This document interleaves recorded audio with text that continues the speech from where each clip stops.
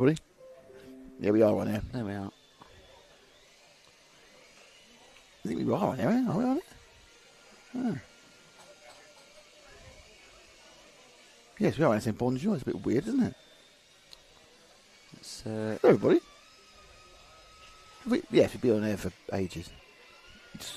I'm sorry, my computer was pretending we weren't on air. We are on air. Hello, everybody.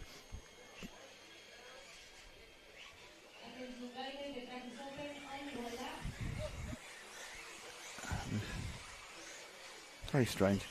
Every now and again, you get thrown up a new strange thing. We are now up. I think we No, we were up. No, we were up. We've been up for 18 minutes. There we go. I think potentially on YouTube we weren't up. No, we were. For a bit. We were up for 18 minutes. I can prove it to you. Oh, no, it says we weren't up. No, we weren't up. So then it says we were up. Oh, it's all very confusing this morning. Let me look. What does that It say? says 8. So that's the holding screen. That's the race. There we go. So we were up. So sorry about that. We've massively confused ourselves. The back end of YouTube is trying to confuse us. Back end of YouTube is not playing ball at all. Anyway, we are up. We're up now. So it's 1 Carlos Canas in 1, Danny Parente in 2, Birkin-Kilic in 3, Elliot Boots is 4, Ricardo Berton is in 5, and then we have in 6 Nobel Mohammed, 7 Phelan Gwyn, 8 is Misha Widmeyer, 9 David Todd, 10 Mark Gold, Barufalo, 11 Brian Burdo, 12 Hal Figueiredo, 13 Mattia Polito, 14 Robert Battle, 15 Harold Senderov and 16 Arcateles. The first leg of this was run yesterday sort of evening. 1 Carlos Canas won it, second was Elliot Boots, third was Birkin-Kilic and fourth was Noah Ben Mohammed. So if 1 Carlos Canas wins this one, he will obviously become the champion for e-buggy within the Buggyland. Yeah, 1 Carlos Canas last time out obviously did take the victory. 15 laps in 5:10. Elliot Boots 3.8 back, 15 laps in 10:24. 1 Carlos Canas setting the fastest lap in that one was a 39.3. So a couple of numbers to look out for. See if 1 Carlos Canas can go any quicker. His average in that entire race was nearly as fast as some people's fastest laps. Oh, okay. So, point proven, 1 Carlos Canas, once he gets going, very consistent. I'm still not sure whether we're on air on the whole time. Anyway, we are now, that's what counts. Hello to Bill Tour 69, let's get on the camera, Ash. Hello to Virgin Velu, hello to Roman Kilovic, hello to Matteo Mari RC, hello to Thierry Peugeot, Armandine Gautier, little French people there, Carol Gates, David Armand, and Jay Grimster. I think it was loud stuff and we weren't on there, you know. I don't know, it said it was. I don't know, either way. We are now. That's the important bit. You haven't missed anything important either. No. Right, further down the corner, you can see in the multiple shadows as the sun comes across. At the front of that is 1 Carlos Canas, and behind him is... I need the wrong part. Is Danny Parente, and then behind him is Birkin-Kilic, and then Elliot Boots. And they took a very long time to get this sorted out on the grid last time because everyone was moving around and arguing a lot, and they kept trying to get a better starting position, being pro drivers, but they haven't been told to very carefully, don't move. I think half of the problem yesterday was that where they'd put them on the grid was very much on the slope. Yes. So not many of these cars have... they don't have much braking. So the cars just kind of just rolled away. So here we go. 10. This was in Spanish yesterday. I did notice earlier there was a little bit of English and a little bit of Spanish. I think the computer got confused. Off they go. And Canas makes a very clean start. In fact, they all make a very clean start. This new starting position is taking away half the fun of this race. They cross the line. So, in the first leg, Canas got kind of mullered at the start and had to work his way through. Here he started absolutely clean. We've gone off in pretty much race order, apart from Misha Widmeyer has been overtaken by David Todd, but everyone else is really pretty much as they started. And already breaking away is 1 Carlos Canas with the S-Works. Behind him it's Parente and Techno, and then behind him it's Birkin-Kilic with the Mugen Secchi, and then it's the S-Works of Elliot Boots in fourth. So Canas flying high. Already breaking away quite easily, so the battle now seems more over second. Kilic looking to find a way around Parente. So it's Parente with the green and yellow car, and the yellow wheels, and obviously Kilic in the white and the orange. And behind him, it's the already orange of Boots.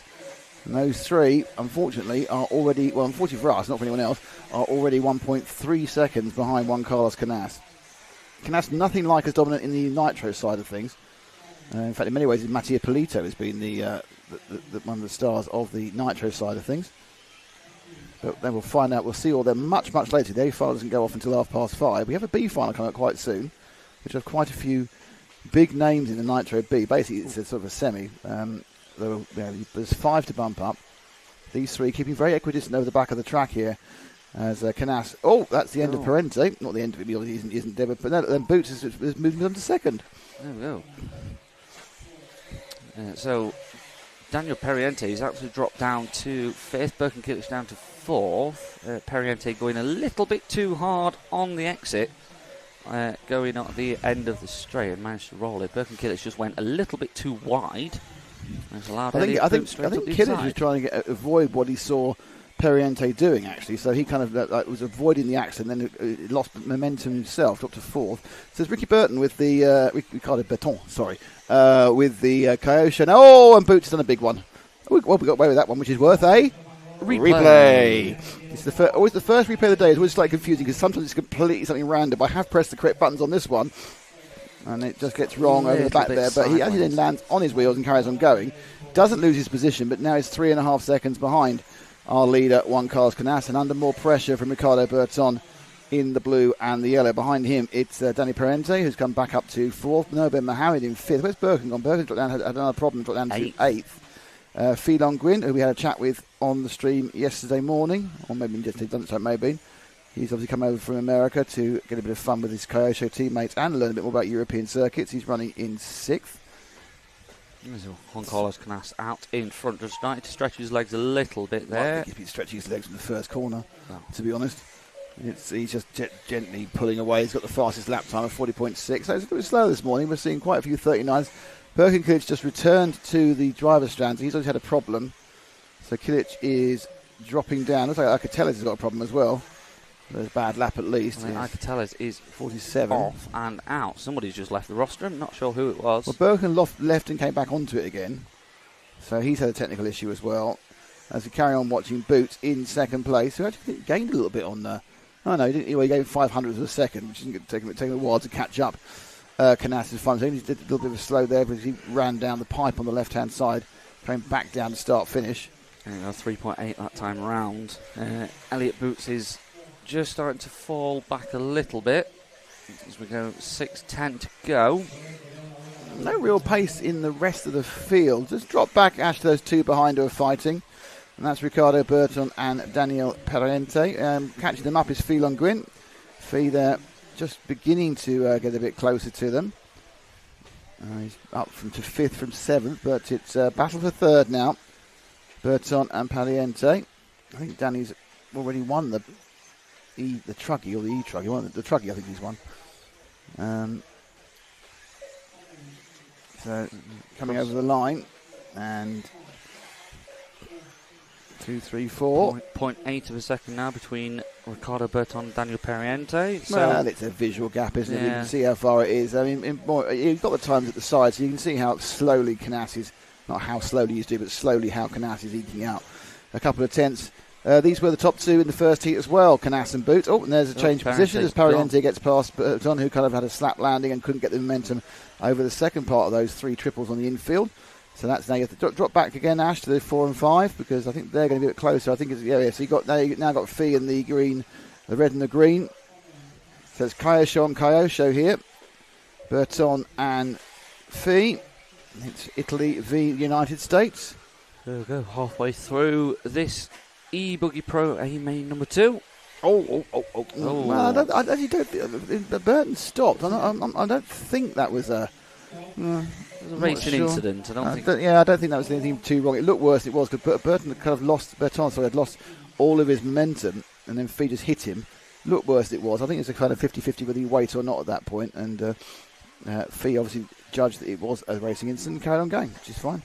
Not even criticizing with that. Not losing too much time with Ricardo Berton, still on the rear wing of the young American as they head round over the little jump before the start finish into the switchback over the first jump. Yeah, so it's quite closing there. Ricciardo now getting onto the tail of his teammate. But they go with this little double thing, which we thought might be a quad initially, but it's very much a nudgy double. Then you go through this kind of switchback here, and then you come over these triple doubles. It's a small, medium, and large.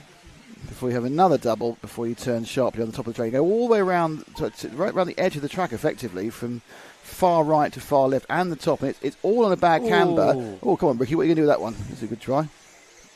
That's a huge error. So that wasn't really a huge error. Let's watch what happened again, shall we? And see it was a huge error. It was too late. He was already going. He was already going at that point. It's such a long accident. I left it too long to press the replay button. We never saw it happen. So you now win with the huge error because I can't argue the point. There we go. So Ben Mohammed now in fifth. That is Noah Ben Mohammed, who has got Ricciardo behind him. This is the closest on the track. It's all got very spread out. Birkenkic, Alcateles has gone. I don't know how Figueiredo, I think, may have got going again, but has been dropped off at some point during the race. So Teles having quite a few issues with reliability at the moment, both in his Nitro and in his electric buggy. Juan Carlos Canas really has checked out of this one. 6.8 is the gap back to Elliott Boots. He's just gone. Absolutely not a surprise. This is exactly what I thought was going to happen. I don't want to say a Mystic Meg because it's not really exactly a major guess. I think they're one of the best drivers in the world. Went on pole with his car working really well. He's going to win. Well, So anyway, Noah Ben Mohammed, the young Frenchman, he is. I think he's older than Fee. I think he's 15. And Fee's 14. So it's good to know that the pair of them together are 29. So the pair of them together can't be in the over 35 section. If they was like driving one had the steering wheel and one had the throttle, they wouldn't be allowed in it. Still 6 years too young. Two to go. As Noah Ben Mohammed crosses the line there. I think we need to get a thing. We need to say 2 minutes to go. Because you say 2 to go, you think it's 2 laps. 2 minutes to go. I know it's a bit pedantic, but I think it's easier for people listening. 2 minutes to go. 2 minutes to go. Diddle, diddle, diddle, diddle, 2 minutes to go. So Juan Carlos Canas so far setting the fastest lap of the race. It's 39.9. Gone sub 40, sub 40. He goes 40.5. Lead out to 7 seconds. He's making it look ridiculously easy at the moment. He really is. It's a little bit slower than his fastest lap in his first run in this final, but I think the track's a bit slower this time in the morning. Nobody else is getting close to a sub 40 second. Elliott Boots. He got 40.187 for Robert Battle. So he's in the middle of the pack. He's put in a decent time. He's now moving up to 9th. Should we try and find our leader? He's just about to finish the lap, Ash. There he is. Red Wing. There's Canas. 41.6 round there, so a little bit slower. I think he had a bit of a coming together or avoidance of the person he just lapped, which I think would be Brian Baldo. I'm not saying anyone made a mistake. I think just they kind of tripped over each other, cost a second. So Juan Carlos Canas looking absolutely imperious in this e-buggy. He obviously last year it was Davide Ongaro who won the e-buggy and the Nitro, and Davide obviously down in Australia for the four-wheel drive world. He's TQ'd one of the rounds as well of qualifying this morning. But he is not necessarily going to be TQ overall. It's much more open, it seems, in two-wheel drive. We've had three different TQers.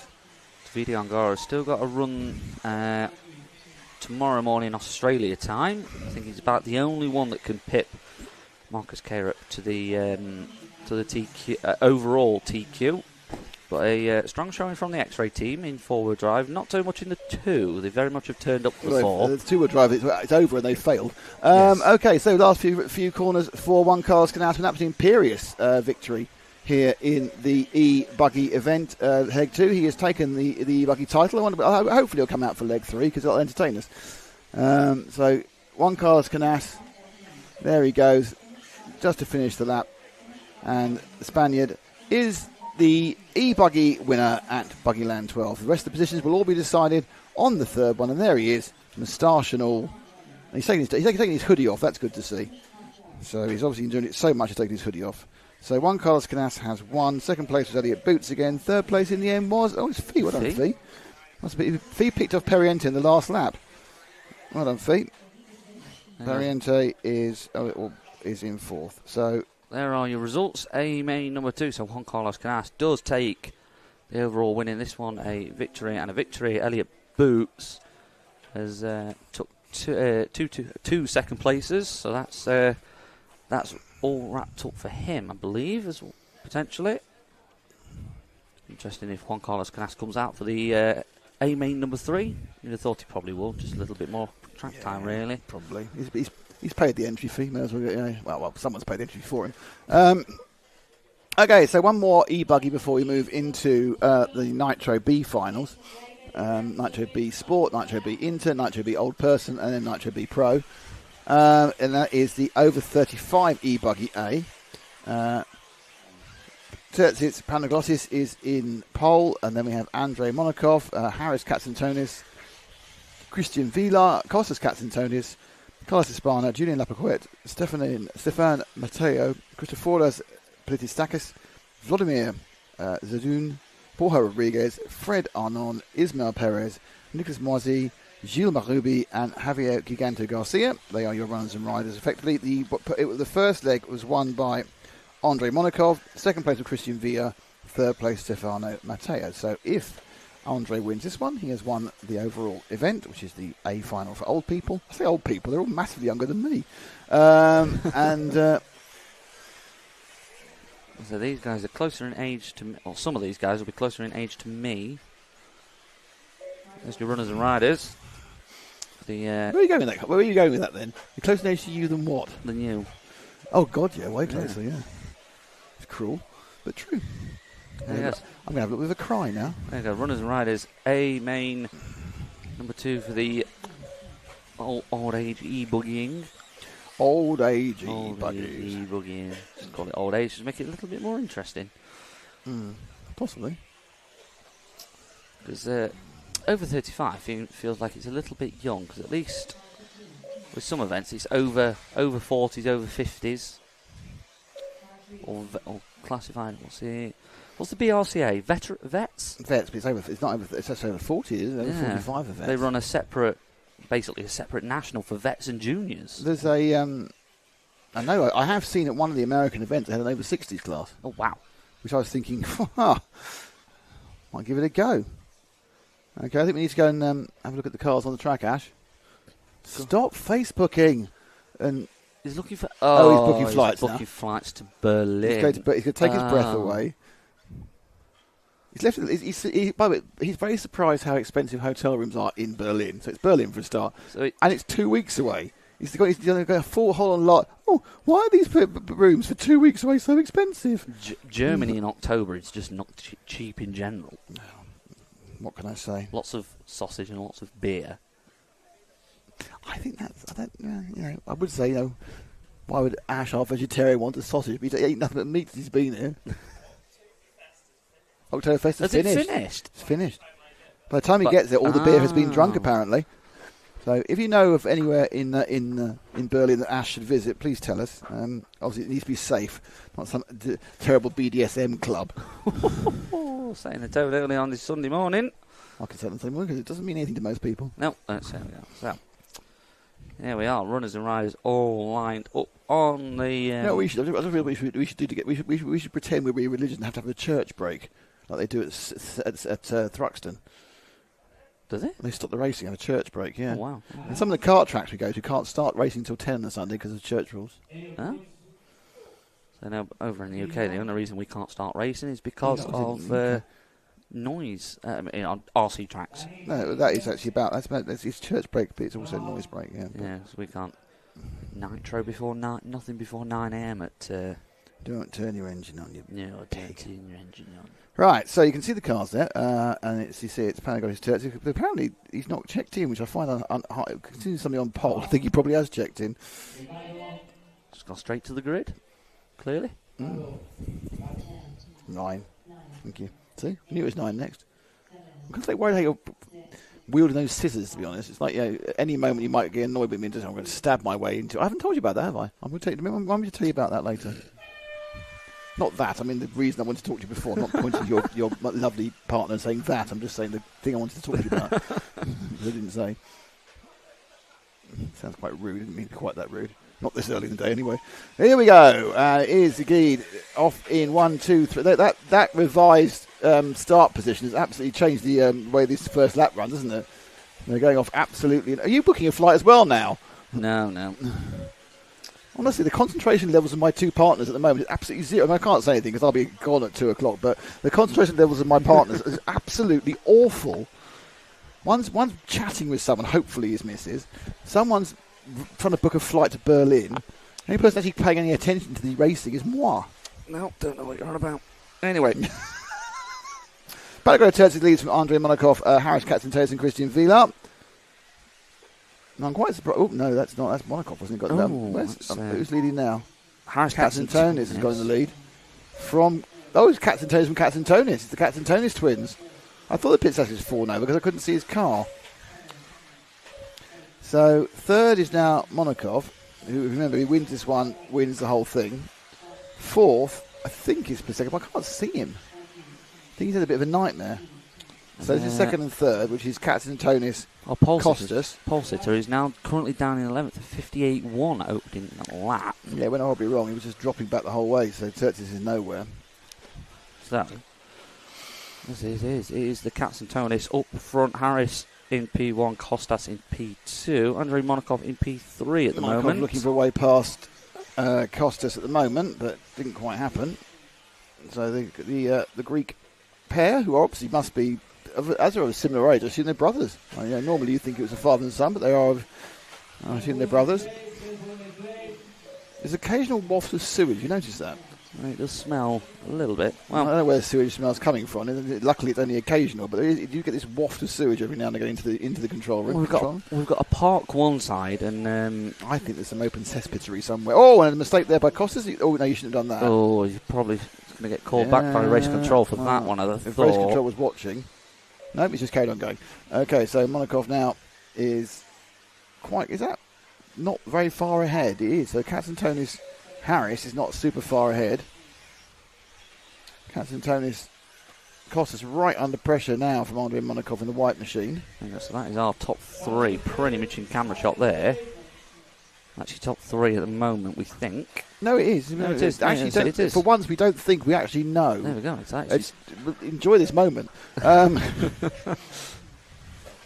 the first time in how many hours? At the inside with Monakov? No. Ooh. Oh, no. We went at the inside. It was a good idea, but then he put him in the wrong place for the next jump, but he lost time. So Andre in the white car. I think Andre's under a Czech flag, isn't he? Yeah, he's on a Czech flag. Oh, no, that's gone wrong. So Monakov racing in Czech driver against 2 Greeks. And the Greeks currently just a bit ahead because of an error there by Andre. Going forward to our Greek twins. They could be twins, couldn't they, as well? That'd be exciting, wouldn't it? Got twins first and second. Quite possible. Now you see Costas there with the yellow and the orange. I kind of want to look on the roster now and see if 2 men look exactly the same. There we go. So we're following the second of Katzentonis. Brothers, twins, cousins, we don't know. Probably brothers. Gypsy Tramps and Thieves? Yeah, maybe. So we're following the second of the Katzentonis as he's put his fastest lap of the race so far in that last run, a 43.4. Just back of that, Andrei Monakov, who is very much gunning for the overall win. After taking P1 last time, he's just put in his fastest lap of the race and the fastest lap overall so far, a 42.5. As he's 3.1 back of the Katzentonises. So a little bit of work to do for Andrei Monakov, who's going to get this wrapped up in 2. Obviously, Harris Katzentonis. Yeah, he's got a lot to do, really. The top 2 are battling away. Harris Katzentonis currently running in P1. Took P4 last time, so... Oh, hang on. They are all over the traffic at this point. There's a little bit of lap traffic coming up for your top 3 drivers. So... Not making it easy for them to get through. For us, I can't remember which was which. Costas Costantodis now has Andrei Monakov back on his tail again. He's also got a back marker in front of him, which is going to be slightly confusing. And the back marker, oh, well, nice moving there, just moves to the outside. So, another mistake at that same point. Maybe they got a hold and then driving down. Can Andre get past him? No, Andre, but discretion, but a part of Valor there, just eased back at the middle part of the top section. They were probably going to collide, and that wouldn't do either any good. So, Andre carries on going right behind, looking for that second place. But Costas, not letting him have it. They are 1.9 seconds effectively behind the leader, which is Harris Katzentonis. And we are over halfway now, just over 4 minutes to go. Well, Harris Katzentonis makes a little bit of a mistake there going through the double-double. And the chasing two of Kostas Katzentonis, Andrei Monakov, closing up a little bit, going through the middle, through the triple-double. Up onto the straight. That car just in front is our leader, Harris Katzentonis, as we head onto the back section. Monakov, brilliant move there. Just lining it up, and suddenly, with sudden extra bit of power at the middle of the back straight, and also I think a slight hesitation by Costa, just leapt over and into second place. So the white car now in second place, and I'm not quite sure. They scored at 3/4 of a second behind our leader. But I am now lightly confused about which of those two cars it is. Oh, it is the leading one. So first and second right together, 3.5 minutes to go. First, second and third altogether. That is our top three. And they're heading running through the middle section. This is middle. Andre lost a bit of drive there, and that actually managed to work in his favour because Kostas kind of overreacted to it, lost the third part of the jump, rolled into oblivion. And the top two continue going round. So Harris Katzentonis holding off Andrei Monakov. We say that Monakov's probably a bit quicker, but he's still got to get past. But he is a bit quicker. He's got the fastest lap of 45.2, which is 1.3 seconds faster than Harris Katzentonis' fastest lap in the lead. So less than 3 minutes to go now, and your top three drivers, the third driver, or top two drivers, Katzentonis is now back 7 seconds. Unlucky. There we go. So Andrei Monakov in P2 in that white car, getting through into the middle section now.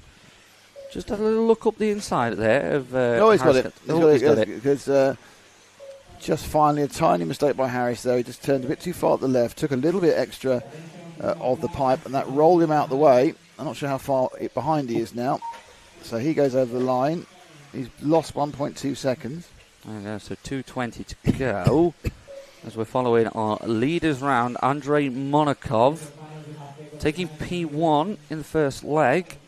So he's very much wanted to hold on to this one. If he can hold on to this, he will take the overall victory after 2 legs. Yep, so there's still a third leg to come, but he'll have done it the easy way and taken the first 2. Yeah, it'll be a good performance if you get that. He's had to battle hard. He's got the Katzentonis brothers, nephews, twins, whatever they are, behind him. But he's got a couple of laps to go in this 10-minute race. So fourth is Carlos Espana, fifth is Christian Villa.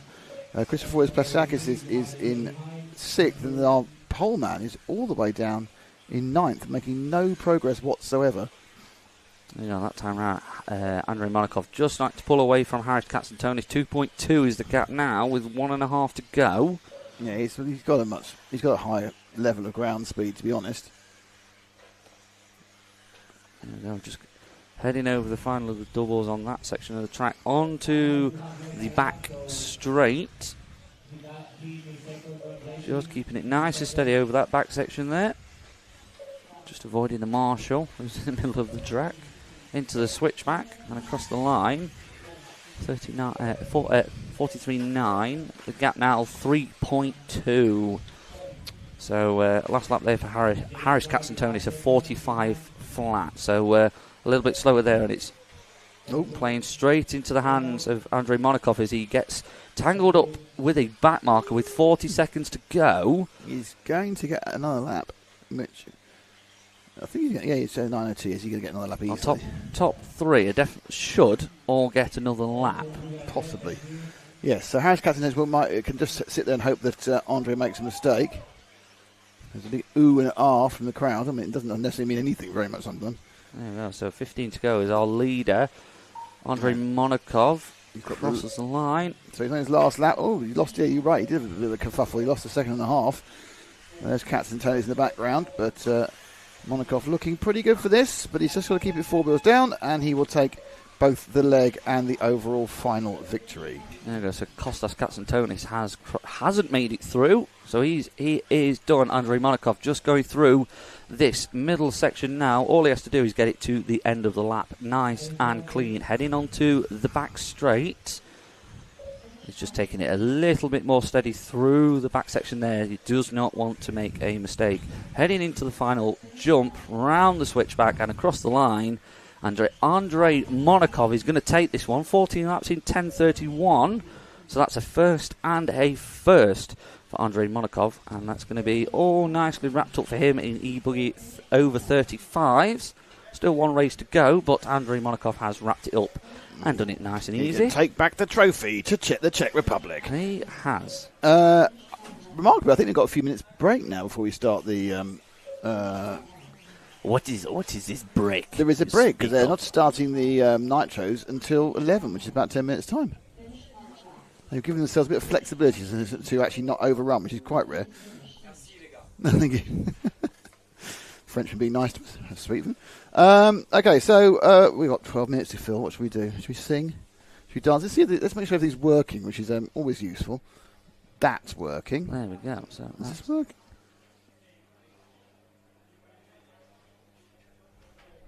Yes, that is working. Tara, how you doing, Tara? Even how you doing? Very rare we get to speak to Tara when we haven't got the rest of the family. Pecco isn't around, but it's insane to have these big events at the same time. It means you have to hang in there on YouTube all day. Well, it's true. I think there's actually no... Kostas and Tonis are brothers. Thank you very much, Agelos. I think it's an interesting point, actually. I think it's... they aren't really overlapping, though, are they? Because the Australians come off air almost the same time as we go on air, and we come off air about an hour before they go on air. So it's basically, because we were on I think they were on for 11 hours yesterday, we were on for 12, so you had 23 hours of pretty consistent coverage. There you go, so you get an hour's power nap. An hour's power nap, and wow. then straight back into the RCing. Right, a bit lightweight take the power nap, to be honest. Thank you all for being with us. We're RCTV, and I know you all love us and you want to support us. And what's the best way of supporting us, Cam? Obviously, becoming a RCTV hero. That's right. And how do you become an RCTV hero, Cam? So you can do it through the YouTube, where predominantly a lot of people are watching us right now. So you get perks such as a very nice little RCTV banner right next to your name, same as John Moore in the comments. Excellent cross-reference man in comments there. There you go. So thank you, John, for being a RCTV hero. If you want to be an RCTV hero, you also get discount of merch. Merch discounts. And how much discount do you get off I believe merch? It's 10%, but I think sometimes there are special offers where it's more. There we go. So, and also... sometimes priority over who to follow on the track, if at all possible. This event, good luck. As well as early access to content as well. Lots of podcasts and content coming out over the last few weeks. Matt, Frank and the rest of the team working very hard. Don't forget, you can also, if you want a discount on the merch, become an RCTV hero and then head over to rcracingtv.com and you can have a look at the RCTV merch as well as the EFRA merch, and you also get a set of stickers which we are reliably informed are being printed done as we speak. Yes. But more importantly, you can there is now, as of this week, there are member only, hero only competitions. If you had been a hero by Friday morning, or Thursday morning, one of the two, you could have entered to win the Cat L, whatever it is, LD3. Same as the current reigning world champion, Brock Champlin. And it was a hero-only competition. The chances of winning were massive. But you weren't a hero, so you can't win it. I was, but I won't win. Why not? I don't think that'd go down well. No, you're a hero, you're a hero. You paid the money. Oh, no, fair you point. pays the money, you take your choice. Pay my own wages at this point. Yeah, good point. There's a bit of revving going on. So there's still quite a long time from starting, but they've decided they can't resist making a gone awful racket anyway. And we are starting with the Nitro Buggy Sport B final, which hasn't actually clicked through yet. And that's going to so I know who 11 of the drivers are, but I haven't got a list of the 5 bump ups until it pings up on my screen. There we go. So as we wait for the drivers to pop up on the screen, there's a couple of them. We don't know who they are, because we can't tell from here. They're going to get this one. They've been very, very strict about sticking to the timetable. They haven't gone off early much, so I don't think they're going to get. I don't think all the revving these boys do doesn't mean they're going to start any earlier. Just wasting fuel. Well, they don't seem bothered about that. No. Still mostly hoodies for these drivers. So have a look at what hoodies we've got. So there's I think it's just they're just sponsor hoodies, mate. Yeah. No one's got anything like amusing, like Matrix hoodie, a lossy hoodie. TLR. Wow. That must be a nice bit of vintage. RSRC. RSRC. Love RSRC over here at RCTV. There we go. So it's just clicked over. Here we go. So your Nitro Buggy Sport. Gilles Derange, Jonathan Miret, Michael Larin, Ayanara Almenara, Gianluca Venturelli, David Vincent, Amir Tellez, Patrick Boyat, Giselle Boaz, Bastien Wichet, Sebastian Thorvan, Fernando Uroz. Why does mine all fit on one page and yours doesn't? No idea. Miguel Angel Gonzalez, Maxi Tobena, Enrique Lopez Malos, Gianni Aref and Alejandro Darez Anton. So there are your runners and riders for this Nitro Sport B Main #1. Don't forget, we are back to looking out for the top 5. And Nick, what happens to the top 5? Well, they have a lovely time because they bump up to the A final for their particular group. They're fated by people from all around the world. That bit doesn't happen, by the way. Oh, there we go. So, I give up with the timing at this point. Man who's gone, I can't do it. It's just not playing. It's not on. No, it's a Sunday. Oh. It's a Sunday. It's currently... Say Sunday. Sunday is by far one of the most popular race days back in the UK. Everywhere. There's a lot of places that race on a Sunday, indoors and outdoors. I think we're just heading indoors, most races now. And the Nitro, Lotus just about to start their winter series. Series. Yeah, I used to race. When I raced, obviously we raced all year round. There was no indoor racing when I was racing. It was all outdoor somewhere when I first raced, not when I came back. I remember racing through the winter, off-road, dark, freezing cold. I remember on more than one occasion moving all the cars. So I parked right next to the track and turned the headlights on so you can see because it got too dark to race. Because the meeting had overrun to about 4 o'clock. It got dark. They just moved the cars in and turned the lights on so they could race the final. Obviously, we don't finish here until it does start to get dark. We might We'll finish today a little bit earlier. Well, theoretically, let's not count our chickens. Just about. I think the final is going to take place in the light. I think if it does go off when it's supposed to go off, which is 5:30. It doesn't get dark. It doesn't begin to get dark until about 7:15, and then it gets properly dark by 8. So I think they'll have the floodlights on by about 6 o'clock, just to help with the shadows. You know that weird thing when they anything. turn the floodlights on at football grounds when it's still perfectly daylight. There we go. So, and obviously these days they're all LED, so it's not costing the millions of pounds it used to cost when they were incandescent bulbs. But that's true.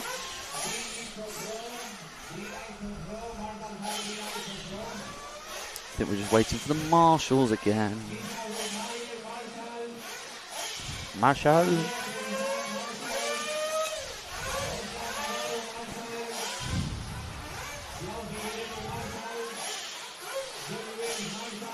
Maybe I'm waiting until 11 o'clock to head off then. They're going to wait. Yeah. I don't know, they might go a little bit early. Well, everyone's lining up, but I think we're just having a bit of a kerfuffle with the marshalling. The chair kerfuffle there. Have we got a close-up of the chair kerfuffle? No, it's just part of the track. No. Too like a chair kerfuffle. So there's two of them, one facing one way to the right. They're just out to the left-hand side of this shot. There's two marshals, one facing one way to the other, and they're kind of going, which way are you going to look? I go, which way are you going to look? I'll look the other way. Okay, fine. So 20-minute races, which means there will be two pit stops. Don't forget, yesterday, quite a bit of drama for a few drivers in these bump-up races, flaming out towards the end. Yeah, we had all sorts of, we had some drama. Some of the races were quite dull. We had quite a bit of drama in a couple of them. We also had some breakdowns in the e-buggy as well when people were going very well. So nothing was over till the fat lady sang. I wasn't quite sure where she was, the fat lady, to be honest. No idea. No, where is the fat lady? Are we over bottom? 1, 2, 3, right, I don't know. I might take us both down. There we go. So, man fiddling with sound levels. We are still waiting to head off. I think we are literally just waiting for the marshal once again. There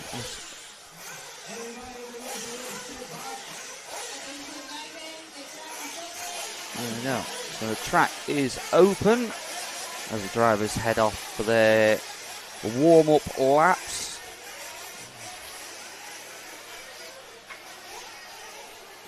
A bit of consternation on the pit stand at the moment as people try and work out where to stand. Just trying to think. I think we've got all the drivers up there. I can't really tell. 1, 2, 3, 4, 5, 6, 7, 8, 9, 10, 11, 12, 13, 14. I think it's 15 at least. There might be others behind the timing bar. There we go. So here they all are. There's your runners and riders. So we have France. I think that's Czech Republic, isn't it? I think that's Serbia. Is it? Okay. Serbia. Russia. Spain, Italy, Spain, Switzerland, France, Spain. Well, it's got again.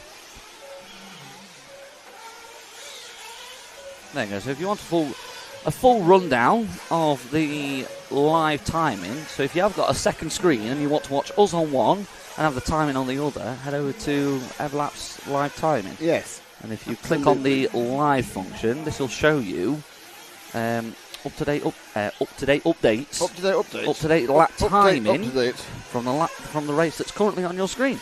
It's very exciting. So I want time for a race that's not on my screen. I wanted a completely different race from 4 years ago. Honestly, don't stop. You're going to cut yourself. I'm just fidgeting with them at this point. Don't fidget with scissors. I have to point out, whilst you're a father, I've been a father much longer. Found some tape in there. So, it's a long time to sit here just talking, really. Yeah, whatever. There we go. So as we watch drivers going over the double-double in this middle section of the track, it's a track acclimatisation for them. 3 laps of running around wasting... Oh, sorry, no. I can't say 3 laps of running around for 3 minutes of wasting fuel, can't I? Be very rude. Warming the engines up. Yes, that's bedded in the tyres. Well, it's just being nice at this point. Wearing the tyres out, I go for. So we're just waiting now for this warm-up period to come to an end.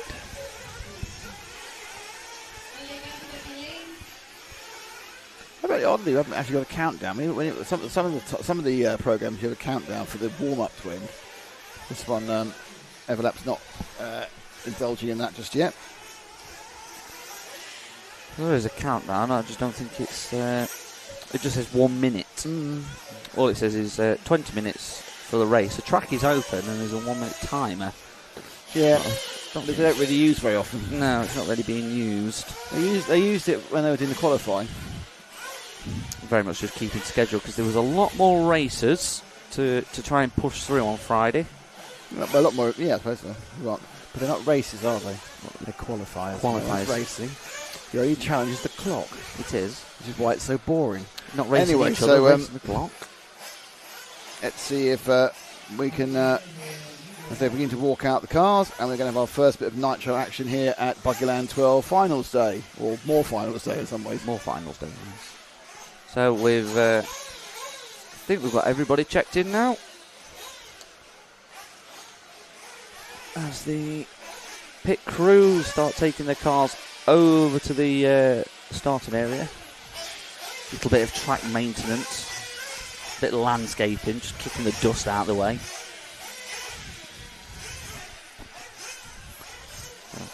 Quite a busy one, this one. 17 cars, 17 drivers. Well, hopefully, otherwise you've got to drive the car which hasn't got a driver. That'd be awful. Oh, yeah. 17 cars, 17 drivers. 17 cars, 14 drivers. Something like two of them. You never know with AI coming up. I mean, they've tried it in what would be single-seater, and it's not... absolutely failed miserably. Robo race. It was a complete waste of money. Luckily, the country that wasted the money had the money to waste. That was okay. So, RC will be not being taken over by AI anytime soon. That would be rather boring. Really. It'd be sim racing, wouldn't it? It'd be quite entertaining. There'd be some spectacular crashes. Any more or less spectacular when there's people behind the wheels, to be honest.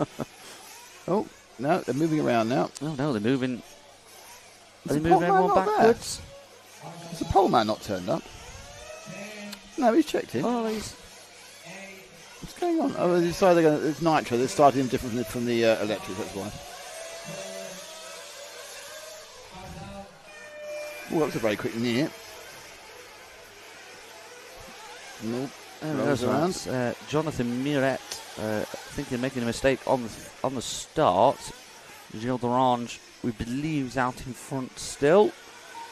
Oh no! So Gilles d'Orange has dropped to second. So it's Ainara Miret, the young Spanish lady, in the lead. I think she had just won her e-buggy heat as well. So she's having a good old morning so far. Loses the lead temporarily, gets it back again. So here's that d'Orange in second, who's now in first in the yellow machine. Oh, heavy landing Flat there. landing, got away with it. So they're going to come round. Ainara's in second. I think it is d'Orange in first. Not always that easy to see. Especially not this weekend. And come away starting this 20 minute. 2 fuel stops, remember, in a 20-minute race. And it is d'Orange from Ainara. He's third and fourth right together, which is David Vincent and Michael Lyon. Vincent seems like he's, well, I was about to say, looked like he was going to go forward. Got out in the boondocks, went nowhere. So Lyon gets past and into third place. Ima Teller's in there somewhere as well. He's the younger brother of Iker. Ima looks, so he looks about 11. There you go, to follow these drivers through the middle section of this track, not wanting to push it too hard. So far, there's a long way to go. The top two are together, Ash. If you scan forward. Well, they were together. They were. That was Cursor coming in, wasn't it? It was. Let's go and see them, and he's 19 bits. So, leading, it's d'Orange. Second, Amara. Oh, no. Ayana goes back in the lead, and it's down to fourth place for d'Orange. Don't forget, top 5 would bump up. That's what actually matters. There's some way from that, of course. Giselle Boys, unluckily, doesn't seem to have started or had a problem and lost a couple of laps.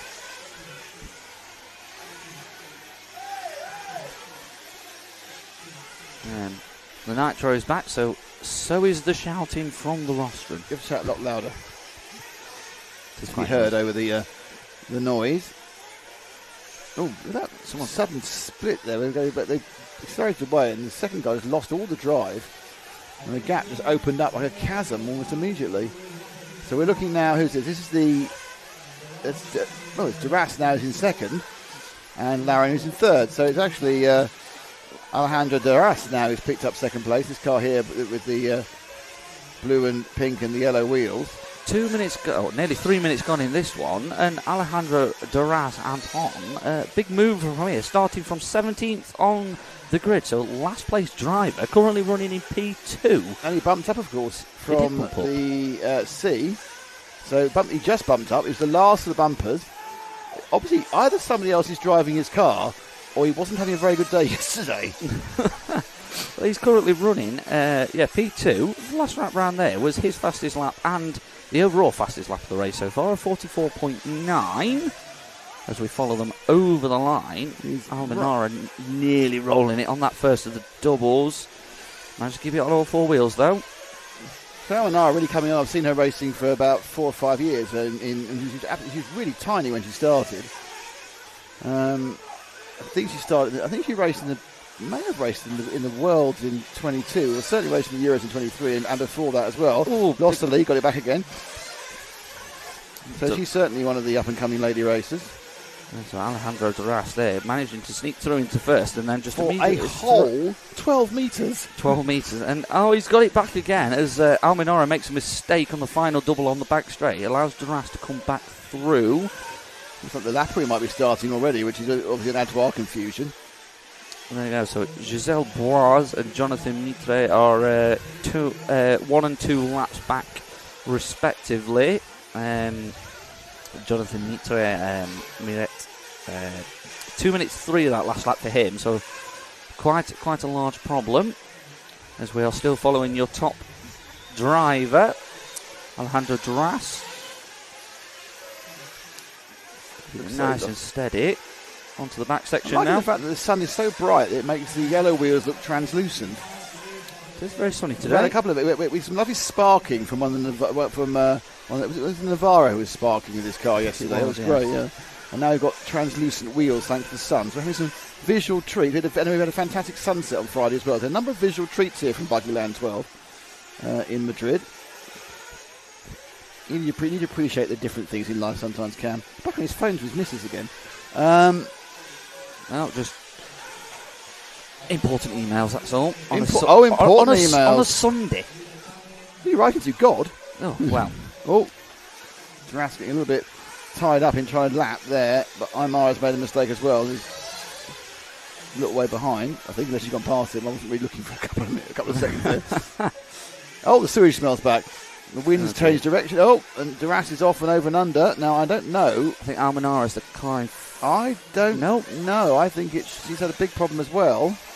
That's Duras. Still out in front. Almenara's the car straight behind. They both had an equally bad lap of 49. 49.6, both of them there. So Almenara's 1.7 back. So that's Almenara in the back of your picture there. The thing is, they're both massively ahead of third, fourth and fifth. Yeah, Michelin 17.1 back of these two drivers. Getting close to fuel stop time the first time with 6 minutes and something down. So you start thinking about a bit of fuel stoppery. There we go, so we follow our leader round on to the back straight now.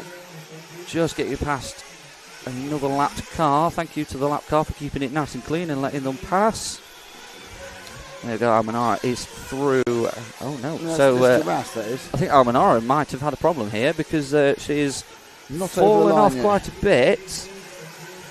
Oh, she's lost 8 seconds. 50.7, so 9.1 back is the second place Ayanara Almenara of our current leader Alejandro Duras with 7 minutes down, following our leader through the middle section. There are fuel stops taking place at the moment, which is extending some of the gaps more than they should be.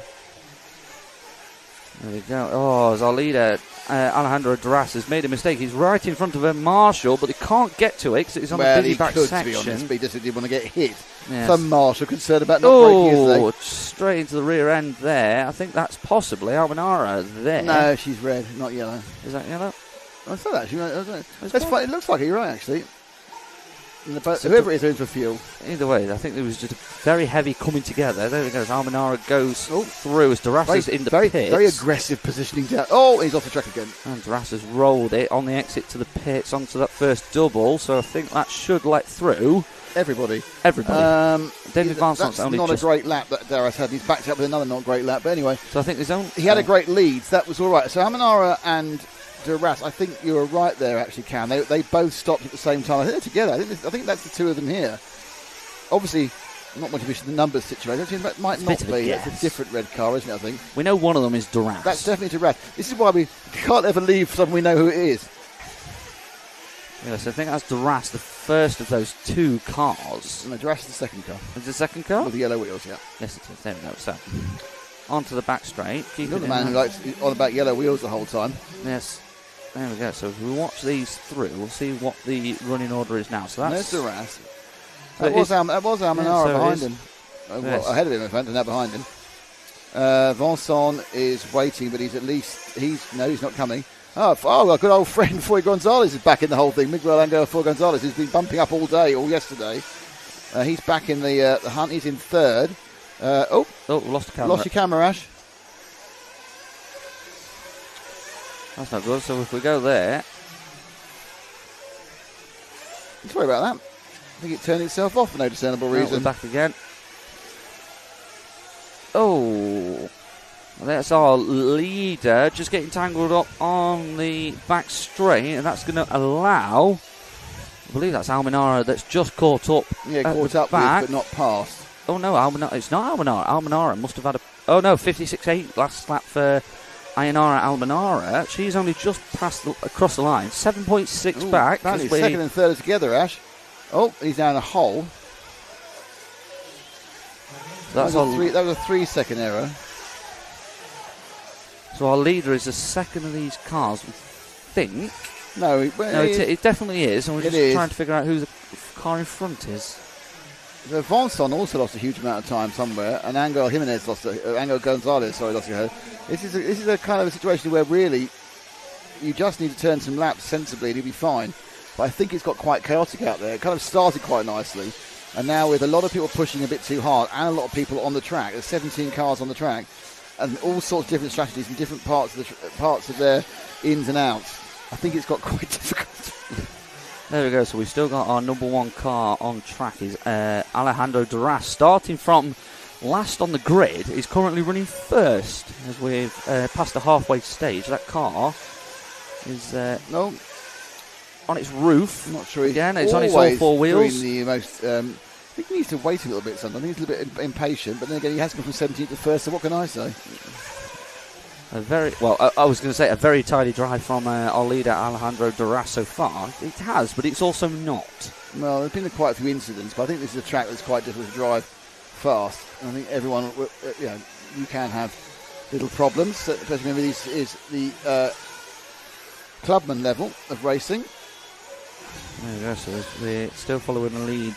Second place, Ayanara Almenara, 8 seconds back, but she's looking very comfortable in second.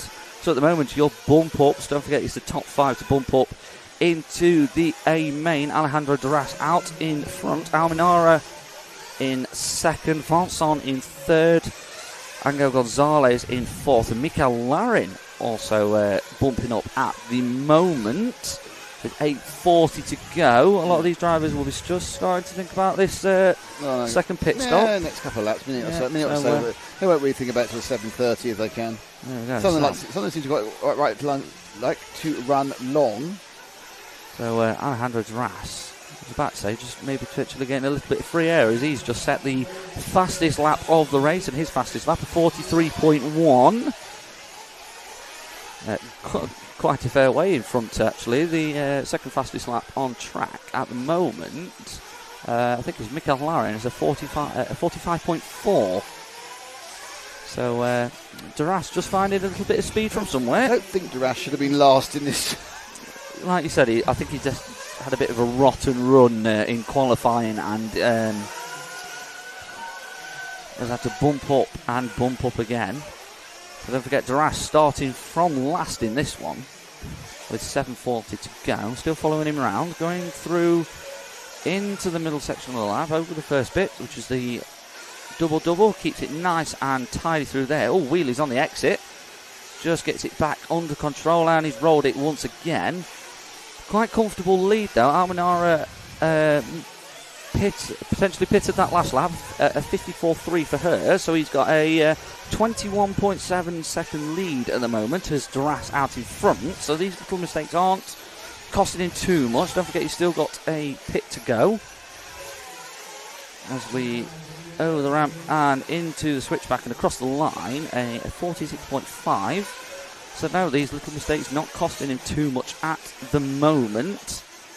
Almenara is quite a fair way back now after her pit stop. Final pit stop of the race for her, I think, potentially. Yeah, so 21.7 back is Ayanara Almenara. David Vincent back in third. Just about to cross the line. 31.2 seconds back is Vincent from Duras. Miguel Angel Gonzalez is next across the line. And Mikael Larin, they are your top 5 so far. They will bump up to latest today's A main for these Nitro Sport drivers. This afternoon, they'll be in the A main. And they come. Oh, bit of extra waving there makes your car faster. Yeah. In fact, if you wave more, the car goes quicker. It does.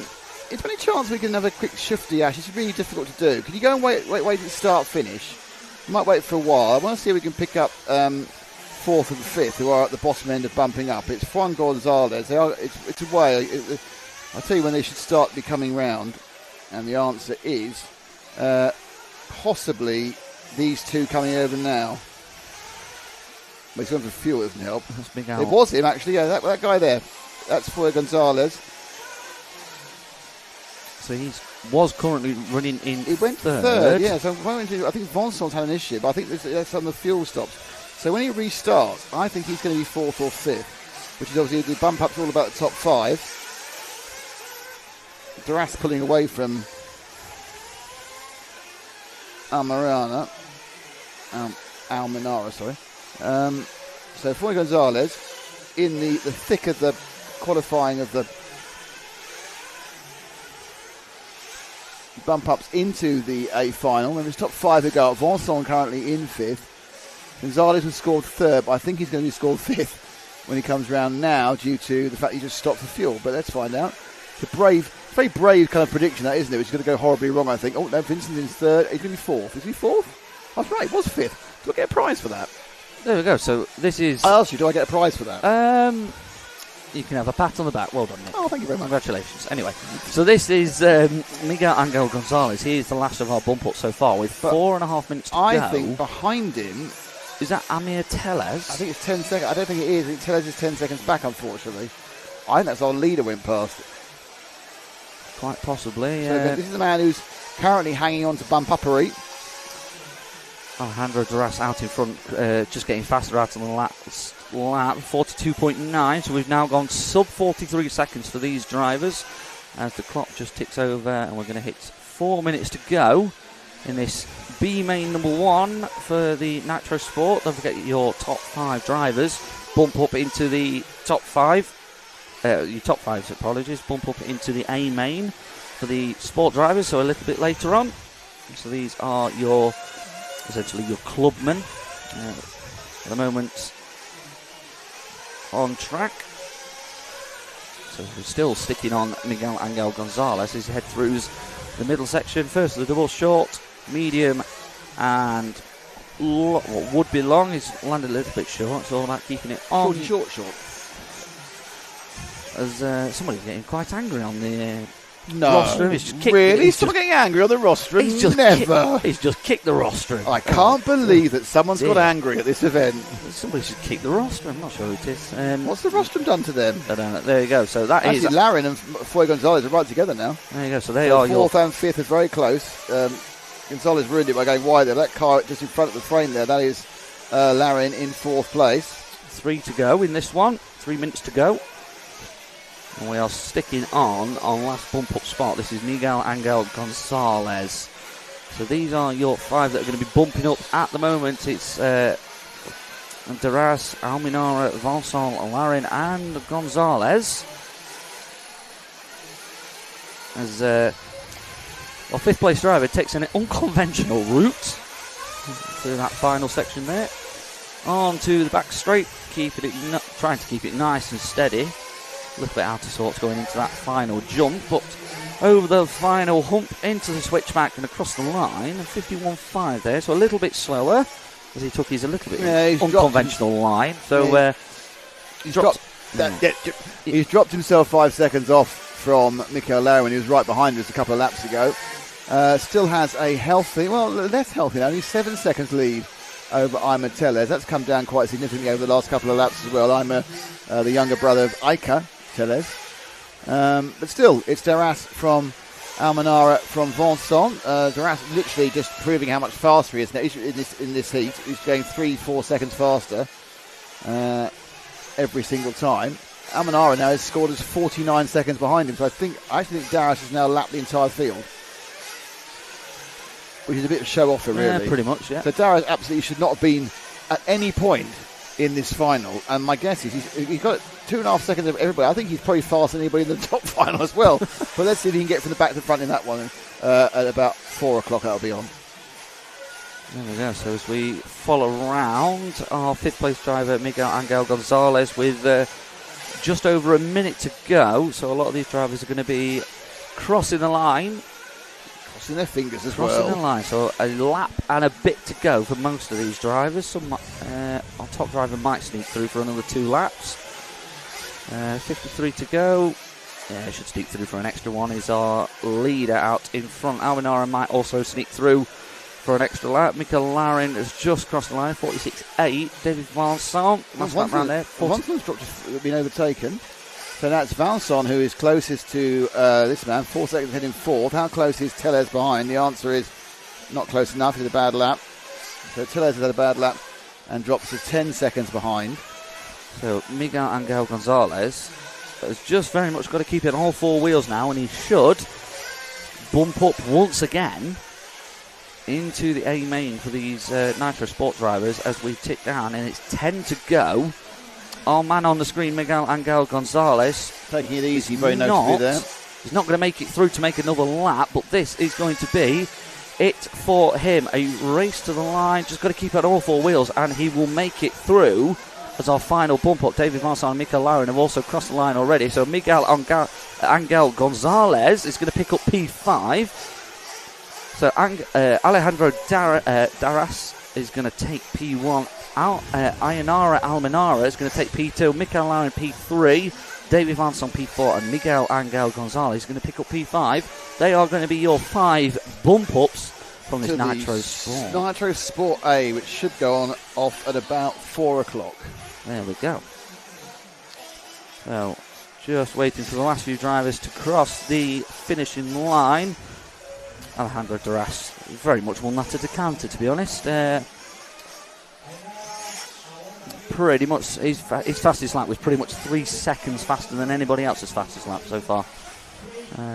42.5 is the fastest lap for our number 17 driver. So there are your final results for this Nitro Sport B main. B main. So I don't think your top 5 will bump. So we will see a little bit more of those 5s a little bit later on. And up next is the Nitro Inter. The Inter. Inter. There we go. So B main Inter. So these are your sort of like intermediate drivers. Alejandro is a high-level Spanish. I thought he was. I don't know what he's doing in sport. That's Alvaro Diaz Nieto. I don't know what he's doing in sport. I really don't. But I expect he just turned up late and just got whatever position was open for him. Possibly. I had a look a couple, I think it had been last week. There was still a couple of places in random heat, so maybe it literally is just a case of he could not get into somewhere else. But he's doing 42.5, which is interesting.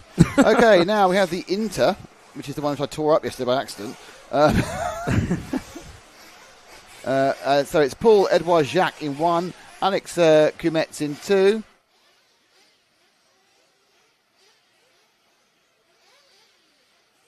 There we go, all good. Did you hear me then? Yes. Did you? Yeah, I think so. Okay. What do you think I said? I can't remember.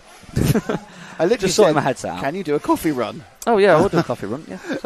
You put your headset back on again and looked at me like, yeah, okay. And I'm going, sorry. No, it's fine. I'm obviously, I was just sorting my headset out. It's you've got sticky ears. Yeah. It's just starting to warm up a little bit, which is lovely. But it's lovely. A bit of breeze as well. This breeze is nice. Yeah. Right. You got a few minutes. I sent him off now. Well, I'm going to read the names out slowly, but we can talk about behind his back now.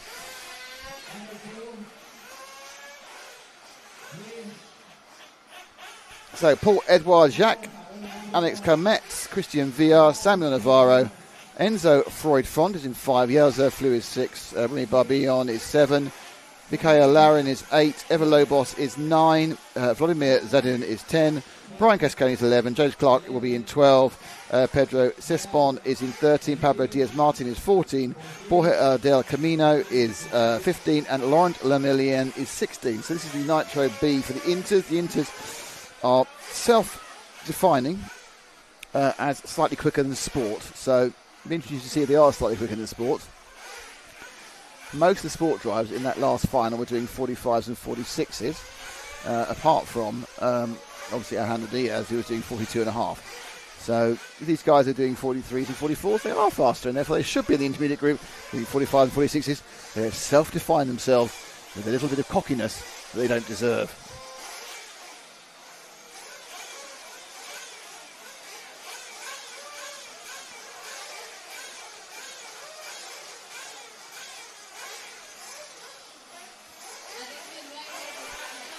So the track is open for the 3-minute warm-up.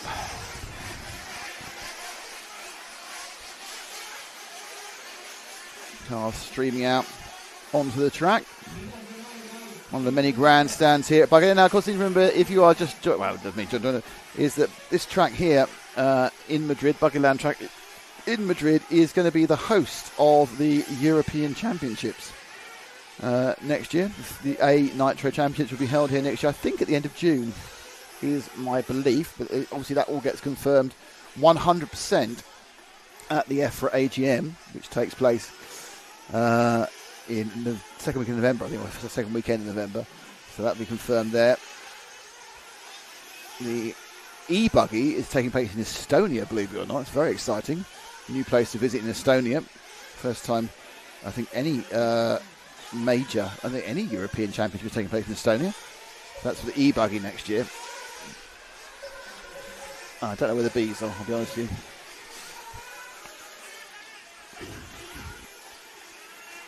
So, plenty of practice going on.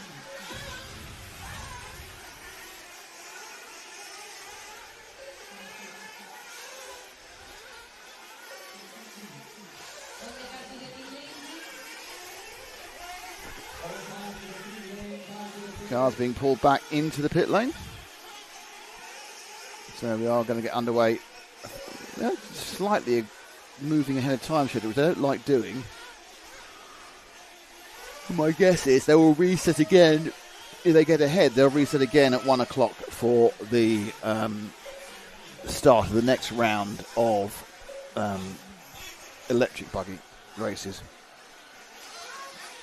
So we have 4 nitros. This is the second of the 4. After this one, there's the over 35 nitro. Then we had the important one at 12:30 local time, which is the B final for Nitro Pro. So a lot of the top drivers have had a slightly bad day, will be in that way. Bad day yesterday will be in that one. Looking to bump up to the main final, which starts at 5:30.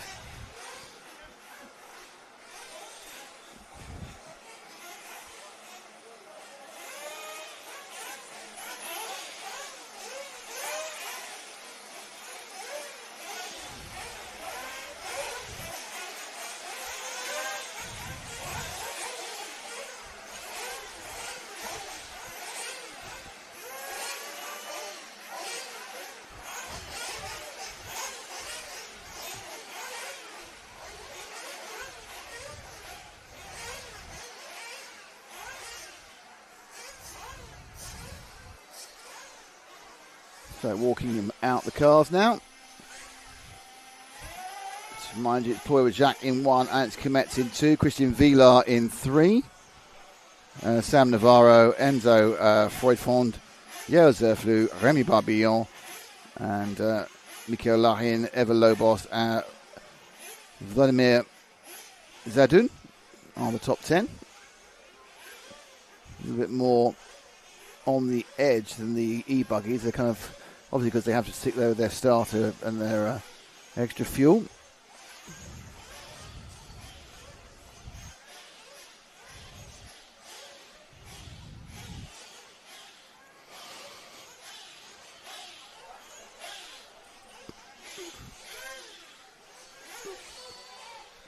So a bit of fun. So this is obviously it's a very, very easy two-stop this, so you don't need to absolutely brim everything.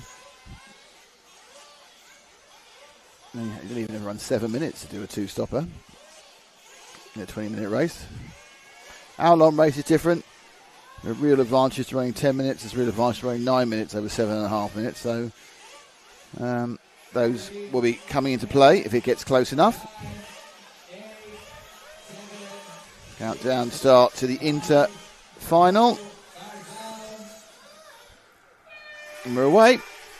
And it's a relatively clean start from third place. Beautiful start by, I think, Christian Villa, who then kind of stymied it up. 2 other cars in the middle of the pack and the top 5 have dropped out. So I think we're going to see, some big change there, because that's quite a few people being rolled out. So that's going to really up the order. I think Zef Flu's in second. He is. So it goes out with Paul Edward Jacques leads, and then Zerflu from 10th place. It's Vladimir Sadun in third. A lot of mucking about at the front. Kametko dropped back a long way, as does Freud Frond.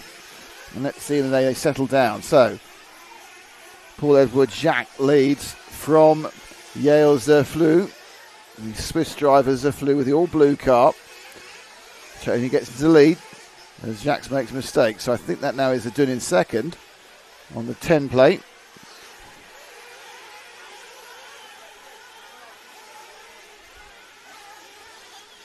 I'll confirm that later. They're coming off across line 9. Nice early lead, though, for Yale Zerflu.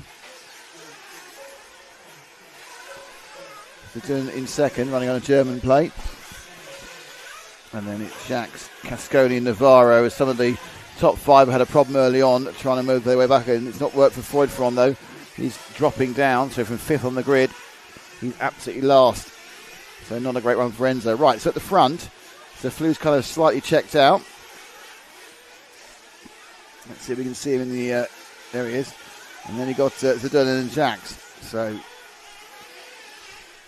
Vladimir crossing the line.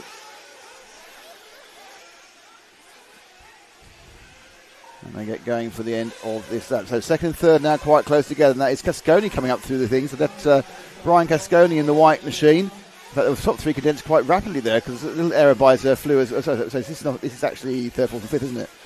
Casconi and Jacques. There's the Zerflu car. In second is Casconi now in the white. So it's Zerflu from Casconi.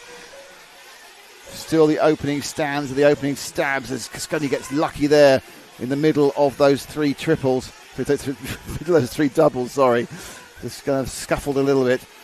But got away with it.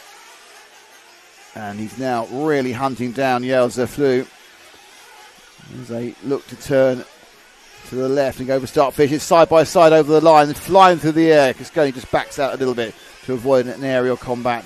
But he gets round the outside. So, new leader from 11th on the grid. It's Brian Casconi. Yale Zerflu continues in second place.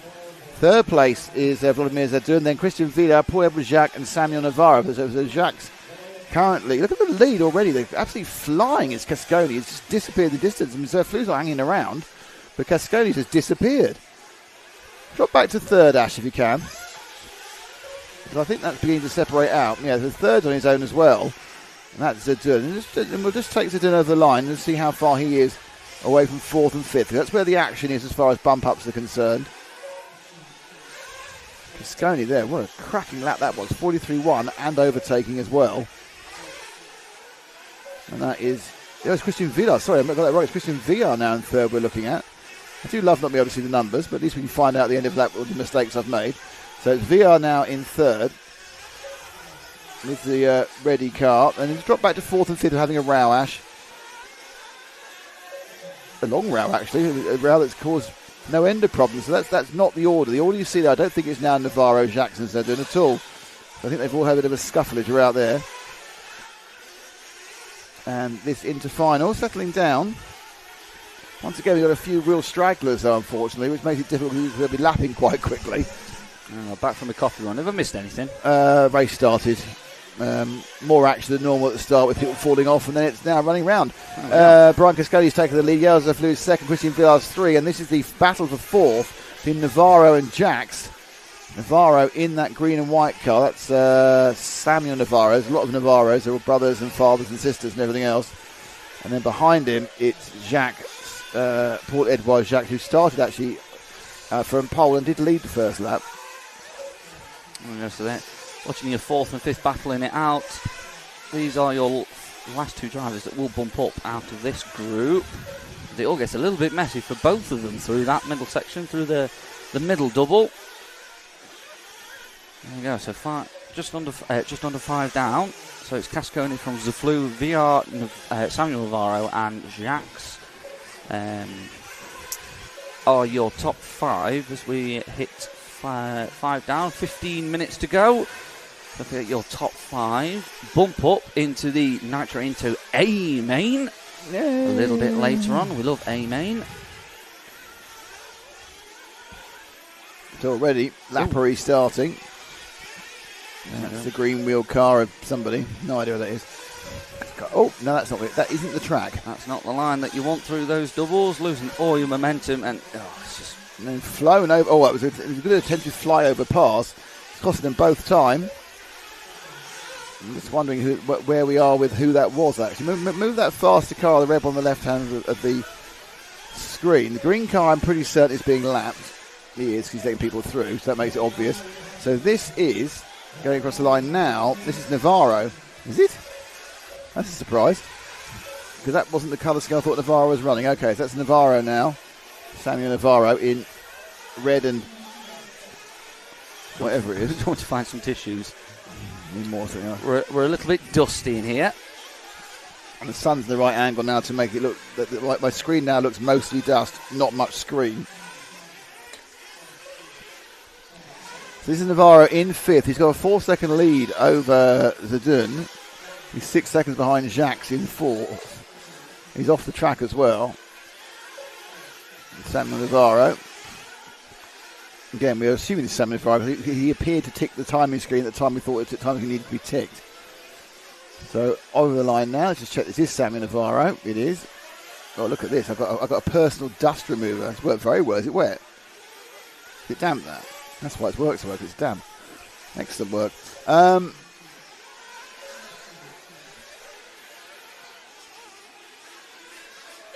So Navarro, now is that someone competing with Navarro? Is that Zadun who's just gone past him? It wasn't that far ahead of him, and he's been chuffing about making mistakes. I think that's Zadun who's just taken Zadlun actually, who's just taken fifth place. I think this is a battle for the bump up. I mean, oh no, we got hours to go in the race yet, but I think these two are battling. Oh dear, that was just wound himself out the side of the track, and that was no good to anybody. Yeah, so 12.5 minutes to go in this one. Everybody should have just about finished their... Well, they've already been for their first pit stops as we follow... Navarro with his S-Works chassis. Good fuel stop from his team. He's got fuel guns. They're taking it seriously. He's got €280. Yeah, following him through his first section of track into the double-double. Oh, that didn't work. He launched himself up, but was mostly, I think, on the pipe at that point. It's just a whole lot of nothing as he put his put the gas down, and he's just got his rhythm back, going through the triple-double. Keeps it just about on the track, heading into this back section. Now, there's a problem for our leader, Brian Casconi. He's gone missing. So Brian Casconi, who led this race very effectively and very quickly, just a really bad lap.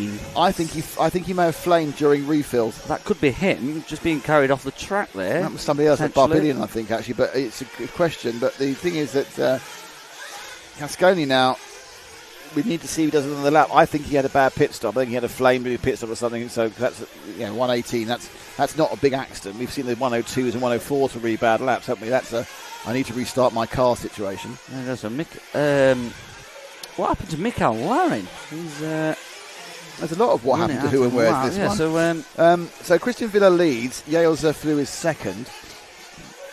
Paul Edward, we're waiting for Paul Edward Jacques. I think again we're in a fuel stop environment. There's Jacques, just a standard long lap. That's a refill one. Casconi now. So Zadun has picked up fourth from Casconi. Casconi is actually running off another difficult lap. Navarro is a big loser. He's down in sixth at the moment. But they should be quite close together. And one of them should be this car. I think this is Navarro, isn't it? So just ahead of Navarro should be... That's not Casconi. Casconi's got an all-white car. That's the all-white car. You can just see two cars ahead of this one. So is this now Zadlun ahead of him? Or is it a back marker? Those mystery questions we can't answer. Now that is Casconi there. So that's the white car of Casconi right ahead of Navarro. Oh, that was lucky. There's a car meandering across the top of the jump there. These three are going to cross together. So there is Casconi, now scored in fourth. There's the Navarro. So right together. Those three are right together. That's 4, 5 and 6. There we go. So we are now halfway through. 10 minutes to go. So 4, 5 and 6 battling out on track. Don't forget it's your top 5. So one of these drivers that we are following right now is going to miss out on this bump up. At the moment, in case something else happens. But there is Vladimir Zadoun there with they're very similar coloured cars, these two. That's Navarro. Zadoun just touched him and then disappeared off the back of him again. Casconi is a little bit quicker than him on the ground speed and on the fastest times. He's got the best time of 43.1. And it's looking particularly, if he goes, because Zadoun now, Navarro dropped off. This is fifth. Oh, now is that Casconi's upside down? I think he probably was. Is it? Why hasn't he got going again? Must be something fallen from a different part of the track. Oh dear. It's all going on here. Oh, there's Casconi. He's fine. Don't worry. Brian fans, it's okay. He hasn't got a problem. Brian Casconi last time round there actually 43 flat. Yeah, Casconi's the fastest driver and he's been the fastest driver the whole way through. He's just had this this big flame out or issue that's cost him. He's now still bumping though. He's in fourth. So 8:40 to go. So Vladimir's still about fifth, but he has crossed the line in fifth. So who the heck is this then? It's Navarro. Yeah, this is Navarro in sixth. So who's Navarro in sixth? Just dropped off a little bit off the back of about that for Navarro. Yeah, 50.8. Yeah, it was. Yeah. So he now needs to try and put himself back forward to the cars ahead of him, or more like the cars ahead of him will fall off. And so 8 minutes to go. Still got one pit stop for the drivers left, so that could all change. At the moment, Christian VR is out in front. Jelzevloon, Paul Edward, Jacques Edward Paul, whatever. Brian Casconi in fourth, and Vladimir Zadoun are your top five. They are going to be whatever for the name, or whatever your name is. Whatever. So they are your five bump ups at the moment. As we've seen in the rest of the races, there is still a long way to go. Everything can change, and they are all very much on the near enough on the same part of the track. Yeah, it looks like Navarro's just a little bit. Casconi's immediately put a massive gap on everyone else who was following him, who was right behind him. Now it is Zadoun versus Navarro. They are your two on camera, I think. No, that's not. That's behind. The yellow car is not. Oh no, is not Zadoun. That's the Zadoun sprinting up there, up the straights. They're quite close. It'd be nice they're on the same camera, but they're not being convenient for us at the moment. That I think that's pretty sure that is Vladimir ahead of us, and he's gone for fuel, which is annoying. It was Zadoun and Navarro scrapping on track there. So just then, yes, not the yellow car though. So last round of pit stops as we hear some of the drivers coming in. I think Navarro is coming to the pits as well. It's a kind of a combination cacophony. It's also the people for the next heat warming their engines up. Yes, so it's non-stop revving. Not ideal. Well, adds the ambiance. There you go. 6:30 go as we follow. I think this is Zadoun. On the way through onto the back section of the track. Keeping it nice, nearly nice and tidy. Keeps it on all four wheels and on the track, most importantly. Straddles the pipe. And in for fuel. So that was Navarro. So Navarro's coming in for his pit. No, because Zadoun went it the last time. This is Navarro. So this is Navarro. So he comes now out, and it's where he is in relation to those around him. I think that's actually... Is that Zadoun going past him? I can't tell because I can't read the numbers. What can you do? We'll find out next time round. With 5 minutes 40 to go. So Christian VR is still out in front. Jelzevloon is out in second. Paul Edward Jacques is in third. That's not good. Someone's upside down. Yeah, that is Navarro. That is Navarro on his roof in the middle section of the double-double. So I'm not sure where he is now. I think he may have been overtaken by somebody else. Just watching them going across the line. 5 minutes to go. I think most people have made their final stop now, so you might get an idea of where everything is. It's still VR from Zerflu from Jacques. Casconi, Zadoun's now taken Navarro. Navarro's having a bit of a nightmare at this point. Remy Barbon is jumped up to 6. Is actually now the person, and Freud Frond as well. So we need to move forward, Ash. At least try and go for one car, and let's hope for the best. Let's hope that's Remy Barbillon. May not be. Not our fault. So there we go. So less than 5 to go now.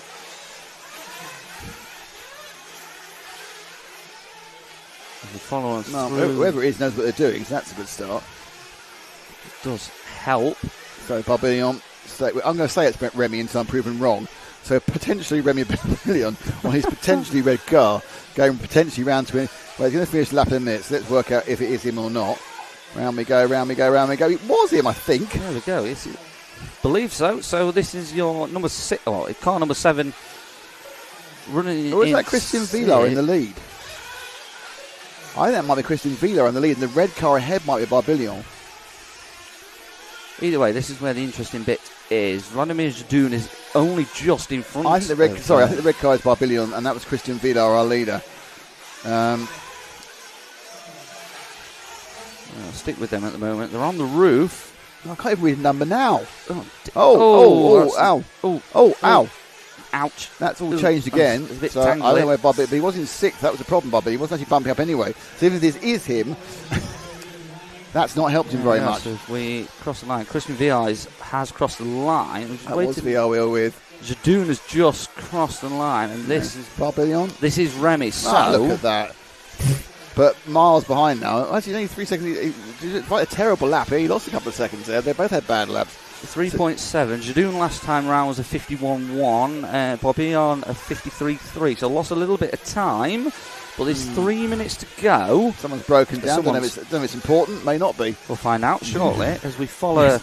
You will find out next week on the Buggyland 12. Was it an important person breaking down or just someone in the middle breaking down? We don't know. Maybe. So three to go. And we are still with the number 6 driver of Remy Barbillon as we follow him round into the back section.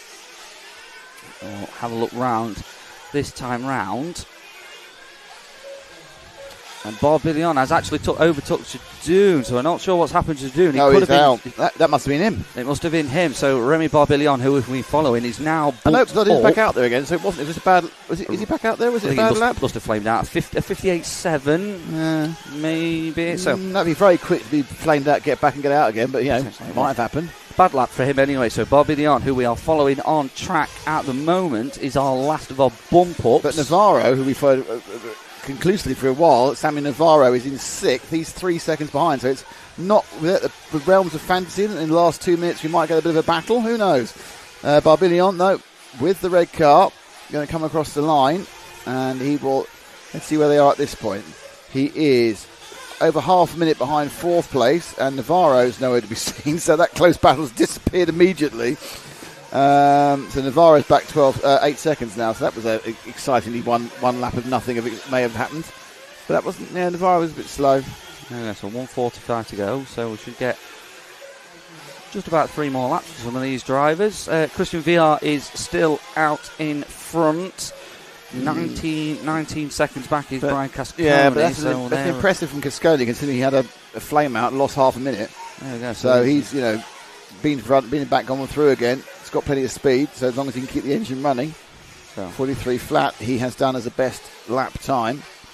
So VR from Cascone, Zaflou, Jean-Paul, Paul Edouard, and Remy Barbillon are your top 5 as we close down into the final minute of this Nitro into B Main. Don't forget your top 5 bump up into the A Main a little bit later on today. Into the last minute we go. We're sticking with the Frenchman. Well, he's the only man who's under any jeopardy. The top 4 are very happily away. Christian Vilar, I think he's almost won it by now. He's got about the lap on everybody, so he's going to cross the line to start another lap, which he probably just won't finish. We're about to start last lap, so everyone, Cascone will start a last lap. This is going to be Barbillon's last lap. He does need to finish his lap because there's 2 or 3 other cars on this circuit who, if they went past him on the last lap, would take away his final bump-up position. But apart from that, it is going to be Christian Vilar, Brian Cascone, Paul Edward Jacques, and Yael Zerflou, who will be the 4 bump-ups. There's quite some big stories in that. I think anyone who's kind of a quiet run, really, has been Christian Vilar. The rest have all had kind of ups and downs during the course of 20 minutes. But net effect is they are going to go into the Nitro into A Main sometime about. I think that's going to go off about 4:30 this afternoon. And so time has expired, so last time round Christian Vilar is just about to cross the line, so he has took this one as we are still with Remy Barbillon. He is basically a lap down on our leader, but he's going to cross the line And he is going to bump up. So our bump ups are going to be Christian VR. Brian Casconi takes P2. Yells of Blue in P3. Jacques-Paul Edouard in P4. And Remy Barbillon, the fellow Frenchman, is going to take P5. Vladimir Jadoun is in 6th. And he is going to miss out on the bump up. So VR from Casconi, Zaflou, Paul Edouard and Babillon are going to be your 5 bump ups. Well, both Remy Barbillon and Vladimir Zadoun are supposed to be in this next race as well, which is the B for Nitro plus 35s. So they're going to literally just so they need new tyres, can't have them, but they can just fuel up and hope for the best. That's the result officially collated there for you. Top 5 as read out beautifully by Cam earlier. There we go, into the pits and just keep them ticking over, really. When is the main final? Do we know what time the main final is? Yes, we do. Oh, let me tell you, 5:30 local time. So 5:30 is the time for the main final. 5:30 in most of Europe, 4:30 in Portugal and the UK. And that, if you're watching in the States because you're following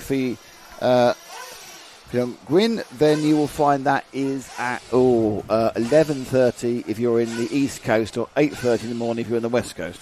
And obviously if you're the other way, it's a lot later. Yes. And you'll be very, very asleep if you're in Australia. I mean, we'd like to think so, but unless you're Mitch and the mic appears to be up at all hours. So anyway, there we go. So if we'll wait for the over 35s to get themselves ready for their B main. Don't forget, once again, there's a top 5 to bump up in this one. There we go. So if you're in the YouTube comments, we're just putting in the time. So if you want to make a note of that. Hopefully you can work on the 24-hour clock, but there we go. There we go. So 5:30 Central European time. 4:30 if you are back in the UK. Or Portugal. There we go. So a little bit of a time yet. So plenty of time to watch the over 35s in the B main. Lots of racing yet, so plenty of entertainment and plenty of us. So approaching midday here in Madrid. So in about 2 hours' time, we're going to lose Nick's concentration for about 15 minutes. All important. So we're quite looking forward to it, to be honest. We'll see if we can spot Mr. Coelho on the camera at some point. He's not here. I'm not overly sure whether they're actually. I'm not sure they got there actually. I've seen pictures, still pictures. They are there. Well, I believe so. That has been the tradition why they go out to Singapore this time of year. So obviously we are missing Bruno Coelho that usually would run 8th scale. 11:30 in Perth, the final. It says Renier Wainwright. There you go. So yeah, quite a few obviously bigger drivers, like bigger name drivers, missing from. Only 3. Yeah. So there's only 3 people. I think not even 3. There's only 2 people you'd expect to be here who aren't here because of the World. There you go. So. And that's Burak and Davido. David on the phone. I think doesn't tend to do this event. No. Oh, fair enough. There you go. So Mr. Ronafalk's doing a little bit better overnight with his X-ray powered machine. As we're just gearing up for the over 35 B main. There's lots of noisy revving and very little action. So who is in that race? Well, it's going to be Jesus Camara on 1. David Bales is 2. Paul Edward Jacques is 3. Carlos Espana is 4. Julien Lapacrete is 5. Julien Tudela is 6. Oliver Polo is 7. Vladimir Zadoun, who's just parked his car from the previous final, is in 8. 9 is Kostas Akafotis. 10, who's just pumped up to another race, is Remy Barbillon. Mikael Laurin is in 11. Anthony Boyes is in 12. Christoforos, your favourite man, Christoforos Pilostakis is in 13. Patrick Bolland is in 14. David Vincent is in 15. And Ferdinand Cabrera is in 16. Of course, the people in 16, 15, 14, 13 and 12, they all bumped up from yesterday's C main for over 35s. There we go. So if you you were with us towards the end of our broadcast, our live stream yesterday, you will have caught these guys, or some of these guys, the bottom 5 of these, in the over 35C, because this was the one that was stuck on the end. Oh, because, right, right. I've eliminated one. I've literally burnt that from my head already. There you go. So there was a little bit of a mistake on the timetable. They just forgot to put it in. There's an omission. There's an omission. And there's an omission for the last race of the day. And they go, we haven't finished. There we go. Oh, we haven't finished. We thought we finished, but we haven't finished. It's all gone horribly wrong. There you Finishing go. has not happened. There's your runners and riders in this one. Quite a few Frenchmen. And Mikael Larin, the lone Russian in there. A few Spaniards as Alexander Hadberg pops up on the screen. Get your RCTV merch. Merch. RC I am Racing wearing an RC Racing TV shirt. Ash is wearing an RC Racing TV shirt. And for once, Cam is wearing one as well. Cam's got a special one. I don't think you can get that one commercially yet. No, I think this is ETS one. Right? ETS one. So there you go. I'm wearing the original. I got the OG with the original logos when I was running the company before it was taken over by Matt. Back in my day, which wasn't that long ago, when things were going averagely. Just put it somewhere safe. Bin. My bin's quite full actually. How full is your bin? How full is? I really need to know, 'cause I'm living in a world of fun, taking us down. It's a good job we're in control of this string, so otherwise somebody else would have probably taken it off air by now. Oh gosh, no. This is what people pay for, even though it's free. If it wasn't free, people would probably not pay for it. Probably not. No. You don't pay for it. It's weird. You pay for everything, don't you? You've got all the channels. I do. Love my sport, mate. Does your missus like sport, or is she sitting going? Mainly ice hockey. Oh bloody hell! Other than that, basically, she likes men thwatting each other to bits. I believe the term that seems to be popular at the moment for ice hockey is boy aquarium. What? Boy aquarium. What the hell's that? It's because obviously you go to an aquarium, you're watching fish in a tank behind glass. The boy aquarium. Okay. Yeah, so but they're all fighting, aren't they? Oh, it's fantastic. Not as much as they used to, but do you know the biggest problem with ice hockey? I'm going to tell you my thing about ice hockey, and I don't understand why they don't do it. Is why they don't make the puck fluorescent. But it's black, so it stands out on the ice because the ice is white. It does not stand out at all compared to it was fluorescent. But if it was fluorescent, it wouldn't stand out when it's on the ice. Okay, let me go. Okay, when it's in the air. No, it would stand out more on the ice. This is the point about fluorescence. Yeah, fluorescence changes the frequency of the light, so you get more light off it. So it's brighter than the surroundings. That's why a highlighter pen works. Yeah, but if it was a fluorescent yellow, it wouldn't work because the ice is white. Again, I don't want to have it stands out more if it's black. No, it doesn't. It genuinely doesn't. It genuinely doesn't. It does, because nobody has changed it in the nobody's changed it because that's traditionalism. The fact is, it would be much easier to see if the puck was fluorescent. Now, the fluorescent orange would be better than the yellow. Yeah, yellow, orange or pink or no, orange or pink, green. No, not green again. You want to have the colour that's bright. Why do you think people don't paint their buggies one can black? They paint them one can in orange or yellow because it stands out more. It does, yeah. You genuinely, trust me, the thing about fluorescence is they give out more light than there is because they've changed the frequency of some of the other lights. Anyway, this isn't really a conversation for the start of a race, but it is the sort of thing we talk about on RC Racing TV, which is why you're already a firm member of the team. Yes. Because you would sit there trying to argue with me and I'm going, no, not having it. No. Not having the argument. Some things I just know. Other things I don't know, but make it really sound like I do. So last bit of fuel being topped up for the 35B main.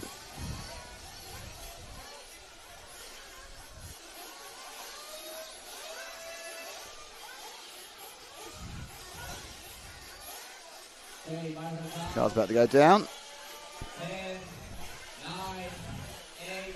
Oh, a little bit of us cleaning there, just by the chair. So, will Jesus Caminera get away when no one else normally does? And he is off and away. So, good start from the top three, actually, for once. So, second place. Oh, I thought we'd make a mistake. No, so it is a good start by the top three. Second place has tried to lose second about 4 times. Oh, he has. He has, yeah, we're down to 4th. So, actually, second place now is Paul-Edouard Jacques. Then and David Bales. Carlos Espana and Costa Agrafotis kind of go across. It's all settling down. Nice early lead, though, for Jesus Caminera. There you go, so don't forget, once again, top 5 to bump up on this one. So as we follow the... third place we're with at the moment. Yeah, we go. So we are with third. It's good, though. It's bright yellow. Julien Lapaquette. I don't think that's Julien Lapaquette now. No, it might not be. It might be. It might not be. He's 4th anyway, the bright yellow one. But let's find out. Let's find out with Cam and Nick. There you go. So as we head into the final of the doubles on the back straight, heading round over the little kicker into the switchback. Top 2 together. There we go. So Jacques Paul-Edouard and Jesus Caminera have switched places. Carlos Espana is now in 3rd, David Bales in 4th, and Julien Lapaquette in 5th. They are your top 5. Top 2 battling around now. Caminera gets up the inside of Jacques. Jacques gets back round the outside of Caminera. Caminera gets back inside of Jacques. So they're all having a bit of a dance. This is like a more of an early episode of Strictly Come Dancing than actually a race at the moment. They are circling each other with intent, but they are still putting down clean laps. They've kind of gone left and right, but haven't hit each other is the key point. And a little bit of a bad landing, another bad landing. So double bad landing means we're going to have a nice breakaway lead for Caminera, with a lead of 1.6 seconds from Jacques. With Carlos Espana now in the white car. He's coming from 3rd and looking to take 2nd place from Jacques. Costas Agrafotis has also jumped up to P4. Julien Lapaquette is still in P5, but David Bales has dropped to P6 at the moment. So I think he might. That yellow car was Lapaquette, you know. There we go. It was but Agrafotis in the blue. That's where they go with the blue cars in 4th. Because Costas Agrafotis looking quite aggressive, trying to get through to Jacques. Pretty sure it's Espana. It's Espana because the Carlos Espana has made a mistake in the white car. So it's all white against all blue. It's the one-can battle. And if they were fluorescent, they'd be able to see them better. That looks like Remy Barbillon, to be honest, because I just recognise the colours. Is it Remy Barbillon? No, so hang on, why is Bale's now red? Oh, it's all getting very confusing. Oh, no, so Julien Lapaquette seems to have had a problem. He's not checked in. There we go, 56.1 for Julien Lapaquette, so a little bit of a problem there for his last lap. So it's Caminera from Jacques, from Espana, from Bales, Agrafotis. So Agrafotis got ahead of Bales now. Bales, I think, is in the pure red machine. Agrafotis in the pure blue. Currently a bit of off-road in there as he heads round on to the back straight. Yeah, Bales has got past him again. Bales has topped off on Agrafotis. Over the kicker into the switchback. So David Bales is in the red. He's in 4th. Costas Agrafotis just behind him in P5. Remy Barbon in P6, just a little bit further back than that. So it's Agrafotis currently occupying that 5th spot. That is the final bump-up spot at the moment. David Bales on camera at the moment. Just under 4 minutes into this one. Just over 2.5 minutes to go until potentially the first round of pits. Yeah, so Davey now quite comfortably in form. He's got a couple of seconds on Costas. There we go, across the line. David Bales there, last lap there, a 45.5. His fastest lap of the race, a 44.9, as Julien Tudela has jumped up to P5. So Costas Agrafotis is off somewhere. Yeah, we've lost Agrafotis. He is gone. Good. So David Bales in P4 is still there, and Julien Tudela has been able to capitalise on this this fall off from Costas Agrafotis, and he's currently occupying the 5th bump-up spot. Remy Barbillon is just behind him. Julien Lapaquette is in P7. They are the drivers chasing down Tudela for this final spot as David Bales crosses the line there. It's a 45 flat for him. as we pass the 5-minute mark into this one. So 15 to go. Not much between Tudela, Lapaquette and Barbillon as they both, all three cross the line. So if we want to leave David Bales there, the 3 cars that are behind should be your 5, 6 and 7 just about. There's 2 cars there, there's the other one. So a little bit further back. So we'll follow these 2 for a little bit, and if I am correct, this should be Tudela and Lapaquette. Was. Lapaquette, you're quite right, was upside down there. We'll stay with this red one. Which is Bales. Which is David Bales again. Is it? I think it is. I thought Bales was further up. No, it's not Bales. Bales has crossed the line. So it's Barbillon then. This is going to be Barbillon, surely. As he grants a final corner across the line, it's Remy Barbillon who's capitalised on. So Bales is also in a solid red car as well. As I looked up for my. Oh, someone's broken down in front of us. Another cut. There's a lot of people walking off the grid. We're losing quite a few here. Agafrotis has gone. Patrick Bollian doesn't seem to have any issues, but people keep walking off the rostrum. Junior Tudela is off and out at the moment. We've just seen him come off the rostrum. So it's Camnera out in front, Paul Edouard, Espana, David Bales, and Remy Barbillon is your top 5. So Barbillon actually is currently, as you can see, running in 5th. We are not even a third, well, actually exactly a third of the way through, actually. So, still plenty to go, but there's been quite a lot of early attrition in this one. So we've lost Agafrotis and Tudela from this one so far. Not sure if they'll be able to get back out, but Agafrotis 4 laps down. Tudela is now currently 2 laps down, so not really going to be easy for them to get back in, even if they do get going again. Julien Lapaquette is and Oliver Polo trying to chase down Remy Barbillon, who is on our screen at the moment. Some of these cars start to come in for their first stops of the race. Plenty of fuel now. 7 minutes. Yeah, coming to 7.5 minutes. Just it tends to be when people will break it in. But be interesting to see whether Barbillon comes in at the end of this lap. There's some waving and some gesturing and a bit of a reset. It looks like he's thinking about right. Goes on round. So Barbillon stays in 5th. Lapaquette 6 seconds back at the moment. Or actually more than 6 seconds back.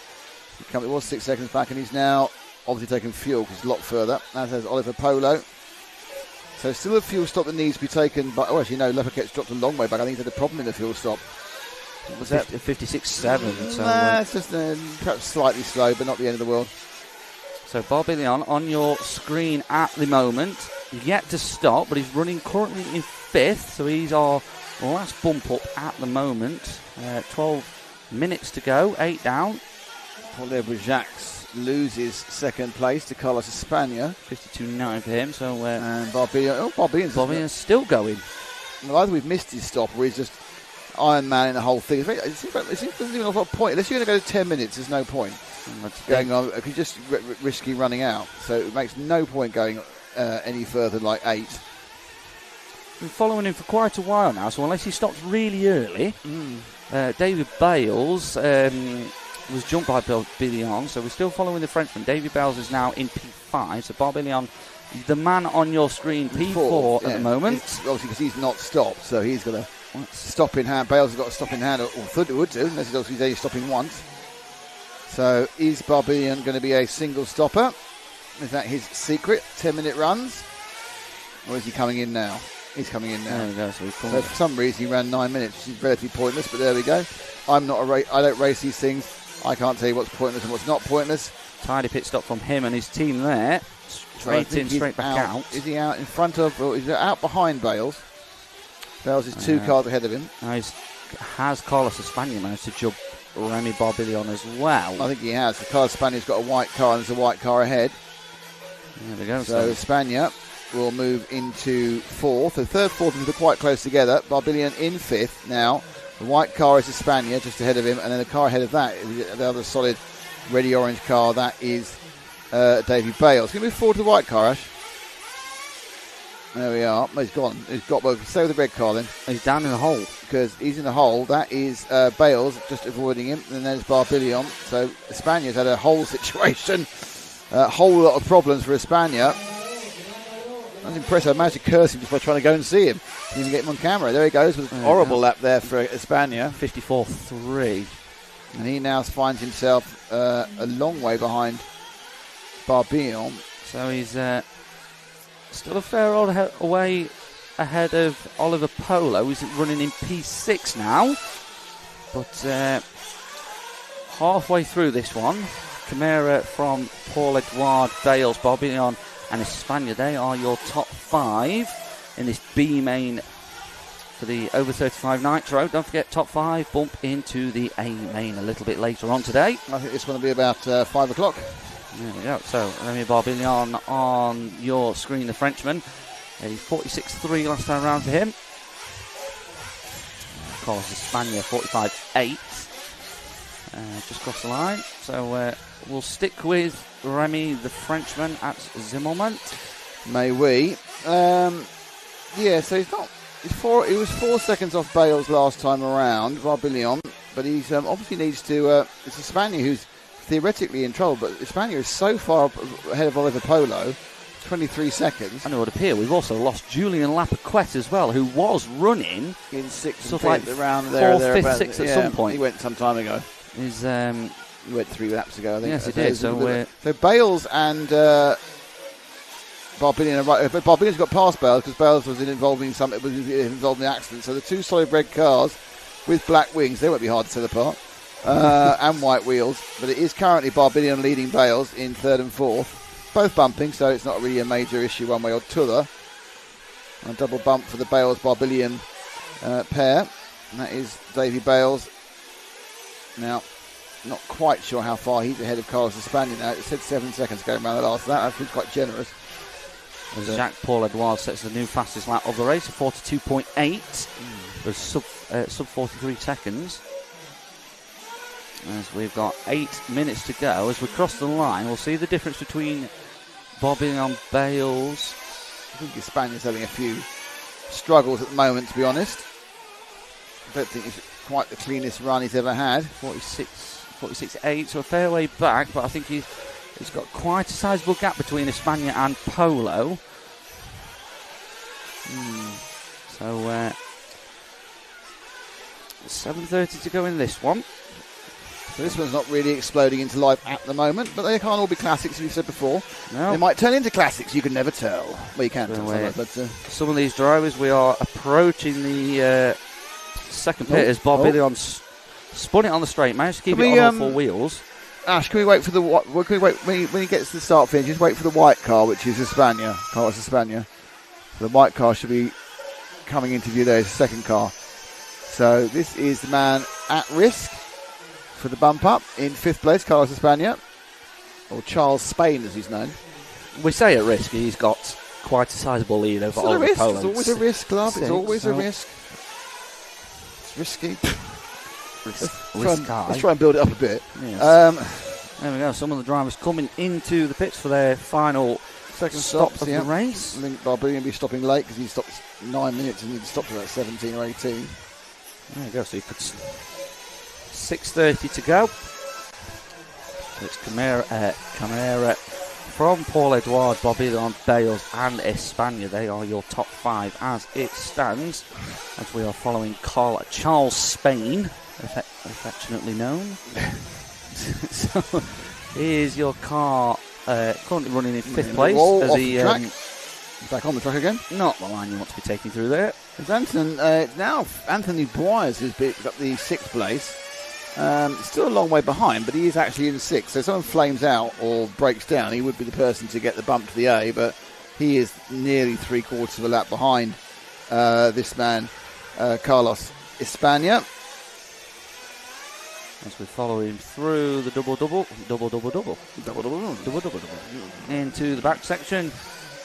So Vladimir Zadoun now takes over 6th place, but he is 33 seconds behind Carlos Espana, so he is not going to get past him without some form of misfortune occurring to one of the other top 5 runners. Oh, it's 5.5 to go. Caminara, Jacques, Barbillon, Bales and Espana. 5.5 to go, and we're rather tame in this one so far. Nothing too dramatic. Obviously a long way to go yet. Vladimir Zadoun is near enough an entire lap behind Carlos Espana, the man that's on your screen right now, as he fluffs the first of the double, gets the second of the doubles right, and Short on jump the the third, one, but fine. nice and tidy through there. Doesn't really need to push that white car as he goes on to the back section. There we go, nice and tidy, recovers the lap very well, avoids a car on its roof on the end there, into the switchback and across the line, and he's going to come into the pits for his final pit stop with 4:36 on the clock, and it looks like he's having a bit of a problem here as Carlos Espana. They did, but they had to He's had a restart flame it. out. He's had a flame out. They got it going again. There we go. So he's underway, and I don't think it's affected him too much, but he's lost a little bit of time. He hasn't lost half a minute though, has he? There you go. So Carlos Espana currently running in P5 at the moment. Still going to be a fair old way away from Volodymyr Zhadoun, who's only just crossed the line. But a worrying moment there for the Spaniard with 4 minutes to go. Yep. Soon extinguished his engine. They soon be going again. So just stop running. It happens occasionally. If you lift up the tank, you lose all the way the fuel. Obviously, there aren't fuel pumps in these, but they pressurise the tank using the exhaust gases. So you get a pressurised tank which forces the fuel through. Sometimes you can just lose that, and there's a little bit of gap in the. It's got a little bit of air into the intake tube. It just sits there and it goes no, and you have to restart it. Sometimes, of course, when they flame out pit stops, it's far more serious. It's indicative of glow plug issues and everything else. But that was just a simple fuel situation. He's running now. His lead has dropped down to 15 seconds. So it did come down quite a lot that time after 101 against the 46. But he's still 15 seconds of Volodymyr Zhadoun in 6th. He's basically lost half of his lead there, but still quite comfortable heading into the final 3 minutes of this race. Just so you know, next up is the pros, the B final for the pros. Top 5 to bump up into the main A final. 5:30 for our main A final. Hour spectacular. And we're going to the final 3 minutes as we follow Carlos Espana, car number 4, running in P5 at the moment. Here's your last of your bump ups at the moment. So we keep an eye on the timing screen to see what the difference is between him and the 6th place Volodymyr Zhadoun. As there we go. So it's 13 and a half seconds back now is Zhadoun. So we are still on Carlos Espana. Just over 2 minutes to go. Following into the final section of this track, into the switchback and across the line. And he has actually got past Remy Barbillon. Not sure what's happened to the Frenchman there. He's gone from P4 to P5 at the moment. He's not crossed the line, so this is an opportunity for Volodymyr Zhadoun to get past him. There we go. So Volodymyr Zhadoun has now jumped into P5. So if we can... So Michael Larin, so Remy Barbillon has got a problem somewhere. I think he is out. So disappointing for the Frenchman there. So at the moment, so it's going to be Camara, Paul Edouard, Bales in P3, Spaniard in P4, Volodymyr Zhadoun in P5, and it's now going to be Michael Larin chasing down Volodymyr Zhadoun. So Ash, if we could go back to the start-finish and we can try and pick up Volodymyr Zhadoun, who is currently occupying the final bump-up spot. It's not those ones, not those ones. There you go. So follow those two. So bad luck for Remy Barbillon there. So one of those there is Volodymyr Zhadoun. Yeah. Very bad luck for Barbillon. He's gone out. It's quite a lot, haven't we, so far, Cam, in the finals? Yes.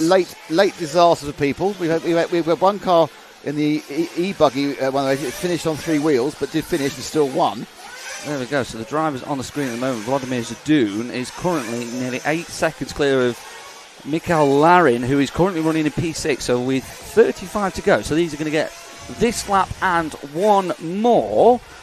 So between P5 and P6, it's pretty much going to be a race to the line on the next lap. So all Volodymyr Zhadoun has got to do to bump up is keep it on all 4 wheels, which, as proved in the last couple of races in these bump-ups, has not always been as easy as we say. So Michael Larin's crossed the line. He's 11 seconds back, so he has got through onto the next lap. So all Volodymyr Zhadoun has got to do He's very much just keep it on all four wheels as time does expire.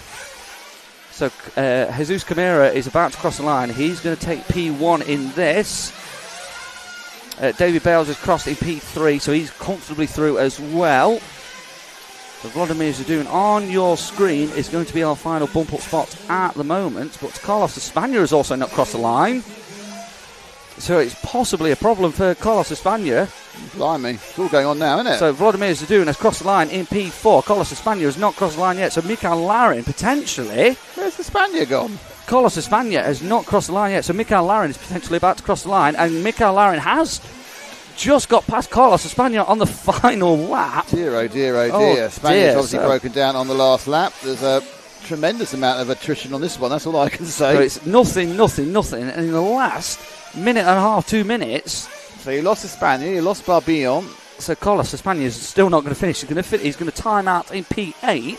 So it's going to Camara, Jesus Camara, Jacques-Paul Edouard, David Bales, Vladimir Zadoun, and Mikael Larin are going to be your 5 bump ups for that one. So there are your final results from this one. Very dramatic last 30 seconds there. So they're going to be your 5 bump ups into the A main for your 35 Pro. Your old person's A main. They're very young. So, yeah, well, as we keep seeing this happening, that people just keep having problems towards the end. Okay, so it's another B final for the pros. Top 5, and you can see we've got quite a few well-known names in this one who haven't automatically made the A main. So it's Misha Vidmaier, Andrea Trevisan, Oscar Navarro, Hal Figueiredo, Lewis Jones, Philon Gwyn, Tom Robin, Renaud Savoya, Brian Baldo, Aaron Ronick, Andre Bento, Oscar Baldo, Eric Besseril, Ivan Navarro, Alex Demandris Mara, obviously Mar, Lim, Navarro, Besseril, and Oscar Baldo bumped up from the C. So you've got Vidmaier, Trevisan, and co. So a number of very highly ranked drivers currently not appearing in the A final. Top 5 will get through though. There we go, so plenty of names to keep out on this one.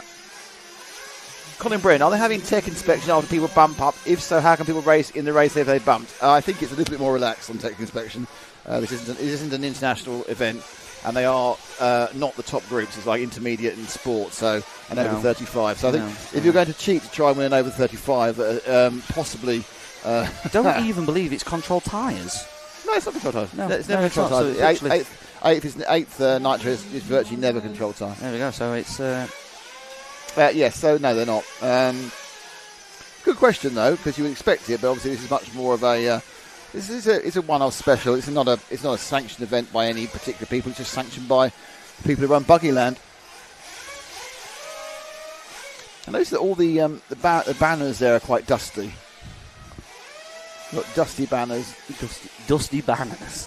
Sounds like my name's Dusty. Hi there, I'm Dusty Banners, and I'll be singing a few songs for you today about how my dog got run over by my truck and my wife left me, and now I'm in jail. Oh dear. You can tell we were probably on air too long yesterday. Oh gosh, this is nothing. This is the early stuff. You should see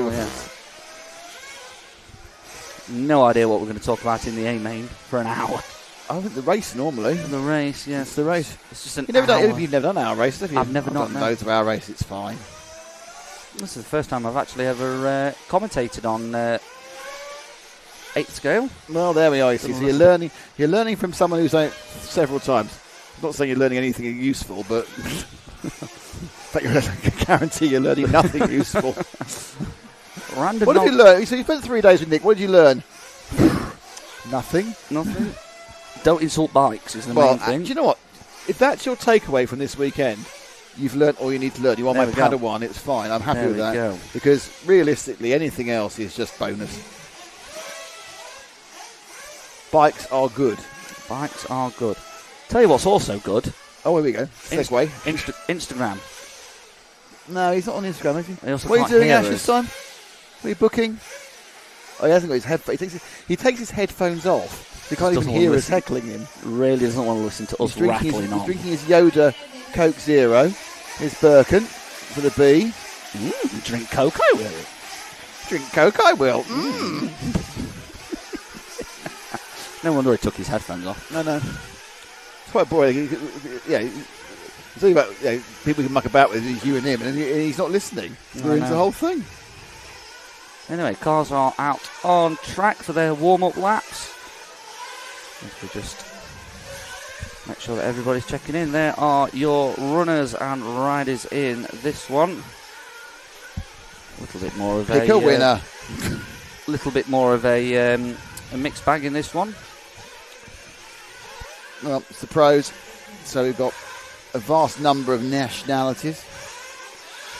Also, Lewis Jones the Brit. And we have our stock woman has come up to try and sell you some Huzzah. I'd like to point out that woman does not work for RCTV, nor is she involved in RC in any way whatsoever, unlike Frank, who works for RC, and Alex Hagberg and Michael Olowski. Well, I would like to see, I'm very kind of hoping they're going to get some more. I'd like to see a lot more options of people popping up to sell you the merch. Somebody's on the roof at the moment. What, on our roof? Hopefully not on our roof. What roof are you talking about? This box had fallen out just on the camera there. Where somebody was. Oh, they were. They've been marshalled now. But I thought you meant a person was standing on a roof. No, there was not a car was on a roof. How's your booking going? You booked your flights? That was done a month ago, but I hadn't checked what time we were arriving. Yeah, it's gone. After the next race, I'll be adjusted. There we go. Thank you, Mr. Cameraman. Mr. Cameraman. Mr. Cameraman, bring me a drink. See? I've got you. Excellent. I believe I have created a monster in my own image. There we go. So Well, I've got a gingery image, obviously. image. There we go. On your camera at the moment, there's quite a few spectators today. No, just members. They're not really like members of the general public. The one time, I'm going to tell you about one time that we did have when we did an 8th track event at Villarreal. They had the whole village wander up. It's just a town, but part of it, all these people came up for the afternoon to watch the race. About 400 people came up to watch it. They had beer and everything. Oh wow! It was a properly filled grandstand. We the BRCA regionals, Mid-East Off-Road regionals at Sheffield. There was a event going on next door up at the Niagara Centre. Right. It was basically to help raise awareness for anti-knife crime, set up by a charity in Sheffield. And South Yorkshire Police were there. Niagara Centre is actually home to their... Niagara Centre belongs to South Yorkshire Police. It's run and operated by them. And it's their dog training facility as well. Right. So we had 9 or 10 of South Yorkshire's finest actually watching our regional, which was quite interesting. What, the dogs or the people? The people. Oh, see, I'd be more impressed with the dogs. Yeah, it would. But, see, what you basically just told me is I said 400 people from Villarreal came to watch it. Yeah, but it was and the you police. said, no, you said 10 policemen. Whoop, whoop. No. Whoop, whoop, no. I mean, 400 people or 10 policemen. I thought you were going to say that this event happened and there were thousands of people there. Yeah, well, it was only a charity event. Yeah, but 10 policemen is like... Yeah, right. Policemen are no different from other members of the public. They like seeing scum out of sport. They were working anyway, so they were just... No, I'm going to literally rain on that parade 100%. Fair enough. Anyway, we're lining up on the Be pits. pro about to get going. We're good at the cameras pointing towards the... wrong direction. towards the actual track. But so trust me, there are cars up there. Everything else is the other end of the track. I know. There we go. Apart from the start. Here we go. So, right, it is Misha Vidmar on pole, Andrea Trevis on second, Oscar Navarro third, Hal Figueiredo is in fourth, Lewis Jones will start fifth, Phelan Gwyn will start sixth, Tom Roban 7th, René Savoy 8th, Brian Bardo 9th, Aaron Ronick 10th, Andre Bantu 11th, Oscar Bardo 12th, Eric Besseril is 13th, Ivan Navarro 14th, Alex Lim 15th, and Andreas Mar 16th. 5 of these people will bump up into the A final. They have 20 minutes to achieve their aim of making the main A final, which goes up at 5:30 local time, which is 4:30 in the UK. And in fairness to the organisers, they've been absolutely right on the timetable the whole time so far. They have. We had a little bit of a break earlier. I know, to shuffle it about. Effectively, we finished early. And they're going to have another bit of shuffly break at the end of this race. Yeah. So well, I think they're anyway, I'm just guessing. There we go. So it's... here we go. Here comes the countdown.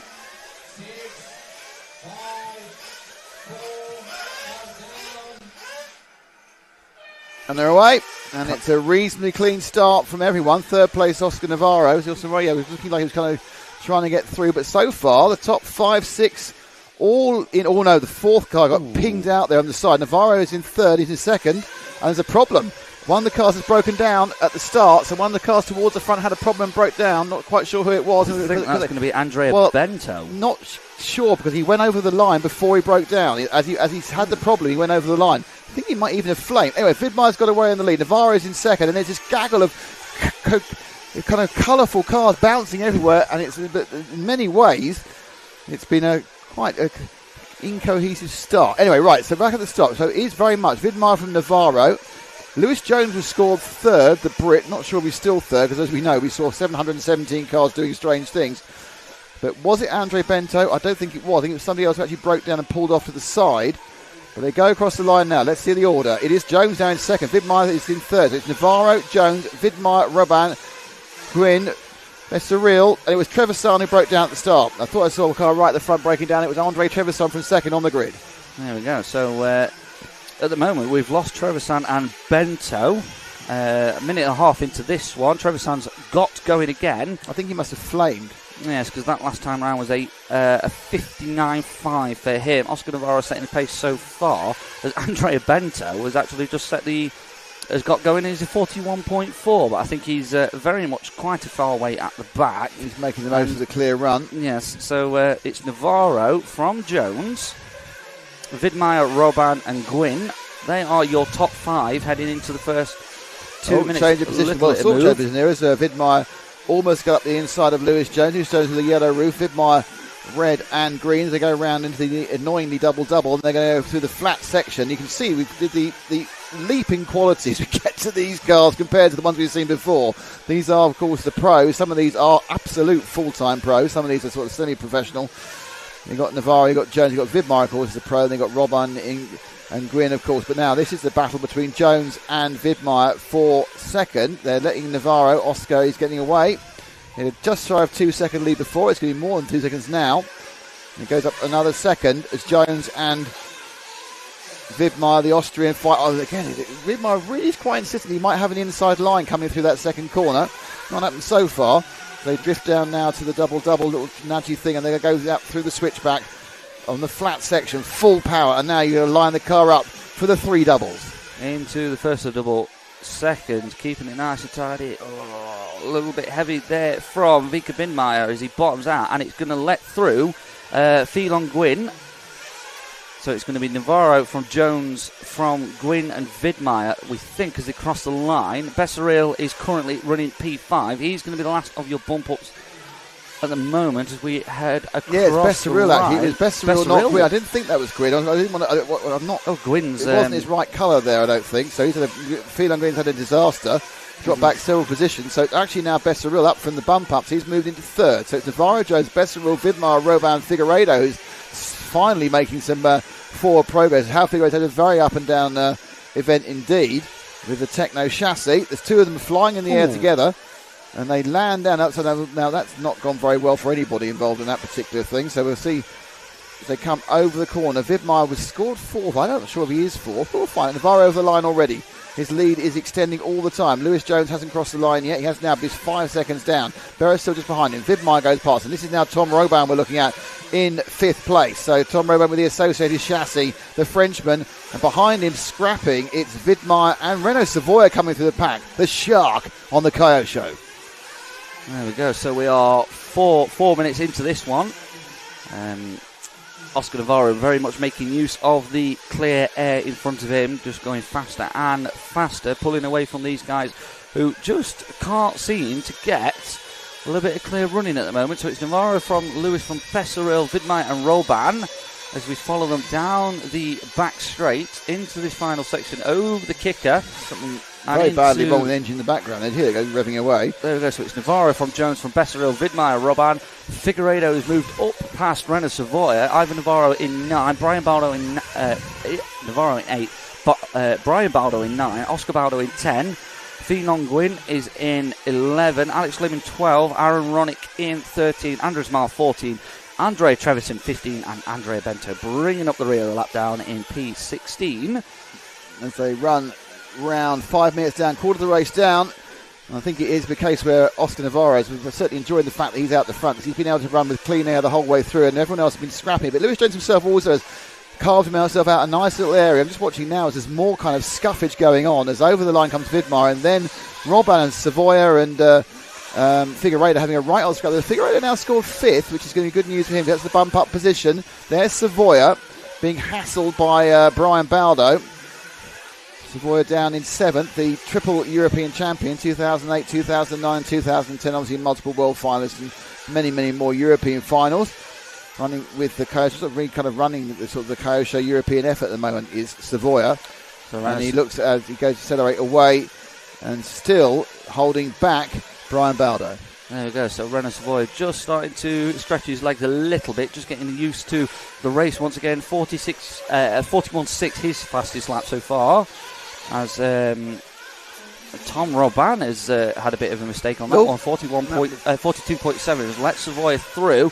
So your running order now: Navarro, Lewis, Becerril, Vidmar and Figueiredo. They are your top 5 bumping at the moment. A long way to go yet, but it's Savoia, Robban, Baldo.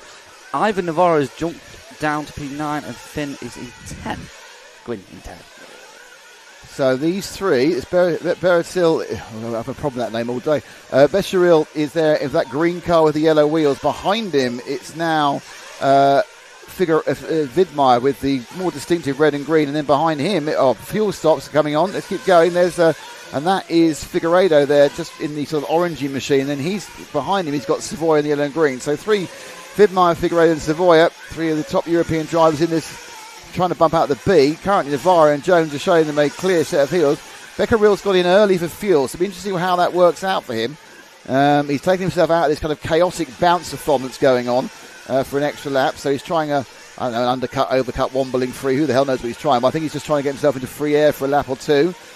On the whole, Savoia goes very long, but I don't think he's going to be able to go long enough to do 10 minutes, so he may just all come in at this point together. This is when he would kind of come in, and they have. So the 2 of them have come in. So Vidmar, take Vidmar. So Misha, the pole man, out he goes. Oh, got a bit of he got 2 thrown by his pit man there. Just a bit of drive. That's 0.2 of a second at most that cost him. And now we have to wait as he's still followed directly by Renault Savoia for this all to calm down and work out who's where. There we go. So João Figueiredo last lap around there, 41 flat. So that's the fastest lap of the race so far. We're still on Mika Vidmar. A little bit of traffic there, just building up. Managed to navigate it just about. Now, there were 2 cars which fell over. Now, I think what happened was, because these may have stopped it later, I think 2 of the cars which may temporarily have been scored in a higher position, they were both on their backs. Remember, no one is a lap down at this point, apart from the 2 cars which aren't running, which is Bento and Meyer. Everyone else is within half a lap. So if you are being overtaken, it's because it's a possession position. But of course there is the stagger of the fuel stops, so we wait to see what's going on. So it's Navarro. Figueiredo's picked up second. Figueiredo's got past Jones. Now I'm wondering whether Figueiredo is running super long. Becerril is 4th, Vidmar 5th, Savoia is 6th. So it is all kind of settling down. Vidmar is in 5th. He's the last of the bumpers at the moment. Little bit drift from Becerril and a little bit ahead of Baldo and Savoia. So João Figueiredo putting in the fastest lap of the race so far in that last lap, 40.8. So obviously Lewis Jones did pit. João Figueiredo has not yet. He has just come into the pits, I believe. Yeah, he's dropped right down. Look, he's down below 6th, 7th, 8th. So Figueiredo, I think, went into the pits last time, has had a problem by the looks of it. And the fact he's still falling. So João Figueiredo, who sometimes can't buy a bit of luck, looks like he may have had a flame during his pit stop, 1:01, so he's lost another 10 seconds, and it's such a close race. Look, he was running in second, he's now dropped down to 14th and last of the actual runners. I know Bento's out there, but he's 2 laps down. So it's Navarro from Becerril who's doing a fantastic job, from 13th up to 2nd. Vidmar, he is in the left-hand side of your screen, he is in 3rd, but Savoia is in 4th. Jones has had a problem and dropped down out of the bump-up position. So let's make Savoia, look at Savoia a little bit, there's battle ahead of him, and then behind Savoia, drop back one more, and it should be Brian Baldo, who's in the last of bump-up positions. There he is, Brian Baldo. Right behind him is Lewis Jones and the recovering Phi Long Nguyen, who had 1 bad lap, and that chucked him down about 13 positions. And so as we follow them round into this middle section, the first of the doubles, just keeping it nice and tidy. Double, and the longest of the double, just keeping it on all 4 wheels as we follow them around into the back section of the track. Just got to keep it nice and steady as we are now halfway through this Nitro Pro B main. Baldo now coming under increasing pressure from behind from Lewis Jones. Actually, not Lewis Jones, who's behind him? Oh, that's because Baldo's moving to 5th place, that's why. So it's Baldo and Savoia are coming through now. I'm trying to work out, is that Bento who's got himself stuck in the middle? It is, it's Bento now who's making me think there's a pressure. It's not. So Bento is just behind, so the orange car behind Baldo is Bento, who's obviously we know is a lap down, or 2 laps down possibly. And then behind that is Lewis Jones, who's 3 seconds off now. So the gap between 5th and 6th with the key one is now 3 seconds. Now there's 9 to go. We are looking at Navarro. Oh, mistake there from, looks like Savoia made a mistake. And Bento kind of let everyone through. So we need to look now at Lewis Jones, who's got to catch up. So he's going to go into still in 6th. He's under heavy pressure from Phelan Gwyn. Gwyn in the orangey car with the kind of, my colour recognition is quite bad on this one. I think it's kind of orange with a bit of green, but mostly orange and red. That is Phelan Gwyn trying to get past Jones, and he's going to get past Jones now. If he can just, that's good driving from Gwyn. You can see Jones having a succession of issues and accidents. He managed to stop, turn, and drive round him. So avoided the car that was rolling all over the shop. And now Gwyn now moves into the worst position of all, the first non-bumping position. It is. So we've got just over a minute and a half to go until you'd expect the drivers to come in for their final pits. So obviously still a long way to go now. Gwyn is in, he has gone into P6, so Lewis Jones. Bad lap for Lewis. That roll. Really bad. He's still not across the line yet. Did he roll and then have a flame? No, rolled had an issue. 52.6 for Lewis Jones, dropping down from. It's very, very close, and that's the point, isn't it, really? Because, effectively, Oscar Navarro the other Navarro, Ivan Navarro's had a problem. There's too many Navarros in this race. Ivan Navarro's also now dropped out. But this is the problem. It's very, very tight. A mistake of 5 or 6. We've seen people flame and still stay in second place in previous finals. That ain't the case here, that's for sure. Went from Lewis Jones right there. Went from 5th and 6th to 13th in this one. So 7.5 to go. So there's still plenty of time to fix it. Phelan Gwyn on the move here. He's only a couple of seconds behind Savoia. I'm not quite sure who that is ahead of him, because that's not Savoia on the track.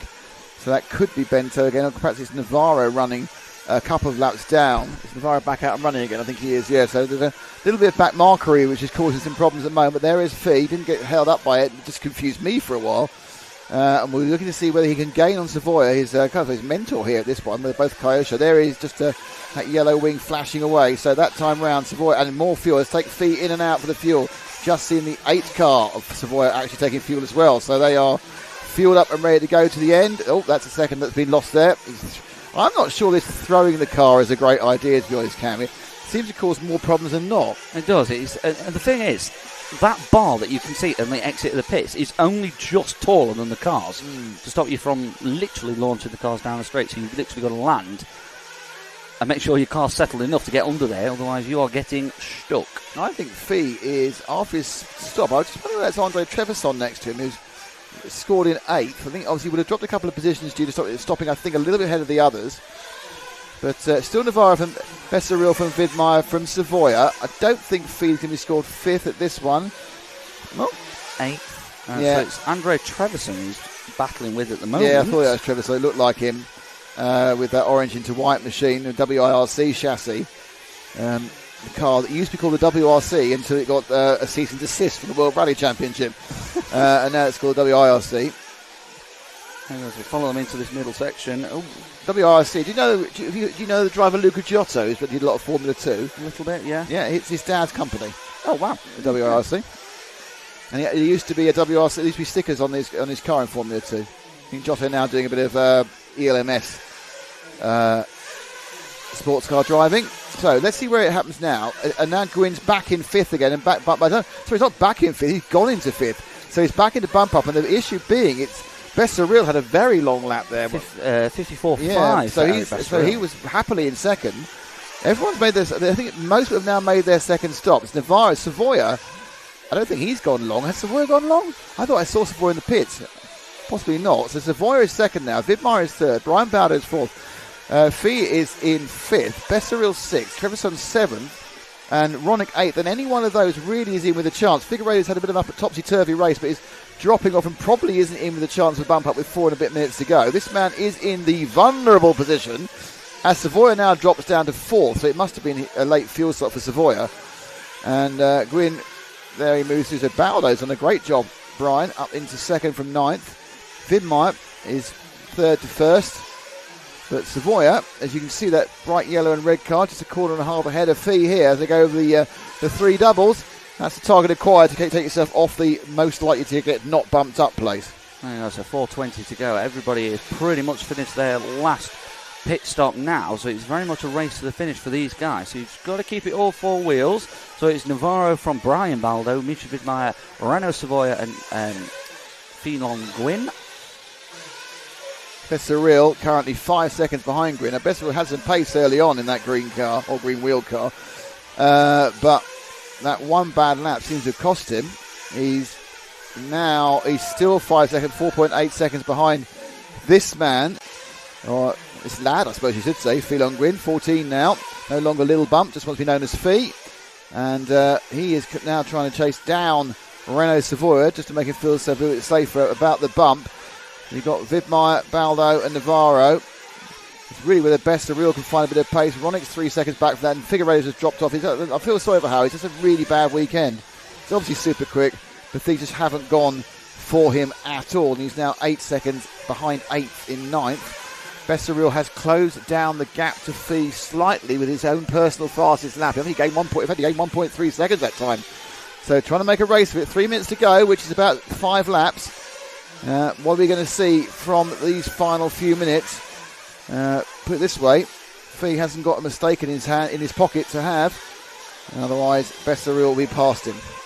There we go. So less than 3 to go now, as we stay on Fee on the back section of this track here, on to the final portion of the course. Over the jump, into the switchback. We'll have a look as he crosses the line. His personal best there at 40.9. Yeah, got the hurry up in his head there. Fee, of course, is a very, very good racer in the States. He's won quite a few major events in truckies and e-truckies and e-buggies, and so obviously he's been a talking point in the scene for probably 6-7 years since he just emerged. He was a fully finished racing machine at the age of about 8 or 9.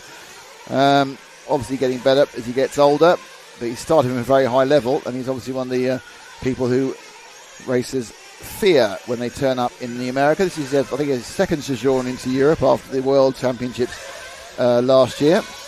And I think, as always, you find it coming to a completely different set of circumstances. You can find it quite difficult. And obviously, he turned up and he had like 15 minutes practice here to learn a whole new set of racing. And it is different racing in Europe from the States. These tracks are different from American circuits. And that's what he needs to do. But he is, at the moment, gaining quite rapidly on Renaud Savoya in fourth. As we're talking about the pace that Fee has got, he's just set the fastest lap of the race so far, 40.5. And he gets up the inside of Savoya. I don't think Savoya's fighting it for 2 reasons. 1, Savoya knows they're both bumping up. 2, they're teammates. And 3, Koyoshi wouldn't like it if the two took each other out and neither of them bumped.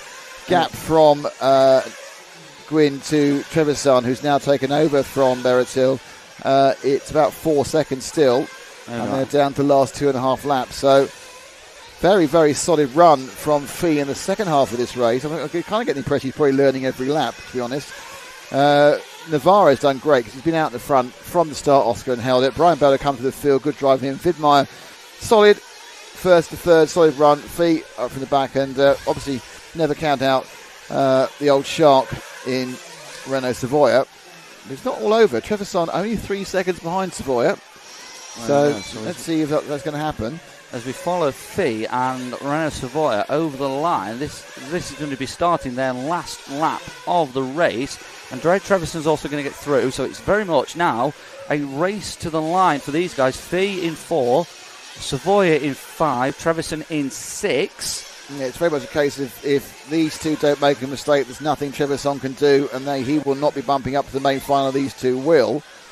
But it is obviously dependent on them not making mistakes, but I have to say, Finala Gwyn has looked pretty good over the last 4 or 5 minutes when we've been watching him. He's, as I say, it's a situation where he is actually learning every single lap he's on the track. He's learning all about the differences about European racing from US track racing, and he's going to cross the line and bump into the A Main, as is Renault Savoia, and they're going to join Misha Widmeyer, Brian Baldo, and Oscar Navarro. So congratulations to those making the A Main final, going off at 5:30 this evening, Spanish time and German time and French time, but Central European time. There we go. So yeah, Andre Trevisan only missing out by 1.1 of a second, so he'll be a little bit disappointed, but I think that just shows how tight these top drivers really are. It's a situation where if you were running, you made a mistake and you found yourself in serious strife about not getting further. Baldo not finished the race? They haven't finished the race yet. No. Well, Widmeyer and Baldo just got caught for another lap and haven't finished yet. So, in fact, Baldo does finish with a slow last. I think Baldo didn't realise he hadn't finished and actually stopped and then had to get going again. Yeah, it's possibly. Because he was on 59 something, I think, when he went past 1959. Anyway, that's the result. That's the 5 who are going to bump up. Oscar Navarro, Misha Widmeyer, Brian Baldo, and Finala Gwyn. I think we now got like sort of a 5-minute break, I think, actually, before the e-buggies start up again. And so I need to take all my notes about electric, about that. I need to move that, and that's fine. Yeah, so do that. Bit of a break. Would you like a coffee? I'd love a coffee, thank you. Yeah, I'm going to do that. Man lives on coffee alone. And we're going to start a run of the Eco Sports and e-buggies. We've got C Eco Sport, C Eco Pro, and all the rest. The third leg of the A final for e-buggy is at 3:15, so some time away. And we already know that Juan Carlos Canas is the winner of that because he won the first 2 legs.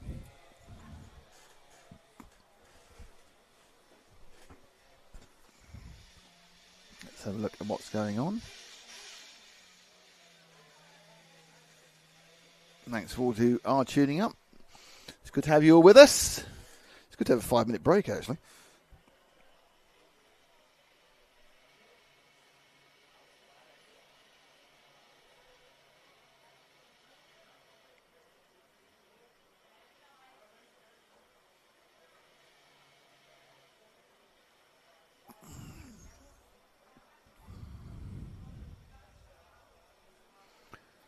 Oh, my camera's vibrating a little bit.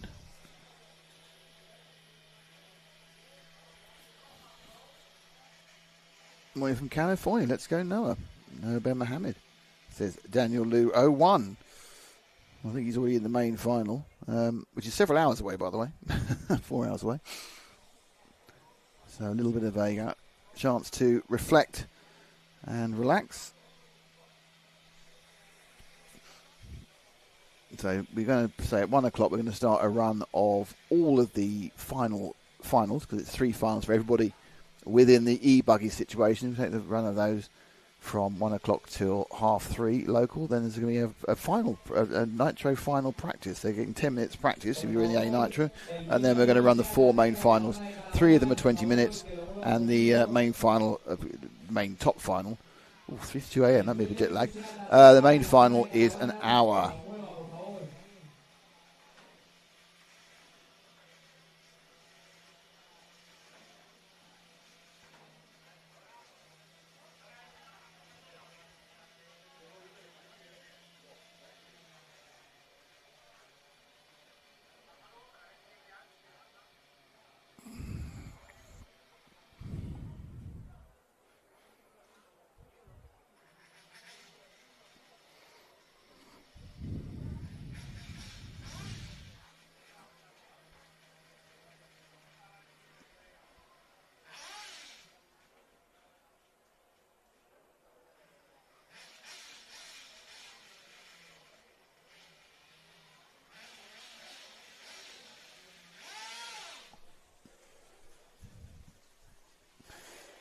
Someone's running an engine, which they shouldn't do. It's supposed to be.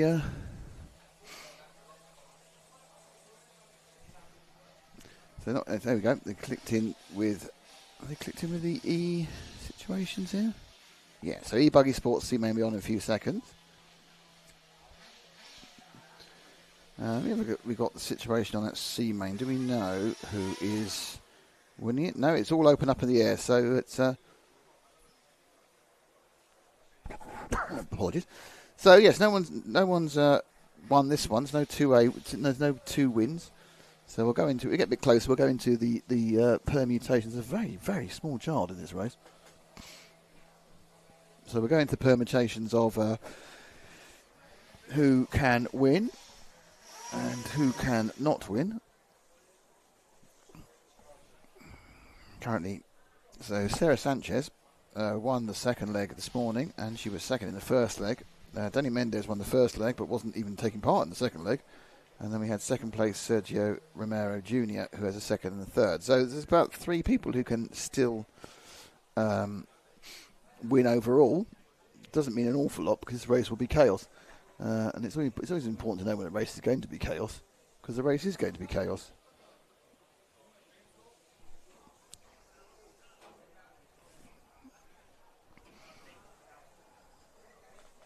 Thank you. Coffee has arrived.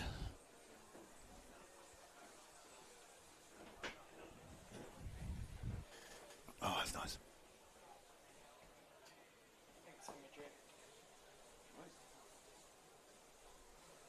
I'm very grateful for the team here looking after us. They've been absolutely fantastic. They are fantastic. Very, very well organised event. So you know. And my Spanish has improved over the last 3 days. Hola. I remember hearing you say hola. Hola. Muchas gracias, por favor. Hey. Ah, sí, sí. At this point, we're going to insult someone, so we're best not to carry on. I can pretty much do an order of food and drinks in Spanish. Brilliant. Can you order me a new Vauxhall Astra? Probably better than the MG that we've got. That's Chinese stuff. That you forgot to put the parking brake on. Well, parking brake, silly parking thing. brake. Okay, so that's... I just realised the flight is leaving... No, hang on. It's leaving then. Okay, right. I'm just trying to work out timings for tomorrow now, given the fact I can't trust the car hire phone.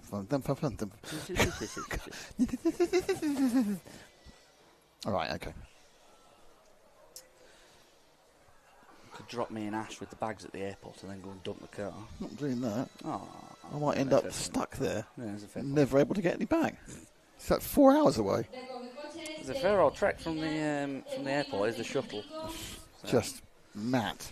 That's all I can say. Never use click rent if you're ever going to Madrid. Yes, never. Absolutely. Do not use click rent hire cars, because they're a bit, and they're also a bit. As a company, they're a bit. And their word, a shuttle every 5 minutes. How long did you wait for a shuttle? An hour and 2. An hour, yeah. An hour and 2. And it was a little bit warm when we got there on Friday. Thursday, not Friday. So, time to get a drink at least. But right. Expensive in the airport. All right. Well, we have got the C main for the buggy sport, so it's not quite wrapped up, this one, is it? So, Sarah Sanchez for a 1 and a 2, so not 100% wrapped up, but she is going to be the favourite going into this one. At least 10 minutes of relative peace and quiet. The relative peace and quiet. Relative peace and quiet. Sound like just a bunch of hair dryers going around the track. Really. There are a bunch of hair dryers. I'm going to take a quick break, so you need to enter the masses with something exciting. No worries, I'm sure I can do that. So there we are. So we are just watching the track. Track's open. There we go. So out go the drivers for the E-Buggy Sport C main number 3. So there are your drivers. So Sergio Romeo Jr., Victor Rabadan, Sarah Sanchez, Jose Maria Garcia Halcon, Danny Mendez, Damiano Pellicer, Luis Perez, Rudy Perez, Andrea Sanchez Cobos, Bruno Harari, Cyril Majest, Roberto Silva, Hugo Fagil Vinon, Jose Castano Vargas, Juan Jose España, and Samuel Marzo are your runners and riders for this eBuggy Sport C Main number 3. So, yeah, like I said, not too long ago, Sarah Sanchez with a 2 and a 1. Danny Mendez has got a 1 and a... I don't think he finished this last one.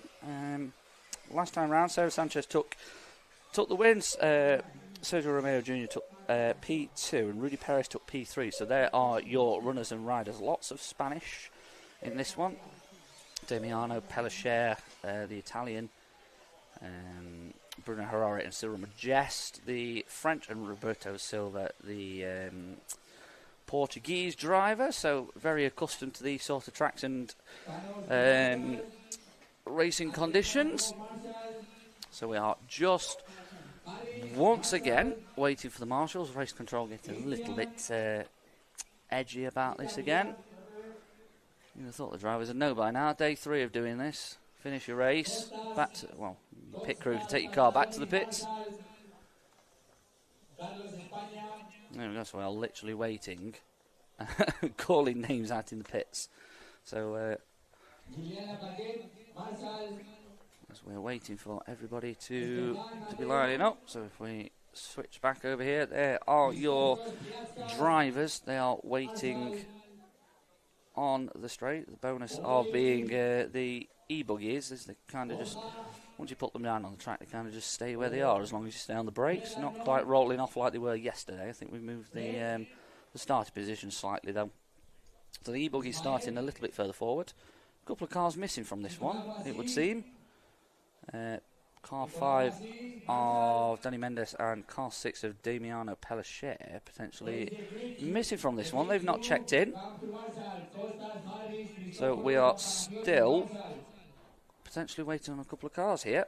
They've not checked in. Don't seem to be on the track, which will be quite interesting. Not sure how they're going to do that one. Talking about Mendoza, who won the first one. Danny Mendez, sorry, who won the first one. He didn't take part in this morning. So I don't think he's gone home. he's potentially gone home because he's not here again, it would seem. Well, I'm sure he hasn't gone home. I'm sure there's a good reason for... He'll be doing something else. Or, so we are just about all set, but I think we are still waiting for the marshals. Yes, that 10-minute gap meant they could try and concentrate on something else, and therefore they forgot what they're supposed to be doing, which is called marshalling. Race control are literally resorted to fetching them manually out of the pits. I've seen worse. So, a little bit of a break here as we wait to get off on this one.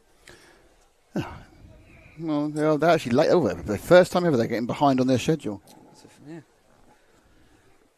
It's the damn marshals who've caused it. Well, thankfully they're e-buggies, so they're not going to be doing anything, are they? Not losing fuel. So, did you read about the results so far and who's got a chance to win anything? Yeah, so it's Sarah Sanchez who's in pole position, especially now Danny Mendez isn't turning up, because the only other person who can win is Sergio Romero Jr. Yeah, so took a 3 and a 2, so... She's got a 1 and a 2, so if he gets a 1, it'll be down to a countback of some sort, but I don't know what countback it'll be. No idea. We'll let them figure that one out. There we go then. There they go. And there's a distinct lack of noise, because it's e-buggy. A little bit of a false start from Sergio Romero Jr. Off he goes, but he is leading, which is the key point. I think actually Sarah Sanchez, I think it's now, oh no, they hit each other. I think the two competitive players actually hit each other at that point. Sanchez has been pinged off on the side. She's quite, she's next to us, I can see her, and she's not very happy about what's gone on there. So she is. And she's dropped a long way down because she's got pinged off at the side. So anyway, so it is Romero Jr. is leading, and this is what he needs to do to give himself a chance of the overall. So it's Sergio Romero Jr. Out in front at the moment. Jose Maria Garcia Halcon, Luis Perez. Just fell off the track entirely then. And Sarah Sanchez. She's not in fourth. No, she's a lot further down. So there's quite a lot of people stepping back. I was watching the rostrum, and a lot of people are stepping back in frustration. So things have gone wrong already. Less than a minute into this one, and we're... Sergio Romero. Is that our leader or not? Who are we with? Find out in a second. No, there's our leader a long way ahead. So this is second place, who is snaking down the straight. It's Damiano Pellicer. Obviously. The Italian. Who is flapping it down the track slightly.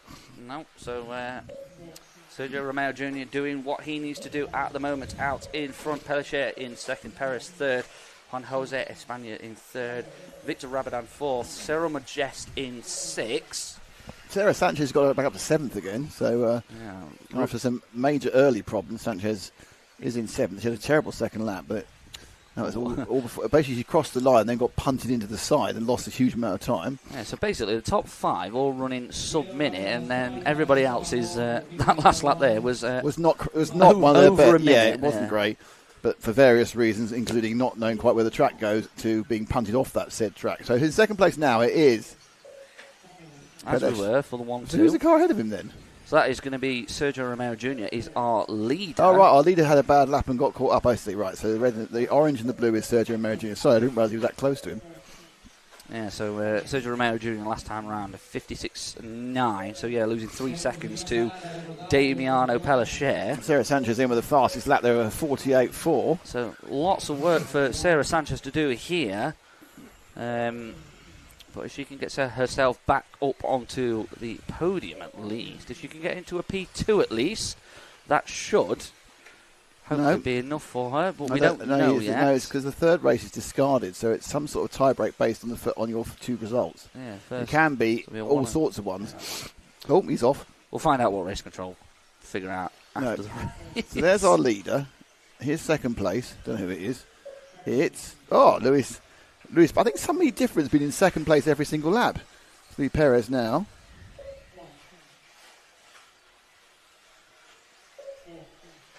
Sanchez has a slower lap, but does pick up the position of fifth.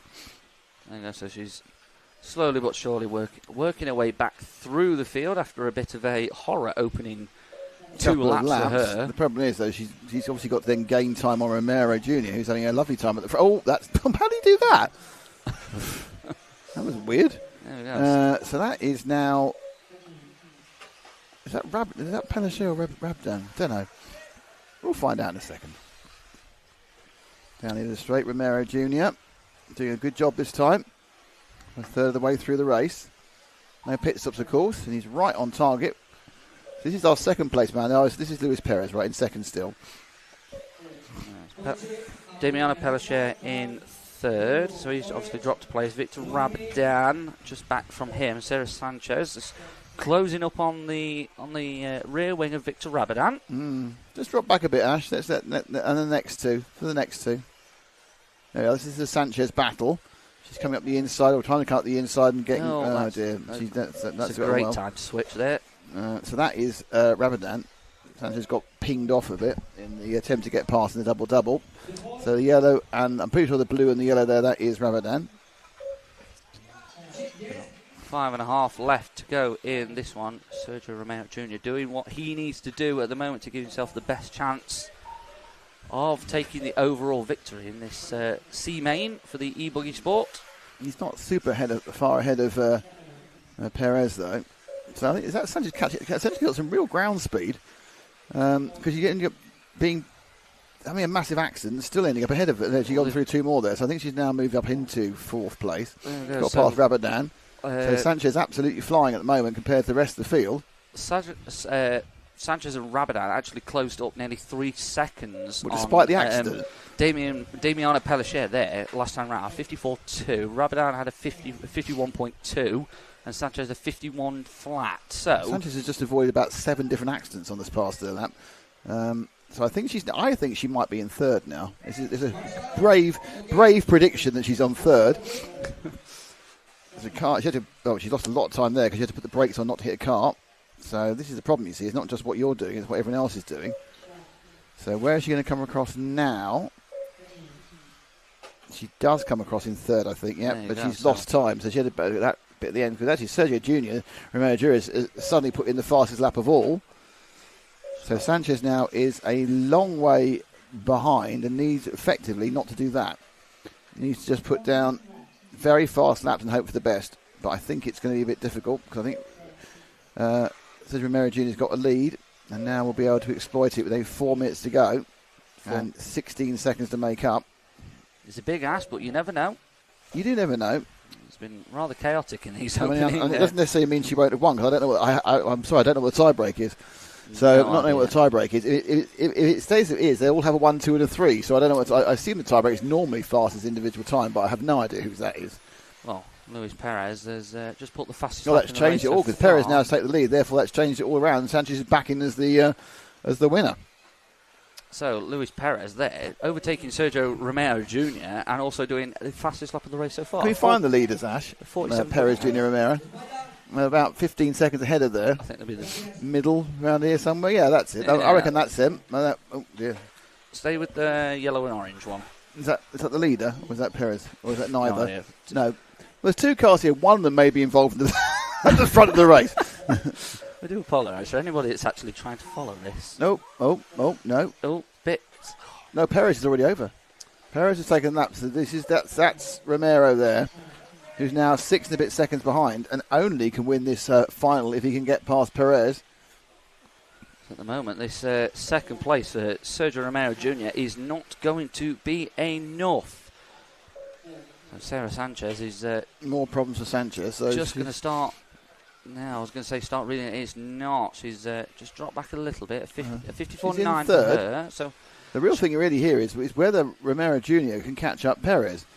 This is Luis Perez, who's done nothing. Rudy Perez has done all right, but Luis Perez hasn't done anything. So he's not really looking for a top result. But obviously it's this kind of thing. Suddenly he's just still falling in his lap, and he's feeling quite good about it. And there goes Romero Jr. making an unfortunate error. He's still going to probably finish second, but second's no good to him. He has to win. 2 minutes, less than 2 to go, and Sergio Romero Jr. crosses the line at 9 seconds back now. I think Sarah Sanchez has potentially also had a problem because she's a fair old way back here, but she is doing enough. Doesn't matter. Doesn't matter what she's doing. It's all about whether if Romero doesn't win this one, she's now. He will not become. He'll get a second, but he will not win overall the amazingly important electric sport C final. Yeah, a win is a win, as they say. That is true, and that is undeniable. There we go. So, just over a minute to go. So Sergio Romero Jr. upside down again. He's again, and if he can get it over and get it to the line, he's going to get through this one and potentially one more. He crosses the line, 58 seconds to go, so he might just, if he can keep it on all 4 wheels here, might get another lap. Another lap to hope, for goodness sake, that Luis Perez breaks down. Because that's what's going to make it happen. Basically, yes. So, into the final 40 seconds, we follow Perez through this middle section of the track, into the switchback, going into the first of the double, short double there, into the medium, and into the long double. It's a heavy landing, and he's over, and I think that is going to be that for Sergio Romero Jr. That marsh, isn't it? And I think that is going to be game over for him. That was a long time him. on the back for that, wasn't it? So Luis Perez has snuck through for a extra lap. I'm not over sure that Sanchez didn't get past that time as well. Quite potentially. I think Sanchez ahead of him there. We'll find out in a second. I think she's going to get second. And 5 that to go. is going to 4, 3, 2. 1. They're going to sneak through. It was Sanchez got it. Did they both get it? So they did. Oh, they're yes, battling. So this is a battle for second and third, but also a battle for nothing in particular because Perez is too far ahead. Unless Perez literally falls off the track. Could happen. Could. At the moment, Sanchez is second, and Romero Jr. is in third. But Sergio Romero Jr. has the unfortunate task of trying to get past both of them. Yes. If he is to do anything, which is only going to happen if Perez has a problem. It might be able to get past. Across the line. No, maybe. No, possibly. He hasn't. Not yet. Oh, this is exciting now. He's It's overdue. all a bit dramatic. He's overdue. There's a lot of He's shouting. overdue. This could. Is he? No, he's obviously not. Is he? Where is he? This is all happening in the last 2 corners. Perez has finished. There we go. Oh, his lead disappeared. Wow. No idea what happened in that final section there. No, it's a timing issue, didn't he? I think he finished 14 seconds before. He did. What's going Made on? it overexciting. Okay, so the result was Luis Perez from Sarah Sanchez from Sergio Romero Jr. Sarah Sanchez takes the C final of sport. There we are. That's the end of that one. The C final of sport has been won by Sarah Sanchez. Well done. And there's Frank to say hit join. There we go. So subscribe or else. This is what he's also saying, by the way. Subscribe or else. Click subscribe what's button. next? The C Pro is the next. And that is... that's already been won by Adrian Parenti. He's got 2 wins already. So that's less exciting. There's the next question. Is he actually going to run this one? No, I'm sure he is. I'm sure He's he got will. the look of a man who's going to run that one. It's all just extra track time at the end of the day. Absolutely. All right, then. So we are still waiting just as the crossover happens. I think a little bit of last minute wheel changing potential, eh? No one wants that. Nope. No one cares about that. Oh, that's not nice. There we go. So. Oh, it's the East of England derby. East Anglian derby. Ooh. For anybody that doesn't know English football, that is Ipswich versus Norwich. Yep, Ipswich versus Norwich. East Anglian derby. Wow. Right, so next up is going to be the Pro C final. There we go. As we got the podium photo taking place for that. Hello to MKJ RC, how are you? Hello to Mama Fassa, Metal RC. It's good to have you all with us. Shout out my friend Adrian Burton. Let's go, course. Well, Adrian Burton, is he here? I don't know, I haven't seen him. Adrian. Track is open. Only one lap. They've got to try and catch it. They've got to catch up the ton. They're a minute behind. Yes, they do. So, runners and riders in this one for the eBuggy Pro C Main number 3. Ivan Navarro, Billy Grinley, Adrian Pariente, Gabriel Astorino, Mirko Karatin, Tom Roban, Nacho Sanchez, Alex Voles, Marcel Kruger, Alex Borodin, and we'll forget about Hugo Tavanon because he's not been here all weekend. He's not here. So, Parenti's won this already. He's won both the first 2 heats. Ivan Navarro's been second in both of the first 2 heats. 1 third place for Alex Vals and 1 third place for Mirko Karatin. So, realistically, is Ivan going to take part? Is Adrian going to take part? Don't know. Be quite a statement not to take part in it, not to take part. But you can never tell, can you? There's your runners and riders. The lone Brit in this pack, Billy Grinley. 2 Frenchmen have turned up. Alex Borodin officially under the Russian flag. 1, 2, 3, 4 Spaniards. So it's a good mix of nationalities as they're doing their single lap. It's Michalowski. We do need more, though. I want to see some more randos pop up. Even you doing it would be quite amusing. No, thanks. Well, it would be. What? So if Frank's got the finger pointing, what should I do? You be applying sun cream. Yeah, with sun cream apply, that's right. Yeah. Well, I don't have to at the moment. The worst one for sun cream is Zach. Zach is an absolute sun cream addict. He gets through gallons of the stuff. And he's not that fair. He's dark-haired and everything. He's dark-haired, but he's quite pasty. Well, he's pasty because he's always covered in 50 factor. He doesn't get a chance to get any colour on him. If you've always got factor 50 on you, you're not going to get any colour on you. There we go. So that is that. So that is that. That is Ooh, that. I want my baby back. Okay, it's the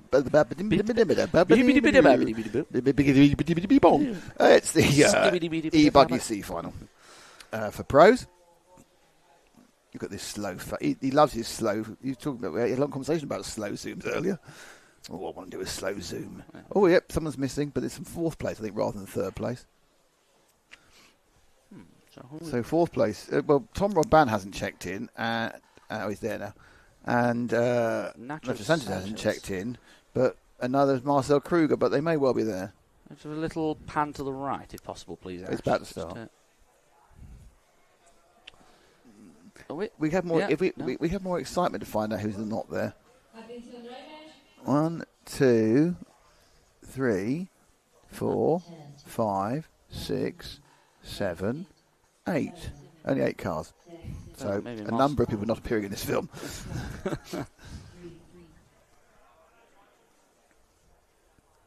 Let's go. And they're off, and it's a very clean start for Ivan Navarro. 2nd place is Billy Grinley with the green, white, and red. And he just kind of, oh dear, that's a weird thing. So Grinley, pinged out there. Gabriel Astorino gets second. Caratin gets third. Green fourth. Roban is fifth. And it's Sanchez And Kruger. and Kruger, yeah. So Tom Roban is actually up and running. He just didn't What? on The dance of the Seven Veils. You could these. Yep. Hope we bought him dinner first.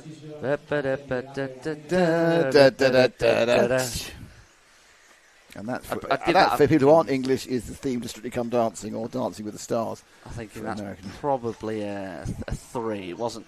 It was a tidy exit though. We both landed on all 4 wheels. Managed to drive away on their own power. Right.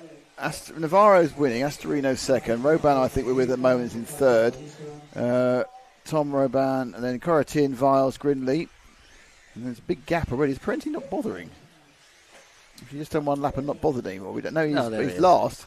He's won the first 2. He's won the first 2 legs. Now he's massively last. Well, he's just plodding around at the back. It doesn't really matter for him. Does Adrian? He's already got it all wrapped up, so I think it's just track time at this point. Wow. They put magnets in those cars.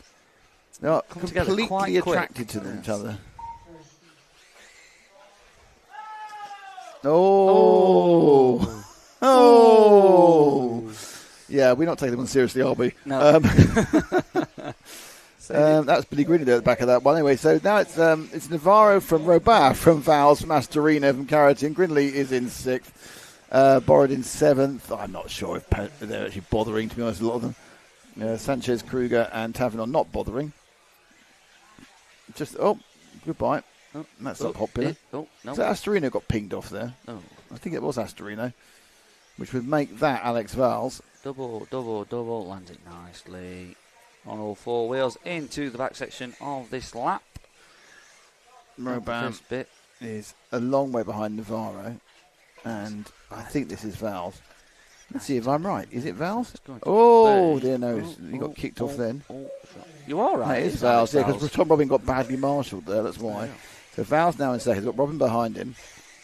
There's Tom. That was actually Alex Vals' fastest lap of the race so far, 43.1. Which is 3 seconds slower than the leader, or 2.5 seconds earlier. Yes. So Navarro's disappeared in the distance. Considering 15 seconds clear after 3 minutes is quite impressive.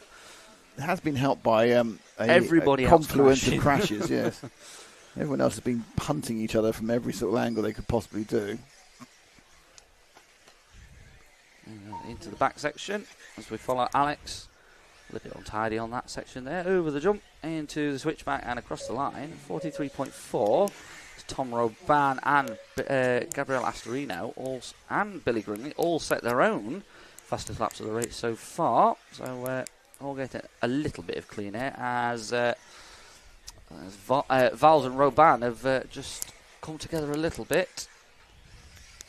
6.5 to go in this one. Is that Tom Roban? That one, yeah. Yes, so that's it.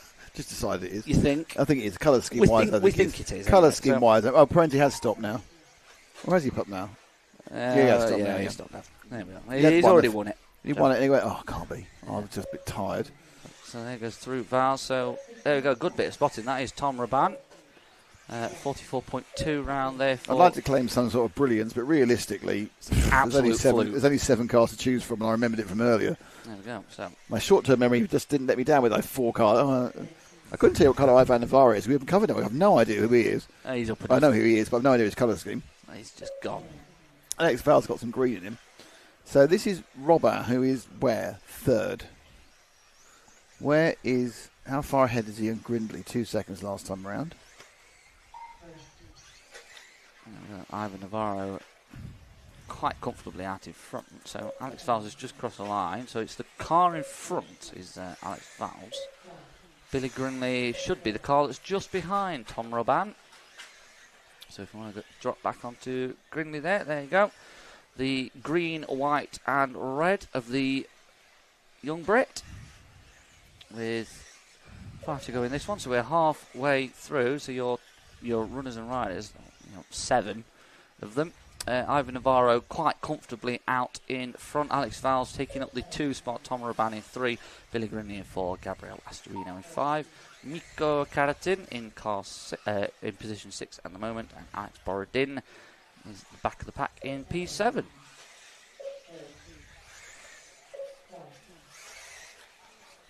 Well, we'll stick with Billy Grimley for a little bit. Might as well. Time. Astorino's 3 seconds behind him, and then Caratin's miles behind. Where is Astorino in the background? There he is. It's Gabriel Astorino.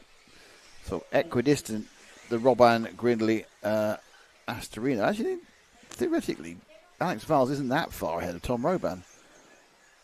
I mean, that's not a theory, it's a fact. It's not a theory, it's a fact, not that far ahead. There is Grindley getting overtaken by Gabriel Astorino. Stay with Astorino. Grindley kind of understeered off at the top of the circuit. That's less than 4 to go as we follow Gabriel Astorino round. That's his fastest lap of the race so far, a 40.9. A little bit of a horror lap for Billy Grinley, 48.5. So he's just lost his P4 position. So we'll follow Gabriel round. 3.5 to go. It's all a bit leisurely now, isn't it? There's quite a lot of leisureliness. I think someone else just walked. Someone else just walked off the roster. I'm not sure who that is. It's Borodin, I think. Quite possibly. Oh no, it's not. It's I believe that is going to be Mirko Karatin. Karatin has walked off. So now we've got 6 runners, but 2 of them are quite close together, which is good news. I think Karatin is actually that car. Astorino chasing down Tom Roban. So Roban in the orange and blue, under pressure from Astorino. Gabriel gets past, so Gab moves up to 3rd place. And he now has to make up about 5 seconds. He's going to get anywhere near Alex Valls. Looking quite confident, Astorino. There he goes, following through onto the back section of the track. Carrying quite a lot of pace through there now. They've all got a little bit of clean air in front of them and they're not tripping up over each other.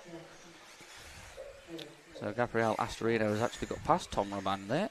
41.2 there for Astorino. Tom Roban dropping to P4, 42.4.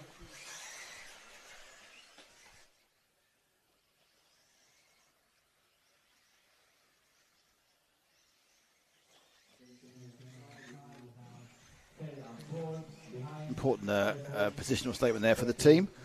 In fact, I'll invite you just do it now. Yeah. And so last couple of minutes of the Buggy Pro Group C. Still Navarro leading. Val's second. I think it's Val's. Is that Val's in the camera? There's Astorino. Astorino and Robin again, isn't it? But I thought they got past Val's in that lap. We were having a quick chat about lunch, actually. You need to ask Ash. Oh, God.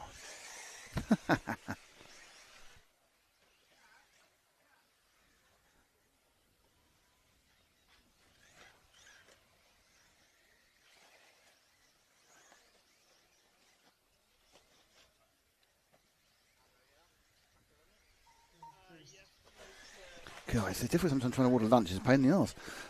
Anyway, so last bit of this race to go. Ivan Navarro, Gabriel Astorino, Tom Roban, Alex Valls.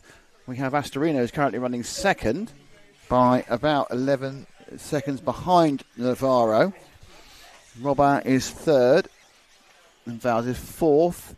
Can we find our leader? He's 11 seconds up the road. I think he's the guy just he's in the middle of the circuit, I think. If you need to go quite a bit further forward, I think he's now probably going up down the straight. I think this is our leader. Pretty sure that is the Ivan Navarro. He's got a lap and a half. He deserves to get a little bit of coverage on the screen because he has absolutely dominated this one. He'll give him second overall, actually, in the final. Obviously, it's been won already by Adrian Parente.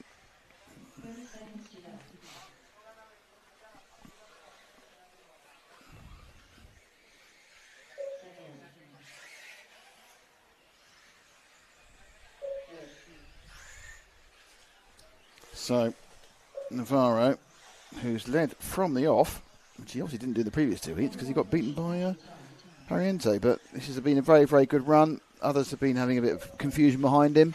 Gabriel Astorino's gone well. He's come through to make a very solid claim for second place. He's pulling away from Tom Roban, who's going to come third, it looks like.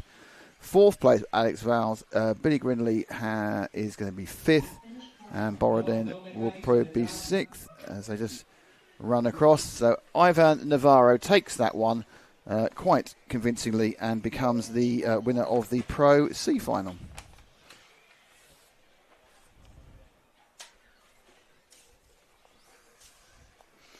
So we go back to Eco Sport next for the B Eco Sport.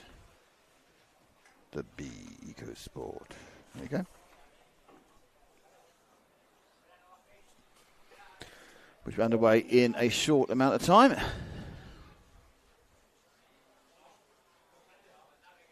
Steve Ware, who determines what class you win, Sport, Inter or Pro? I think that the organisers decide about the Pro, and the Sport Inter, you kind of self-define your ability of whether you're a Sport or an Info, whatever it is. So I think, Steve, yeah, I think some people have said they're Sports when they should probably be in Inter, and some people said they're Inter when they should have been Sports, but it's always a way they kind of crossover at the end of their capabilities. But on the whole, there's no real ones looking completely wrong, but it is entirely down to what you think yourself you are. Okay, over 35s up next.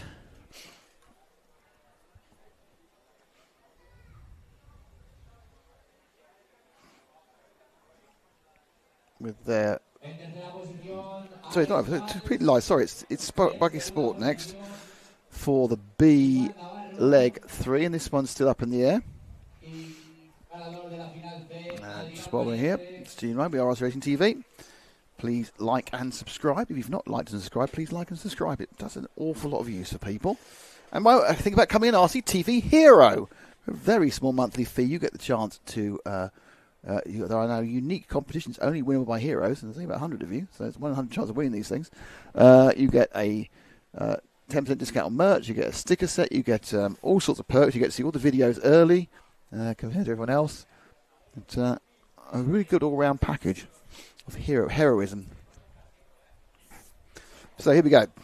The Buggy Sport B is Abel Thomas, William Delesderier, Eric Mazur, Apostolotus Caranathis, Miguel Domen, Hal Paulo, Sergio Romero Moreno, Pep Bernat, Ismael. So it is Ismael Perez, Javi Perez, Pablo Diaz Martin, Sebastian Freudfront, Jorge Honandia, Nicolas Nadalon, Alejandro Correa, and Juan Jose Levado. Now, the way it runs at the moment is that we have one win to Guillaume de las Derrières and one win to Apostolos Karanakis. But however, neither of those have backed it up, so we have a second place for Hal Paulo and a second place for Abel Martinez Thomas. So anybody, and a third for Abel Martinez Thomas. So at the moment, it's really quite up in the air. Abel Martinez Thomas, Guillaume de las Derrières can win. Eric Mazur could win. Apostolos Karanakis can win. Hal Paulo can win. Jorge Honandia can win. It all depends on the combinations of everyone else's results. So it is absolutely up in the air, out in the open. Could be anybody. Who the heck knows who's going to win this? Could be anyone. It's very exciting about how many different people could possibly win this race.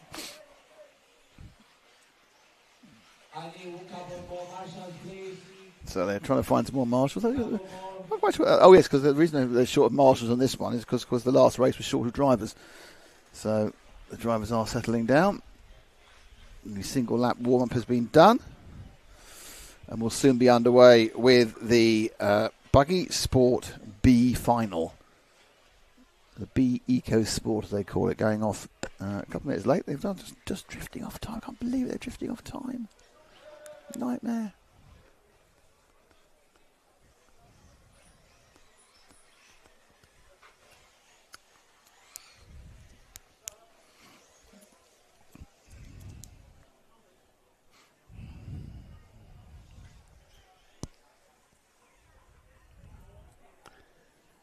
Okay, they're going to they're bringing them out to the pits now.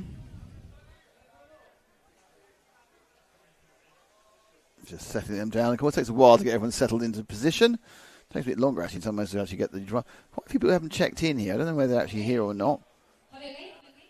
Let's see. Here they go. I think they just... Oh, might go faster zoom than this, Ash. 5. Will he get where he wants to be? Oh, I think we tighten this, don't you? Here we go. Oh, bit of a jump start by the 4. That would have been Apostolos Kananakis. Doesn't seem to have been too concerned by it and trying to get it. Oh, first two of each other. That's going to be good for Kananakis. He's hit somebody. He's now facing the wrong way. So who is going to be in the lead? It's Eric Mazur from Deleuze Derriere. And behind him is Ismail Perez as well. So it was all kind of down the hill towards the start-finish line. It all kind of got a bit confused. Eric Mazur currently doesn't have any top 5s in this one.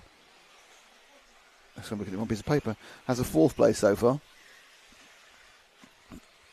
And away they go and up over the triple doubles. And that's Mazur facing the wrong way. So he's no longer in the lead. He's back in the lead. He's not in the lead. He's back in the lead again. It's always good to know that people are always constantly bouncing away like that.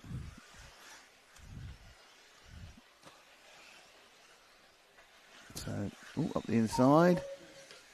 And they are running across the line. So Deleuze Derriere took the lead in that one. Mazur second, Ismail Perez third. And there's the 3 of them as they go around the inner sweep over that little hop. And they're going to come to the double-double. They turn back on themselves. And then it's a right-hander now. Before they put the power down. Nice flat bit of the section of the track. Up and down and through the switchback. And then you have to line yourself up for the 3 to do, not like that. 3 doubles. Short, medium, long. Oh, and that's gone short, medium, long, fall over. So that's changing. That's changed the guard considerably. I'm quite even sure who that white car was who pinged through there. And it looks like Deleuze Derriere, and of course there's a good chance of actually winning this entire thing because he has got a win in a heat already. He's gone across him first. So who's second in the white car? This is exciting, isn't it? That's Ismail Perez in the white car from 9th on the grid. Then you've got Karanakis in 3rd with the pink and the blue. And behind him is Eric Mazur in 4th place. So pink and blue Karanakis. He can also win because he's won a heat. So he needs to get busy and get past Ismail Perez. And then he might be able to set his sights on Deleuze Derriere for the overall win here in this B main. Oh, no, he's ruined that one. Both ruined it. So there's a lot of cars not on the track in the right order. There's a lot of kind of simultaneous crashing. That is the now where... That's Karanakis. Now, I'm not quite sure where he is in the scheme of things. He was, obviously, in 3rd. Now, there's an orange car who we haven't seen so far behind him, and now not right with him. Deleuze Derriere from Ismail Perez. It's João Paulo in that orange machine. Paulo, it's funny, an unconventional move into 3rd place, which he's got. So, Deleuze Derriere has a 2.5 second lead over Perez, and we come back to this battle for 3rd place, which is now being led by João Paulo. And then Karanakis has a bit of an accident with somebody else. And 3 minutes and 10 seconds have gone so far.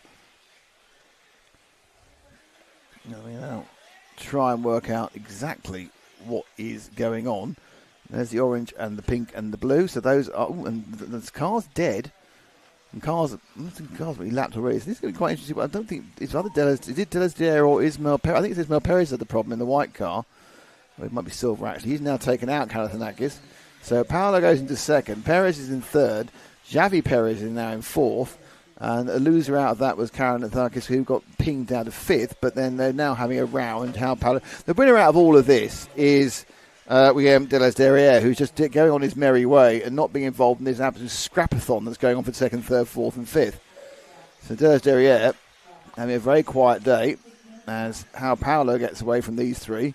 Oh, then back through comes Karanakis off the track again. It's certainly some elements of randomness in some of the driving at this one. But you can see behind Ismail Perez as Karanakis tries to get through. He's disappeared again. So that's rewriting the design of the track there, isn't he? But you fall into that ditch, and it's very hard to get out of it again. So running around the inside there is probably one of the best ways to try to get out of it once you're in there. Very steep sides. There is half the race not quite gone, and De La Zillier is running with a 8-second lead over Hal Paolo, who's the orange car, just pinging out of shot. Then we have Javi Perez, and we did. He has to now work out. There he goes. Kananakis goes back in again. So Kananakis is back into third, I think. Don't quote me on that. I think he's back into third. We'll find out when he crosses the line. Oh, no. Just a bit of grip roll there as he went round. So it's Paolo, it's Javi Perez, and he's now is in third, but he's so far behind De La Zillier that there's nobody's going to catch him now, even if he gets a bit clearer and a chance to concentrate. Because he's got to make that up to, because this will give De La Zillier the B final overall.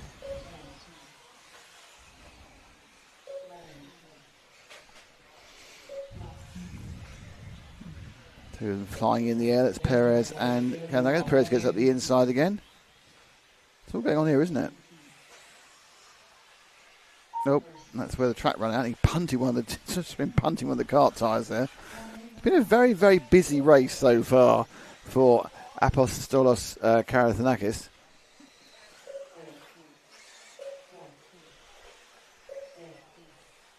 It's Perez. 3 and a bit minutes to go. Not always easy to see where people are and what they're doing. It's spread out. They now do have sort of some people being lapped. But De La Zillier doing a great job so far. And losing a couple of cars, as you do often. Bottom positions. Eric Mazur, who was at the front at one point, is now down to 13th. It's not been a good while for Eric. But Ismael Perez in third. Doing a good little job there.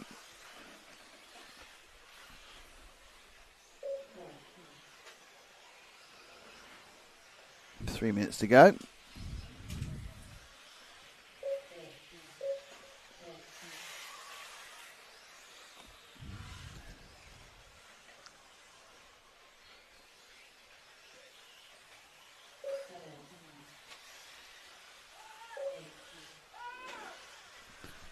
Shouting and running around.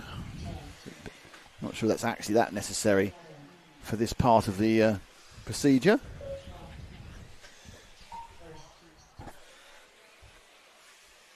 They come round Valhalla. And over the line they go.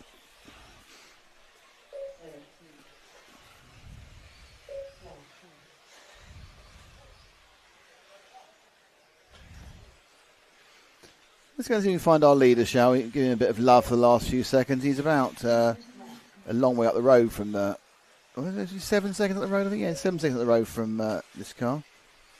That might be him. Might not be. Oh, this is a very confident zoom in there by young Ash. This is De La Zillier. Let's find out if it is. Is he the man? Has he found De La Zillier? Has he just done it without even trying? And the answer is yes. So De La Zillier, just trying to deal with some back markerage.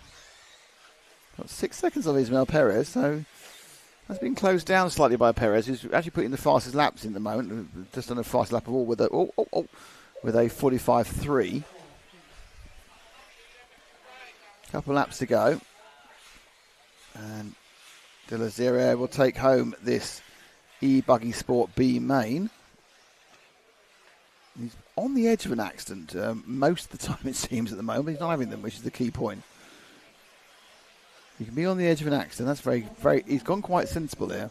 Now, I'm not sure if that's necessarily the best way of doing things. With quite a few laps to go, someone unlaps themselves. Who was that? That's Freud Front. It goes past him. Lead down to 4.3 seconds. Oh, lead down to 4.3 seconds. 1 or 2 will get it for him, actually. So second place is good enough to take the championship, take the final anyway.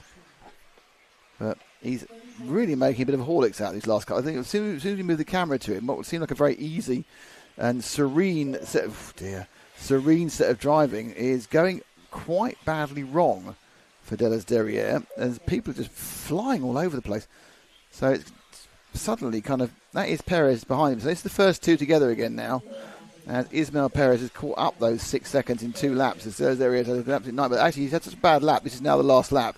So he just has to get the thing across the line, and Delas Derriere will pick up the win. Come on, it done it. There we go. That's the win for Delas Derriere. Second place is Perez, but Delas Derriere takes the overall win in the B group of the buggies. Guillem, Ismael, João Paulo, don't go. Guillem, Ismael, João Paulo.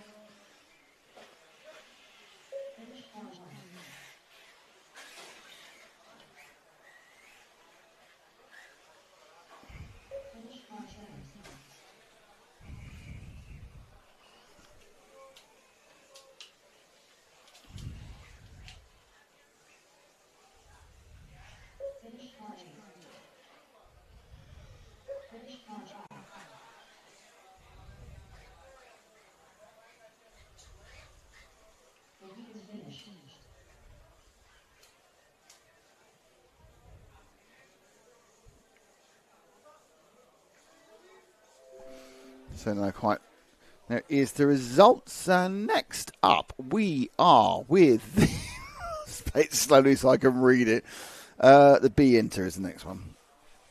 Round 3 of B Inter.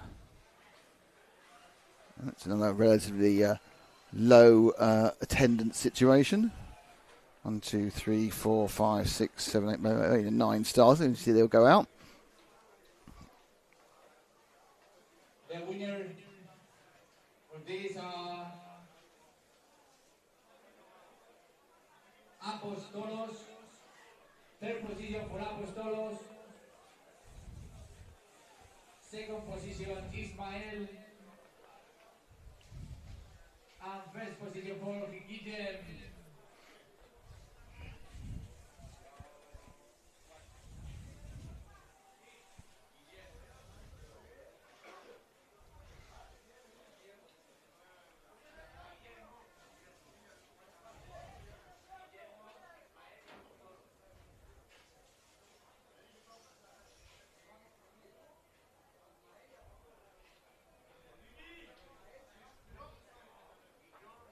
Attention driver, the track is open, only one lap. Okay, getting ready for the next one.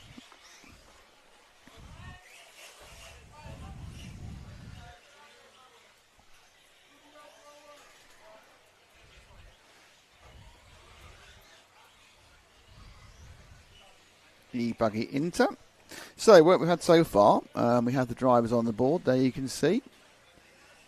And that is Alex Borodin, Yelza Flew, Christian Villar, Borja Rodriguez, Manuel Jesus Vela, James Clark, Fred Anon, and Laurent Lemillion, and Miguel Izardo isn't taking part. So far we've had a win for Christian Villar and a win for Borja Rodriguez. Borja can back it up with a third. Christian's got nothing in the other one.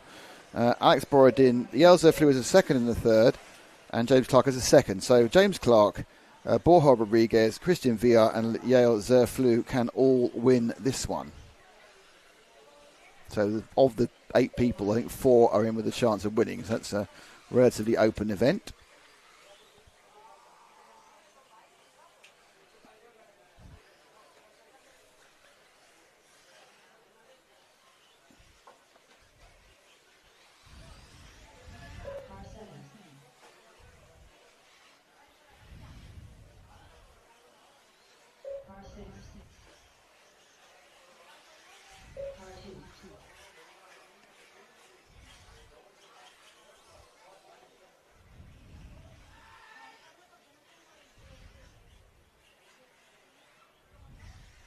Marshall, Guillaume, Ismael, Apostolos, no, Apostolos no, João Paulo, João.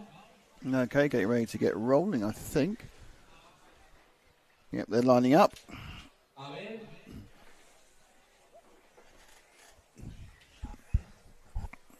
Abel Martínez, no te veo. Here we go. Eric.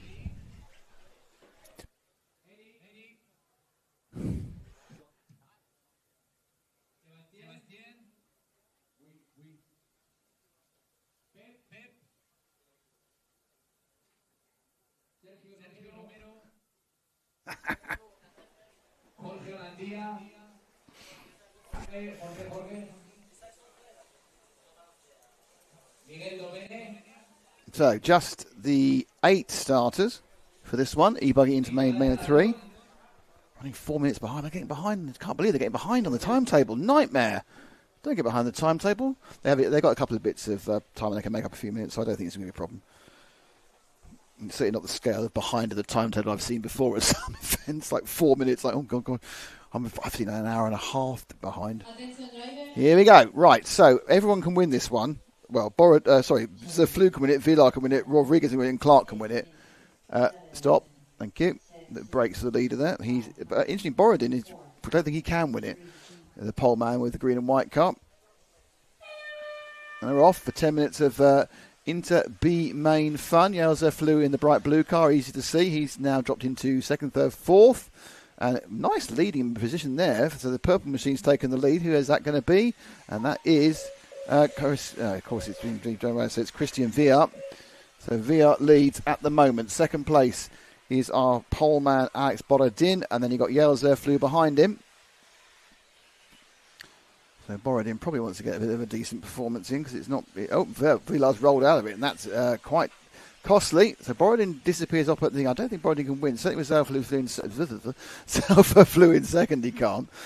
So there is Zerflu from Switzerland.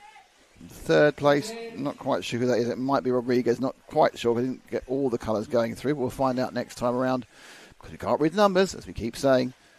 Who will be in third place? Let's see.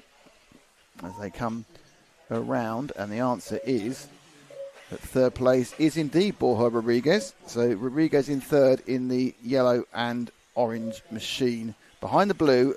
So Christian Villa has dropped right back, hasn't he? Where is Villa? Villa's dropped down to nothing. Is Villa out? Oh, it's a very innocuous laxity to take Villa out, and that will take Villa out of contention for winning the race overall. So that's very bad luck for Christian. So that's not a great day for the Spaniard. Rodriguez now looking a little bit more like a potential favourite as he has a win. So a win in the third, which makes it James Clark would need to win and Yelzer Flew would need to win. Borodin winning wouldn't do anything. Would hand it to... so Borodin's going to cross with a big lead of nearly 5.5 seconds. Rodriguez second, so Flew third. It's now car number 7, Fred Arnon, has picked up fourth place. James Clark has been dropped off this battle. So second, third and fourth are everywhere, including... So Arnon, we don't see much of Arnon. It's causing a bit of trouble there. It's causing a lot of trouble there, isn't he, Arnon? With the white and the orange car. He's taken Zerflu out for a ride, and very sportingly he's waiting, so that's fine.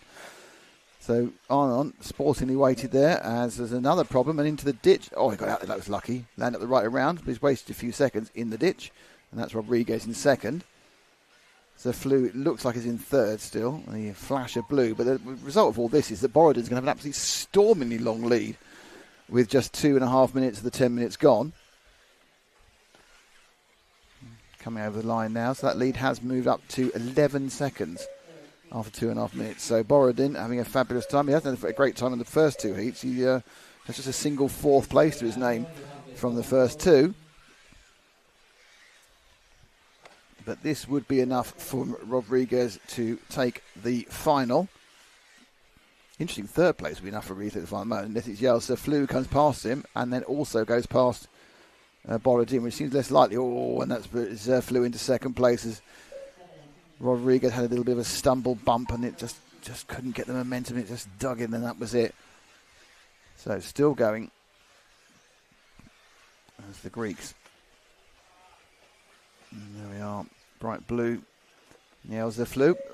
He's been a blue one-can man for all the years we've come. I think Yale's been doing this for, I'm pretty sure, right back when we started covering European Championships in 2011, 2012.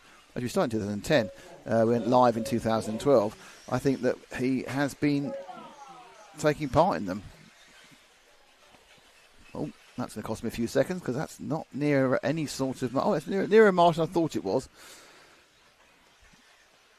So Borodin now, 13 ahead, 4 minutes down. So who's behind? Where's drop back to the next two cars? I think they're actually having a battle. Might be wrong. And that is Fred Arnon at the back, and just ahead of him, it's Rodriguez. So Rodriguez and Arnon there coming down, trying to... oh, the car upside down. I'm not sure it's only important. Vida's back out there again. Christian Vida's back out again. Borodin now leads by 18 seconds. This is the battle that's tightening up for third place. It's James Clark, actually, who is just taken third in the white-wheeled and purple and white car. So this is James Clark ahead of Rodriguez, and now going to try and chase down Zeflu. Wasn't a huge distance ahead of him at the end of the last lap. There he is. You see him streaking away in a battle for second place in this heat. Clark has a second already, so another second might get him onto the podium. We spread the top scores around so thinly, I'm not sure in a second will actually necessarily get on the podium.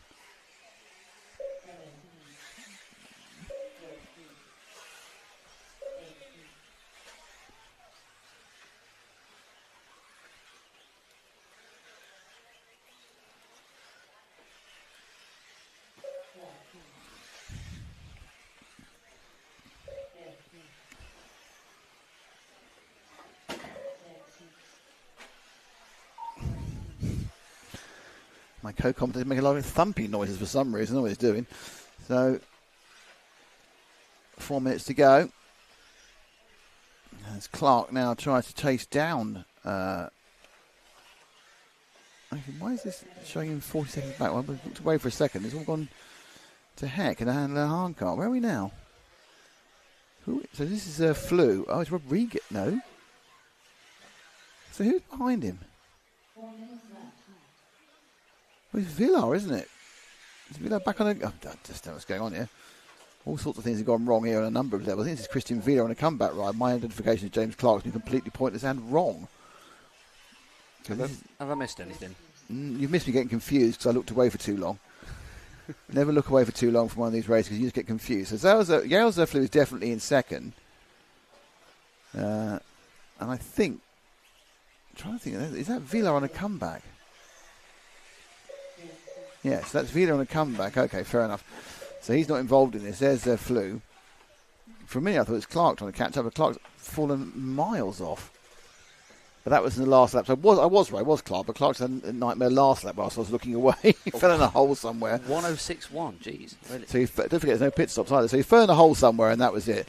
Anyway, so Borodin is dominating this one, and he's about to finish. We'll go and look at our leader at some point in the near future because he's not racing anybody either. There's nobody within 7 seconds of each other at the moment. Oh, that was a very kind of casual flick on the old Marshall there, wasn't it? Oh, flick you over, and there you go.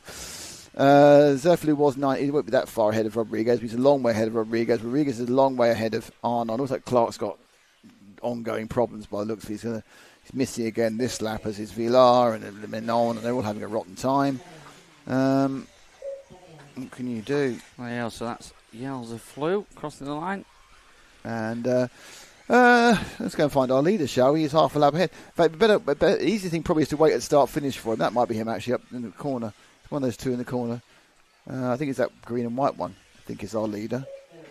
No. This one is. That this one. one is. Yeah, green and white one. That's green and white. It was the other green and white one that was confusing. No, I knew which green and white one I meant. Ash didn't. He did because he waited for the right car. Because we are telepathically connected by our relationship in some way. Just in case anyone thinks we've got a weird relationship, he's my stepson. It's fine. There's nothing weird going on. There we go. Less than 2 to go. This is our leader, Alex Borodin. Yes, he's basically been out in the front the whole way. Borodin isn't going to win this, though. I think he might get second. Whether he'll have a first and a fourth. Yael Zerflu is going to have 2 seconds, which is actually better than first and a fourth, so that means he'll be ahead of him. Rod Rodriguez is going to have a first and a third, which is better even so. So it's going to be Rodriguez who's going to win this if it stays as it is. In fact, there's no way that Borodin can beat Rodriguez, so he will stay behind him. There is a possibility that Zerflu could make a mistake and therefore he would drop behind. If he drops into third place, he will then give Borodin second overall in this, but it's minor placings in the intermediate B main. What can I say? They're fighting hard for them. There you go. Less than a minute to go in this one. Still following the leader, Alex Borodin, in that green and white chassis. Oh, Chassé. So it's the B Pro next. I just want to make sure I have got. Yes, I have the information we need for the B Pro. But you'll be hearing mostly from Cam and the B Pro for various reasons. No, we lost camera 2, everyone. By the way. Oh, that's fine. We knew we'd do that. So counting down. Alex Borodin just punting someone round as they got in his way. How dare you get in my way? How dare you? You get in my way. You pay. Okay, so the last lap for Alex Borodin to take it over the line. He will take it over the line to finish in 3rd place overall. 1st place in this race, 3rd place overall. As long as Yael Zerflu comes in, and he will do. So Zerflu will come in 2nd to take 2nd, and Borja Rodriguez will take 1st, and that was the race. There we go. Alex Borodin taking that one. And Borja Rodriguez crosses the line. Fred Arnon takes 4th in that one. Christian Villar, who could have potentially won this overall, didn't. Finishes down in 5th, so maybe not best pleased. He did take the fastest lap overall in the entire race, a 42.6. Can you read my writing on that? Who could win the next one? So it's Oscar Navarro's got a 1st and a 3rd. Renes Foy's got a 1st and not in the top 4. So 2nd, so he can win. He can win. He can win. He can win. He can't win. He can't win. So he can win. There we go. So, as we head, so there's your results for your B main buggy Inter. Wait for the marshals to get off the track, then the current marshals going round. The main Nitro star, however, is going off at 5:30. It goes at 5:30 local time, which is currently, because it's 2 o'clock, so it's 3.5 hours. 5:30 local time, 3.5 hours time. Yeah. Local time is CET. Oh yeah, and then Matt also in the comments saying thanks for bringing this amazing content with all the info. I agree with the info. Amazing content. We brought info. We didn't. Sorry, we completely missed our mission. Then I think the info is relatively accurate. The amazing content, no. Well, you know, what can I say? I can do a bit of amazing content. There we go. So, E-Buggy Pro B main number 3. These are your runners and riders in this one. So heading off out in pole is going to be Eric Besseril, Andreas Marr in 2, Oscar Navarro in 3, Andrea Trevisan in 4, Alex Lim in 5, Hugo Ibanez in 6, Oscar Baldo in 7, Aaron Ronick in 8, Andrea Bento in 9, Renner Savoy in 10, Lewis Jones in 11. So, as the drivers head round, there we go. So, just let them have a quick warm up.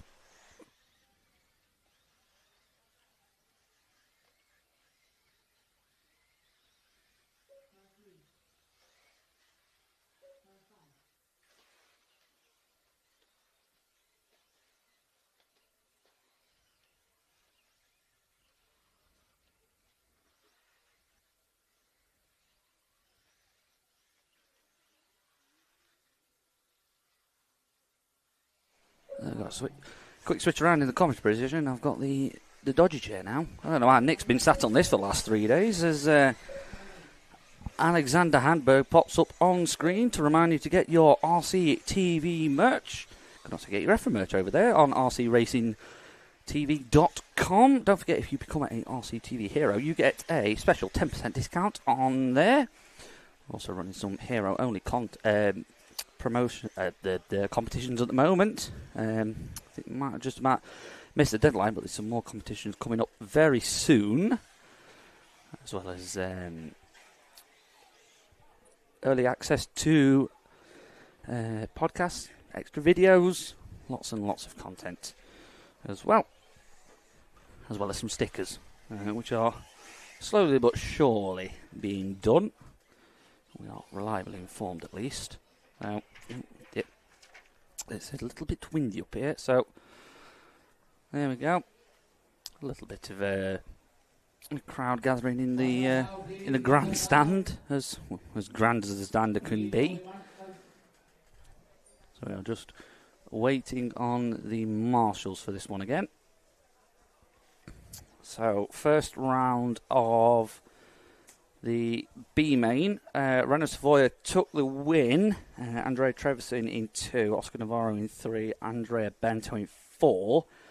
In B main number 2, Oscar Navarro took the win. Hugo Ibanez took the second position. Eric Besseril in 3, Alex Lim in 4.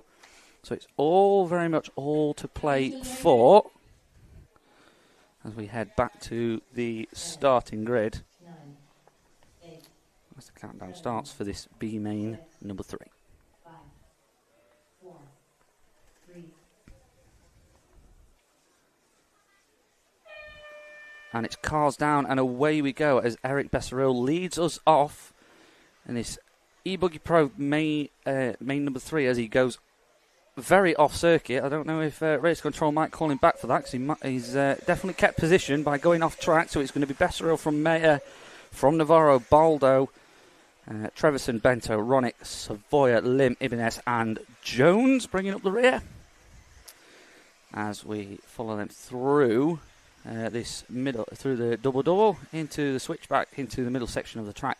So there's the first, there's the second, and there's the third of the doubles in that section. Over the next double, and just getting a little bit tangled up there is Besseril, and I think that was Navarro.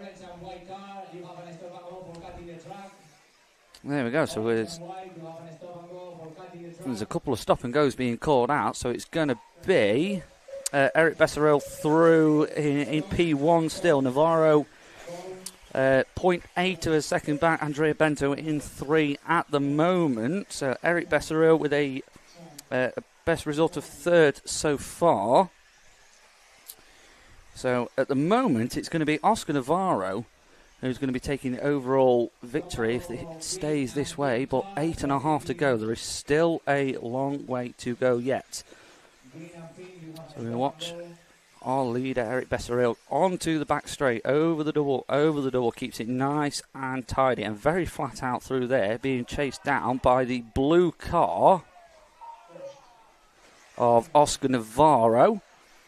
So at the moment, Navarro is doing exactly what he needs to do to take this B main number 3, well, overall B main victory in the eBuggy Pro section. As we follow them through the double, we can just stick with these for now until something else happens at least. So into the first of the doubles, in the medium double and the long double, and Navarro's not wanting to risk this at the moment. Nothing too crazy from Oscar Navarro in P2 at the moment. He's doing exactly what he needs to do.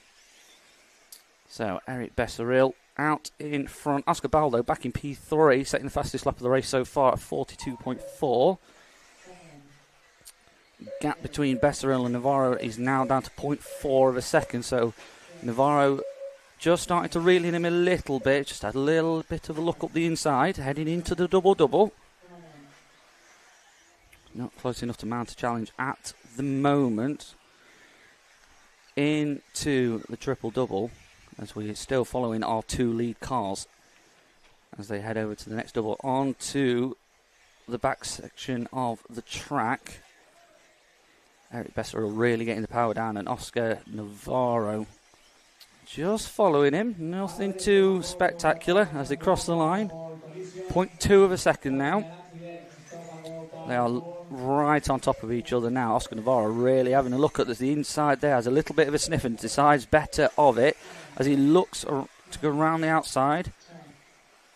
He's just going to hang on to the rear wing here of Besseril. He's Oscar Navarro as we hit 6.5 to go into the middle section here.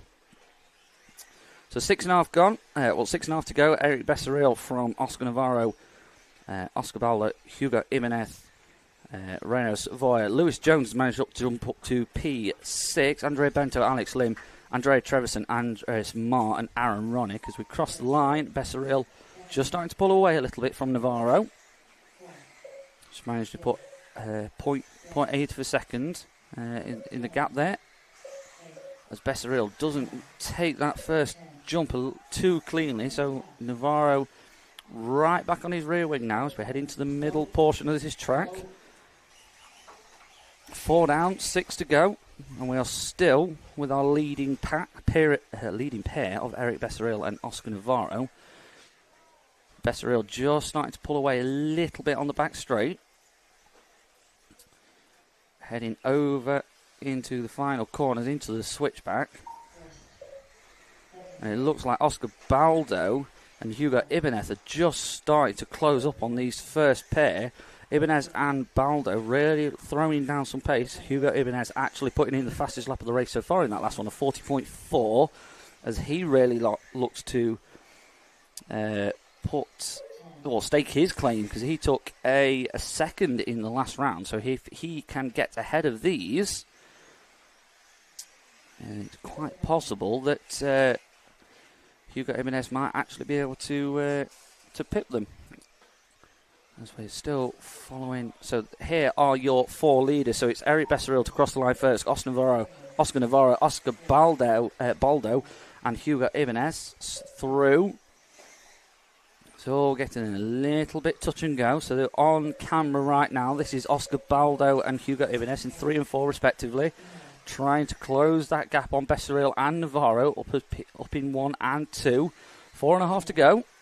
Still a long way to go yet, but these are your 4 leaders at the moment. Eric Besseril taking a 3rd, his best results so far. Oscar Navarro taking a 3 and a 1. Hugo Ibanez taking a 2. And it all just gets a little bit messy. And it's Eric Besseril who's gone through. And it's all got a little bit messy. I think Oscar Navarro has fallen off the track somewhere. So it's now Besseril from Baldo, and Lewis Jones out from P11 on the grid. He's now running P3. Hugo Ibanez is down in 4. So Lewis Jones can't win this overall. Oscar Baldo also can't win this overall. Eric Besseril, as it stands, looks like he's going to be taking this overall. All he's got to do is navigate these last 3.5 minutes. It's all a little bit carnage, a little bit of whippage going in front of the rostrum, just trying to keep the car under control through the air. Through this first section of the tracks, quite difficult section into the double-double. Makes it look rather easy in the e-buggy, into the switchback, into the middle section, and over the first of the doubles, into the second, into the third. Less than 3 to go. So it's Besseril from Lewis Jones now running in P2. So it's Besseril from Jones, Ibanez, Renault Savoia, Alex Lim, Aaron Ronick, Andreas Marr, Andreas Trevisan. And it looks like we have lost Oscar Baldo, Andrea Bento, and Oscar Navarro have all stopped counting for now. So we are 2.5 to go. We are still on your leader, Eric Besseril. We think at the moment is doing enough. Hugo Ibanez is running in 3rd. He took a 2nd last time round, so I think it's going to be Besseril as it stands. So 2 to go as we follow our lead car, the green and yellow, with the black rear wing of Eric Besseril following round still. 2 to go. As Hugo Ibanez has now jumped up into 2nd. Now this makes it a little bit more interesting because Eric Besseril took a 3rd in the last round and is currently running 1st overall. Hugo Ibanez at the moment has got 2 and a 2. So I'm not 100% sure who's going to take this one now. Besseril got a 3 and currently running a 1, and Ibanez has took a 2 and he's currently running in 2. There we go. So it's going to be Eric Besseril that's going to take that. 3 and 1 beats 2 and 2. There we go. So Besseril under a little bit of pressure from Ibanez is just starting to claw him back a bit. It was 3-second gap. It's now 2.1 with 1 minute and 10 to go. So Eric Besseril just needs to keep it nice and tidy through this one. So there's less than a minute to go, so he's going to get another 2 laps in here as he just keeps it nice and steady over the double into the back section with 45 to go. So he's going to get this and so this is going to be this and one more. So it's going to be a race to the line between Besseril and Ibanez. 33 to go. Into the last 30 now. Besseril is still out in front. That gap now is down to 1.7. Hugo Ibanez really starting to close in now as Besseril makes a mistake on the double into the middle section. As we into the triple double, it's going to be a race to the line between these two. And if Ibanez can actually get past him, he's just rolled. It's on 2 wheels, but he keeps it going. Besseril just pulling away, and Ibanez is really starting to come back now. It's huge. Hugo Ibanez has absolutely thrown it on the last of the doubles, and it's going to be Eric Besseril coming through to take the victory in that one and the overall. So Eric Besseril takes the victory in this one. Hugo Ibanez in second, trying to speak and read at the same time. It's very difficult. So it's going to be Besseril, Ibanez. Alex Lim managed to get back up to P3. Lewis Jones comes from 11th on the grid to finish P4. And Renner Savoya from P10 rounds up your top 5. So they are your results from eBuggy Pro Main number 3.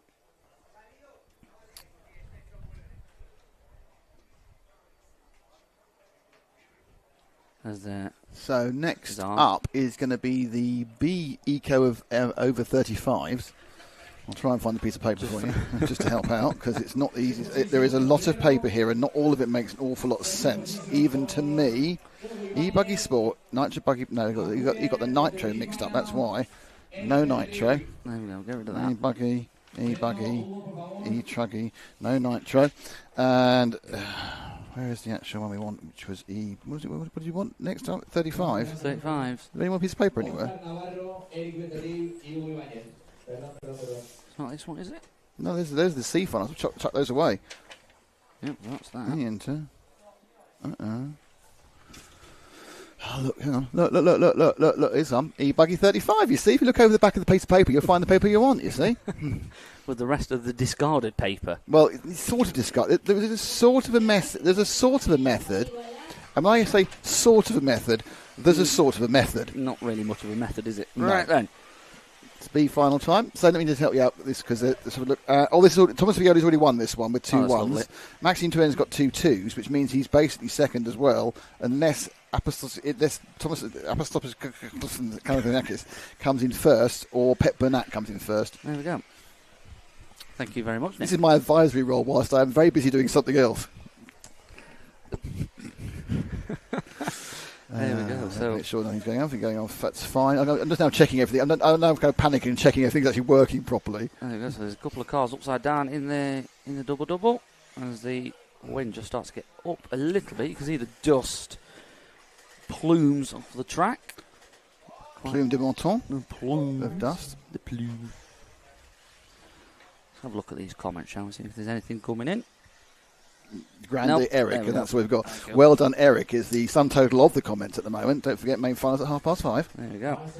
So, here's your runners and riders in this one. Thomas Violi's already got this one wrapped up. Maxime Turbena, Didier Abusson, Apostopoulos Carathanassis, Bruno Harari, Miguel Domine, Guillaume Delis Derriere, Pep Bernat, Jorge Hondia, Victor Rabadan, Manuel Jesus Avea, Danny Mendes. Not 100% sure Danny Mendes is actually still here.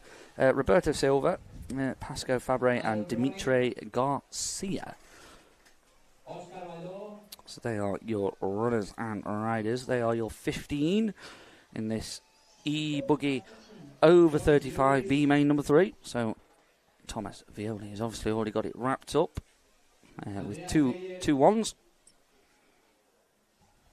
So as we are just waiting for the marshals.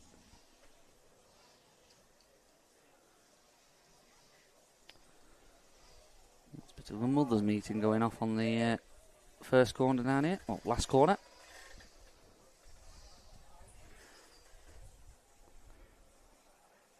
So, once again, we are just waiting for everybody to be in position and all the marshals.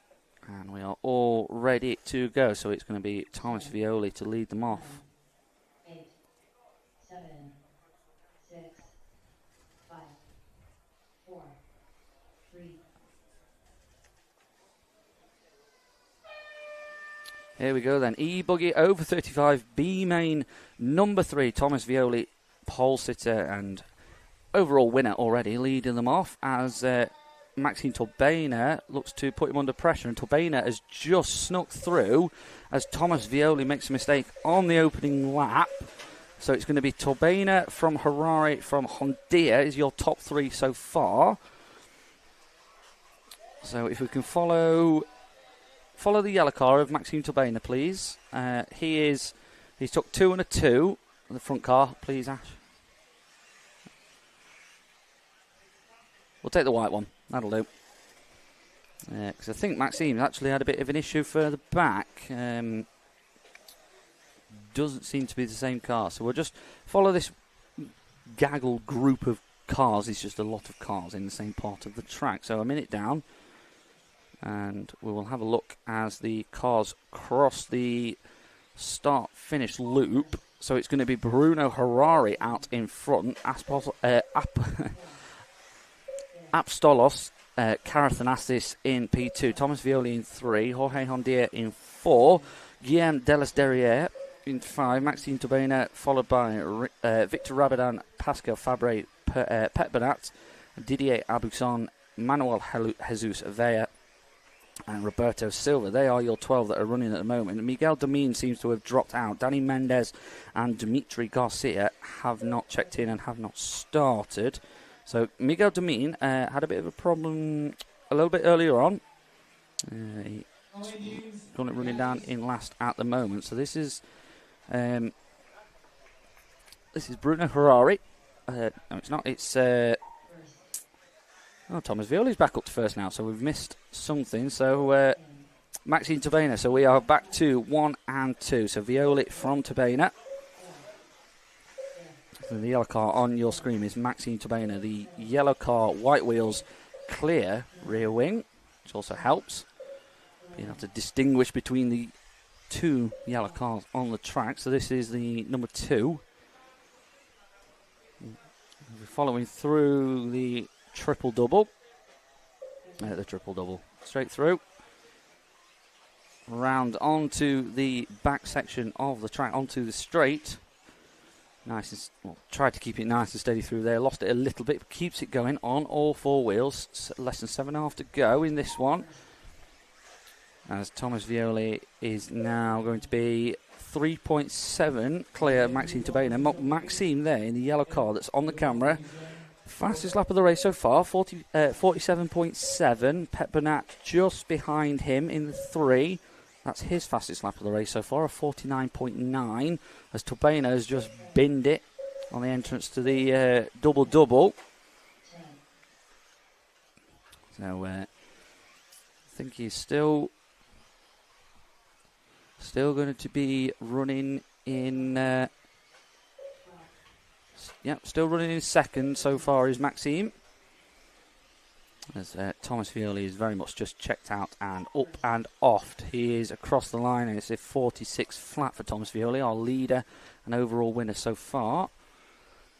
Follow Maxime round, and it's going to be across there 53.3, so the gap is now 11 seconds. If you want to drop back to the next car, which is going to be Pet Bernat. There we go, so the red with the white rear wing. Pep just there, fastest lap of his race so far, 47.8, with just under 6 minutes to go now as we follow Pep through the middle section of the lap. Pulls out of that one, just keeping it nice and steady through there onto the back section as bits of paper go flying everywhere. It's awfully windy here in Madrid this afternoon. As we follow Pep round. Oh, he's just managed to roll it, and he's Guillaume Delis Derriere close enough to... There he is. There is the Frenchman. So he's really on his rear wing. Oh, had to pull out of that one. Tries to get up the inside. He manages just about to do it. So through goes Guillaume Delis Derriere on Pep Bernat. So it's now Violi from Tabena, from Delis Derriere and Bernat. Pep Bernat seems to be having a little bit of a mare this one, a little bit of a coming together. A few corners ago with Delis Derriere through this middle section again.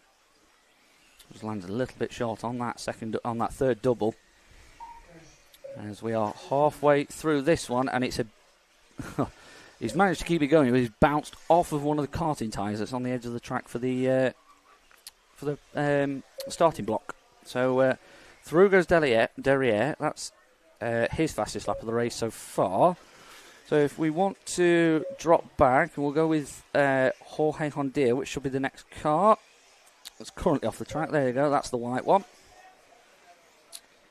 Jorge in the last race. Not sure what Jorge did, but currently running P5 at the moment with 4 minutes 10 to go. Just trying to find something happening at the moment. It's all rather leisurely, as Thomas Violi really has checked out and up and off in this one. Maxime Tabena in 2. He's going to wrap this up for him as well. So it's going to be Violi and Tabena. Well, Tabena seems to be having an issue because Guillaume Delis Derriere has managed to get past him there. Pep Bernat as well. So Maxime, I think, just got stuck in a bad marshalling point there. So 1 minute 5 last lap for Maxime. This is that yellow car, which is just in front of the car that we're following, which is the number 9 of Jorge Hondia. As Hondia goes a little bit deep on the entry to the double-double. Stop there.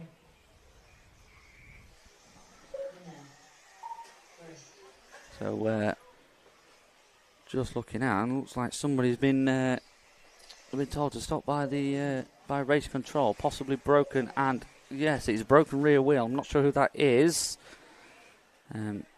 Go in through. I think that is Manuel Jesus Vea, who seems to be out of this one. And so we're still following the P5 of Jorge Hondia. Just on the 3 minutes left to go in this e-buggy 35 and over B main number 3.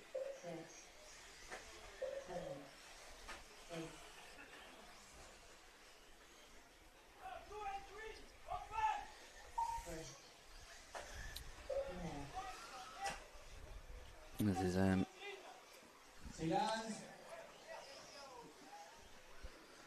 is somebody's getting a bit angsty on the roster and being told to be quiet by the by race control. It's,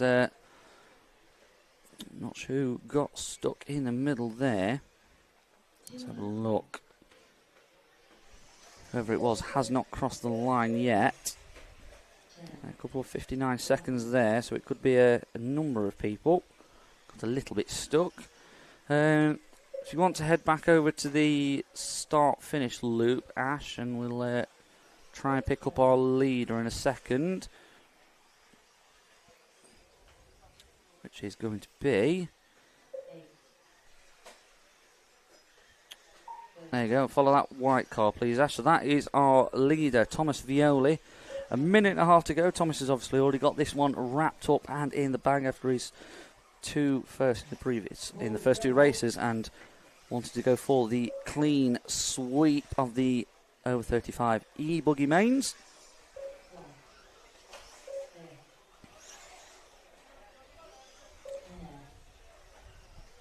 Under a minute to go here, so he's going to finish this lap and then have one more. Just can't get past this lap traffic at the moment. There we go, on the back straights, just nice and easy up the inside there. Lovely bit of driving between those two. So 42 seconds left, so he's got through. This is going to be his last lap.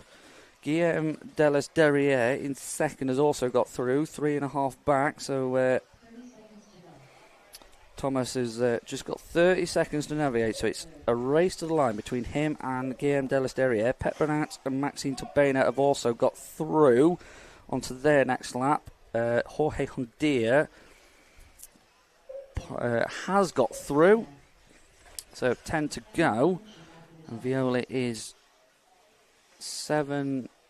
into the final 5 seconds. He's going to, the time is going to expire. There it is. Thomas Violi is going to cross the line, and he is the winner of this B main number 3 for the over 35 e-buggy, and that is going to be the clean sweep. Guillaume Delis Derriere coming in P2, so that's a 2 and a 4 for him. Maxime Turbena, 2 and a 2, so it's going to be Violi and Turbena taking 1 and 2. I think it's going to be Pep Bernat who is going to take the 3rd spot on the podium. So there we go, Thomas Violi taking a complete clean sweep on that one. Also, we're just waiting for Didier Albuson to cross the line. So there you are. There are your full results for the e-buggy 35 plus 35 B mains.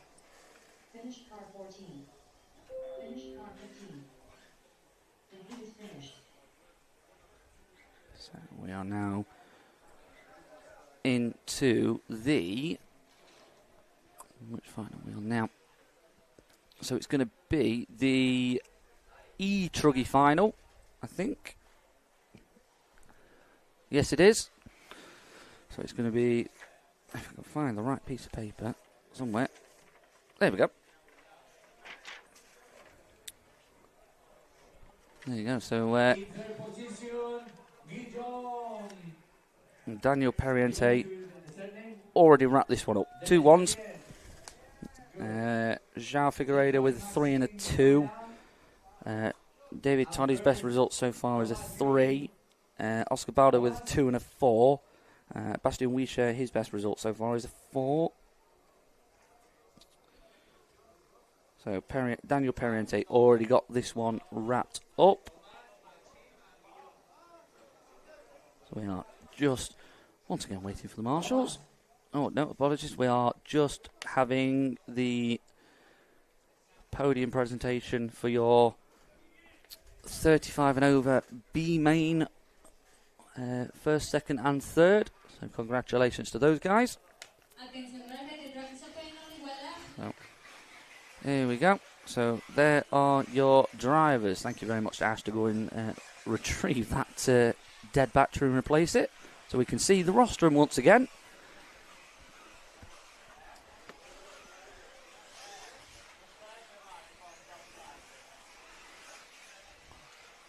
So this is the A main. This is the only e-truggy final. Obviously, Daniel Perriente already got this one wrapped up. So it's Daniel Perriente, João Figueiredo, David Todd, Oscar Baldo, Anthony Ronson, Oliver Polo, Adrian Boduc, Morgan Major, Maxime Carabouf, Eric Major, Nicolas Moisy, Bastien Wischer, Gianluca Venturelli, Cyril Majest, Juan Jose España, Brian Baldo, and Andres Sanchez Cobos.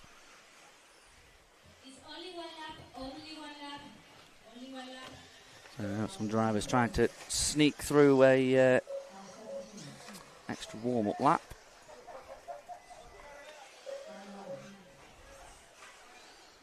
So at the moment, João Figueiredo with the best opportunity to take P2, I think. Just reading it. Yep. So as everybody heads round to get lined up on the start corner-ish It's probably about the straightest bit of the track that they've got that's flat.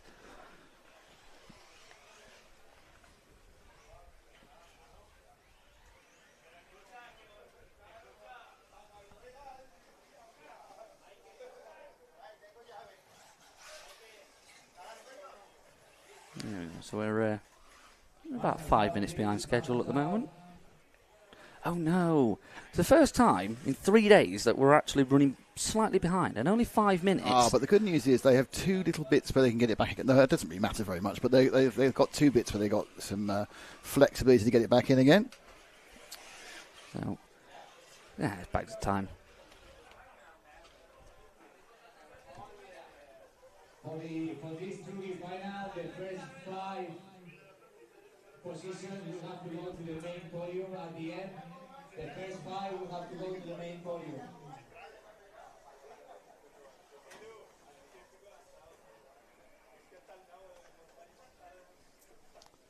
That was cameraman Ash makes it back to his position after changing the batteries. Thank you very much for that. So there we go. So there are your drivers for this one. Obviously, Daniel Pariente, if he really wanted to, he didn't even have to turn up for this one. Let's have a look.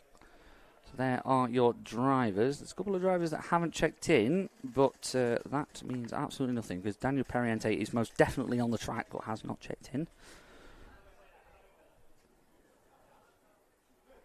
Everybody who raised this to Marshall, please, Marshall's out.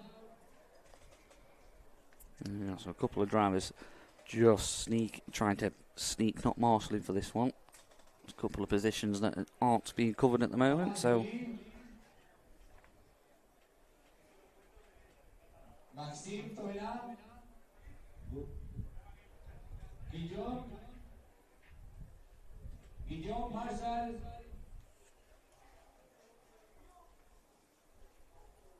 Pep, Miguel Domene, Miguel Domene a recoger. Atención driver, atención driver. There we go. So I think we're all in position now. So the timer starts down. 8, 7, 6, 5, 4, 3.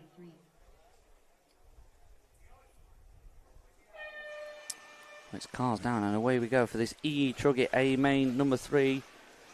Daniel Pariente out in front as David Todd gets up the inside of João Figueiredo. Oh no, so Pariente isn't actually running, so it's going to be Figueiredo from Baldo. So Oscar Baldo, David Todd. So it's Figueiredo from Baldo, from Todd, from Polo, from Boduk. They are your top 5 at the moment, unless I've missed something on the track. As we are quite gratefully given the Nitro Buggy Pros for the A Main. Little cheat sheet on there, which is absolutely fantastic. Thank you to the track organisers for that one. Helps us out in a bit.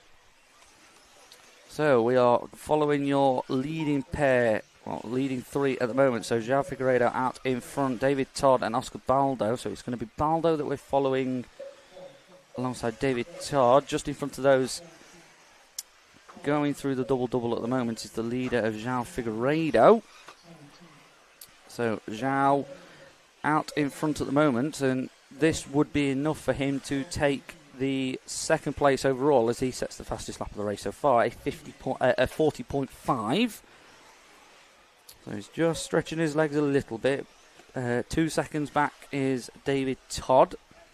That's for a minute and a half into this A Main number 3 for the E-Truggies. And that gap's really starting to grow now. 2.3, so pulling out 0.3 of a second per lap so far is João Figueiredo. As David Todd fluffs it going through there, and it looks like Oscar Baldo has got tangled up with him and has made it through. As we go through into the switchback, into the double-double. Not sure who that is on their roof. Going through the triple. Round onto the back straight goes, I think this is Oscar Baldo. So João Figueiredo is still out in front, and it is... Oh, it's David Todd, apologies. Oscar Baldo had a little bit of a accident there. Yeah, 46.2 for him, so he's just dropped back a little bit. So you've got the Baldos right on top of each other. So if we could leave David Todd here and see if we can pick up the Baldos, which should be the next 2 cars round, which are... There you go, so that's... Yep, that's both of them there. So we'll follow this first one, which I believe is going to be Oscar Baldo, as we are only 3 minutes into this one, 7 to go. João Figueiredo out in front, and he's really starting to stretch his legs. Last lap round there was a 40.372. That's the fastest lap of the race so far. So Oscar Baldo, followed by Brian Baldo in 3 and 4.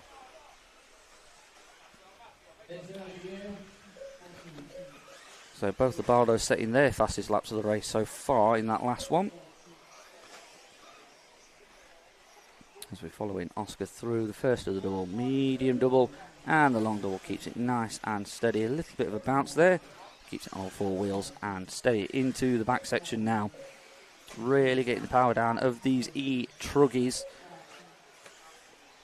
Bit of 2-wheel action, but keeps it on all 4 in the end through the switchback and across the line.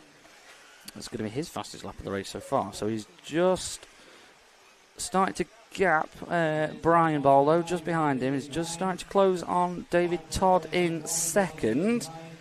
Oscar Baldo taking a 2 and a 4. So obviously Daniel Periente has already got this one wrapped up. He is not running.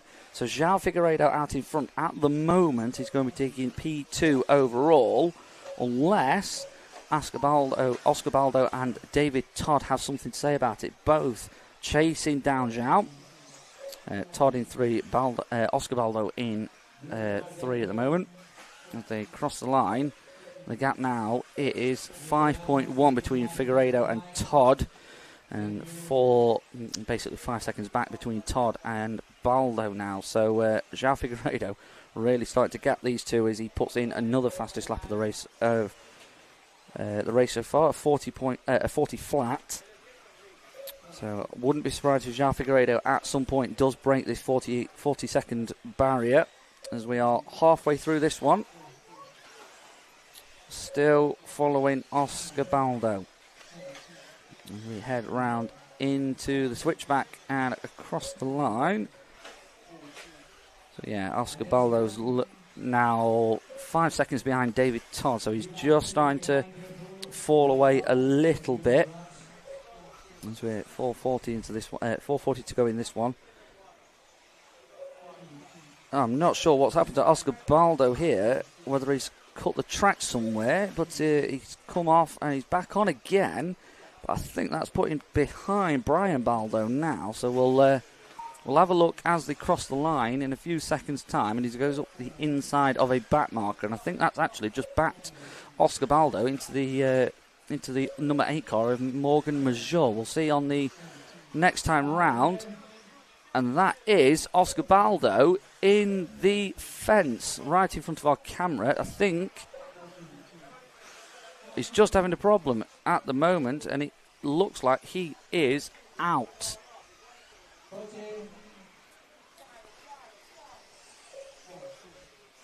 There we go. So if we...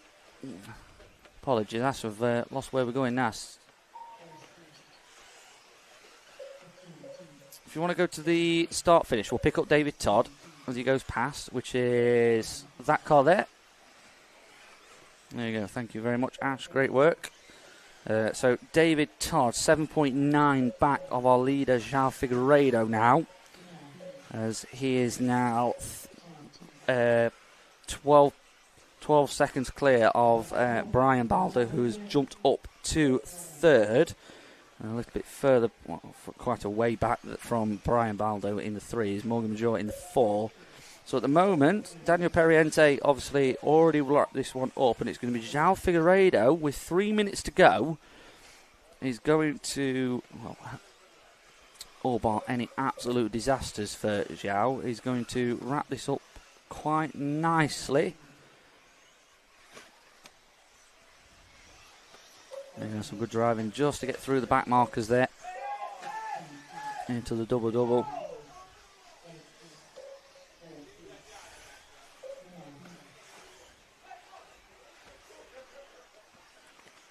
Just to go through the triple-double as the marshal's just struggling to retrieve a car there. There we go, as we're still running with the second place David Todd with 2 to go in this one.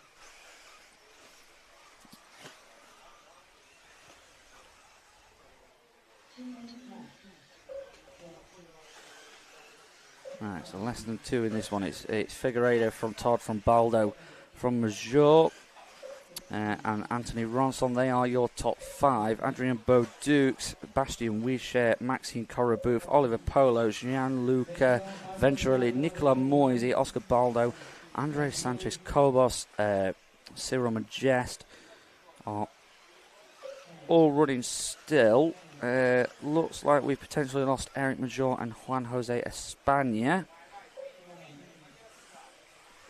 Less than a minute and a half to go in this one, and we are still with our second place car of David Todd. There we go, as the race referee calls him through past the lapped car. So, clock ticking down. Just a minute to go in this one, so João Figueiredo should make it through for another two here. David Todd is going to get this one and should make it round for one more as well.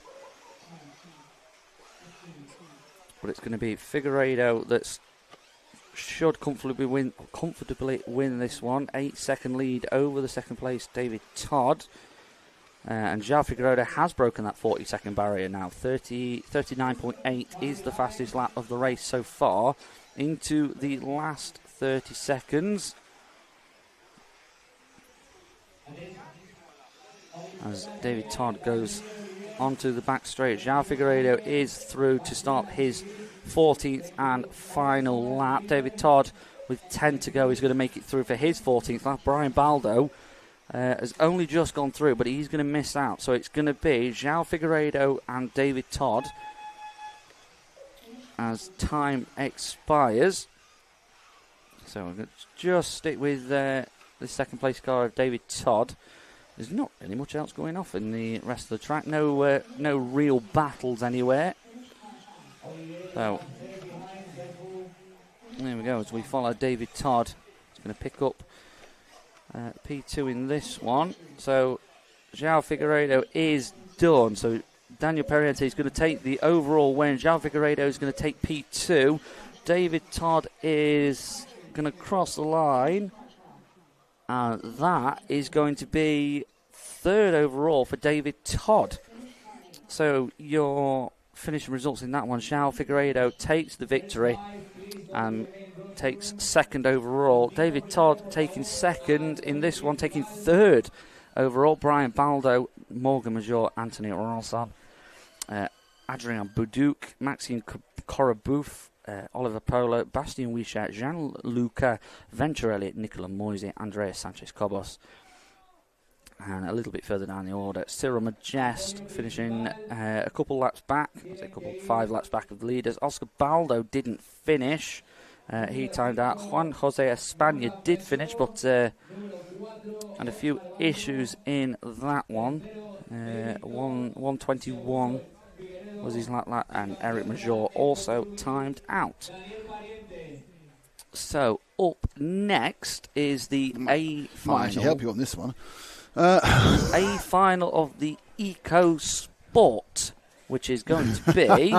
Does he have the A final of the Eco Sport piece of paper? Is the question. There's Eco Sport Inter Sports. Oh, we haven't got the we need the second. No, we got the second final results. Oh, I only got a 1 and a 2 because they changed it round, so I haven't got 3 on that one. No. So Ainara Almero's got a 1 and a 3 because I think someone's given a penalty. Buggy Sport show. Need to final 2, number 1. Won it from Maxim. Coro Booth was second, was he?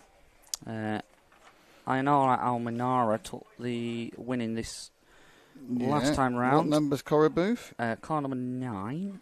No, he's second, was he? Okay. So he was second. He was third. Louis Lecomte, car number 5. He was fourth. Christophorus Pilistakis. Okay, so Ainara's got a 1-3. Nathan Burrico has a single 1. Louis Cogno has a single 2. And Maxime Corabou has a single 2. So any of those can win it. It's very exciting, isn't it? Any of those can win it. More could you ask for? And anyone can win something. Daniel Pariente, Joao Firmero, David Todd, Oscar Valdo, Antonio Ronsan. Here we go then. So, here are your runners and riders in this A final Buggy Sport A Main number 3.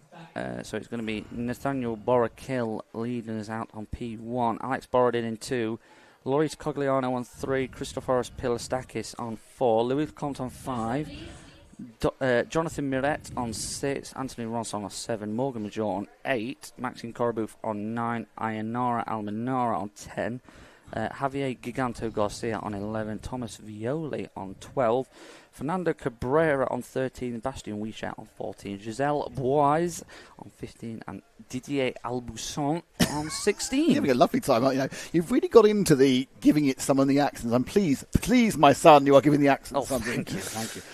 We've just got used to it over the last few days. So Ainara has done particularly well coming from, I think she's about 12 or perhaps a bit younger, female racer. She's basically done well to get. She's obviously 10th, but she's managed to get a first and a third. Nathaniel Bolokulu really obviously starting at the front with the 1 already has got a bit of a chance. He hasn't got to wade his way through a selection of other cars to get anywhere.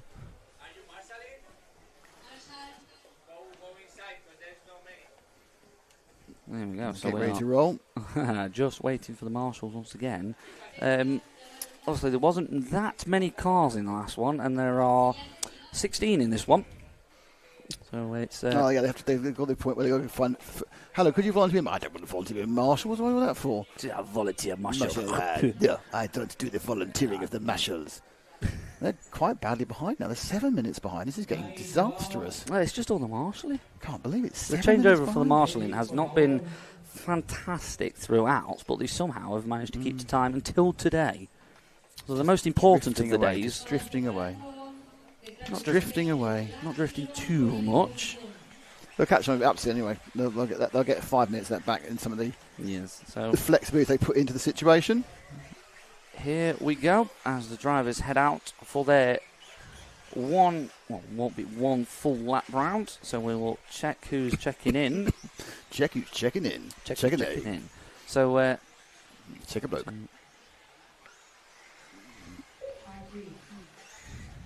So you might actually be able to see 14 drivers on the roster, and I promise there are a couple hiding behind our timing screen. No, there's a possibility they're not even turning up. There we go then. So there are your runners and riders. It's a very large French contingent in this one. It's a whole block. There's a French block in the middle, isn't there? The grid there. Le French block. We are blocking it. It's the Maginot Line of racing. The French do love a protest, and they love a French block. Oh, I've heard that. A French block of cheese. I can't see that. There we go. It's close enough to being French. It's Monacasse. Yes, that is true. There we go. So, there we go. And I think we just got Ainara Almenara and Thomas Violi have not checked in yet. But you never know. They could have just gone straight to the start. So we'll go. Is Dash going to get up? I don't know. Is he going to? Yeah. Oi, phone boy. They faff around for ages. The technical term from our is the faffing around for ages at the start of the race. They're just faffers. There we go. So we are just waiting for everyone to be lined up. On the far side of the track. So if you press that button there, you can see there is currently a A car lot on of the pipes. he's right, there's a lot of faffing going on. There's a lot of faffing, 16 cars worth of faffing. He's just proving his point right at this point, which I don't like. Well, it's fine. It's fine. I'll let him have this one.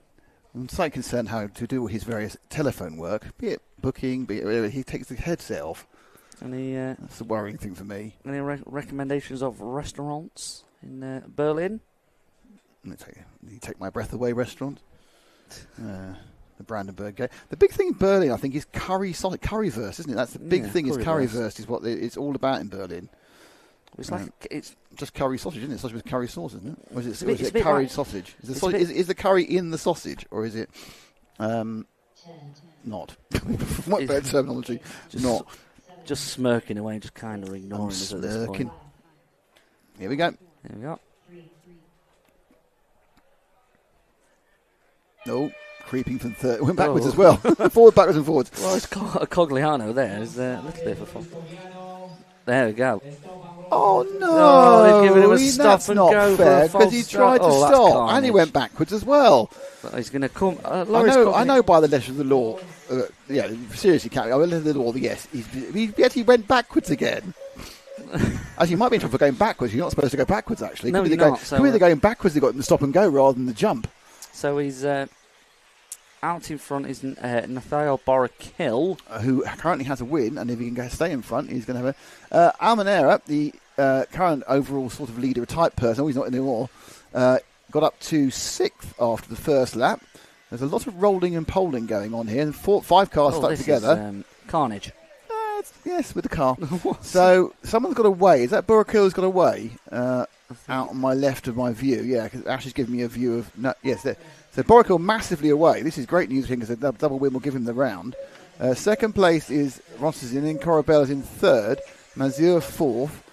Looks like, unfortunately, Almanera is one of those people who's involved in all the action. She's back down to 10th where she started.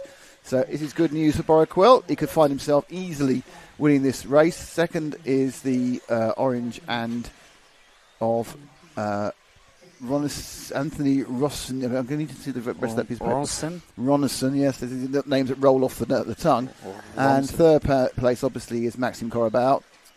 So the car number 3 of Luis Cogliano, who did get caught at the start with a false start, did get a stop and go, served it straight away, and has recovered to P7. There was a lot of silliness in the middle of the field. He was better off avoiding, to be honest. Well, there's just a lot of shouting in this. There's a lot going on. 2 minutes in, and this is absolute chaos. It's actually lost who this orange car is as well. Is that Corabel, the orange car? The lead is 5 seconds by Buraquel. Buraquil is up and off. Buraquil is off and now. They have the ability to ruin this on their own, by the way. I think that's Buraquil just and I think this is Corabel, isn't it? Coraboof, sorry. Coraboof, I think this is. Don't quote me on it because I might be wrong. Let's see if it's Coraboof or not. So Buraquil's just crossed the line, and this is going to be... This is Maxime Coraboof. Right. So Maxime pulled it back a little bit, so it's 4 seconds. So he pulled a second back in that last lap. Coraboof has a third place, hasn't he? And there's a second place at the moment, so he could still win this.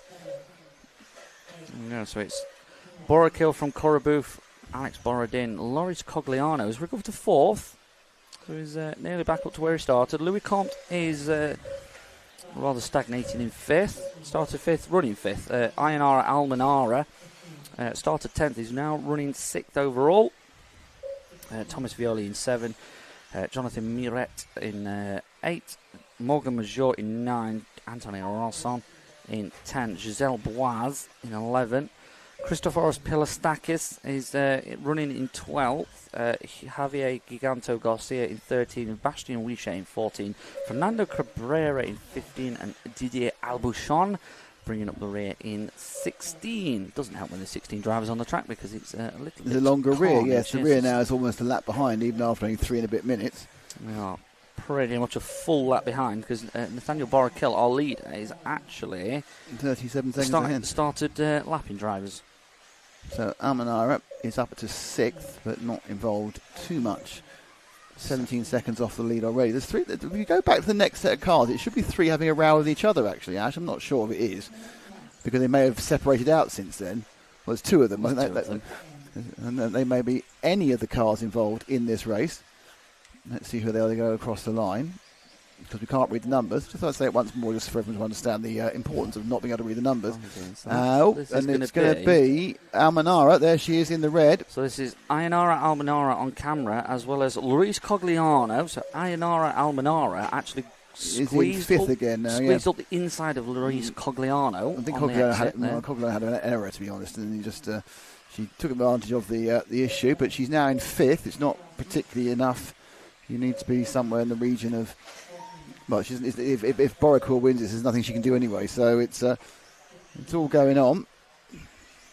Yeah, so 5:10. So we're nearly halfway through this one, and Nathaniel Boricua is just checked out of this one. 9 seconds clear of Maxime Carabouf. Louis Lecomte 15 back of the leader Alex Borodin. 18 seconds back, so he's just starting to put the gap in. Cogliano has a little bit of coming together with the fence, but continues to be ahead of Almanara. Into the double. Over halfway through this one. Oh, Cogliano's rolled it. Oh, race control might call him back for a bit. He's lost position, but he's lost the definitely didn't lose much time on that one. Oh dear, Cogliano trying to.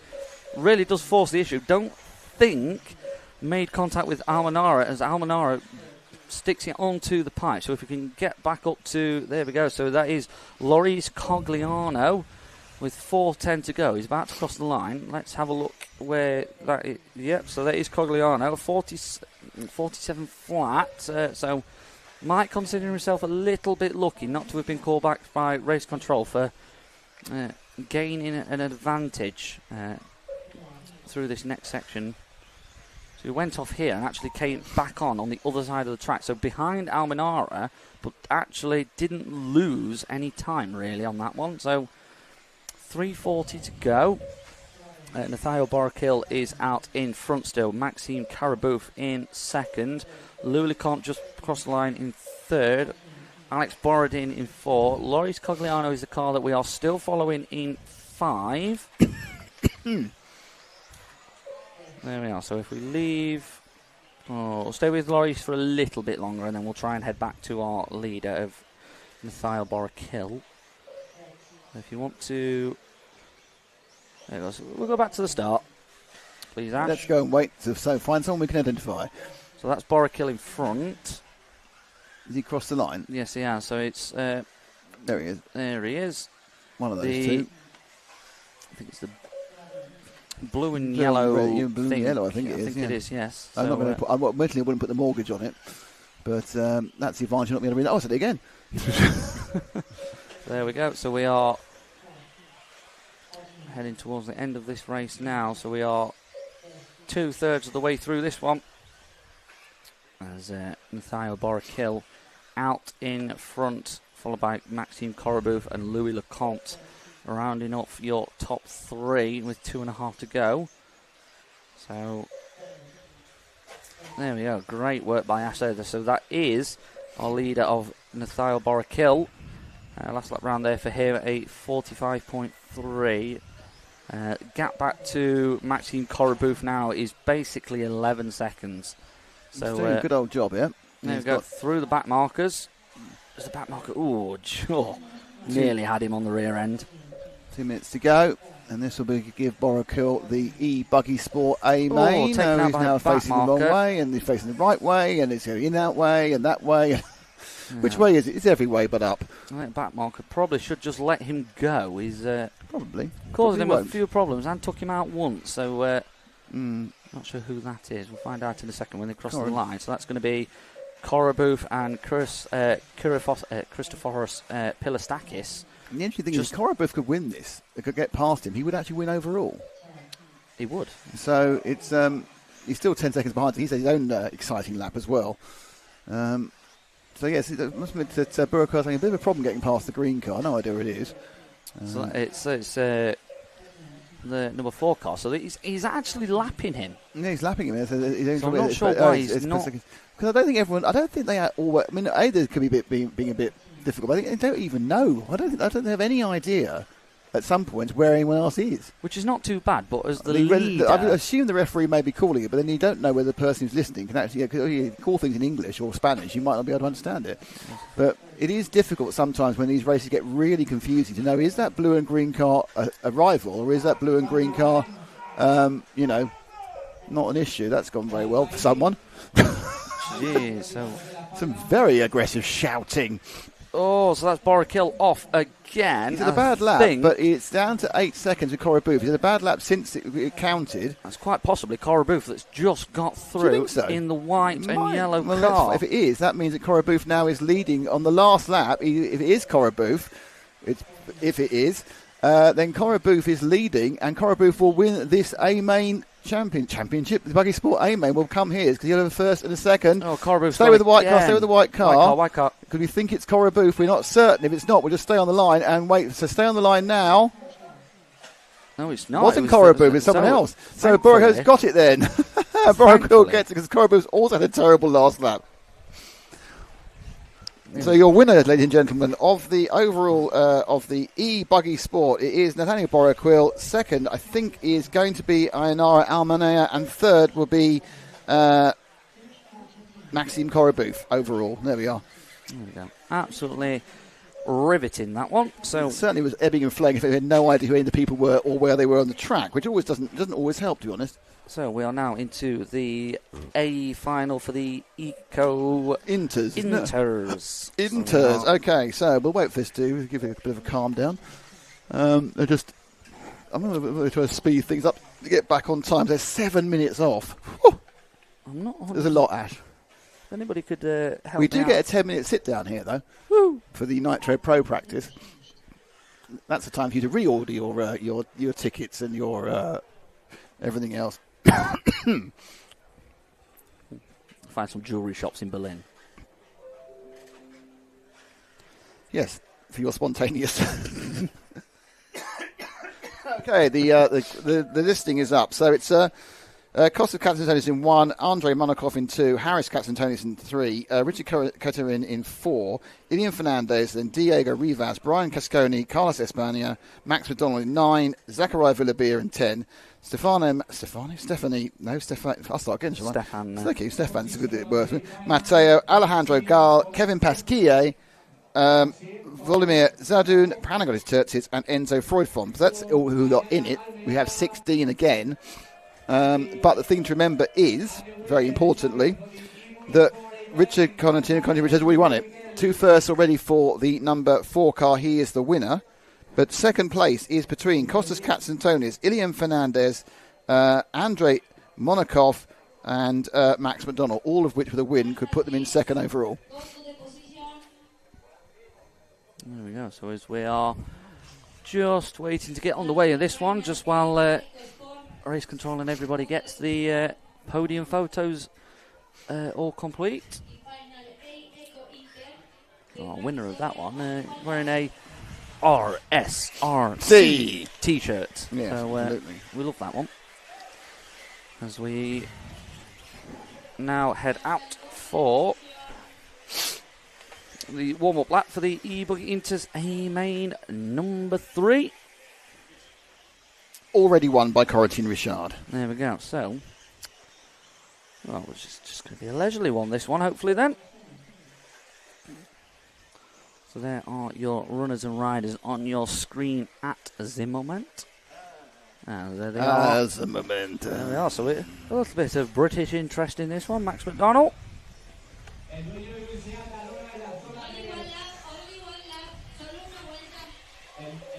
Only one.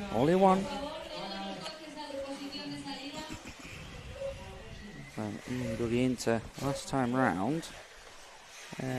Max McDonald, the British driver, 9th.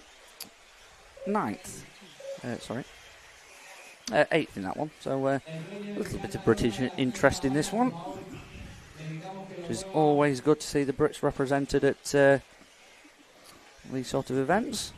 No, These are There are a not. few here. These are not tracks that we have in Britain at No, because all. it's sunny and dry. Obviously, sunny. No, it was and dry, quite sunny. In fairness, it was quite sunny this summer. We can't moan about our summer this year. It was sunny as heck. Unless you're at Robin Hood on regional weekend and it was Ash, wet, they're wet, beginning the wet. mucking about period. The mucking about period. Has begun. Otherwise known as gridding the cars up. Gridding the cars up or mucking about. Gridding the cars and mucking the boots. There you are. So, all nearly done. So, a couple of people in the stands watching this one. It's a popular event, the A final for the Inters. It is. Even though it's already been won, so it's a dead rubber. A dead race as such. It's all over, bar the shouting. There we go. So, I'm still waiting for the marshals. Oh, so they're running back to 10 minutes behind now. Oh, no. So we've got this is the A final main number 3 for the intermediate drivers. We then have the A final for the Eco Pro. Yeah. We then have the A final for the Eco over 35s, the over 35 buggy in, and then we have a little bit of a break as a warm-up for the Nitro drivers.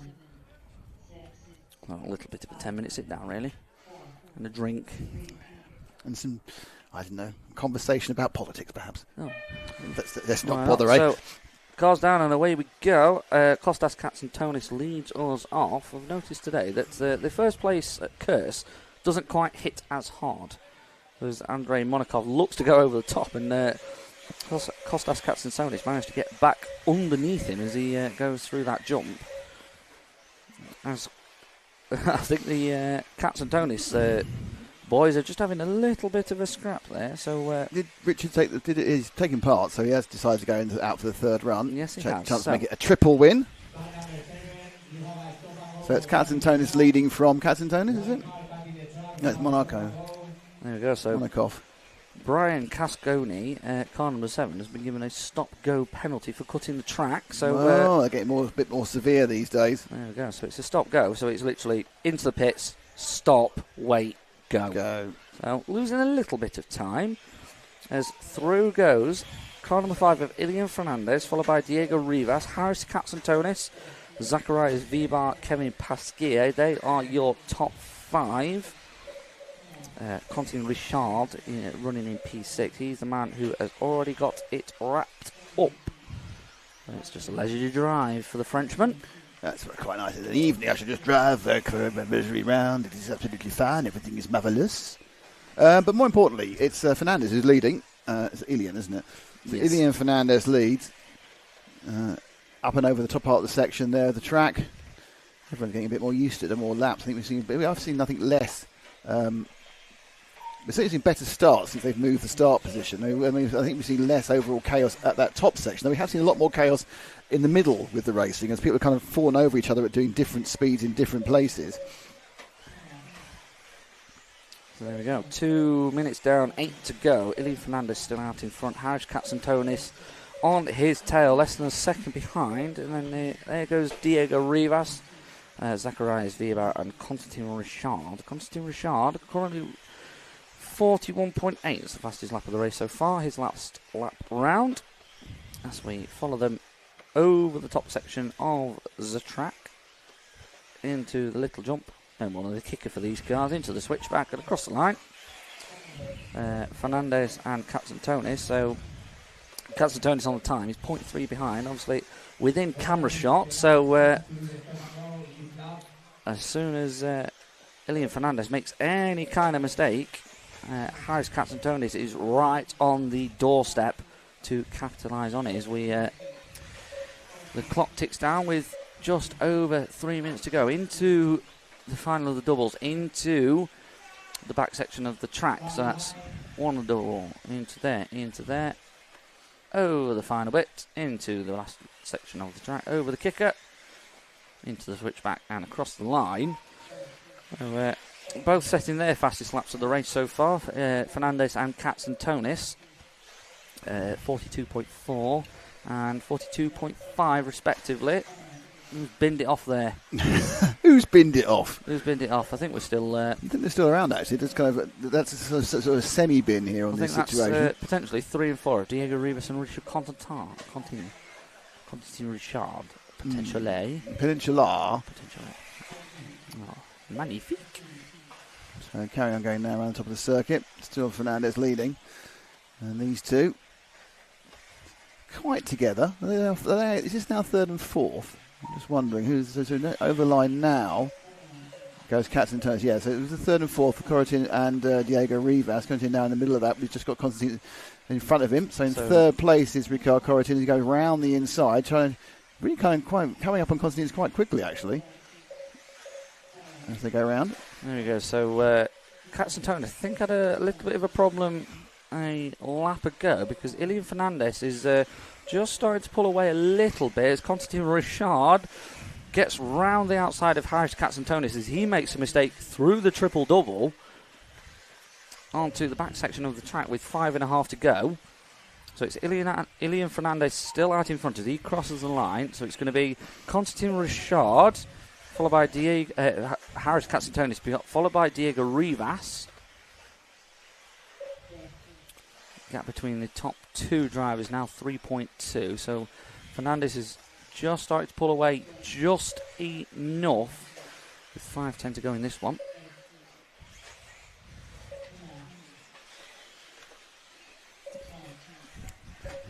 So there we go. Who's that? I don't know. I think that's is that possibly Diaz? Is that Rivas? I don't know. Somebody rolled that's Fernandez not and this Corotin, one. Constantinos. So Rivas is coming down and round. I think it's Rivas. Am I right? It's Diego Rivas? It is. It was Diego. I thought so. I think Harris so Rivas, yeah, you're right. Someone rolled out. It was one of the Katzentonis he rode out, and he's out. He's just way late now. So Rivas is going round in 3rd, and he's then 11 seconds from this man back to the next person in 4th, which is Andrei Monakov. So Rivas is just a second and a half behind Corotin, who has of course already won the event. He won the event, the Inter A Main. So camera, just a second ago, when we went round this corner the last time round, Harris Katzentonis did roll it. Not really sure what happened, whether a marshal couldn't get to him. A 1 minute lap. Or perhaps he then had a subsequent... potential A. But you know. Either way, he's dropped from 3rd to 7th. So he's struggling a little bit. So Ilian Fernandez is still out in front. Constantine Richard is 2 seconds back of him. Diego Rivas, 3.8 back of him. If it stays that way, Ilian Fernandez will become second overall and win a little plaque saying second, which is nice. I'm watching the pros come up, and Juan Carlos Canat is taking part in the 3rd leg, despite having won the first 2. There we go. So it's more track time, as if he's not about to go up on the Nitro practice anyway. It's a little bit of break. It's the 35 final first, is it, or not? No, it's not. It is. Yes, it is. Yes, it's 35 final, and then the practice. They've given them, quite cleverly given them about a tiny bit of extra there, yeah. There we go. So we are still following Diego Rivas, I think. So following through the double-double, 3 minutes to go. Ilian Fernandez still out in front. 1.3 back now is Constantine Richard as the Frenchman is just starting to close in, and Diego Rivas just about gets the car back out of the ditch again. Thankfully, didn't have to get marshalled into the final section now. And Ilian Fernandez crosses the line. Constantine Richard, 0.2. So if you can go a little bit further ahead, these two up front, this blue and yellow car. There you go. So there is the blue and yellow car and the blue, yellow and white car just behind. Not the white one. There you go. So they are your leaders, Ilian Fernandez and Constantine Richard. 2 minutes 10 to go. Constantine Richard really starting to make a charge as Diego Rivas goes big, trying to get round the Frenchman. Oh, it all gets a little bit messy between all three of them on the back straight. It's a big mistake from all three of them there. Through goes Fernandez and Diego Rivas. So Constantine Richard is the one that really misses out on that one. So 0.8 of a second back is Diego Rivas. So on your screen at the moment, this is Ilian Fernandez in the blue and yellow, hints of orange. Orange. I can't remember what the Spanish for orange is. Naranja. There we go. I was talking here about cans of Fanta earlier in the in the calf. So here we go with cans of Fanta. My name is Brian Cans of Fanta. There we are. So across the line goes Ilian Fernandez, our leader. Diego Rivas not too far behind him with 1:04, a minute to go. So these guys are going to get this and one more. So we're going to have to stick on these two. These are your two leaders. Ilian Fernandez, if he can hold on, will take second overall. As we're into the final 40 seconds now. So round into the back section. Following Fernandez as he keeps it nice and tidy. Not particularly quick, but tidy. Oh, onto two wheels, but manages to recover into the kicker, into the switchback. Rivas has really got to start to put the pressure on now. 25 to go, so this is going to be a race to the line for the winner of A Main number 3. Obviously, Constantin Richard already got this one wrapped up. It's always nice to win a final of some kind. So, 10 to go. Clock's about to expire. So this is really going to be a race to the line. Ilian Fernandez just started to gap Diego Rivas. I think Rivas is just trying a little bit too hard. Yes, he is. On the exit to the triple-double, has just binned it into the end of the track. Forgot to turn right, really. That was always an issue. So Fernandez is going to come across the line and win A Main number 3 in the E-Buggy Inter. Picking up second place overall. There we go. So Ilian Fernandez takes second overall with that victory. Diego Rivas in 2. Constantin Richard is about to cross the line. There we go. Constantin Richard, the overall winner in P3. Kostas Katsantoni, starting on pole, has managed to recover to P1. He had a little bit of a problem earlier on in the race. Dropped a fair way down. Managed to recover to P4. Andrei Monikov in 5. Kevin Pasquier on 6, Max McDonald, British driver, on 7, Alejandro Gual on 8, Vladimir Zaldun on P9, Tertsis Patsangonis in 10, Carlos Espana on 11, Enzo Freufeld on 12. Thank you very much. Brian Casconi and Stockwoman's back again. Sorry? New EFRA merch. Oh, excellent. rcracingtv.com.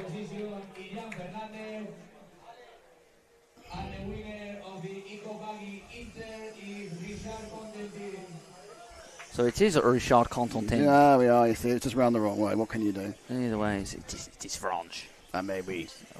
Oui, très bien. Yeah. Anyway, so we are now into the A final for the Eco Pro. No, it's not. It's the...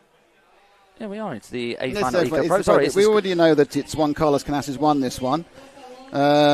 Second place is... Elliot Boots has got 2 seconds. So the only purple... Birkin Kilic or Fee Longuin, if they got a win, could beat Elliot for second overall, but that's the only thing in it. So it's Juan Carlos Canas in 1, Daniel Parenti in 2, Birkin Kilic in 3, Elliot Boots in 4, Ricardo Berton in 5, Nurbem Mohamed in 6, Fee Longuin in 7, Misha Widmar 8, David Todd 9, Marco Buffalo 10, Brian Baldo 11, Hal Figueiredo 12, Mathieu Peter 13, Rob Battle 14, Harold Senderoff 15, and Iker Tellez is in 16th position. There we go then. So is Juan Carlos Canas just going to run away with it at a canter, or is he going to just quite a leisurely drive, really? So out the drivers go for their warm-up singular lap. A couple of the drivers coming straight into the pits. There you go. So there's your runners and riders in this one. Juan Carlos Canas, Daniel Periente, Birkan Kilic, Elliot Boots, Ricardo Berton, Noah Ben Mohamed, Fee Longuin, Mika Vidmeyer, David Todd, Marco Baruffalo. They are your top 10 starters. They are. But will they start in the top 10? She's back again. My God, she's got 2 visits. Fantastic. Back to back. Stock woman is in for 2. There we go.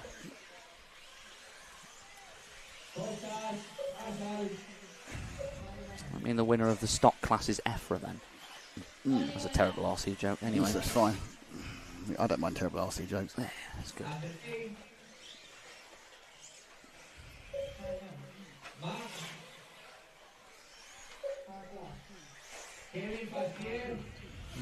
So they are your drivers for your eBuggy Pro A Main number 3.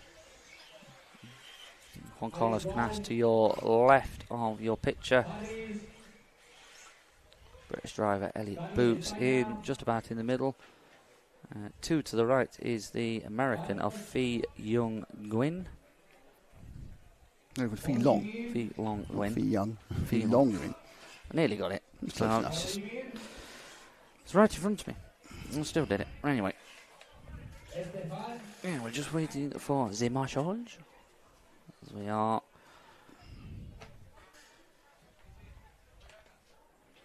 There we go. I think we're all set for this one. So if we go back over here we go. Everybody is in position.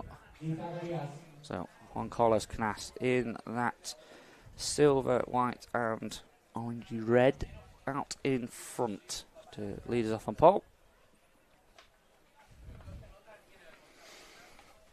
So JCC decided to take part in the third. He's got 2 wins so far. Behind him, it's the green roof of Andrew. Is that Daniel Parenti? Sorry. Daniel. And then behind him, it's Birkin Klitsch in the white. They always keep the get wrong all the time. And then it's the red of Elliot Boots in the e-buggy final Pro Main number 3. 6, 5, 4, 3. And they're away. And it's a good start again from, well, everybody actually. Parente not letting Canas get too far away. Birkin and Bootsy getting quite close, but it looks like they're going to go across in order, probably 1, 2, 3, 4, 5, 6. I don't even want to look what's going off behind there. That looks chaos. Phi Long Nguyen is a bit of a loser. He's come out in 15th, so it was a bad one for Phi. So that's probably his chance of picking second overall gone, because he's got to get to first, and I don't think he's going to get past all these people that quickly. So they've gone round in order. It's JCC, it's Canas leading from Parente, then Birkin Klitsch, and then it's Boots as they go over the triple doubles. There you go. So your first 6 are as you started. Leading them round onto the back straight is Juan Carlos Canas. There's Birkin Klitsch is looking to put a little bit of pressure on Daniel Parente as we go round. There we go. So that top 6 is still as you were. Juan Carlos Canas from Daniel Parente, Birkin Klitsch, Elliot Boots, Ricardo Berton and Norbert Mohammed. Bit of a battle going out for second as Birkin looks to get past Parente. Birkin Klitsch, of course, going solo Klitsch this weekend with Burak, his brother, being down in Australia and doing quite well indeed with the prototype Mugen Seki 4-wheel drive. I think he's had a couple of top 3s in rounds so far in qualifying, but that's in a different event in a different country. On this event in this country, his brother is trying to chase down another half of a brother. It's Danny Parente, obviously Andrew and his brother, and they are quite a few brothers now in RC racing, but these the Klitsch is currently the top brothers, and the Parente is trying to become the top brothers by beating them overall. But at this race, slightly ahead, just out of frame and winning quite easily is Juan Carlos Canas. There you go. So Birkin Klitsch really closing up onto the rear end of Daniel Parente here. Just a little bit of a gap forms as you go over the triple double and in through the rear portion of the track, down the back straight, over the jumps into the last section, which is where you can really start to make up a little bit of time. If you get a little bit out of sorts going into these corners. There we go, as we head round. There we go, so Birkin's just starting to push a little bit into the double-double. Not too far back now. Yeah, so they go up through the switchback now before they go through the triple.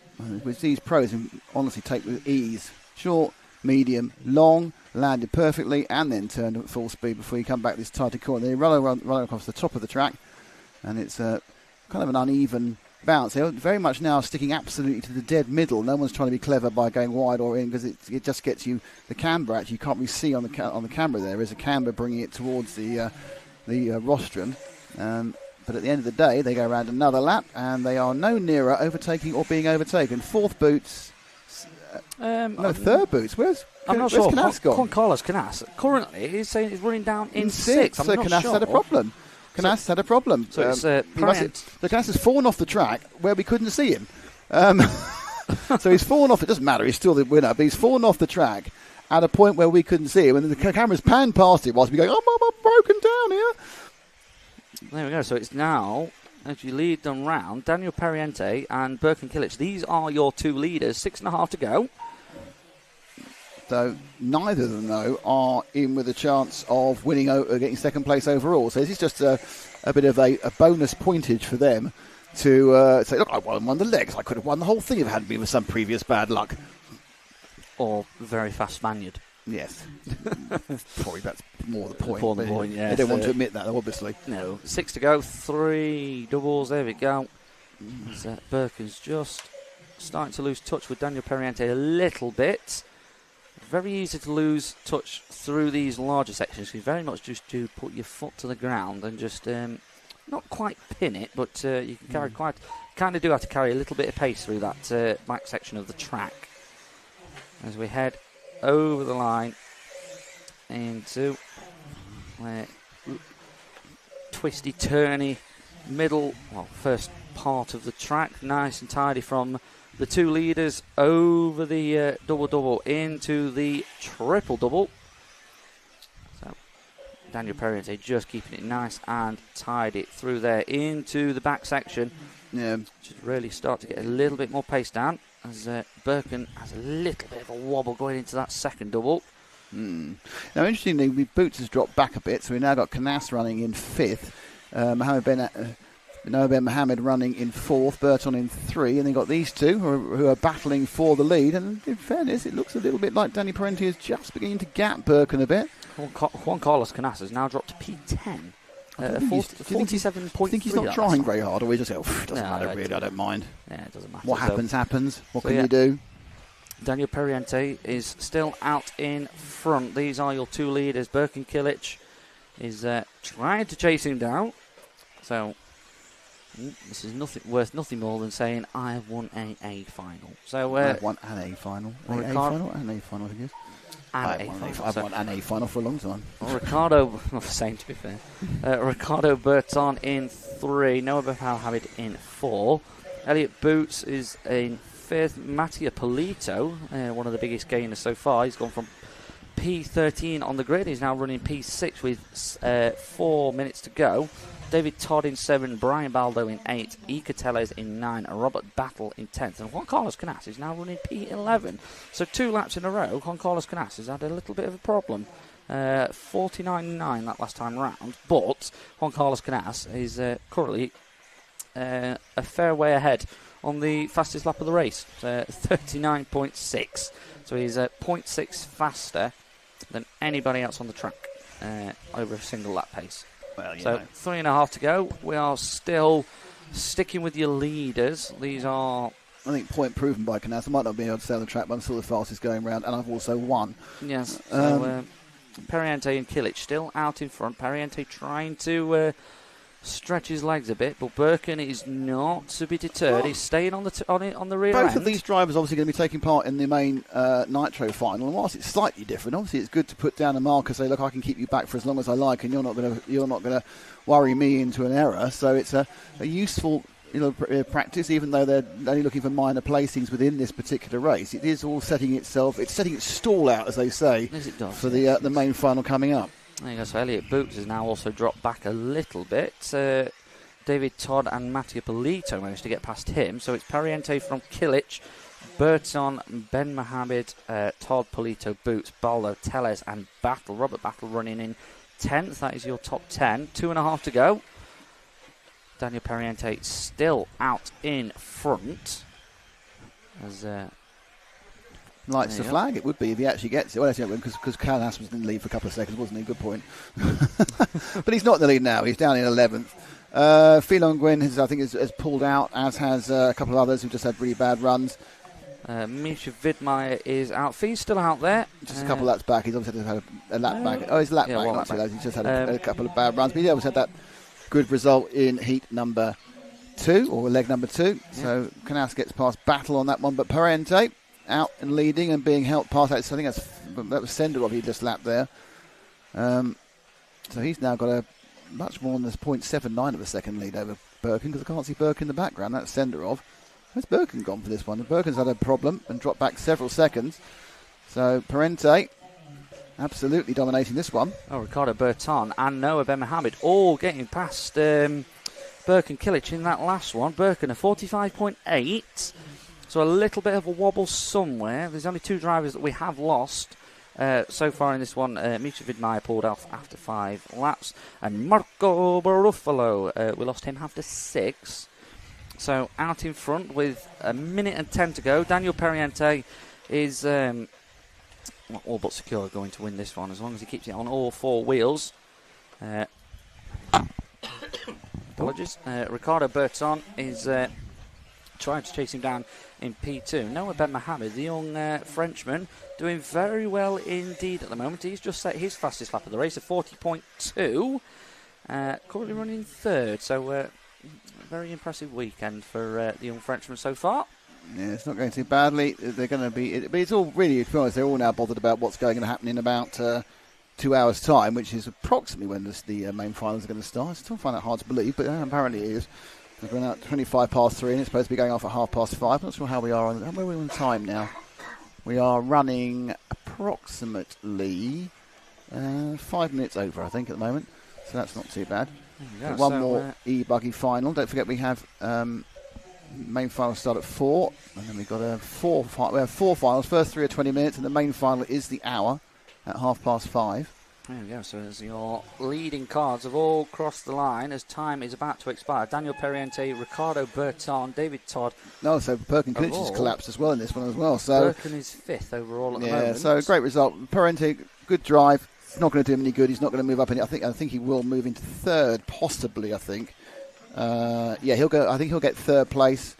He'll stay with 2nd place. Will remain with overall. This is Elliot Boots, and your winner, of course, is Juan Carlos Canas, who completely dominate the first 2 legs, and will now be concentrating on getting his brain in gear for the hour-long final in the Nitro still to come. 2nd place in this heat was Ricardo Berton. David Todd was 3rd, Noah Ben Mohammed 4th, and Birkin Kilic in the end 5th. There we go. So we have one more piece of over 35 fun.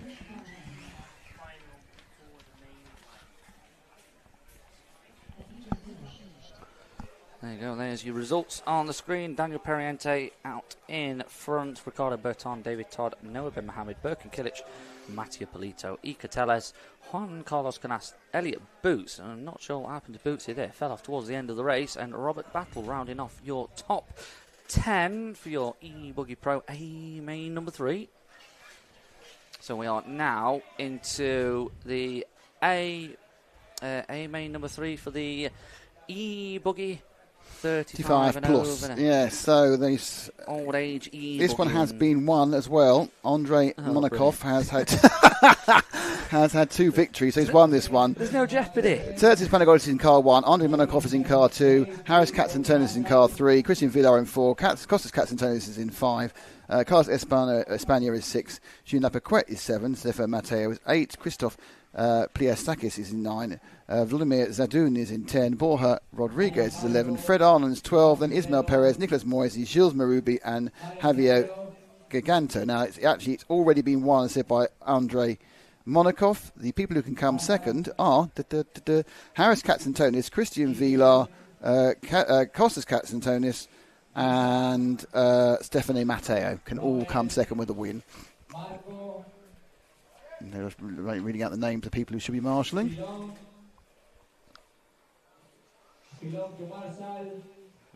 the marshals are on their way out.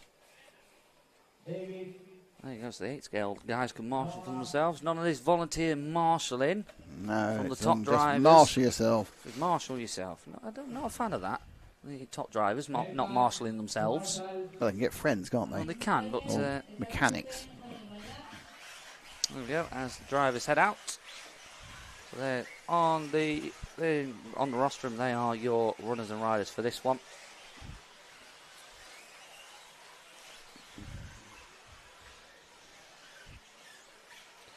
So So, of course, car number 2 of Andrei Monakov has already got this one wrapped up. So, he's going to be wanting to go for the clean sweep, 3 from 3, in this A main, number 3 for the over 35 E-Buggy. E-Buggy. E-Buggy. So there you go, runners and riders in this one. We have 4 Greek drivers. So 4 Greek, 5 Spanish. Czech, 5 Spanish. It's got 3 French. 5 French. There's a lot of French people because there's a lot of people in the event. Yes. A singular German.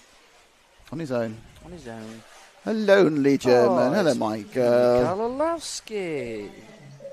There we go. So we've had a Stockwoman, a Stockwoman, and a Orlowski. I'll take that. What more can anyone want? There we go. There we go. So as the drivers just round the track, everybody is checked in, but some will just go straight to the straight. Straight to the starting block, not the straight. Can you read them up? There we go. So we've got the A main number 3 for the over 35s, and it's the over 35s faffing now. Over 35 faffing. Over 35 faffing. How much faffing can you have? I can have over 35 parts of faffing.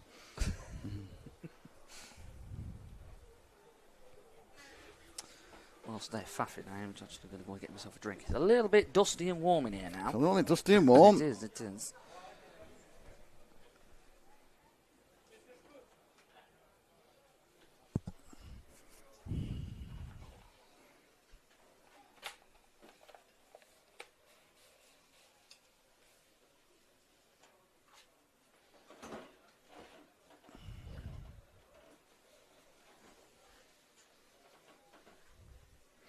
He's back again after getting a bit of a drink. There we go. So I've retrieved my drink, and thankfully it's one that I can drink whilst on the fly. Drinky way.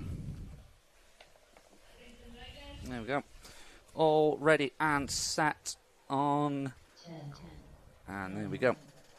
10-second countdown. So this is the E-Buggy over 35 A main number 3.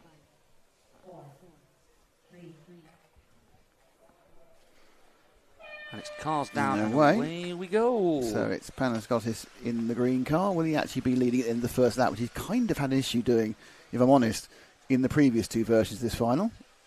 But they are a big queue of cars, and they have gone down relatively well. Second place is Monaco is in second. We've got a little bit tangly there behind the leader. So Turkish Patton Gonis is, I believe, out in front still. Christian VR is currently saying he's in second. Obviously, there was a little bit of a coming together actually on the loop. So it could be anybody. Could be anybody in any of the positions to that. Anyone. Well, less than a second separates 6 cars. So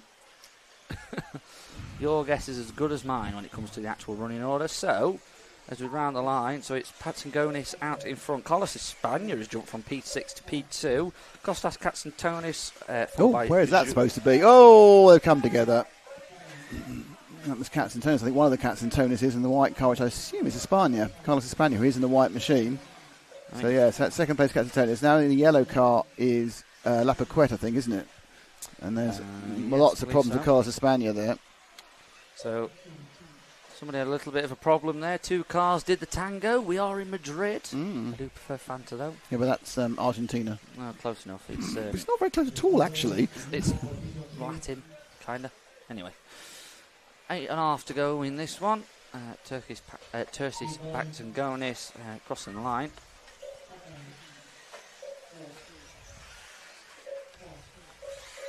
It's going to be Kostas Katsantonis following him round. Julian Lapaquet, Christian VR, and Carlos Espana. They are your top 5 at the moment. At the moment? At the moment. It is the French again. Really? There's a lot of French in this one. Seems to be. Oh, that sounds. Oh, that's somebody. I'm going to say that sounds like breaking cars. Bang, bomb, and then someone walking off the rostrum. It's never that combination of eyes. That's not going very well, is it? No. Not sure who that was. I didn't catch them. So we will. This is. So there goes Is this Julien Lapaquette?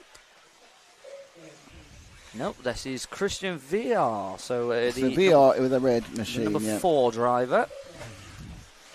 Car number 4, running in P3 at the moment. His last time round, 44.1. We've got 7:10 left in this one.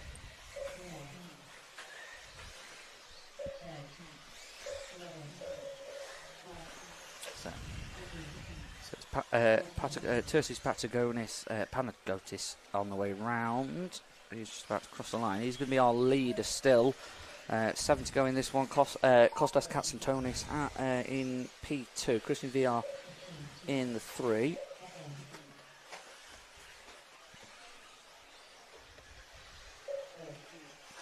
Julien Lapaquette is actually managed to jump up to P3. So Kostas Katsantonis is having potentially a little bit of a problem somewhere. It's saying he's not crossed the line for a while now. He is, yes. He's obviously not actually. Perhaps he was the shouty man. Possibly, because he's now saying it's running down in P9. So I think he's. Is he running? He's still dropping. I think he's just dropping. He's looking at a stone. He's not running at all. Right. So Panagotis is actually currently leading in the. And then is this our second place man, or is it? This is Christian VR. Yeah, VR. Doesn't look like it. But it is. God, these numbers are so hard to read. We even think you can read them. That does say 4, actually. So I've got a little flash of 4 there. Okay, so let's drop back to 3rd and 4th behind them, which should be coming over now. Yep, 3rd and 4th, including a different Katsantonis. Oh, they've had an accident on camera, and then another accident. Bang. So this is 4, 5, and 6, including so Carlos. It's Lapaquette in the yellow, and then the Katsantonis and Monakov. So Lapaquette, I'm sure, is the yellow car from previous experience. I might be wrong, actually. Could be something else entirely.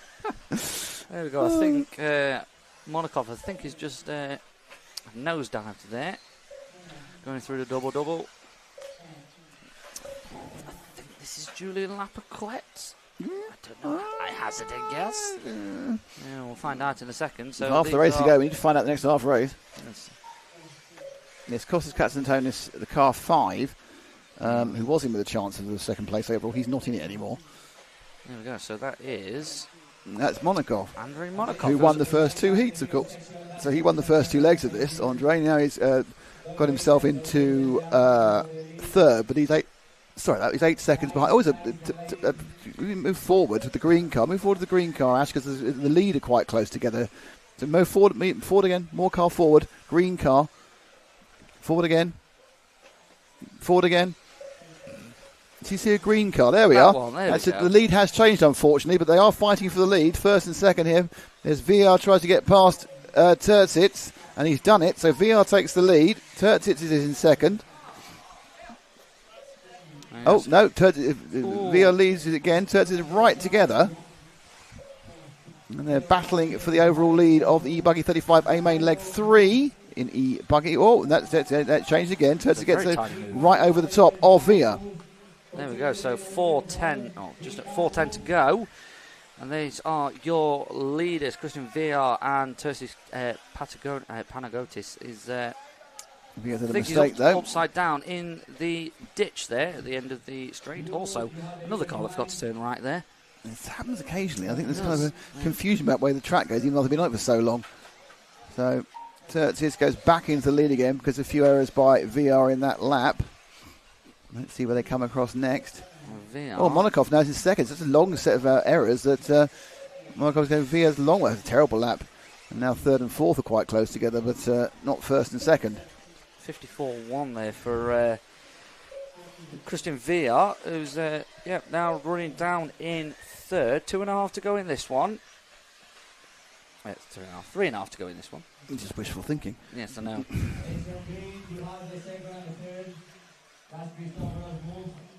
There we go, so this is our leader on track as he rounds the final few corners. So it's going to be 3 to go.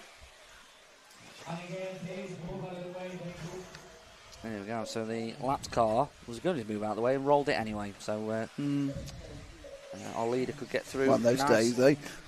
He's just rolled it and just let the leader through nice and easy. No having to pull off out of the way. So Harris Katsantonis is one of the Katsantonis is running still. We've only lost 2 drivers after this one, so we lost Vladimir Zadun after a minute, after 1 lap, and Kostas Katsantonis we also lost. So 14 drivers still in this one. We are still on the leader of Tersis Panagotis with 2:10 to go. That's a lap car unlapping himself. Right, as you do. As you do. So the lead is 8 seconds from Carlos España. Charles Spain. Charles of Spain, yes. And there are quite a few King Charleses of Spain, actually. When they were a monarchy. Of course, they're no longer. Oh, they are still a monarchy, aren't they? Sorry, they offered a little period where they weren't a monarchy. They've gone back to being a monarchy again. After the difficulties between 1935 and 74. 35, 36. Something like that. Long time before me. The world did exist before you, Cam. It did. Obviously, it was a very poor place without you in it. Oh, I know. Minute and a half to go now. Still on our leader, Tersis Panagotis, as he heads around the first section of the track, over the first double. Runs it really nicely there. Into the double. Nice again. Oh, it's lovely, this. Absolutely lovely. So after this race finishes, we will have there is a 10-minute Nitro A final pro practice, which obviously we're not going to film, but we will have the cameras on. You can see what's going on. After that, starting we think at 4 o'clock, maybe 4:05, we have the 4 A Main finals. That's Sport Inter over 35, and then the Sport Inter over 35 are 20 minutes each, and then at 5:30, very approximately, probably actually nearly almost certainly on 5:30.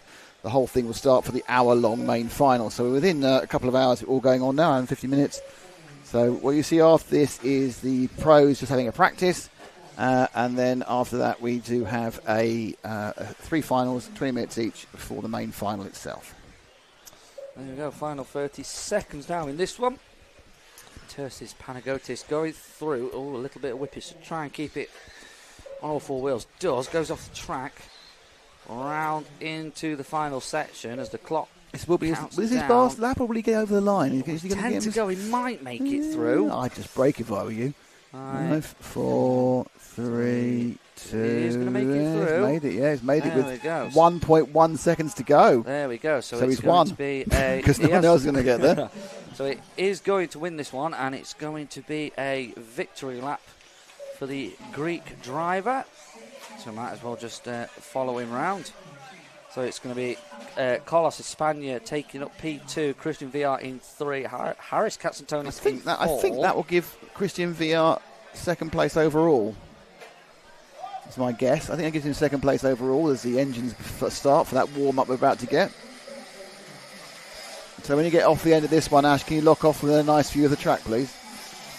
There we go, as that's our leader and across the line. And that's actually going to be the fastest lap of the entire race. Well done. 42.3. So we could have just backed off and just leisurely drove it to the end, but no. And that is the end of the electric section of BUGGYLAND 12. We're going to go off air for about 10 minutes whilst there's a bit of practice. If you couldn't tell, that's the end of the buggy bit. Yes, the e-buggy's gone. And be back with the finals in about 10 minutes.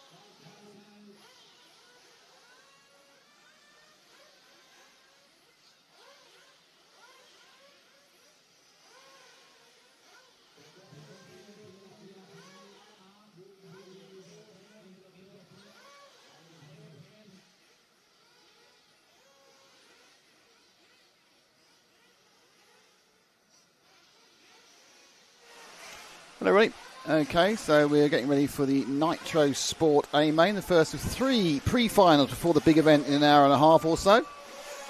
We are running 7 minutes late. Oh, did you say 7 minutes late? It's a nightmare. 7 minutes? 7 minutes late. Oh. All Oh, because no. they couldn't. All because they couldn't get the marshals. Got marshalling and then the e-buggy faffing.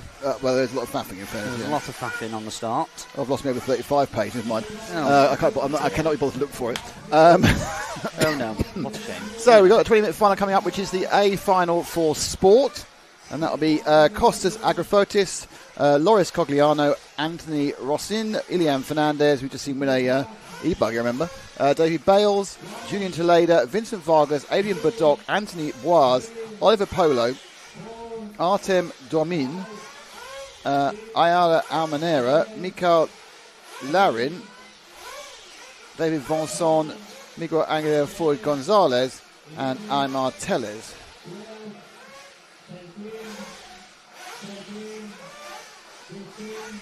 I don't think he includes the guy who won the previous race, the B final. I think perhaps he's stepped away.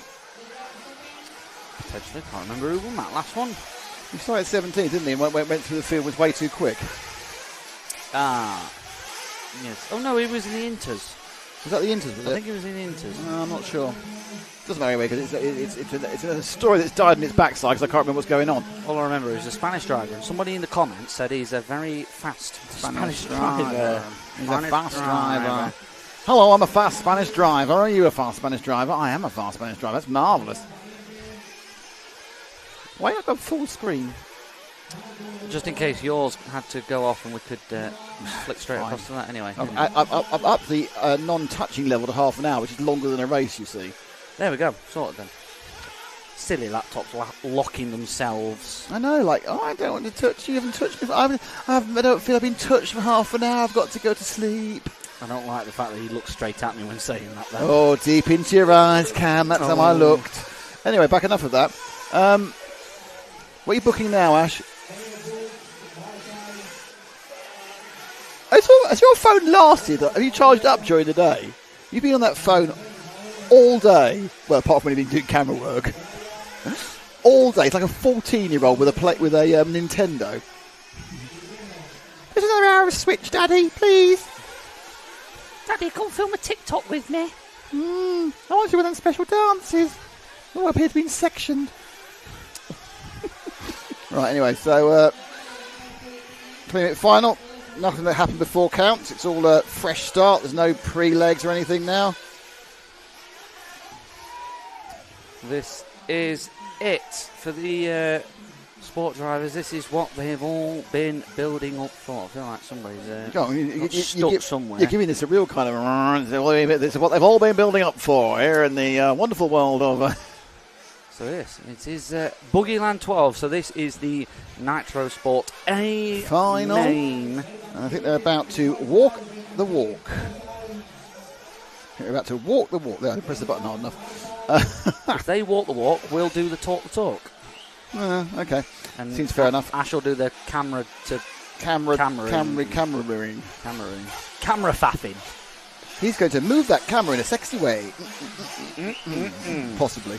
Okay, right. So Nitro Sport, they will come in any second now. They will be doing the going out to the grid for the 20-minute final. I'm quite impressed how this has got a bit drifty towards the end. It was going very well. Now it's a little bit drifty. It's all down to the marshalling. Marshall's not going straight doesn't out. matter anyway, given the level of driftiness we normally have. There they walk out, plume to smoke. Who will take this first final of Icinus? Loads quieter when they all go up that end of the track, Isn't isn't it? Oh, it? it's lovely that way. Faint revving rather than in your face revving. Constant.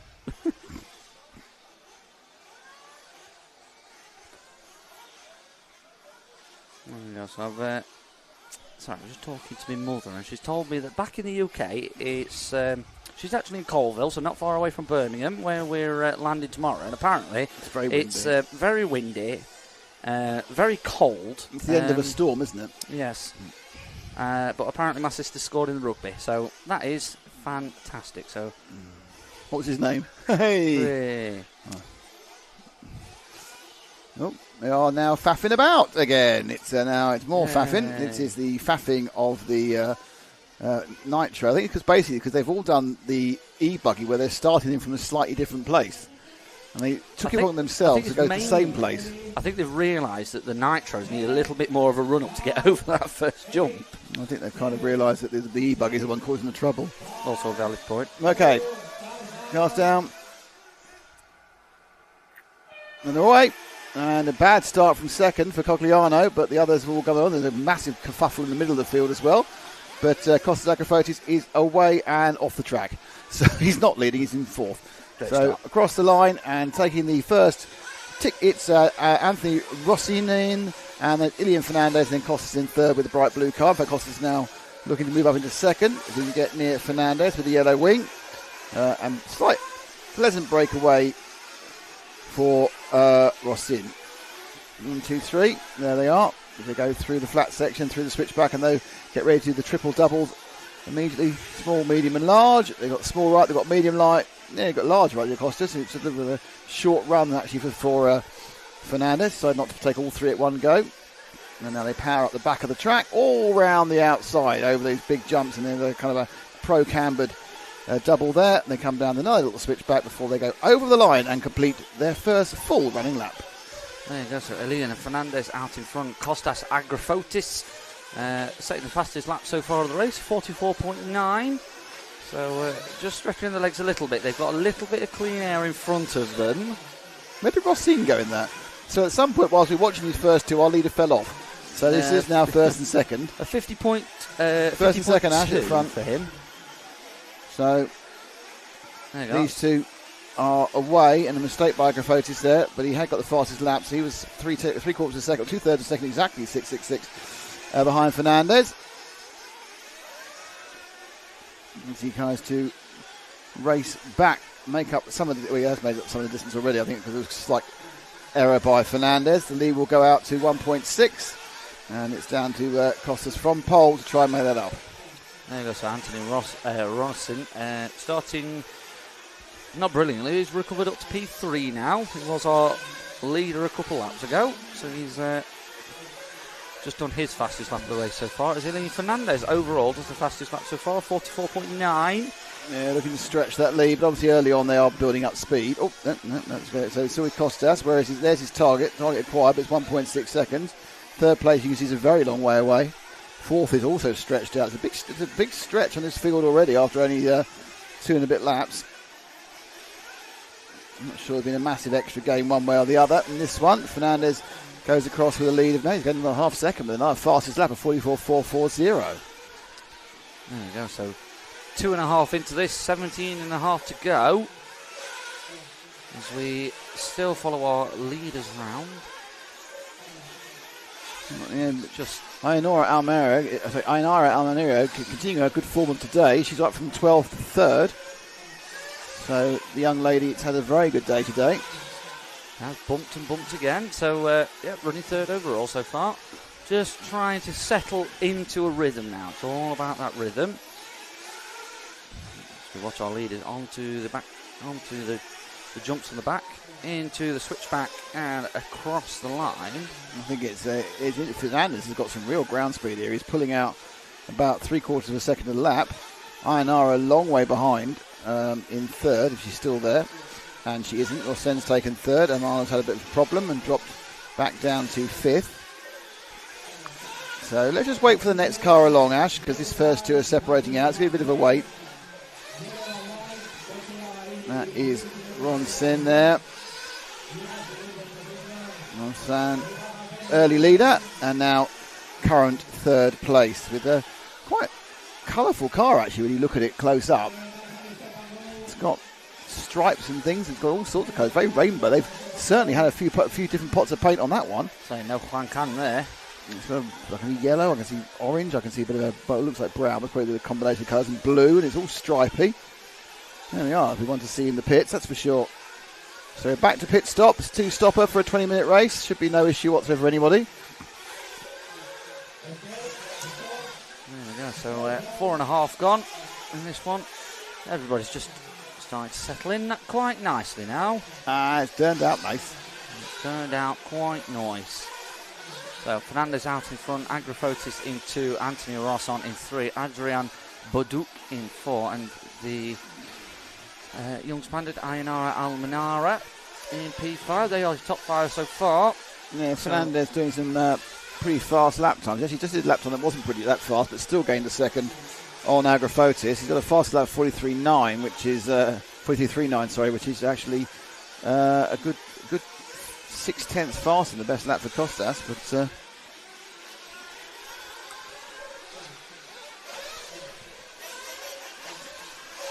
as round goes Rossin.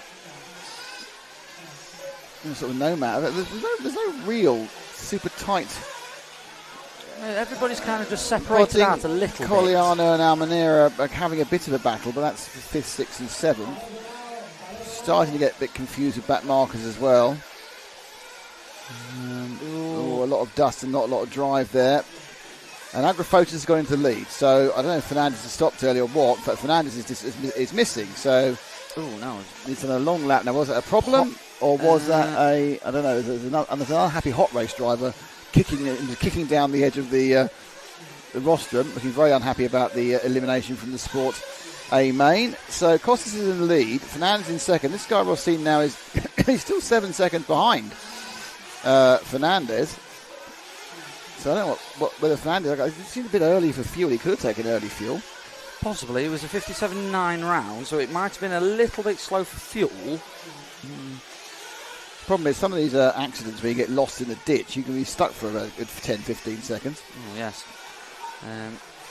So Costas Agrafotis still out in front. I think that was too early for a pit stop, to be honest. Yeah, 6.5 minutes. Definitely a mistake there. So let's see if we can move forward to Fernandez. He's about 8 seconds ahead. He's probably...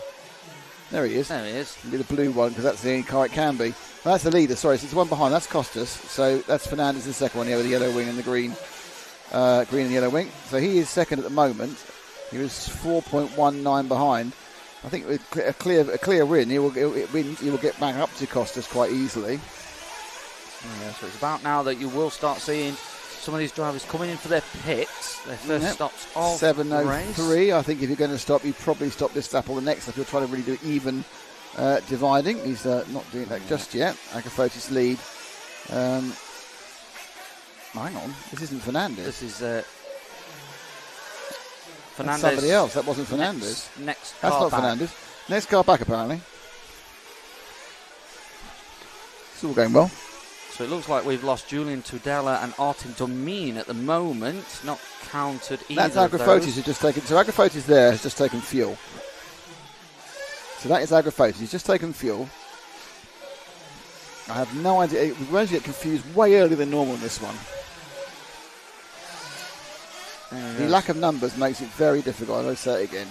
But that is Agrophotis from pole. Was leading. Has taken fuel. Is overdue. Now comes across the line now. Still in the lead. So how far in the lead is he? They're waiting for. It's Rossin now. 4 seconds back. Is in second, and Fernandez in third. So Rossin has got second place. Oliver Polo, long distance to fourth place. Oliver's just about to cross the start finish line. Should in a second anyway. I think there's some fuel going on. It's Cogliano, Vargas. Everyone's real stretch now on the whole thing. So Oliver Polo, I think, stopped last time round at 54.2. I think Cogliano's gone, by the way, because there's another person depressed on the side of the rostrum. There's a lot of rostrum depression to do, I'll be honest with you. Yeah, Loris Cogliano looks like he is out of this one. Adrian Bauduc has not also counted for a while. It looks like Artem Domine is back up and running, though. No, you can't keep an Artem Domine down, that's for sure. No. So Agrophotis extended his lead slightly over. Actually didn't, because actually Rossin came in for fuel. So this is our leader with half the race still to go. He is 6.2 seconds ahead of Fernandez, who's had a problem at some point but now has recovered from it. Who is himself now 7 seconds in front of Rossin. All sorts of people are over half a minute behind. Well, Loris Cogliano is back in it, but his last lap there was a 1 minute 42.9. That's that's not a winning time. It's not bad for an F1 car, not so much for an RC car. I don't know, are there any laps? The only laps about that long is probably Spa at 1:42. Yeah. So maybe a little bit slow then. Maybe a Haas. Anyway. Halfway through this one now. So interestingly, after Fernandez was significantly faster than Costas earlier, now he's not. And Anthony Rossin has gone back with the fastest lap so far with a 44.1. Closing the gap in second and third to 4 seconds.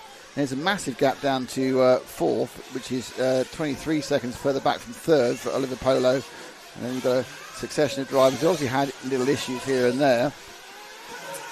So Vinicius Vargas in fifth, Ayanara Almanara in sixth. Costas now is sitting in traffic. He's being helped out a little bit by the ref. He's got a long lead though. He's leading by some distance. 7.1 ahead of Elian Fernandez here. So Fernandez that time round was minorly quicker, which could just be down to traffic. 0.6 of a second faster. The gap between the two of them, though, still 7.1.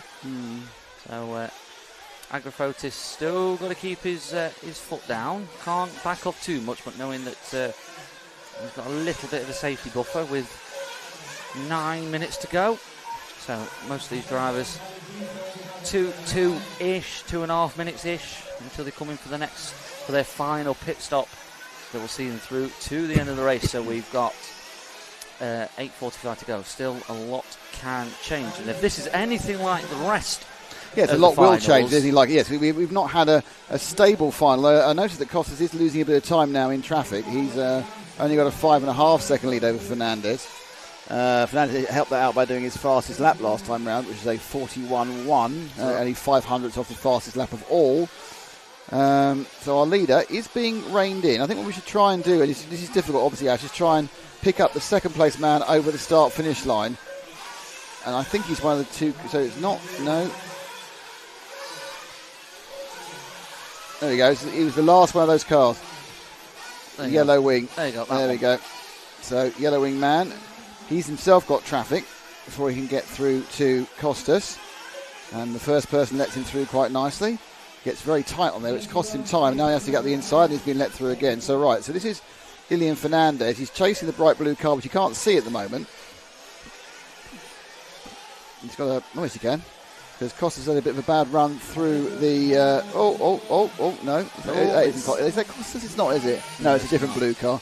So, too many blue cars. The red car and the blue car had a race, but at the moment the blue car's in the way. And Fernandez will be asking to be let through, and he's not. He's hit instead. So that's it wasn't deliberate. You know, you have to. Oh dear, that wasn't deliberate potentially either. wanted to come into the pits there. He's had to. No, Yeah, he has come I into the decided pits. to do an early stop. It wasn't really. I think that was kind of like a last-minute final. I'm in the wrong place. Yeah, that's not how you come out the pits. So he's made a bit of a Holdix of that. Effectively came down the corner, down the hill, and got, I think, a bit, as you can do, get a bit stressed. I've got a pit. I've hit some people. It's all gone wrong. I'm trying to get a position up. Is that potentially Ilian Fernandez behind him now? No, it is Fernandez. Around him. So we're talking about Fernandez. So yes, no, Agrifotis is in green. I think that's Rossin who's gone past him, but Rossin hasn't stopped for fuel. So yeah, this is all going. This is going very, very. It's going very, very wrong. I'm not sure how much that we got with a 7-second run. There we go. Upside down, sliding thing. Will he get on the wheels? Maybe, no, and he gets on the wheels. It really is quite impressive to see how big and heavy these cars. They are very bouncy. And 3.5 kilograms is the minimum weight, or 3.6, I think. It obviously can be heavier, but you wouldn't want it to be because no racing car needs to be heavier than it is.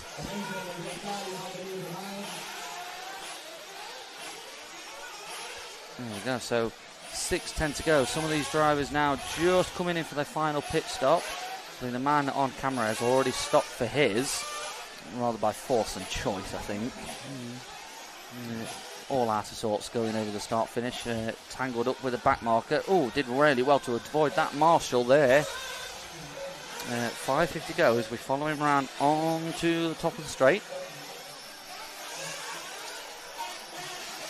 Agrifotis now has just crossed the line. So where is Fernandez going to? Yeah, so Anthony Rossin is out. So Fernandez is 6 seconds down. I think Costas took his fuel stop last time. This is now. I don't think Rossin's taken his fuel yet, has he? In second place. Don't believe so. He's just ahead. You can kind of see him there. He's just one car ahead of Fernandez. He's climbing up the hill as Fernandez himself climbs the hill and goes over the three doubles. Obviously a good end to the evening, three doubles. Just has to keep it nice and tidy, those doubles. So he's now 6 off the lead, 4 off, not this person, somebody else. So he's got himself closer to Agrifotis, no real closer, a little bit closer to Rossin as well there. He's at 44.9, yeah, half a second. He's only a bit, that was close. Car's thrown him. So you can just see Agrifotis in the far edge of the corner. So basically they're all in sort of in the same frame. If you are very flexible with how you define a frame. But can Fernandez get up through the field? I think Rossin's got to take fuel at some point soon. I think, in fairness, I think Fernandez may have taken it a bit earlier than he wanted to. It doesn't matter. He'll still get to the end. So it's 4:14 to go. So he was 5.7 behind the leader last time round. This time he's into second because Rossin's taken his fuel, and it's 3.7, so he's gone faster. And Rossin has dropped behind him as a fuel stop. So Costas Agrifotis out in front. His last lap there was a 47.6. Ilian Fernandez, the man on our screen, was a 45.6. So but my clue might be the fact there were 3 cars in between Agrifotis and Fernandez. So I think Agrifotis was doing a lot of traffic management on that previous lap, which is now what obviously Fernandez has to do. He's done 2 of them without any real loss. He's got 1 more to go before the next car will be our leader, Costas Agrifotis. Fernandez driving around the back of the circuit. He's got 1 more back marker to get past. Now, hopefully they'll be moved out the way. No, they just fell out the way. It's the same thing, really. And the lead now, so only going to 10th that time as he scrambled his way through the field. That's the blue car. That's your leader. Just hopping in and out of various edges of the shot. There he is again. So that's the gap as they go with 3 minutes to go to win the Sport A Main final here at Buggyland 12. Flies it nicely. Short hop, a bit more flying. There we go. 2 minutes 50 to go. So 4 laps roughly. Yeah. So 5 laps, I'd say. 5 laps. Yeah, if you could. No, perhaps not these guys. But 4 laps. Maybe 4 laps from me. I think you're right. So it's 3.4. So you're only going 2/10 didn't he, that time? Costas Agrifotis though actually put his fastest lap of the racing so far, which was a 44.5. lost 3/10, but he can lose 3/10 a lap and he'll be fine. Oh, and he's died, and that's the end of the challenge because there's been a flame out for Fernandez. Whether they didn't get all the, whether that hurried fuel stop meant they didn't get all the fuel in it. Kostas Agrafotis out in front now. The gap back to Anthony Rossin, which is going to be his nearest challenger, with 2 minutes left to go in this one, is 12.3 back. Yeah, so that's pretty much now down to the only thing that can go wrong now is Kostas blows up. Pity there, because Fernandez was gaining slowly. It would have made for a relatively grandstand finish, but he ran out of fuel or had a fuel issue. Probably a part of that kind of hurried fuel stop. Perhaps not all the fuel that should have gone in went in. Possibly. So if Ilian Fernandez can actually get it going again, he's way too late. Doesn't matter now. He's not going to challenge for anything. No, so I don't think he's got going now. So Fernandez did have an unbelievable lead over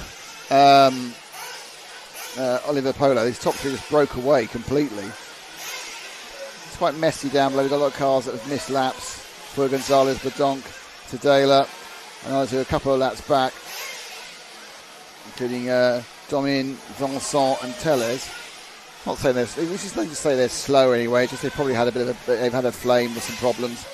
And so our leader Kostas Agrafotis. 2 laps to go. With 1 minute to go. He's going to do this one and one more. So that's just not the line he wants, though. Just keep the engine running and be fine. Often easier said than done, of course. Yes. So Anthony Rossin has jumped up into the 2 spot. He's 20.6 back. So Kostas Agrafotis, as long as he keeps it on 4 wheels, can do this at a canter. Oliver Polo jumping up into the 3 spot. David Bales is not too far behind him.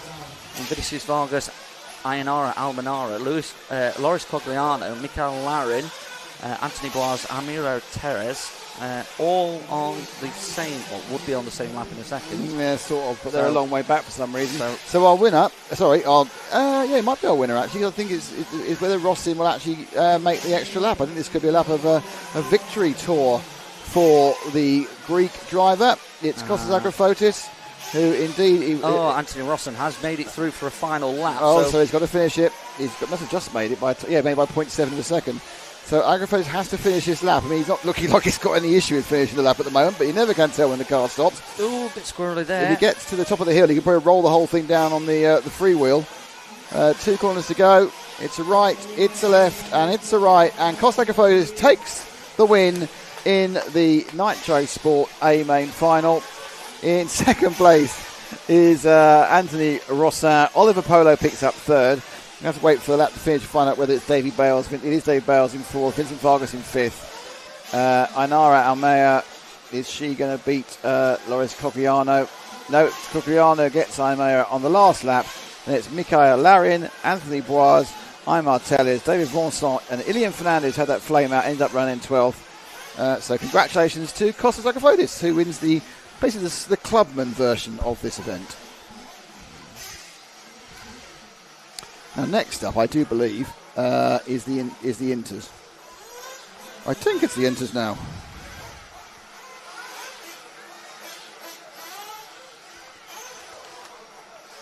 Okay. So we have, I think, on pole. Let's wait for them to come through. Hello, lady of standardisation.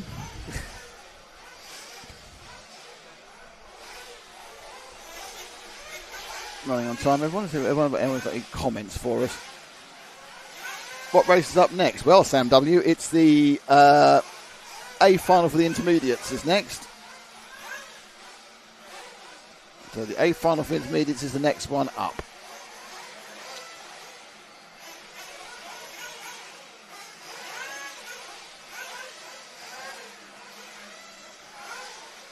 So there are your runners and riders on the right hand side of your screen there.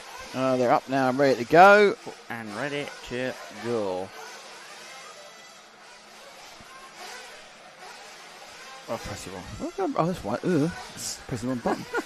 So Richard. So it's Cotentin Richard who is in 1 and on pole, and then it's Harris Katzentonis and Kostas Katzentonis, Kevin Pasquia, Diego Rivas, Max McDonald, Zacharias Villabia, and Alejandro Gail Panagotis Tertsits, Jesus Caminera, Andrei Monakov, Christian Villar, Brian Casconi, Yale Zeflu, Paul Edward Jacques, and Remy Barbillon, who are in the main A final.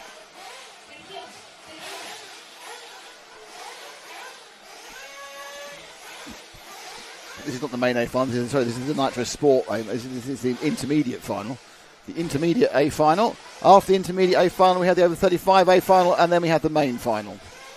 So they are batting along. They are, I think, only 5 minutes behind now. I think they've gained 2 minutes in the course of the that environment there. I've got an important question. What's your important question? Would you like a coffee before the A final? May as well. Yeah. Obviously, I want to go to the toilet for the entire hour, obviously, but there we go. I can't help you with that one, unfortunately. No one can. So, 2 races before the main final. This is the warm-up. A couple of minutes of fun as they run around. Confirmation there of the runners in the Inters. The Inters is I think a self-declared. You decide you're not a sportsman, you're an Inter. And on the whole, people have got it right. We've seen that the Inters are a little bit quicker than the sportsmen. So, again, good Greek contingent here in Madrid for Buggyland 12. All we get is the stock photo lady now.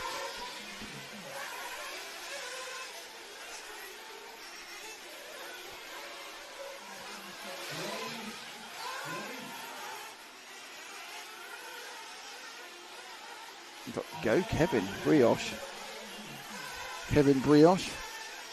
which I believe is Kevin Pasquier, because a Pasquier apparently is either French for brioche or a brand of brioche.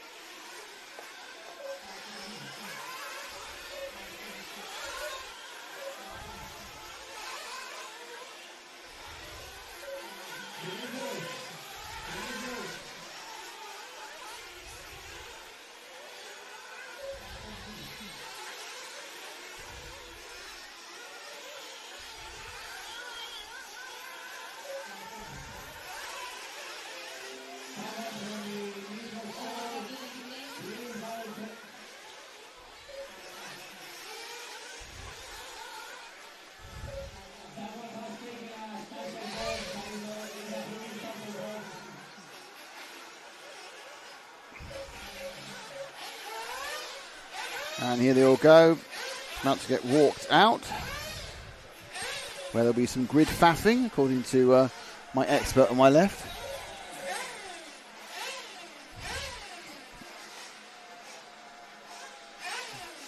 So, Constantin Richard will be walked out the pole, just waiting to get them out there.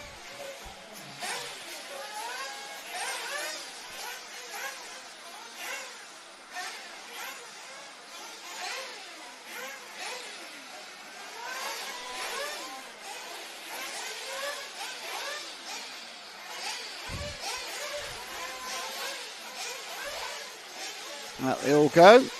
We're in for 20 minutes of intermediate fun.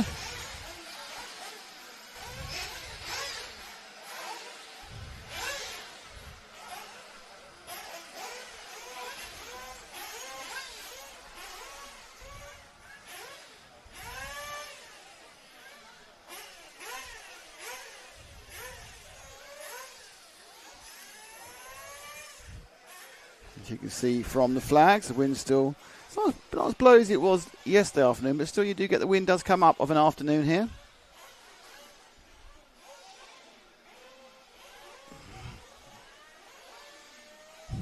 To the point where they're trying to actually get someone to hold the banner to prevent it interfering with the guy on pole, which of course is Constantin Richard. I don't have a check-in from Jesus Caminera. It doesn't mean he's not there. That's why his number is grey, and the others are sort of yellowy, sort of baby poo colour, aren't they? 7, 6, 5, 4, down. And they're away. And it's a clean start for once.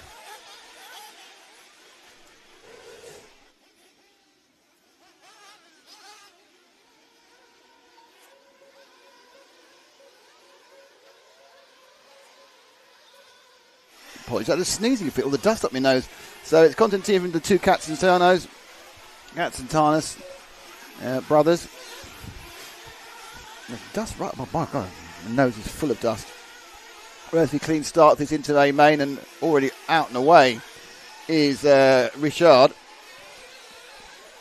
And I think this is probably Katsantonis and Katsantonis. And behind them, maybe Pasquier. I don't think that's all. That's Katsantonis. A has rolled on the straight. Let's find out which Katsantonis it is as they go across the line. Ricard has taken a start and is leading. Second place is Costas, and then it is Kevin Pasquier in third with the blue car. And then behind him, it's Diego Rivas. Well, it's not anymore because it's Diego Rivas has got past Constantine.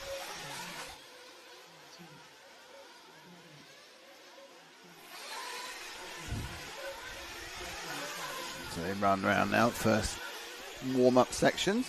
In fairness to Costas Katsantonis, he's getting a bit away, but you can see how far ahead Richard is. It's a country mile. I'll try and clear this dust from my nasal passages.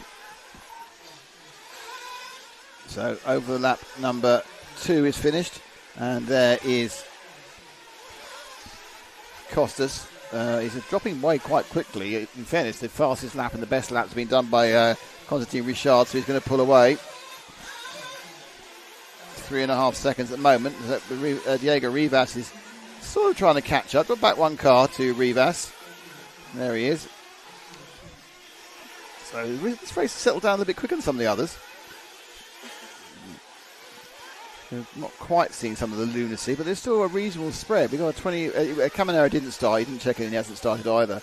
So we've got a 22-second spread after just 2.5 minutes. There's very people trying to find track space, and this is the battle on camera for third and fourth, which is now between Diego Rivas and the recovering Harris Constantinos. Constantonis, sorry. So Constantonis with the multicoloured car, just the most important, the yellow wheels. That's the way you can tell the difference between him and Diego Rivas ahead of him. So yellow wheels are useful then. They're useful. They are no different though. Missed anything? No. There we go. And we've just missed a change of position there because it's now Katsantonis 2 and Katsantonis 3 as Harris has gone over past Diego, who was having a moment on the triple doubles. And we'll see if they're going to come together with his brother or whether Ricard is going to pull out even further. So it's Constantine Richard, Costas Katsantonis, Harris Katsantonis are your top 3 with 16:40 to go. As you did miss one thing, you missed me having a sneezing fit, which so it was really weird. So I was sneezing fit literally as the car started, and away they go, and I had a sneezing fit, so I couldn't say anybody where he was for half a lap. There's a lot of dust here. It is very dusty. Oh dear. So we have to have this door open to get air, but it's also providing a lot of dust. There's a lot of dust. I'd like to point out there are many ways in which RC commentators can moan, and this is one of the major ones. Dusty doors. Dusty doors. That's another humorous music hall comedian. My name's Dusty Doors. And the second and third and fourth go round Diego. We've always completely thrown that one away with a rather flamboyant braking failure into the first corner. But he's helped out by the fact that immediately Harris Constantinos makes a mistake as well. Ricard away by just shy of 5 seconds, and then it's another 3 seconds back to the first of the second of the Constantinos brothers, Harris. Yep, so Constantine Richard out in front. His last lap round, a 43.1, is faster than anybody, nearly faster than anybody else. It's just starting to pull away a little bit. 15:30 to go in this one, as somebody's done some cartwheeling down straight there. So this is our car number 2, currently running in third. This is Harris Katsantonis, and not far behind him, Diego Rivas, and not far behind him is Brian Cascode. So we're not too far apart on track, so it's makes it a little bit more interesting. As Harris Katsantonis has a little bit of a problem going over the double-double. Has to do it as a He's got 4 singles basically there. 17 singles, yes. So he's now got Diego Rivas behind him, I think, and that's going to be a battle reborn for third place. Not seeing an awful lot of movement at the front. It's just a slow pull away by Constantin Richard, and there's nothing much Costas can do. Harris, meanwhile, has his own problems. You can see behind him as they come down the hill. And his problem is that not far behind him is Diego Rivas. Oh, but Rivas again is not having a great time on that first corner. It's twice. Once he went too long, and once he's gone too short. So Constantin Richard is now 7.2 clear of second place driver Kostas Katsantonis, currently the faster of the two. Constantin Richard last lap round there was a 42.8. That's the fastest lap of the race so far, as we are now starting to head into first pit stop territory. Yeah, perhaps another lap. I mean, if you wanted to get out some traffic, you might come this early, but most people run another lap just to kind of one or even 2 laps actually, just to make it more of an even split. So is that someone he's racing with, or someone's a lap down? No, it's someone's a lap down. That's Pasquier, Pasquier actually was doing all right at the beginning, and they had the problem, and now he's dropped back a lap, and he's very graciously not getting involved in this race at all. Very good driving there by Pasquier. Pasquier currently running down in 50th, 2 laps down of our leader, Richard Constantin Richard, sorry. He's pulled out another second and a half, almost 2 seconds in one lap there with a new fast lap 42.551. So we're really getting the pressure down now as we head into the first round of pit stops, as we can hear more cars coming into the pits. You see cars coming into the pits, you're quite right. Some of them having slight problems. I would think that at least one of these 2 cars will come in. Let's see if we're right. No and no. Yes, there we are. We did get one. So, but not. So Rivas went in and Katsantonis didn't. There you go. So Diego Rivas banking on the undercut, just trying to get potentially some clean air just in front of him, not wanting to. Maybe it's a little bit of a jinx running behind Harris Katsantonis, because Diego Rivas was not enjoying that at the time. A couple of little mistakes as we watch Harris putting some big air in over the middle portion of the track, heading onto the back straight, keeping it nice and steady. Very smooth into that final section there. Over the little jump into the switchback, and he is now. Yes, now he's having fuel. Something else been fueled ahead. It's been quite a long time. Oh, it's only a bottle. They haven't even got a gun. So Constantinis is not wasting money on fuel guns, even though it saves you at least a second in the pit stop. There you go. So out in front now, Constantin Richard has. I think either had a little bit of a problem in the pits or a crash somewhere, because his last lap was a 1 minute 2.4. He's had a problem in the pits, yeah. So it's interesting because now I don't think he's actually. I think he's still ahead of Harris, who just stopped, because he would have tipped the timing scales. He would have tipped the timing beam prior to doing his pit stop. But he is probably Constantine in second. Yeah. Let's find out if Constantine is second. We'll find out very soon. Both Katsantonis are late, and so I think Constantine might take the lead. Now everyone's late. Oh no, Diego Rivas has come through. There's a car off the track there that's not well, which was the other Constantinos, and Constantine fourth. So a bit confused now. So after what is the first round of pit stops, Kostas Katsantonis out in front, just from Diego Rivas. Harris, so I'm not sure if we can find those 2, but I think they're cars ahead of this, which is slightly difficult as we know without the numbers. Let's try shifting ahead a couple of cars, Ash. Let's give it a go. That'll do. Those 3 there, it might be them, might not. Who knows? That's the fun of the fair, isn't it? Really. So we'll just wait until we work out who these 3 cars are. Just let them go over the line. Yes, it's first and second, so go with them. Stick with the first 2. There we are. That is the yellow into red of Costas, and then the orangey and sort of white machine of Diego Rivas fighting for the lead now. Corentin's dropping. I think Corentin's got a problem. He's dropping down. Yeah, so I think unfortunately Constantin Richard's had a technical issue. He did win the e-buggy, so I don't feel too sorry for him. He's got 1 big trophy for today. So you need 2 big trophies, and there we see a change of lead as Diego Rivas and Costas had a bit of a coming together, and the net advantage was, it wasn't really an advantage game, but the net result was that it's left Rivas in the lead by about 2 seconds. So halfway through this one, Diego Rivas out in front, Costas Katsantonis, Harris Katsantonis, Alejandro Gual. Long way back Gual though, Cam. He's really come out of it. Yeah, 10. So you kind of think it's his top three, having lost early leader, an early gapper, Constantine Richard. It's going to be much closer. I predict, and I'll ruin this, it's going to be much closer second half of the race.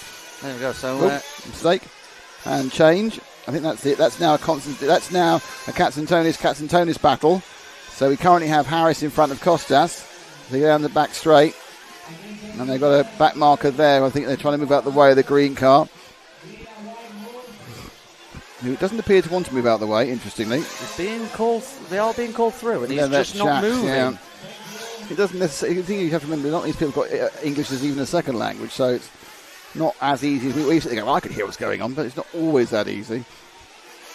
Very, again, a multinational race. This one's we've got obviously French, we've got Brits, we've got Spaniards, we've got Portuguese, we've got Germans, Austrians, Swiss, Israelis, Americans, and Paraguayan, and many other countries I've forgotten. I apologise if I have. Turks, of course, the Birkin Kilic. And now this is a Constantinos battle, and it's changed because into the head has gone Harris. I'm not quite sure how they were scored in the lead. Diego Rivas, actually. I'm getting Harris very confused now about where everyone is. So Rivas is now in front. No, he's not. Yes, he is. And now he's not, so he's second again. So Costas now is leading Rivas overall, and then just behind them, I think, was it a bit more than just behind them, is Harris. Hard to put the power down there for Costas, as Rivas now tries to catch up again. There's a back marker who's just loused up the day of everybody. I think that was Jean Jacques. Yeah, this is a problem. I know you're trying to race yourself. It's your game. It's your day as well. But you've lost the lap, and you start getting involved in what's going on elsewhere, and that's, I think, taken out one Constantonis. Now, that does put the other one in the lead. Where's Diego Rivas gone? So Costas now has a massive lead of 4 seconds. Oh, so it's this means Costas and Harris up front. So Diego Rivas on camera now has dropped to third. Yes, basically. But as a result of that, it has actually brought into play the young Brit of Max McDonnell. No, if into play is 8 seconds back, we'll find out. There's many craziness in this race. It could well be that he comes into play. Well, they were 20, nearly 30 seconds back at one point. It's not too far now, but 7:12 to go. Heading back into the pit window. Yep. Second stop's about now. I'll say that he's going for it. Them. Oh, there we go. So that's the 5 car of Diego Rivas. It's amazing you can read the number when it's actually stands still. And you can just do it. It's actually a dull yellow and a dull grey. Oh, lovely. Prince of running out of ink, clearly. Possibly the worst numbers ever. There we go. So 6:40. It's Costas Katsantonis still out in front. He has his fastest lap of the race. He's a 43.3. Rivas has scored about a second behind Harris. Can't see Harris at the moment. He's just taking fuel. That's why, of course. So he's obviously a bit further back now, Rivas. But we'll see what happens. He's had a good out lap so far. So far it's clean, which is the key point. So the others will be stopping either this lap or next lap. 4 seconds between two Katsantonis. There we are, and that he is right behind a Katsantonis, which I assume is Harris. So Harris in second is just ahead of Diego Rivas. And it's then a gap of about 4 seconds to Costas, who's been enjoying leading this race for some time. Oh, Harris makes a little mistake, and then in through goes Rivas into second place.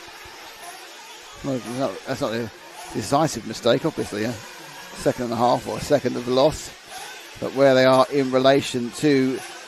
there's the leader just there, so they're very close, in fact. But there goes Costas, and there goes Rivas. 1.5 seconds is the gap, Cam.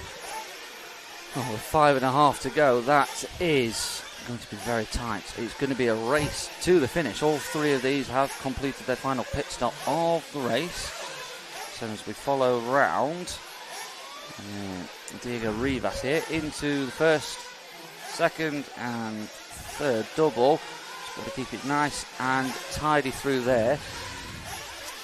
into the back section as he chases down one of the Cats and Tonis. That's Costas up in the lead. So on the timing it's 0.1, and obviously on screen it's not a lot closer than that. So the lead under battle here in the Inter A Main and BUGGYLAND 12. And it is one of the Cats and Tonis brothers. It's Costas who is trying to hold off Diego Rivas as they move into a bit of back markering. I think that's Barry Barbilio moving out the way. And then more flying, and they're going to have more cars. I think, how many of the cars are still rolling? About 14 are still going. Now, some of those cars at the back have had some problems, but they have restarted. So it's quite a busy track, which doesn't really favour anybody, because there's no situation like in F1 where the first person to come across them has a problem, because these drivers are just, it's where you happen to come across any driver. The refs are trying to pull them through as the top two turn round onto the inside of the track. There you go, so 3:49 good to weight. go. Sorry, that's a good weight there by the car with the yellow wheels and the pink. It just moved out the way. Sorry, carry on. No.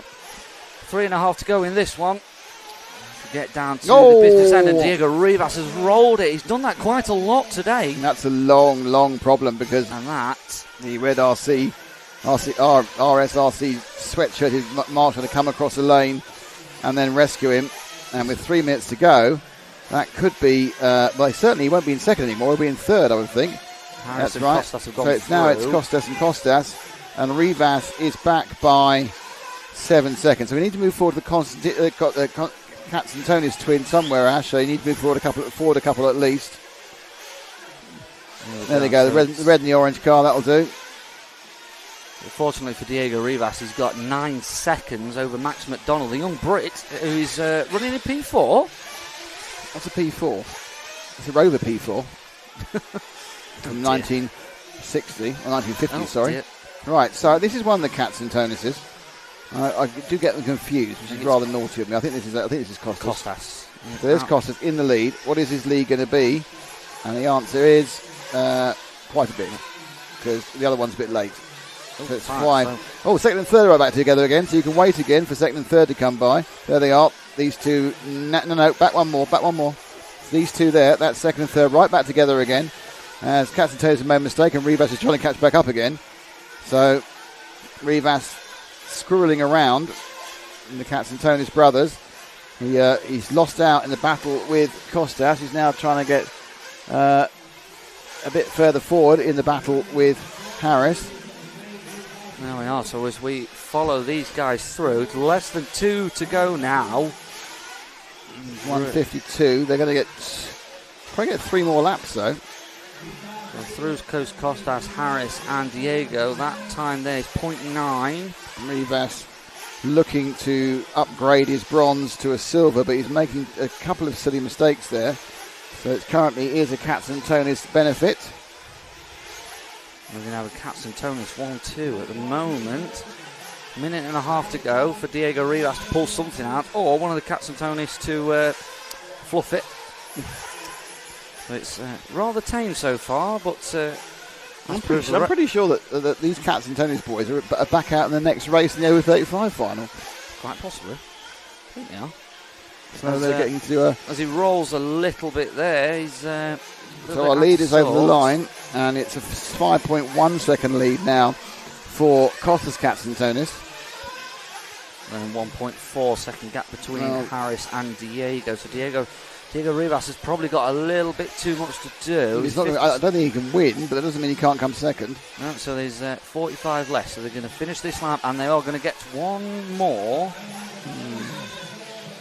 I think Diego Rivas has dropped off a little bit from the back of Cats and Tonis in this lap. I think he's just consolidating P3 at this point. 30 seconds left as we head into the back section of the track. Let's see if we can pick up our leader, Ash. He's about 5 seconds ahead. It's going to be... There he goes. That's our leader. Costas, Cats and Tonis. 15 to go, so this is going to be his last lap. So it's going to be a race to the finish between the Cats and Tonis boys. Diego Rivas. Max McDonald's going to sneak through. as well. So he is 9 seconds behind, so it's going to need a so disastrous lap for him to make the podium. Rivas is a few seconds behind Katsantonis Harris, but Costas Katsantonis, ever since the sad demise of Clementine Richard, has looked unopposed over those last 15 or 16 minutes, both pit stops, and it's going to be a victory for the Katsantonis brothers and for Greek RC Racing. So Costas takes the win in this one as we head back. Can you go back to the line, Ash? Oh, it doesn't matter. Harris has took the second of the podium, and Diego Rivas taking third.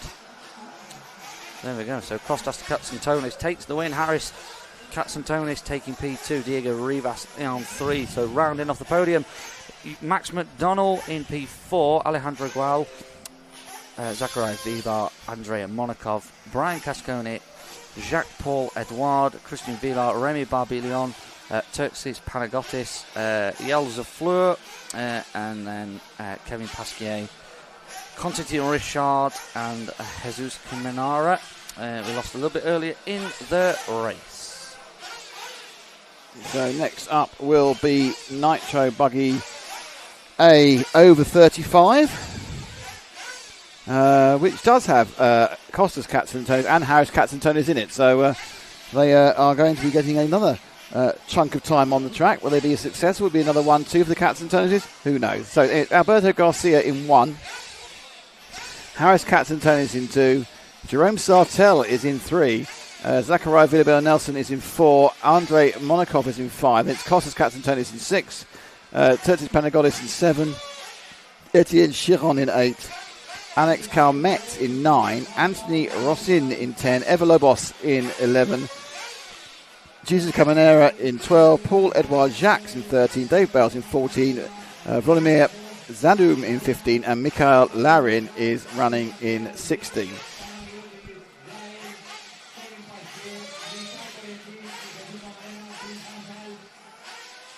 Bravo, says the Constantinos. So we are now half an hour from the start, well, 25 minutes from the start of the main, well, half an hour from the start of the main final.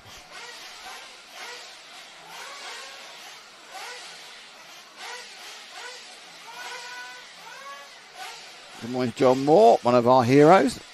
Thank you for being a hero, John.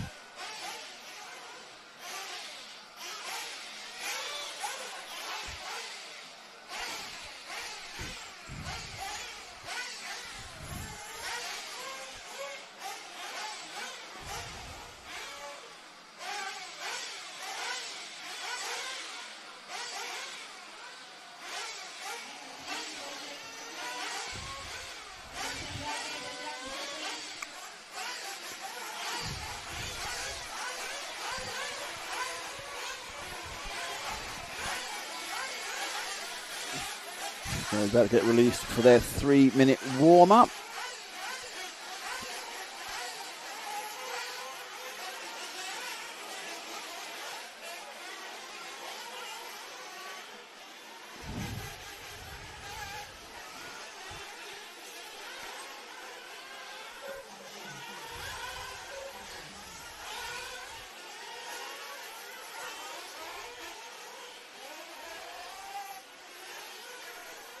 There's a confirmation of the entry.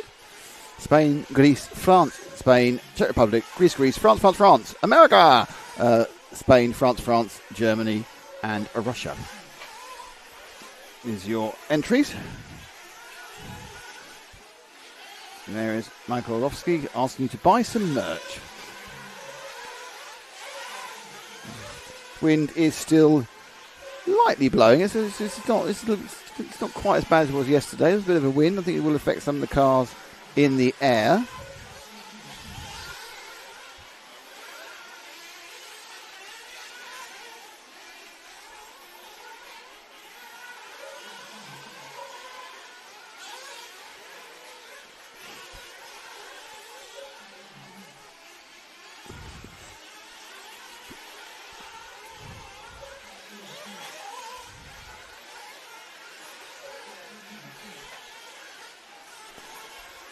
So the normal noisy warm-up.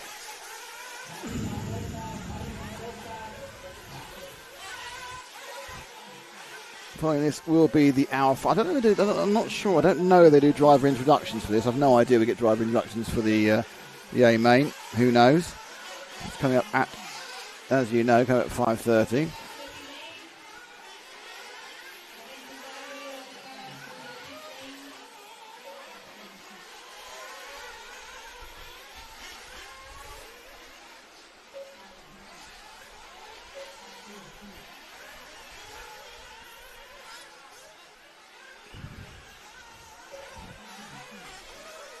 So just about to walk the cars out in a while.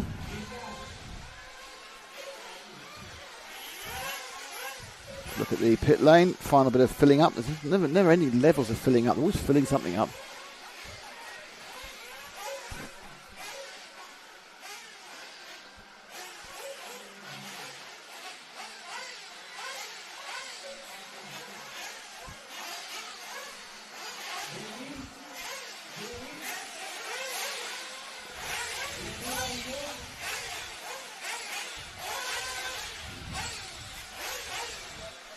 So the over 35 final about to start.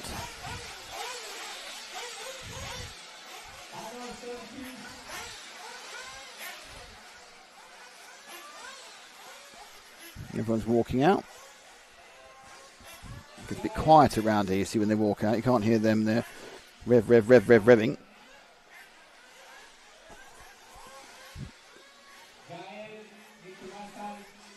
Okay, still trying to get marshals out.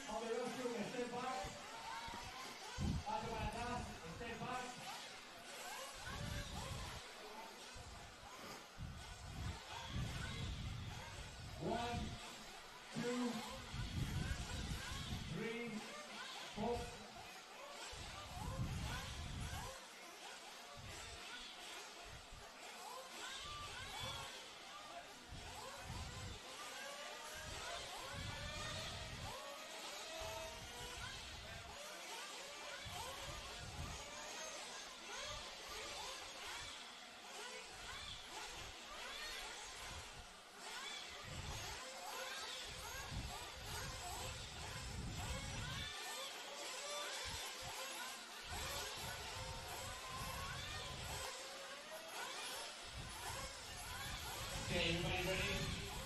10, 9, 8, 7. Here we go.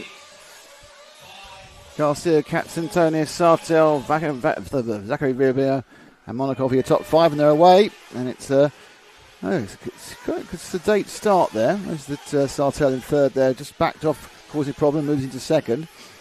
And I think that's Garcia from Sartell now. Let's watch they go over the line. No, it's Katsantonis from Sartell. So Harris Katsantonis, fresh from his second place 5 minutes ago, as Sartell gets bullied out there from Villarreal and Nelson, I think, and Zachariah Villarreal. And they come round the corner now, and they're up through the switchback. And then they're going to take the dual doubles. There's two together, one of which is Harris Katsantonis, and the other, I think, is Villarreal Nelson. Sorry, it's Zachariah Villarreal. And if it is, Villarreal takes the lead. And Katsantonis just sits there behind at the moment as the first full lap finishes. There they are. Zachariah Villarreal is leading with the orange car with the yellow wheels ahead of Harris Katsantonis. Oh no, he's not anymore because he's fallen off. So he's dropped down to fifth. So it's now Monakov, who himself has had some success in the e-buggy world today. And he's now fighting the three of them. Now Sartell, who's kind of made up for the issue he had earlier where he got pinged off by four other people. He's now in second place. So that's the Pink Panther, Jerome Sartell in second. Just a little bit, he got a bit tank slappery there, didn't he? And that's given a bit of a breather to the leader. So I'm not quite sure who's going to emerge in whatever position in this lap. He's been quite. Sartell's still second. His colour scheme is relatively easy to see. So going across my back to Katsantonis. Harris Katsantonis from Jerome Sartell. And there's Monakov, Andrei Monakov, and then he's just been sort of overtaken by Garcia. It's just about settling down. I wouldn't say it had settled down by any means.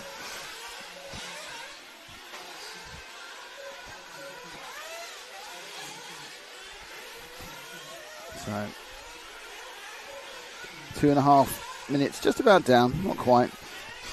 Race still settling down. They come around to finish another lap, and the lead last time was 1.07 seconds between Harris and Jerome Sartell, and it's down to half a second. So Sartell, the multiple French champion and obviously European main qualifier, and had an illustrious career, still involved in the business of RC, and still racing, and looking very much like he wants to get past Harris Katsantonis as quickly as possible.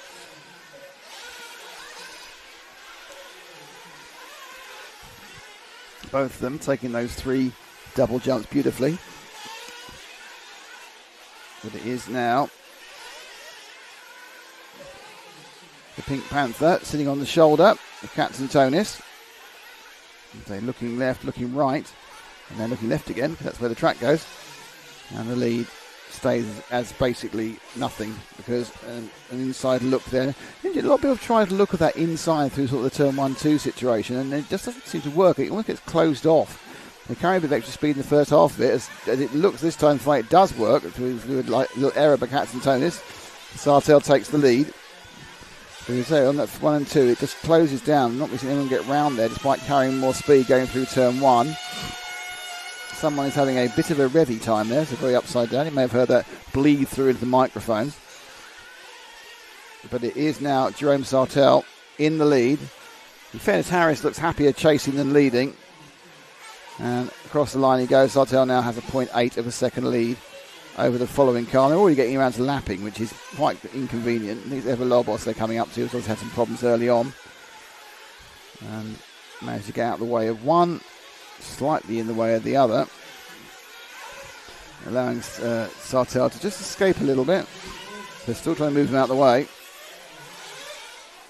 And he isn't being moved out the wall. A mistake by Sartell, but he won't be punished for that, because Everlobos have kind of slowed down Harris. And that gap actually even stretches after this to perhaps to a second or so. Actually, 1.2 it might be as they come round here. Let's see what it is. Yep, 1.13.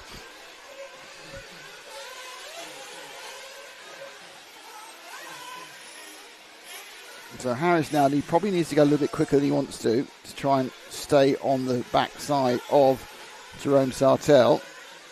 I mean, obviously Sartell, theoretically, is going to be quicker. Another engine's about to run over and blow itself to bits.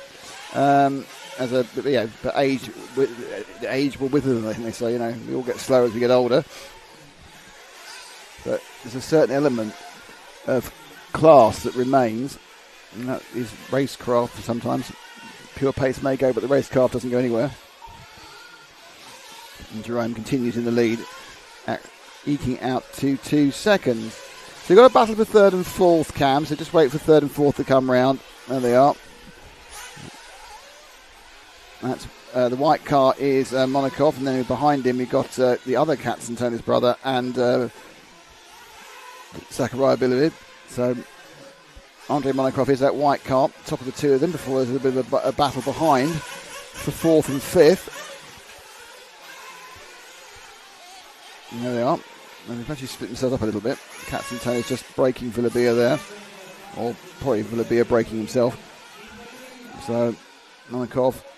Oh, it's coming together there, which I think involved the top, certainly involved Sartell. That's right, Katsantonis has got in the lead. So Katsantonis now in that last lap got past Sartell, probably because he's having that accident.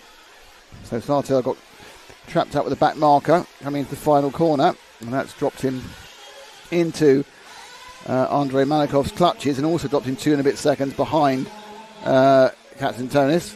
It's Harris. And we are, of course, now beginning to move into potential fueling situations. It might be another lap or so. Now, Sartell earlier. Oh, dear, that's not right. Oh, that's really unfortunate. It's completely doused things up now. So Andrei Malakov moves into second place. And Sartell makes an unnecessary mistake there, going wide at the start of the big loop, outer loop we have here. Fuel for Malakov on 7 minutes. And he comes. Fuel in and down. So he will temporarily drop down several places, because there's 5 cars actually at the front, and there's a gap of 16 seconds to 6th place, which is Panagonis Tertsis at the moment. So he will, at worst, at this point, be in 5th, and you have to wait for everyone else to take fuel.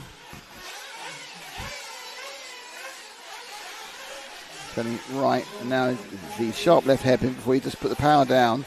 Try and keep the car right in the middle of the track. It seems to be the safest route. Gives you a little bit of margin either side.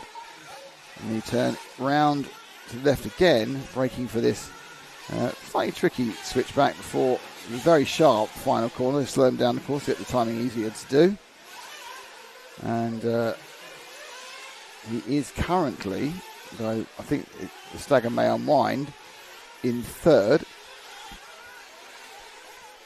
So I'm not sure if everyone's taken fuel or not. It looks like in the times, everyone apart from Jerome Sartell has taken fuel.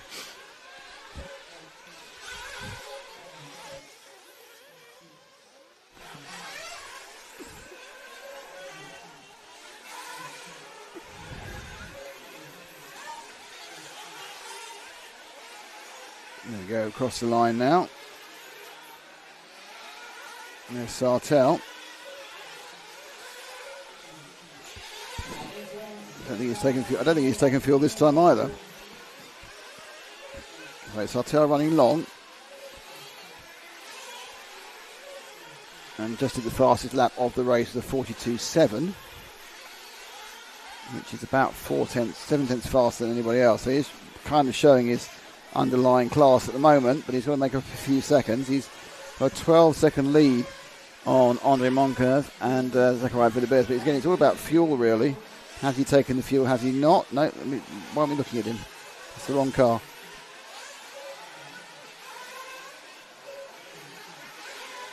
So he carries on going. I think is Sartell's idea to fuel once and go to 10 minutes. Not a particular. He's going to actually hit the. He's going to hit the pit lane at about 10 minutes and 10 to go, or perhaps 10 minutes and 12 to go. So if he is running a 10-minute stop, then he will be holding another advantage over everybody else, and he's got an extra. He will have done all his stops. Let's find out. Is this lapping? Is this petrol time? It is. So he is trying to run 10 minutes. It'll be a major advantage if he can run 10 minutes in the main final coming up. It'll be a major advantage on 9 minutes. It's an hour-long final, and those extra couple of laps really start to build up an advantage in very long finals, and that final is starting in about 20 minutes.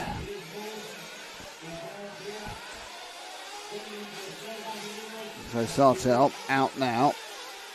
We need to see where second place Zachariah Villabert is, and my feeling is he's quite a way behind. Sartell's really made hay while the sun shines during this sort of period when everyone else was stopping.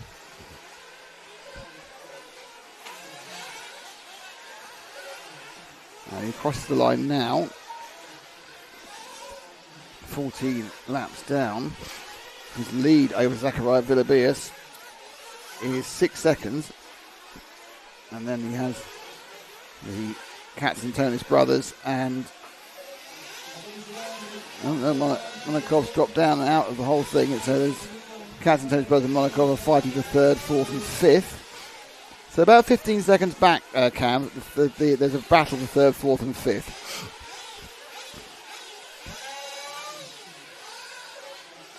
I think it might be at the corner of the. I think one was probably up there. Yeah, that's Monakov, who was last of those three.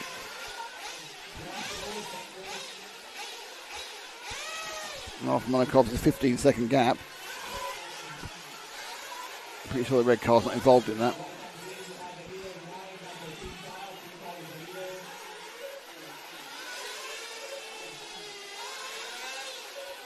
So Monakov is 2.2 seconds off Katzentonis Harris. He's behind Costas again, and now he's upside down, so that's all going to go horribly wrong. Sartell has a 5.5 second lead over Zachariah Villabert. He's got the fastest lap of the race with a 42.372 in second place.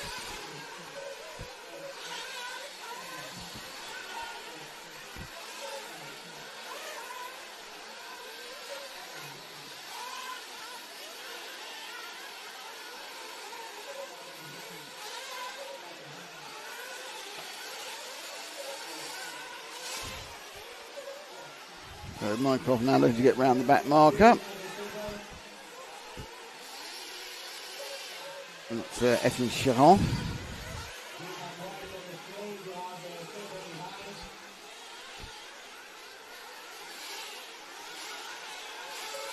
Merle Nelson again gained about, gained a second in fact, just there.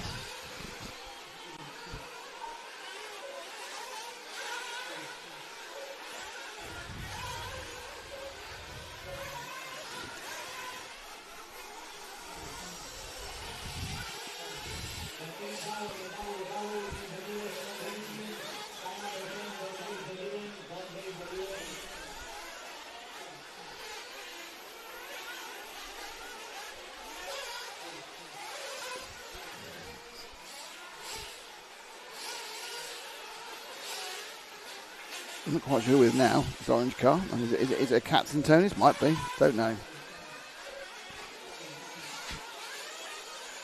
6.5 minutes to go. So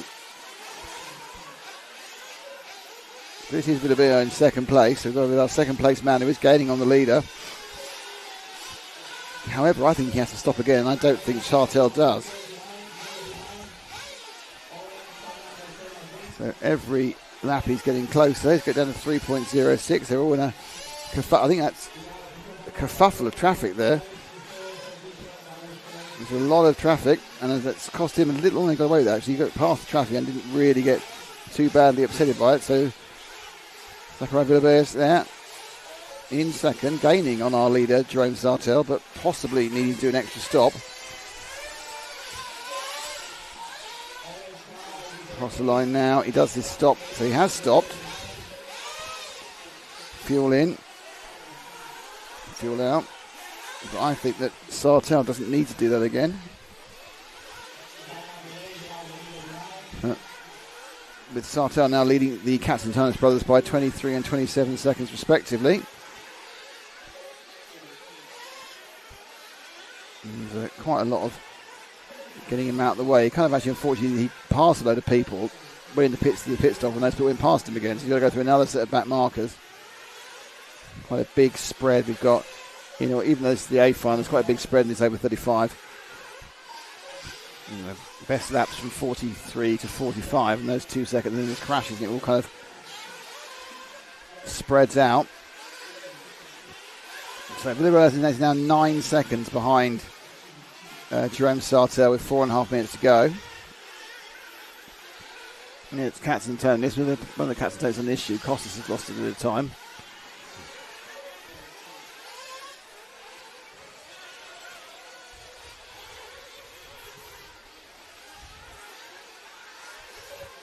So I think Villarreal may well have to be happy with second, because I don't believe for a second Sartell's going to fill up again. Sartell already over the line for his most recent lap. Villarreal having a bit of a battle with every single piece of back markery traffic that exists on the whole of the circuit. But you'll get through it. We'll find some clear running. There are 14 cars running, unfortunately, as far as he's concerned.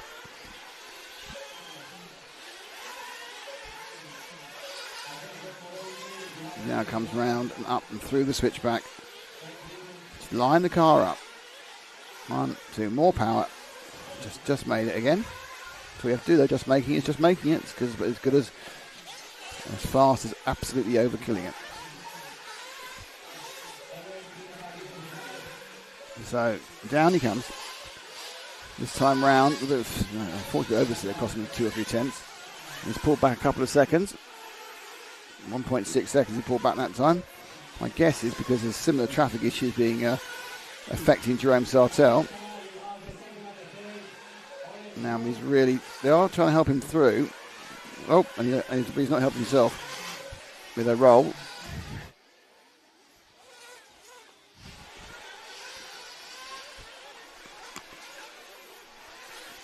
So this is kind of like a bit of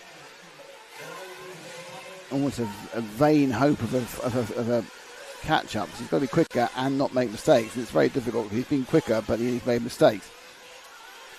Sartell already started the next lap. And he's rolled out. Oh, something else has rolled out, thankfully. Now 13 seconds behind. Let's see if we can find Sartell, because only a muck-up by Sartell now is going to change anything. He's a little bit further. He's probably in the middle somewhere, I expect, in the purple card. It's a good find. Thanks, Cam. So this is Jerome Sartell from France, Pink Panther.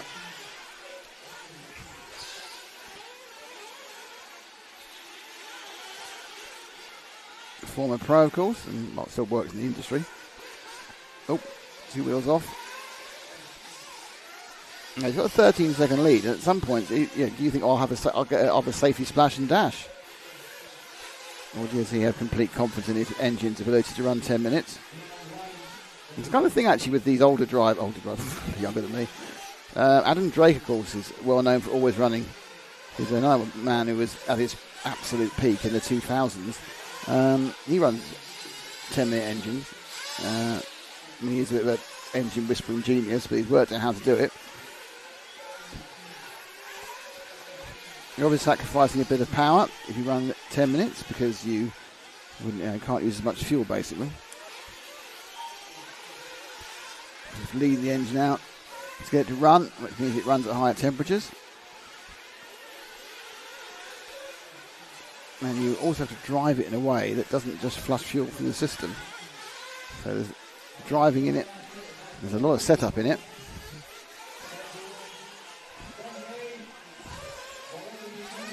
So minutes go.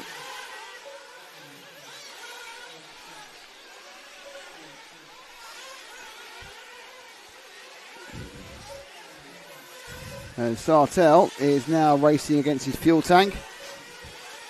He's about to start his final lap on this, the Nitro 35 Main. He's pulled up an excellent lead on Villabeard and Katzentonis, both the brothers. Sartell looking to pick up this effective senior championship, Fast 35, not senior, by driving around for the rest of the lap. I think it's going to be quite tight, really. He's actually going to be the only person doing this. I think Katzen and Villabeard will get onto the final lap. But Jerome Sartell really started quite well, then a bit of a problem in the middle, but then he got this period where obviously one stopping helped, but it was more the period before he made the stop, the 3 minutes when they'd stopped and he hadn't, where he absolutely made hay where the sun shines and came out of it and never was getting headed again. So Jerome Sartell proving that whilst form is temporary, class is permanent. Jerome Sartell is your over 35 champion.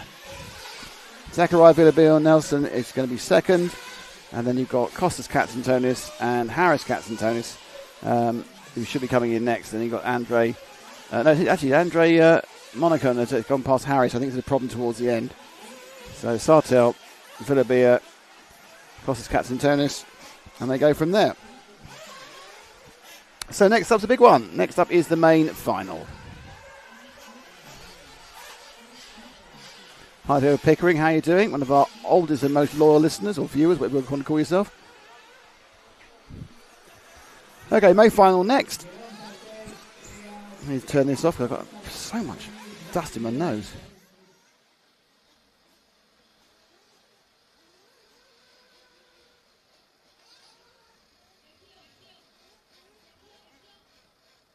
Finished car 1. Finished car 2. Finished car 10. Finished car 12. The heat is finished. So, just time for the hour-long final.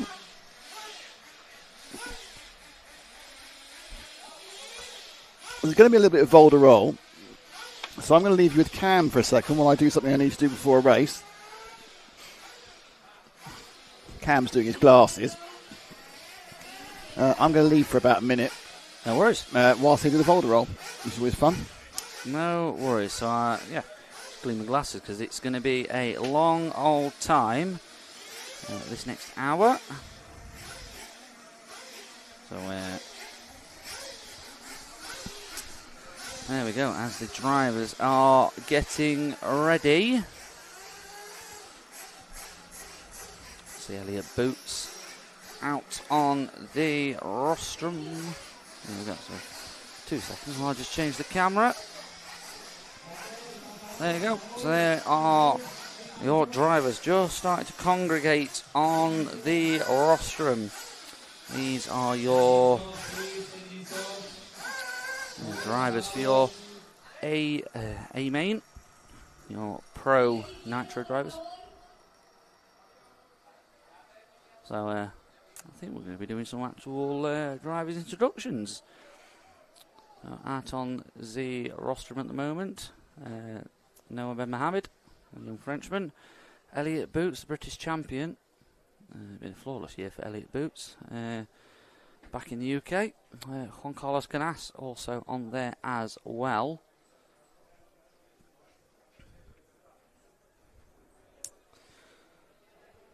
So just while we're waiting to get ready, just make sure we've got all our paperwork for this one, because it's an hour all the way through.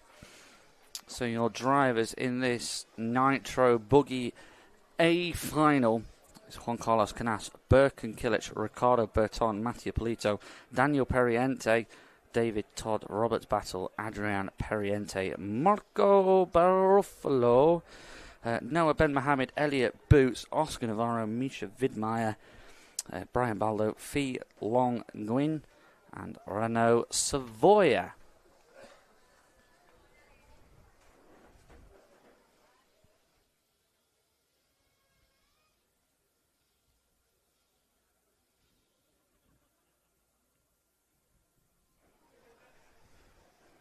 So, just the drivers congregating and just I think a bit of a downtime, a bit of a chill before we get going. So we are supposed to have gone off by now, but I think because we're running a little bit behind, I think we're just having a little bit of a break.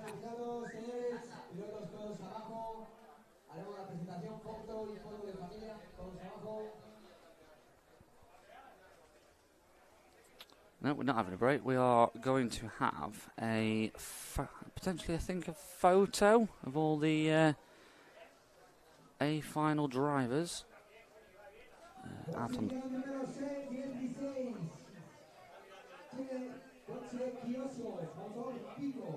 Yeah, so yes, we are going to be having a group photo before we get started with this Nitro Pro A Main.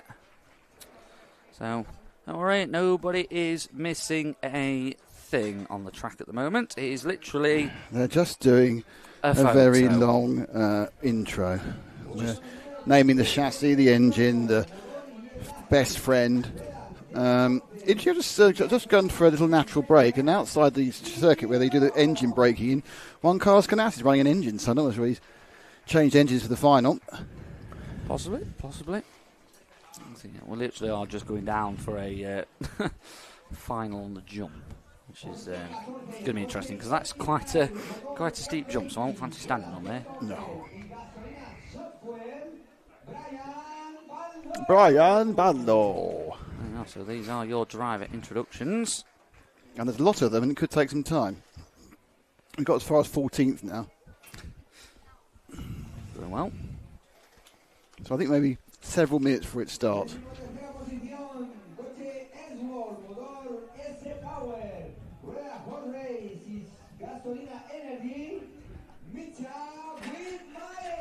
Well, it's Miguelo who's doing it.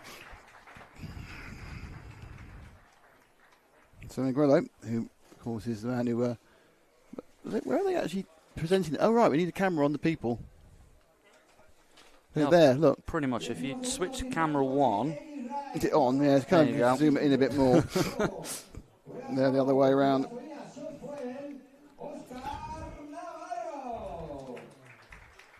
We haven't quite got a shot from 3, unfortunately. So you get to the back of their heads, I think, was it? No, they are standing forward. Just a big group photo at this point.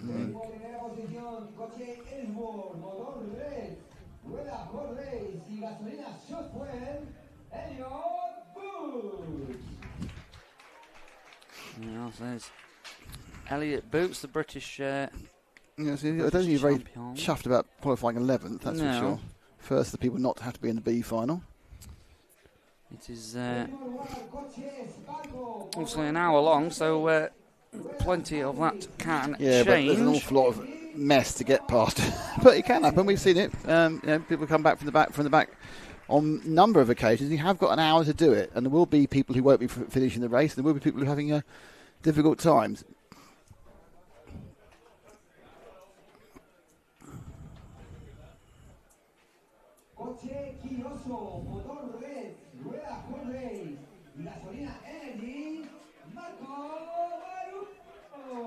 Marco Barufalo. There we go. I was going to say rather leisurely. It's not. It's literally just announcing everybody. Everybody's coming over, having a photo with a car and fuel sponsor.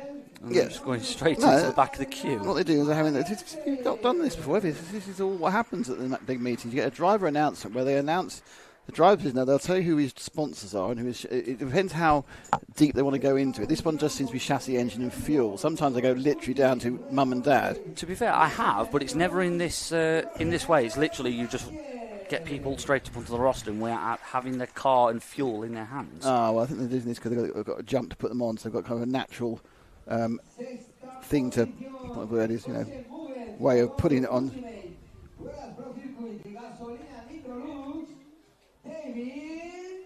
David Dodd, apparently he's got a Mugen. Didn't know that. Just found out a chassis I didn't know someone had.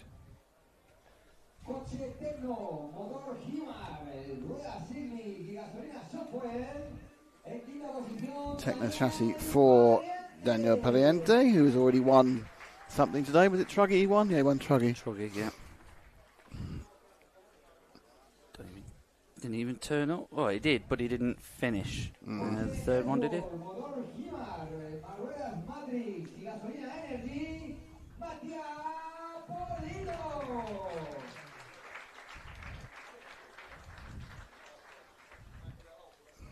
Trying to think of a bit of filler for this one, but there's not really all that much going on, is there? Well, there you go, Philip. People are loving this. This is what they want to see. They want to see the backs of the heads of the heroes. Ricky B.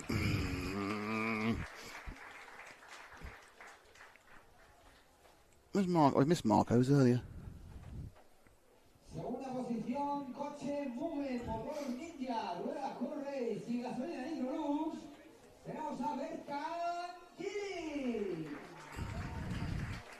Bergenkirch will start second on the grid. And your pole man, to the surprise of nobody, absolutely nobody, is Juan Carlos Ganez.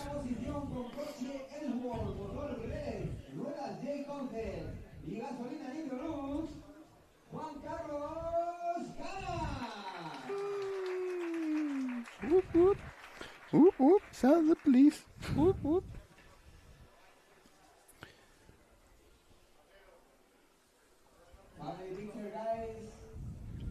Time for the pictures.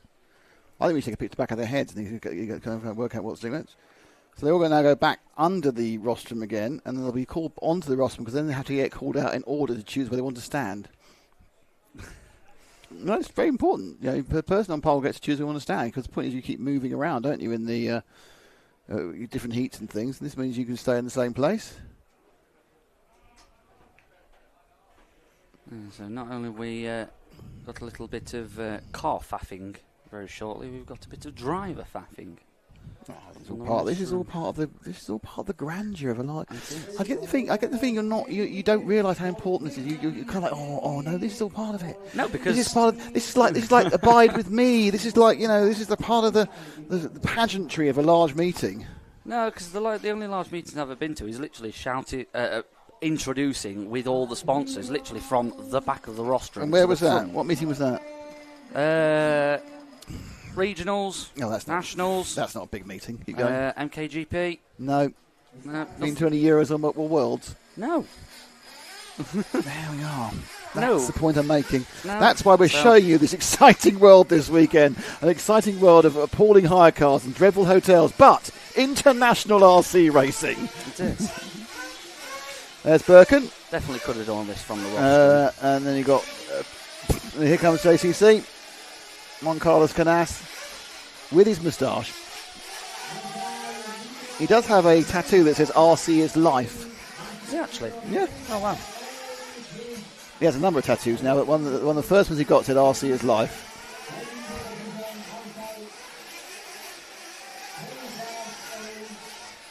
He always looks a bit nervous, a bit shaky, but it doesn't show in any way whatsoever in his performance at any point. This is not something I've particularly looked out for. Is anybody actually here driving sticks? Not in this one. I think they're all steering wheel. Fee's driving sticks. Is Fee on stick? Oh. Yeah, don't forget our current reigning triple world champion, David Ongaro, is a stick driver.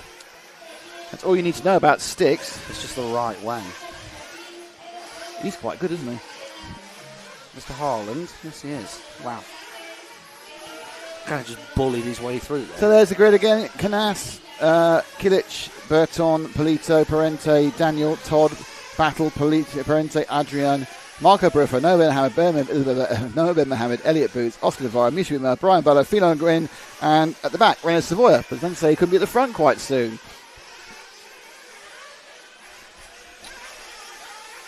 Yeah, I'm just reading the comments. John Moore in the comments saying, "Wish I was there. Track looks so fun." It does look so fun, doesn't it? And then the next comment is, "Owner of 36 Moo." I've copyrighted that, so you now owe me £1. I owe you nothing. No, you owe me £1. Otherwise, I'll put my lawyers on you. Otherwise, a sue, grab it, and run. I'm just going to snort extra loud and keep you awake tonight. Then I don't think that's possible. that's probably not. I don't think you can go any louder. I mean, but you're not. You're a heavy breather. It's a weird thing. It's not snoring. It's just kind of. It's basically like you're doing a non-stop Darth Vader with asthma impersonation. Poor Ash. There we go. What can you do? He likes the glamour. He knew about the glamour of the introductions. He was excited about them. Couldn't wait for more introductions. So this is the 3-minute warm-up.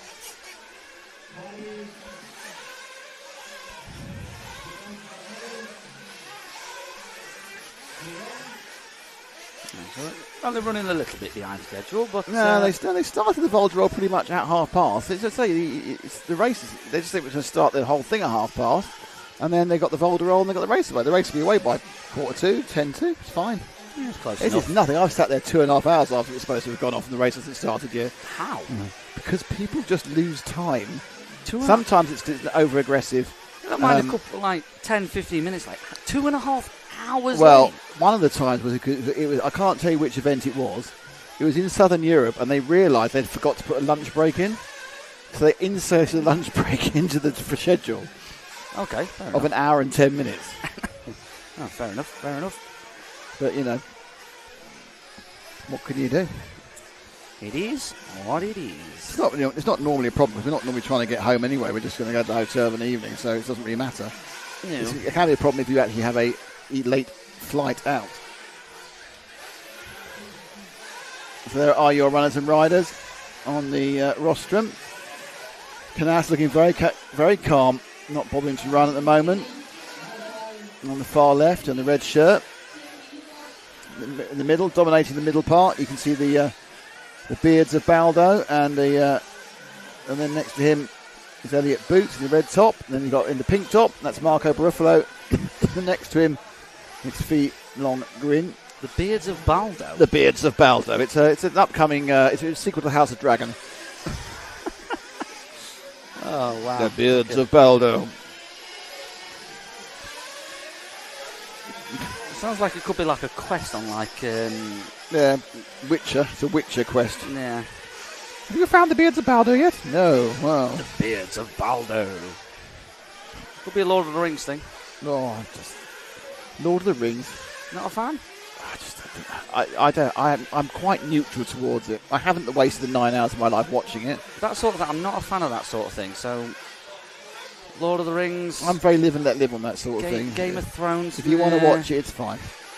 But I don't need to have the summation of what's going on. No.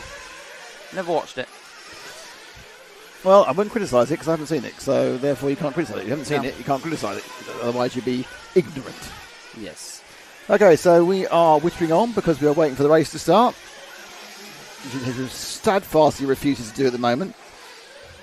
There'll be a 1 hour final, so the same as a World Championship, but 15 minutes longer than the European Championship.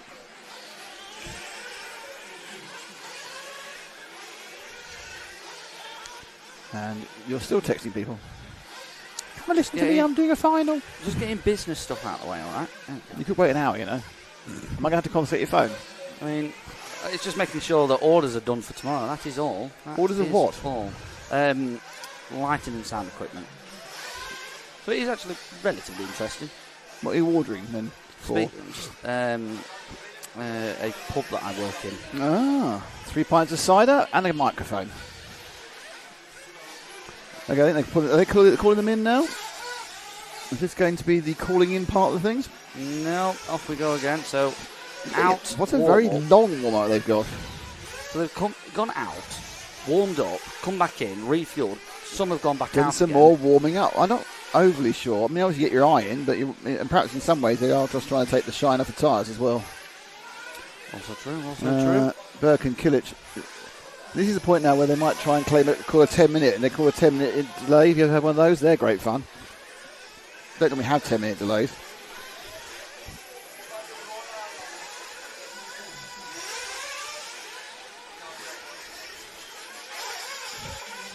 I was going to say, are they calling them back in? Nope, somebody's just gone revving out. Revving out? Revving out. It's just straight past our door to oblivion. It's always quite interesting. Throughout the day, or throughout the last 3 days actually, every so often you do just see a car kind of just stranded down there. It's like, that's a long way off the line.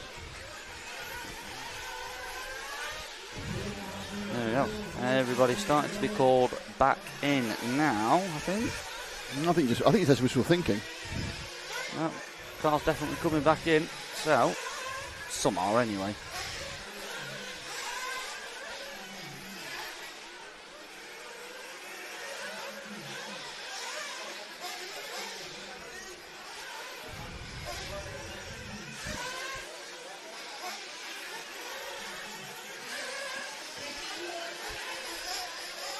Gareth Ambrose, you are the ginger Darth Vader.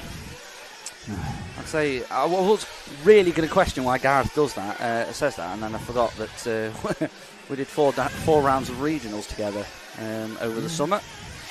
Why is there so much practice? Come on, guys, let's get on with it.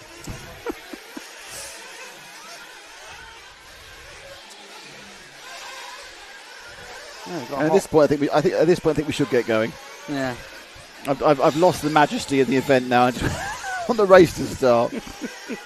Oh, the majesty. Hang on a second, it's been a bit long now. Let's get going. Come on.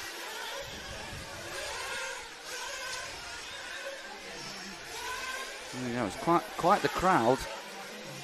Starting to fill the grandstands. I say grandstands, they're basically cinder blocks, just stacked on top of each other. That's a grandstand, that is. It is. Cinder block grandstand, but grandstand nonetheless. Oh, yeah. It's not the most interesting part of the track there, to be fair, but I wonder if someone has called a 10-minute timeout. it's quite possible. Because we are going on for a very long time. 2 minutes, I think you should sit then. We think. Who knows? Just guessing at this point.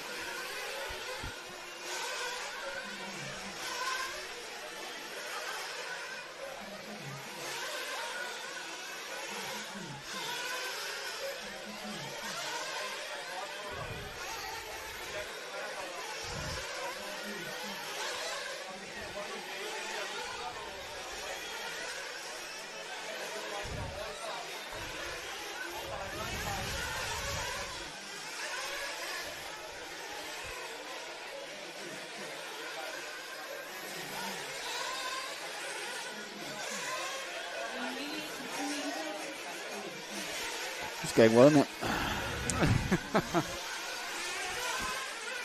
Anyway, have you enjoyed Madrid? It's been marvellous. It's been a fabulous time. I'm having a lovely time. I'm just waiting. Just waiting for the whole thing. Yeah, I'm just waiting for the whole thing to get kicking off.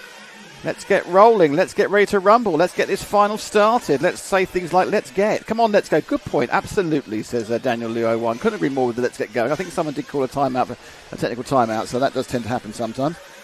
So there's been a technical timeout called, and that means we've had an extra 5 or 6 minutes of driving around. John Moore in the comments, one of our RCTV heroes. Hero. First and foremost, thank you for being an RCTV hero and joining us here in Madrid for BUGGYLAND 12. But also, he says, I'll pay the pound for the 36. Yes. That one. Well, that's not happening now. I won't be doing it live at this point because we're now in the very sensible part of the event. Are we actually going to get going? Come on. Here we go. We are going to get going. They're walking them out now. There we go. There's some walking out. Finally, we have walking out. Finally. We're getting ready for this final. Let me just remind you of the grid. Juan Carlos Canas on pole. Berkin Kilic starts second. Ricardo Berton starts third. Mattia Polito starts on 4. Position 5 is Daniel Pariente. Position 6 is David Todd. Position 7, Robert Battle. Position 8 is Adrian Pariente. Position 9, it's Marco Bruffalo. 10th on the grid, it's Noah Ben Mohammed. 11th is Elliot Boots. And then the 12, 13, 14, 15, 16 bumped up from the B final. That is in 12th, Oscar Navarro. 13th, Nisha Widmeyer. 14th, Brian Baldo. 15th, Phelon Gwyn. And 16th, Renault Savoia. 16 cars in the Buggyland 12 Nitro Pro A Main. 1 hour. Who knows what's going to happen? But I expect that we won't get 16 finishers. That's my only prediction. I'm not saying who's not going to finish. Some advanced cleaning being done there, as the starter tries to check that they aren't taking too many liberties. Who knows, though? With an hour race, I'm not really sure. A little bit of dust at the start's going to make all that much difference. It's the aggregation of marginal gains, mate. It's all about the tiniest advantages. So that's the middle of the field. 7 seconds to go.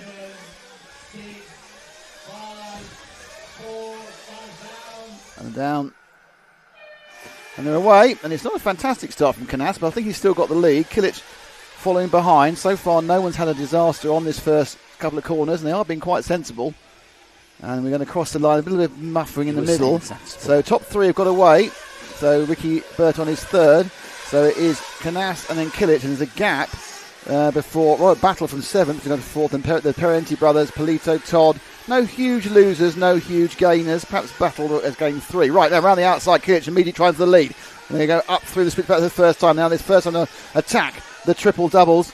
Small, medium, large. Kilic right on the tail of Juan Carlos Canas. He knows he can't let him go. If he gets away, it'll all be over. Ricardo Burton keeping a watching brief in 3rd place with the Kyosho, and they're coming round to the left-hand side to finish the first lap proper. But unsurprisingly, it's Juan Carlos Canas who's leading, and it is Berkin Kilic who's second.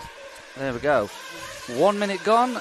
A lot of minutes to go. So Juan Carlos Canas out in front, followed by, very closely, by Berkin Kilic, Ricardo Berton, Robert Battle, Daniel Pariente, Adrian Pariente, Mattia Polito, Andrew Todd, Marco Barofalo, and the young Frenchman Noah Ben Mohammed rounding out the top 10. And interestingly, Robert Battle's moved into 4th, and he's looking quite aggressive. Now, the thing about Robert Battle is everyone knows the longer the final, the more likely he is to take the lead there. It's up the inside. Kane Kilic, and on the back straight. So Kilic now takes the lead from Canas, and that is an early change of the lead. And interesting, Burton's interesting as well. But I think the Battle is up and he's racing because he is absolute master at these 1 hour finals. He's pulled them out of the bag in the last few minutes on a number of occasions as they go around the corner. So it's the Mugen leading the S-Works, leading the Kyosho, leading the other S-Works. That's the top 4 chassis. And Kilic's not braking. He's got past, but he's not pulling away. And you can tell the difference in classes pro finals. We've got a procession of cars all actually facing the right direction, not hitting each other.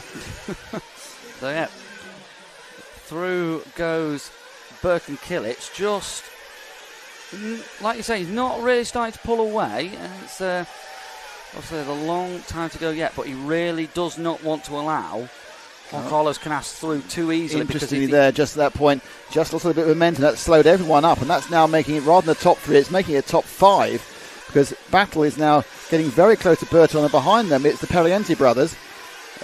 So realistically, there's no real pace advantage. I have a feeling that if Canas to get ahead of him, and it is a case where if you run the line, you can probably prevent overtakes most of the time. I get the fact that Canas perhaps settling into it might be able to go a bit faster. Kilic could be just driving within himself.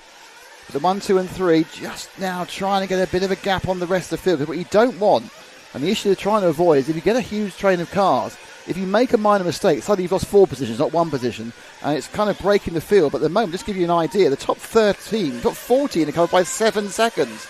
Marco's had a poor start, and so has Brian Baldo, but there's 14 cars over the line last time within 7 seconds. It's now 8 seconds, but anyway, it doesn't matter. Noah Mohammed's dropped around the field quite badly there. Anyway, so at the front, Kilic now has just got a bit of daylight between himself and Juan Carlos Canas, and as I say that, Canas closes the daylight up at a different part of the track, so they are faster at different parts of the circuit, but they are now are they just breaking Burton? It's hard to tell. There you go, so Juan Carlos Canas is really trying to close this little bit of a gap that Berkin Kilic has been able to pull out, but every so often it just claws it back. So Berkin stretches his legs, But Juan Carlos Canas is not letting him go too easily. No, he's got the inner line there, which looks initially quicker, but at the end he's exactly the same speed. So what the big question really, Cam, is about fuel strategies. Are people running different fuel strategies? Are people going to run 7.5 minutes? Will we see people running 8.5, and in that point being able to shed a stop and therefore shed about 6 or 7 seconds? It's it's interesting really what the strategies are going to be, but we won't know, of course, until the first stop is made. I wouldn't worry about that. They're absolutely useless. It's just a simple piece of maths they stick on, which makes no sense and doesn't take into the bottom of the overlaps. They have this kind of like potential strategy stop, and it doesn't make any sense. It's not how racing works. No. It's basically just divide the time by X. Anyway, so first, second away now. So Ricky now Burton's made a mistake, and he's been overtaken by Daniel Perriente. So Daniel Perriente now in third, but they are now 2 seconds back and scrapping like heck. But it is all about the lead battle now. Burke and Kilic coming over that nasty little double before getting to stretch the legs of the cars. They sweep left, they sweep right, and then over the selection of doubles. And Kilic must be overdue a major win. He's the only thing the Kilic brothers had in the last couple of years is bad luck, and they have constantly been in good positions, good qualifying positions, good position in finals, and things have gone wrong. So they must be in. Sometime it has to go right because they're quick. But Canas looks like he's got a little bit of a pace advantage. Not enough to force a move, but a bit of a pace advantage at the moment. Though, of course, it is always easy to follow them to lead. It is, like you say, the Killichers between them, between 8th and 10th. Like you say, they have been in and around it for quite a while now, and it's quite a bit of bad luck as Birkin does make a little bit of mistake as Juan Carlos Canas squeezes on the inside. So change that. Now, the interesting thing is that it was right behind him. A minor mistake. It's not cost him anything more than track position. He's not in any danger of being overhauled by Daniel Perriente. But the question now is, can Canas pull away? And it looks like the answer is no. So they seem to be very, very evenly matched. But it's always easier you have the freedom of the following. Sometimes you might leave yourself a little gap because you want to. Fastest lap there for Canas, the previous lap on a 40.7. And he has just got a couple of yards or meters, depending where you come from now. And Kilic does not want to lose. And back marker coming up, which would probably be lost Brian Bowder and Noam Mohammed. So it's one of those two who's trying to get going again. And it's noticeable now. Oh, I say it was noticeable now, and he made a mistake. He was just pulling away, and he's made a double mistake. So getting off the line there. And is he going to lose another position to Mattia Polito? Now, Polito looked really good in the contest. That's the green and the yellow car. Mattia Polito, the Italian, looked great in qualifying. I was surprised to see him so far down actually on the grid, but now he's right behind Canas, who's made an uncharacteristic mistake, and we are 6.5 minutes in. No one stopped for fuel yet. Oh, actually, saying that, Polito, I think, went for fuel, didn't he? So Polito's gone for fuel early at 6.5 minutes. So he's going to run a very aggressive, thirsty schedule.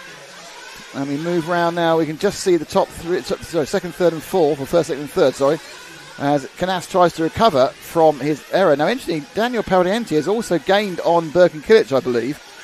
That was a 2-second lead. That's down to 0.8. So Perriente also gaining, and he's now going to hold off Canas as we get to the point where are any of these three drivers going to stop for fuel as they come round this time down on 7 minutes. That would be early again. 7 minutes would be an early stop. And yes, Birkin stops. So Birkin is stopping earlier than the others. He's on the 7-minute run. Probably that'll extend to 7:30 when we get into the meat of the race. So he's stopped. The two Spaniards going on to do an extra lap, so Perriente and Canas.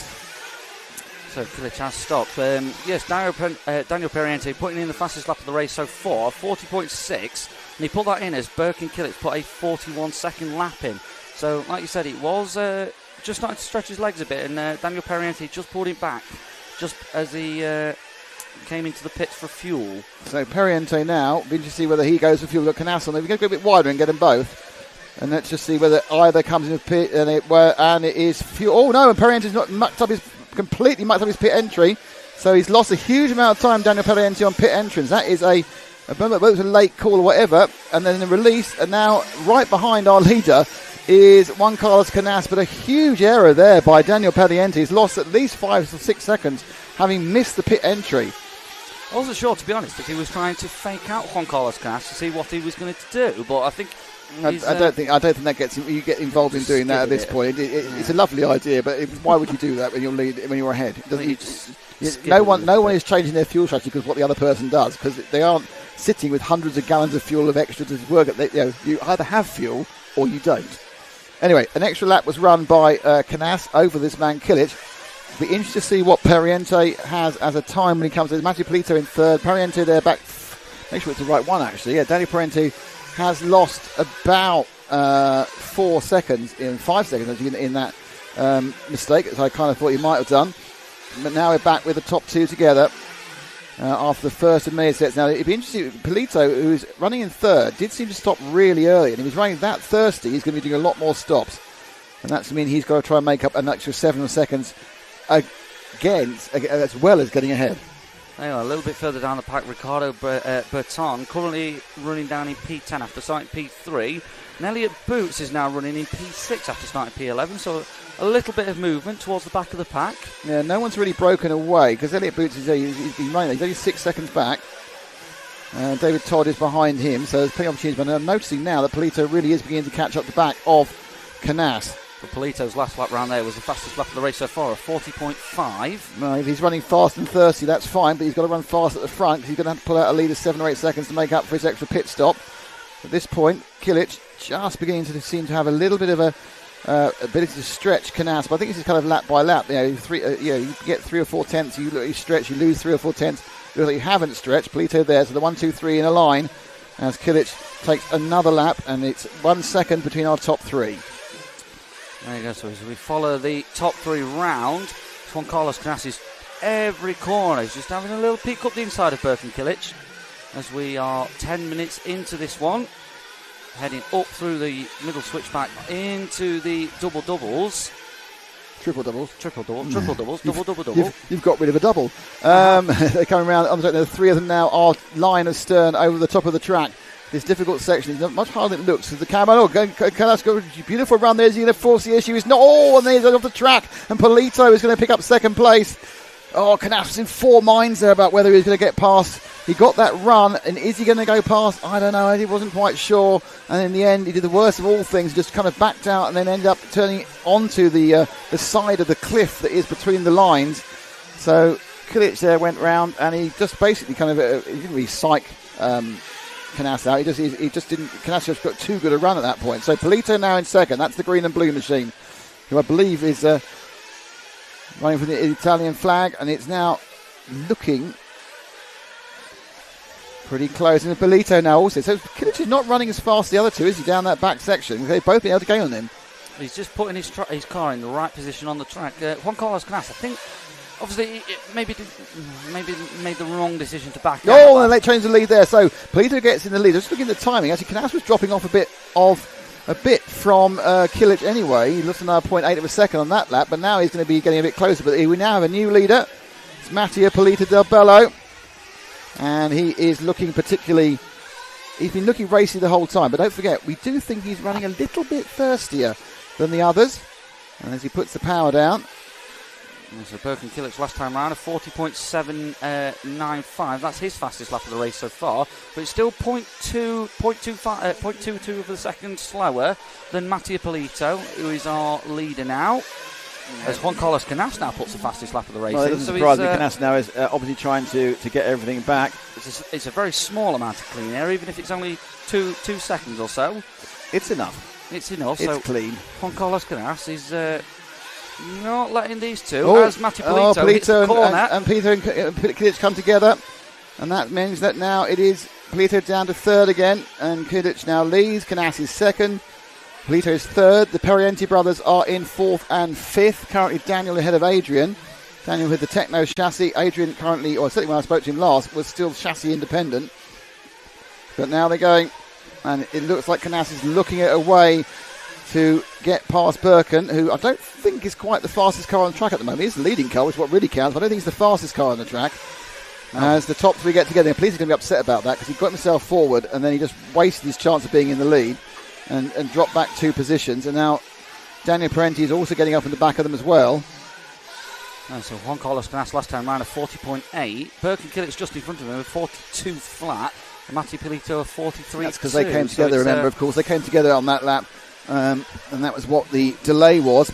So now they've all had a kind of a processional clean lap. But look at Danny Pariente coming right into play now with the yellow and orange car. Not too far behind him is his brother Adrian Pariente. Also just not letting these stretch the legs too much. And Elliot Boots moves up to 7th from a slight drop down during the fuel stops. Look how close these two are. You could literally throw a handkerchief over them and you'd have a dirty handkerchief. So they now run over the triple doubles again. Kilic looking quite assured, but he has got a very, very quick one Carlos Canas behind him, racing at home, racing in Buggyland, racing in Madrid. But they've just began to just find a little bit of a gap actually. In fact, Polito's had a problem, so Polito's no longer in third. So Polito's had another little error, and that's put Pariente in third. Polito drops to 5th behind both the Parientes.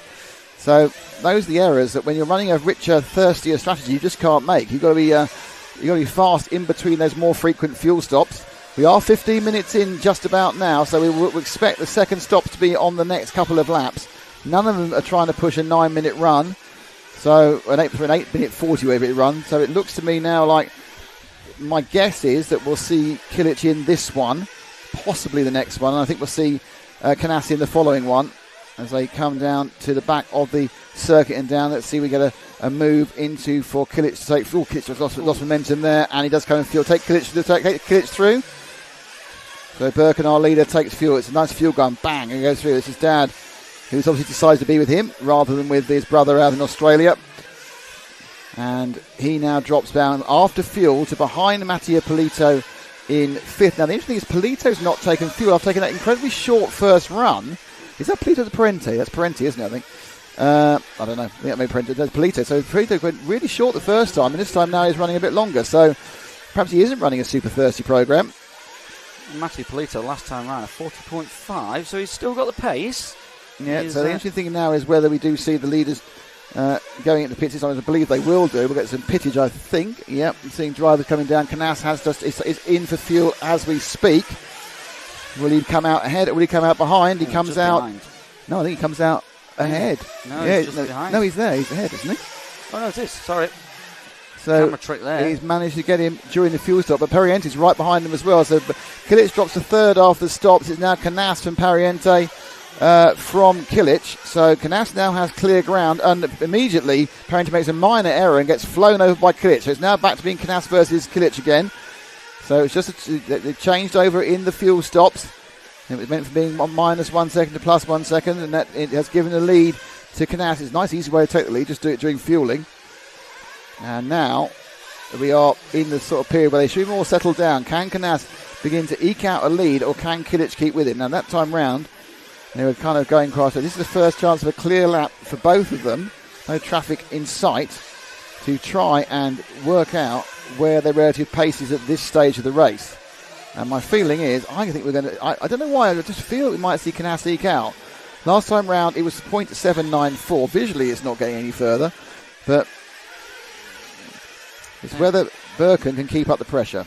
It is, but there's not too much traffic ahead of them, so if Juan Carlos Canas does want to stretch his leg, he's not got too many obstacles in front of him, but can Birkin keep his Mugen on the rear end of that S-Works machine? And that S-Works machine has been absolutely dialed in all weekend. Yeah, more importantly, he was 0.3 faster last lap, and he's pulling out the gap, and he is doing what I thought he might do now. He's got a bit of clear air. I'm feeling it's actually Danny Pariente. Pariente is actually quicker than Birkin at this stage of the race, but this is the glory of hour-long races. It ebbs and flows, but definitely now Canas is putting down the loud pedal and moving away from Kilic and trying to push the lead. We had a very good first 17 minutes, so we couldn't expect, so we may have a stanza in the middle, which is slightly less exciting, but these things tend to ebb and flow. There you go, so he pulls out half a second on that last lap, so 1.5 behind is Birkin, so he's just got to just not let Juan Carlos go off too much. Obviously there is 42 minutes left, so he's a long way, but yeah, I mean, he's losing half a second a lap. You really don't want to be letting in at this point. I mean, it's whether Kilic is sitting there sinking, feeling, oh gosh, I can't keep up with him, whether he's got something in reserve. Don't forget there's going to be tyre wear. I don't think it's a particularly abrasive circuit, but they will be running a compound that will be ending up pretty much slick by the time they finish this race, because obviously you don't want to leave any grip on the tyres when you could have the grip on the track, and it is an hour. And we have seen in hour-long finals people just begin to lose it in the last 5 or 6, 10 minutes because of the fact the tyres have gone. So that time round, it was actually a 10th back to Kilic. Pariente staying with them. So there's a 3-horse race at the moment. Polito is there as well. So there's 5 cars who've got a chance. They're within 6 seconds. There's a big gap between 5th and 6th. David Todd now in 6th, and he is 8 seconds behind Polito. As Kilic continues to go, I think he probably hasn't lost any time. And he's being held onto there by Danny Paliente, who, rather most annoyingly for him, lost the lead. So he lost the advantage he had over Kilic a few laps ago, and now he has to chase him down. Well, I don't think actually at this point, so it was 1.4. It's gone down to 1.3. Pariente was the fastest of the 3 of them then by half a second. Mattia Polito's done the fastest lap of the race with a 40.1. So he's absolutely flying again. There you go. So they're both gaining a little bit of time on Juan Carlos Canas, but worryingly for Burke and Kilic, Daniel Pariente is starting to reel him in just a little bit every lap. I think more worrying is the speed of Polito. I mean, I know he's 5 seconds back, but he's perhaps half or 3/4 of a second quicker. This has been a better lap for Canas. I think he may have eked his lead out a little bit. We'll see him in a second on the left-hand side of the screen. So it was 1.3. That looks to me a little bit more than 1.3. And it is indeed 1.55.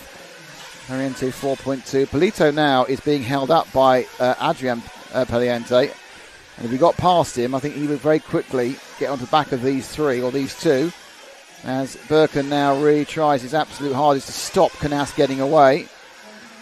1.5 seconds. 1.5 seconds is nothing. That's less than half an error. So you always got a chance. Once you get more than an error ahead, that's when your head starts to drop. Well, not if he makes a mistake now, I can't catch him. Well, 20 minutes into this one. Third of the way. 40 minutes to go. First third done. Daniel Pariente really sticking to the back of that Mugen. 2/10 dropped by Kilic. And, well, Pariente and Polito have had a moment. And that's and Polito's very, very long there. So there's been a moment between Pariente and Polito. And Polito effectively just can't get through. He dropped himself out. So it's kind of a 3-horse race. As Adrian Pariente, he's dropped back 4 seconds from these guys. But it is a battle of a second now, which is consuming us. With Danny Pariente with the Techno in the red and the yellow, and he's trying to catch down the Mugen of Kilic. There we go, into the back section, just keeping it nice and steady through there, over the jump, into the switchback. 1.7 the last gap, 1.8 now. So Juan Carlos is just... That's all you need to do. A couple of tenths of laps, all you need to do, Cam. That's all he's doing. He's doing what he needs to do. He'll be wanting to replicate Davide Angora last year.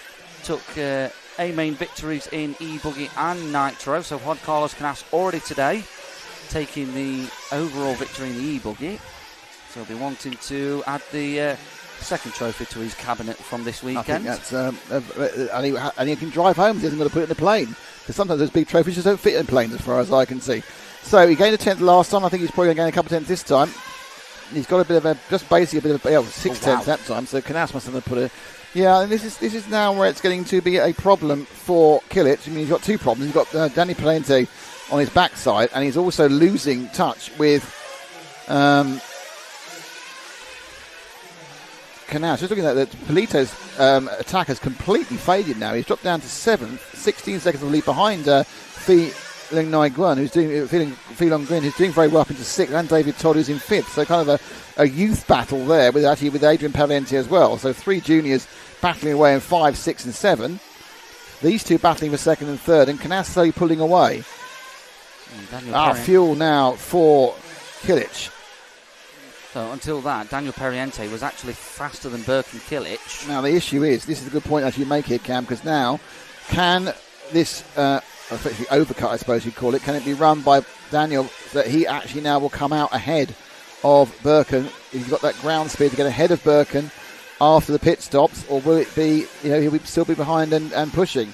Canas, his last pit stop is what put him in the lead, so he's got a great pit crew working as Birkin continues round to finish. And we should see the other 2 should go in this lap. So they should be actually in the fuel stop now, and they'll be coming out the fuel stop now. In fact, is that Danny Pariente, who made a mistake, I think. Yeah, Pariente made a mistake on that lap and lost 4 seconds. So that's not great, to put it mildly. But Danny Pariente, rather than making advantage of the pit stop stagger, has actually made a mistake and dropped out. So he's now dropping back. Kilic is not 9 seconds behind Canas. Canas took fuel, but he's at least 3 and a bit. So it's now turning into a bit of a Canas demonstration run. Plenty of time for that to stop, of course. That's 36 minutes to go. No, and now just there's a mistake from Kilic. This is all going very, very well. Now Perienti comes back ahead of him. So Perienti in second, but Perienti's made a mistake. And there's now going to be a massive lead for Juan Carlos Canas. They both made errors. 7.4. So if I was Daniel Perienti, I'd be very happy right now. Oh, another error from Kilic, but he got away with it. Because prior to these pit stops, Birkin Kilic was very much holding up Daniel Perienti. Let's move to Perienti, Ash. Had the one car forward. There we go. Daniel Perienti had the pace over Birkin Kilic. Obviously, Birkin Kilic is no slouch. It looks on the time. It's where the car is at the particular part of the race. You can be fast at one part or fast at the end. And sometimes, Canas wasn't the quickest for Elliott the first few minutes. He's certainly the quickest at this point, which is quite a good point to be the quickest. Just on a 40.4. Perienti got past. What's he doing? He's doing a 40.9. So this is the problem. I think he really needs to find an absolute turbocharged bit of speed at this point to get past and get closer. Canas now quite relaxed ahead. Kilic has dropped 3 seconds after a couple of errors off Perienti. Polito back. I don't know what Polito's doing. He's back and forth again now. Anyway, so I've no idea what's going on with Polito. I must admit. I think he may be on a very weird fuel strategy. Further back in the pack, not sure what's happened to Elliott Boots. Was running 6th, now running down in 12th. Probably a flame. We have lost Brian Baldo and Marco Baruffalo. And effectively, Noah Ben Mohammed. He is still running, but he's 3 laps down. Yeah, so 3 of them have hit problems. Ricardo Berton setting his fastest lap of the race so far, 40.7. So a little bit of pace across. Mattia Polito, 14.3 by Juan Carlos Canas. So he's and it was a 41.4 for Polito there. So that pace that Polito did have, and he was mounting a little bit of a charge, seems to have fizzled out. Yeah, I'm not sure whether he's just stuck in traffic at the moment. Because Mattia Polito all weekend has been he's been pacey. Let's see if we can find the battle between Ricardo Berton, Finonguen and Adrian Perienti. So we'll just hold at the start for a bit. Be a while, and they're going to come round together. Hopefully, the 3 of them. Probably the next 3. Are they here anywhere? Where are they? The monkeys. There they are. That's 2 of them. I think Fee is the second of those cars. Yeah, that's Berton and Niguen. And then Perienti's behind them as is Navarro. So this is the closest battle on the track at the moment. We'll let the top 3 run through the middle part of their race, and then we'll try and find out what's happening next. But Finonguen from the States over for a bit of a holiday jolly. He said he gets time off from school. That's great. I found out he's homeschooled, so he chooses when he has time off and not. But there we go. So Ricardo Berton with the Kyosho currently running in 6th. Finonguen behind him with the Kyosho, of course, running in 7th. Renault Savoy, another Kyosho. Oh, they got through that. Nice move down the inside. I don't see many moves there. So Fee, I think probably if we started the event again tomorrow, I think Fee would be significantly up the field and significantly quicker. He's been literally learning every lap and starting from a pretty much a zero base of European knowledge, apart from the Worlds at the unique venue in Redovan. So he now moves out. Now he's not massively far behind David Todd. It's about 5 or 6 seconds. Todd, of course, was last year's Euro B championship, made the Nitro main final in Barcelos a few months ago. There's a Fee making his move on the last lap, and he's just starting to stretch his legs over Ricardo Berton, but 6 seconds back of David Todd. Yeah, Todd's time that time was a 40.9, Fee was a 40.7, so that's going to be a long day to catch him up.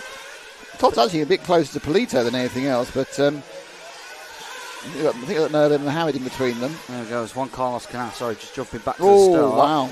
40.062. Oh, and then Fee's made a mistake. And everyone's made a mistake, and they're all everywhere, and that's changed it around a bit. I think that's actually put Navarro ahead of Fee, and I think also, Todd's got past. Can we move forward and see if we can find Todd and Polito, who should be perhaps at the start of the lap now? Somewhere there. Go to your left. No, I think what's happened there is that I think they're about there. just take that car which is going round the. We'll just stick with him and find out who it is. If they had numbers, we could sort it all out. That does look like Polito. That is Polito there, who was running in 5th. Now, Todd, I think, has scored 4th. Not if he's still 4th. We have got some cars now that are being lapped, which makes things just a little bit more difficult. So is Todd staying in 4th as he picked up 4th, the Spanish Northern Irish hybrid? And that, well, indeed, that is Todd and Polito we're looking at now. So Todd on the Mugen, Polito. I think Polito's nest works. Don't hold my arm at my back. No, Ben Mohammed. Do you think it's Ben Mohammed on a lap down? So, right. Yeah, it is. So that's lapped no Ben Mohammed, right. The first car there is Polito, and one car further forward. That car is Todd. Sorry, no, that's Todd. That's Todd, and one car further forward is Polito, right. Okay, so that one there has just gone round. Okay, so that's the yellow and blues for you. Well, no, Ben Mohammed, who's missed a couple of laps, he's right, of course, on the Sparco chassis, so he's obviously had unreliability, which is why he's down a little bit. Canassa's lead now is up to 10.5 seconds from Dani Perriente. Distance between Polito and Todd on that last one, 4 seconds at the line. Polito pulled out of 40.3, David Todd of 41.2. Yeah, he had a bit of a problem. Halfway through this one. Half down, half to go. Juan Carlos Canas pulling out at the moment a 10-second lead over Daniel Perriente, and just behind him there is Berkan Kilic. So 9.3 lead for Juan Carlos lap Canas. for Canas that time round. Lost 1.3 seconds. Could be anything. Probably was a very minor half bobble, but it's obviously gives a bit of hope. The distance between second and third is pretty standard. It's static, at 2 seconds. Can you do something clever and get forwards at one car to Polito, Ash, who's going to make it look smooth and does not notice it? That was smooth. I didn't notice it. Close enough. Look at that. Look at that. This is why he gets the big bucks. Not from us, by the way. He gets big bucks from other people. That's how he can afford to pay through the nose rates for hotel rooms in Berlin. He booked them too late. Does that mean he can also pay for very expensive jewellery? Well, that's another story entirely, isn't it? But it's more about paying for the completely random and spontaneous cameraman. That's more of an issue. Anyway, if you want to know what we're talking about, we talked about this in the first day, so you can listen back to that on the 7 hours we did on the first day of this event. This is Polito in 4th. Now, Canas, and I think Perriente and Berkan have both dropped a huge distance back this time round. They're now 14 and 17 behind. I'm wondering whether they both stopped for fuel. It's about time for fuel. 45.9 for Perriente last time round, and Berkan. I think they both stopped for fuel. 46.3. And now Juan Carlos has stopped for fuel. So there's been a fuel stop going through there. So we are under halfway, just over halfway. Sorry. The actual lead is 10 seconds. 10.1. And then you've got 12. 2 seconds back. You haven't got to do the 10s. Yes. Then 2 seconds back to Berkan, and then this man here, Mattia Polito, is another 2 seconds back in 4th. I mean, it looks like the win may be looking like it's going to be staying. Oh no, Polito made a mistake. Looking like it's going to be staying in Spain, but you can't tell about the podium. No, that hasn't helped his chance of getting on the podium. We're following through the triple-double. But I will say again, I have seen cars that look brilliant completely fade on the last 10 minutes of an hour-long final just because of tyre wear and everything else. We've seen some of the cars fail on a 20-minute final in the last 2 minutes today. Well, that's mechanical. I don't think anyone... I know it's a famous last words, but these people don't tend to have mechanical failures. Well, it's a kiss of death for someone. As Juan Carlos Canas, last time round, a 40.9. Daniel Perriente, a 40.6. So he's gaining a little bit. But Perriente also more importantly, Perriente put an extra second on Berkan Kilic. Polito, no one really that close. There's a bit of a battle behind this one, but it's a long way behind it, Ingrid and Perriente. Yeah, there's apparently 5 cars in a row coming up if you just hold 10 seconds, Ash. So there's 5 cars stuck together in a battle. Oh, wow. About now. Daniel Perriente. There we are. There's 2 or 3. There's 3 of them. Sorry, Daniel Perriente, last lap round, 44.4. So the gap to him. No, he's made a mistake. 13.3. That does put second and third very close as well. So maybe need to watch on that one as well. But it means there's a 13-second lead now for Canas. But this is the scrap that is 4th, 5th, 6th, 7th, and 8th. It certainly is. Adrian Perriente, Phi Lung Win, And then behind him, it's David Todd, Ricardo Burton, and Oscar Navarro. So that is your, well, 4 of those. It's Oscar Navarro. I don't think David Todd's in that one. I mean, it is. Todd is in there, sorry. They are in there. I just think they went all in the same shot. And then there's Noah Ben Mohammed letting them all through and feeling a bit sad about his previous mechanical issues.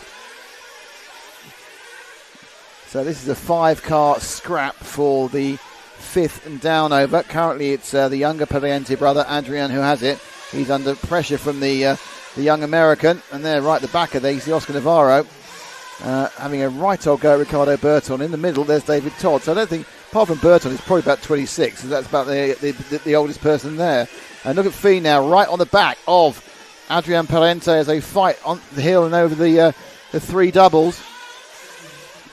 It's a big old scrap in this lower midfield. Fee now look at the inside. Oh, beautiful move up the inside there. That wasn't even a gap there. You absolutely got the can opener there. It's Pariente going to touch the back of Fee. He's got more sense than just Brax. A little bit of braking there to stop that. So that's going.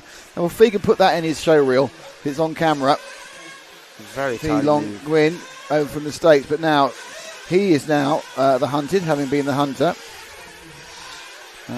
After that error, Pariente is able to re-establish a break lead over Birkin Kilic, unfortunately. I was saying unfortunately for the show, not unfortunately for the people involved. Is now about 1.6 ahead. He's 13 down from Juan Carlos Canas, who's making this one quite simple at the moment, but drama can happen. Juan Carlos Canas last round down there, 42 flat, and Daniel Pariente at 40.5, so second and a half pulled back there, but I think Canas is making little mistakes, and unfortunately Pariente is making bigger ones. Yes, the gap is still 12 seconds. So Fee pulling away quite nicely now in 5th. I was saying that, immediately as soon as I said that, bang, Adrian was right on his tail again.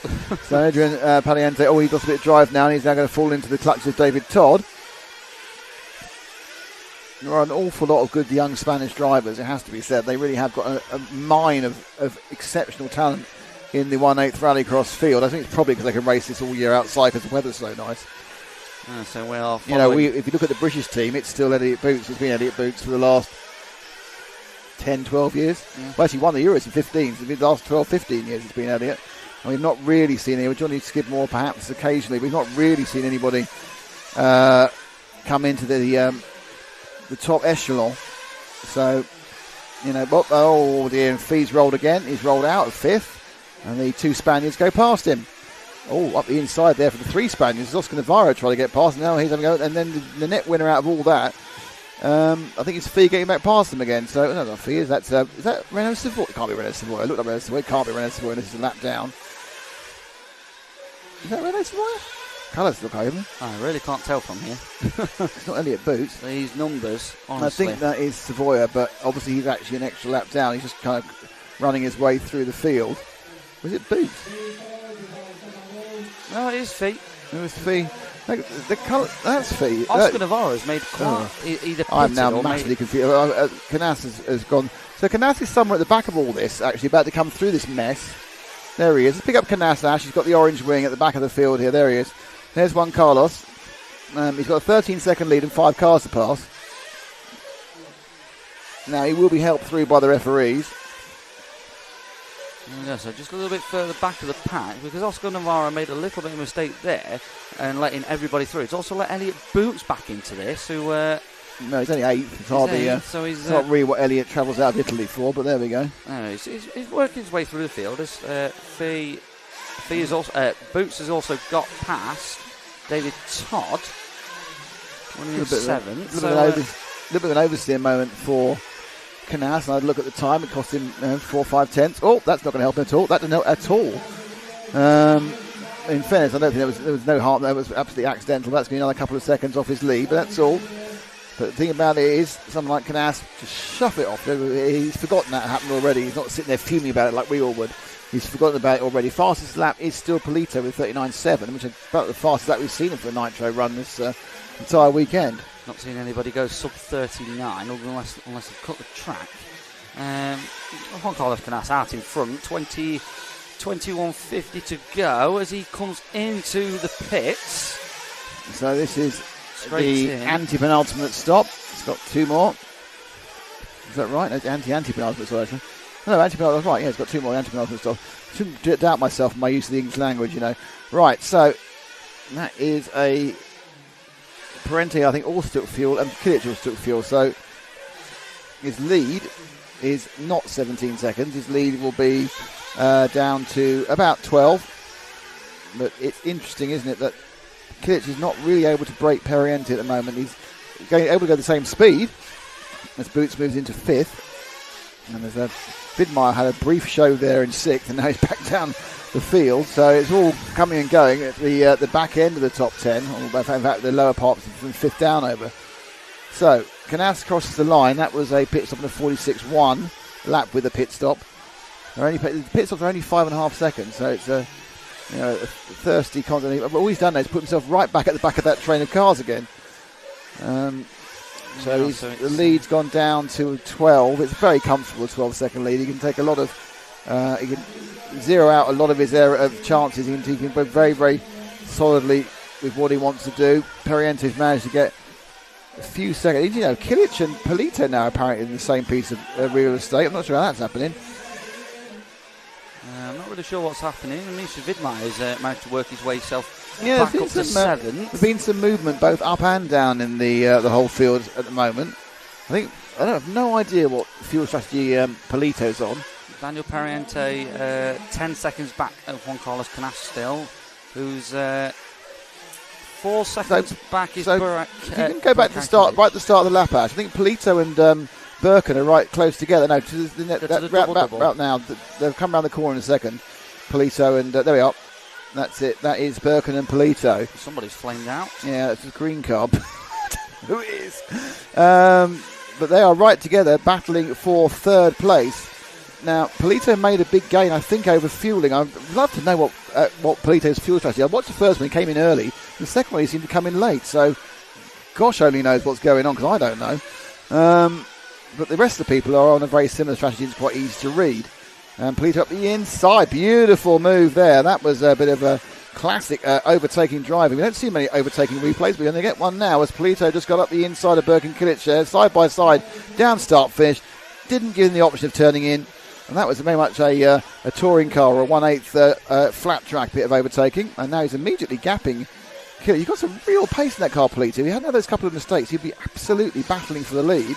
Now he now has to make up what is a sort of 4-second gap to Pariente for 2nd place. That's obviously I keep having to say that it's Daniel Pariente because there's 2 of them in this race. Daniel Pariente. I think it was Adrian Pariente. This is this weird fuel strategy he's on. Yeah, Adrian Pariente, I think, is the car. He was the guy. Yeah, I think he was the guy who flamed. You're quite right. So now that's back again off the lead he was in.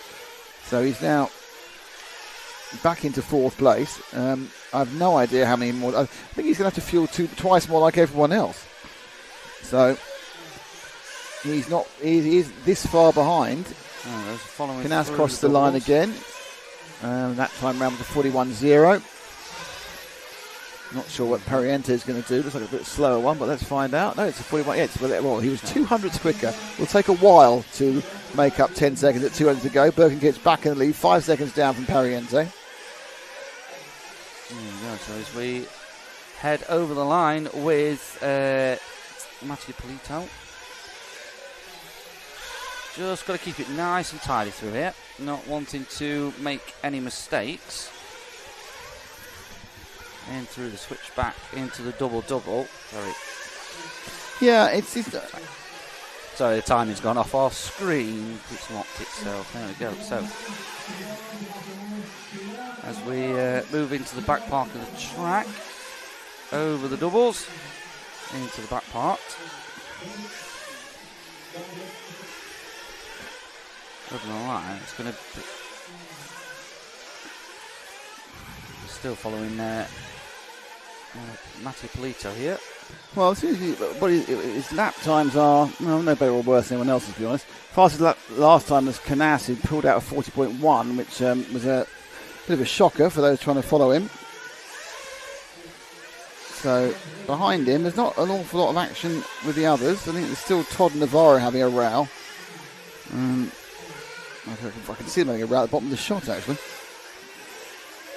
So let's let Polito go and see if we can. Mistake, something gone wrong there. One car's kind of a bad lap there, lost 4 seconds of the lead.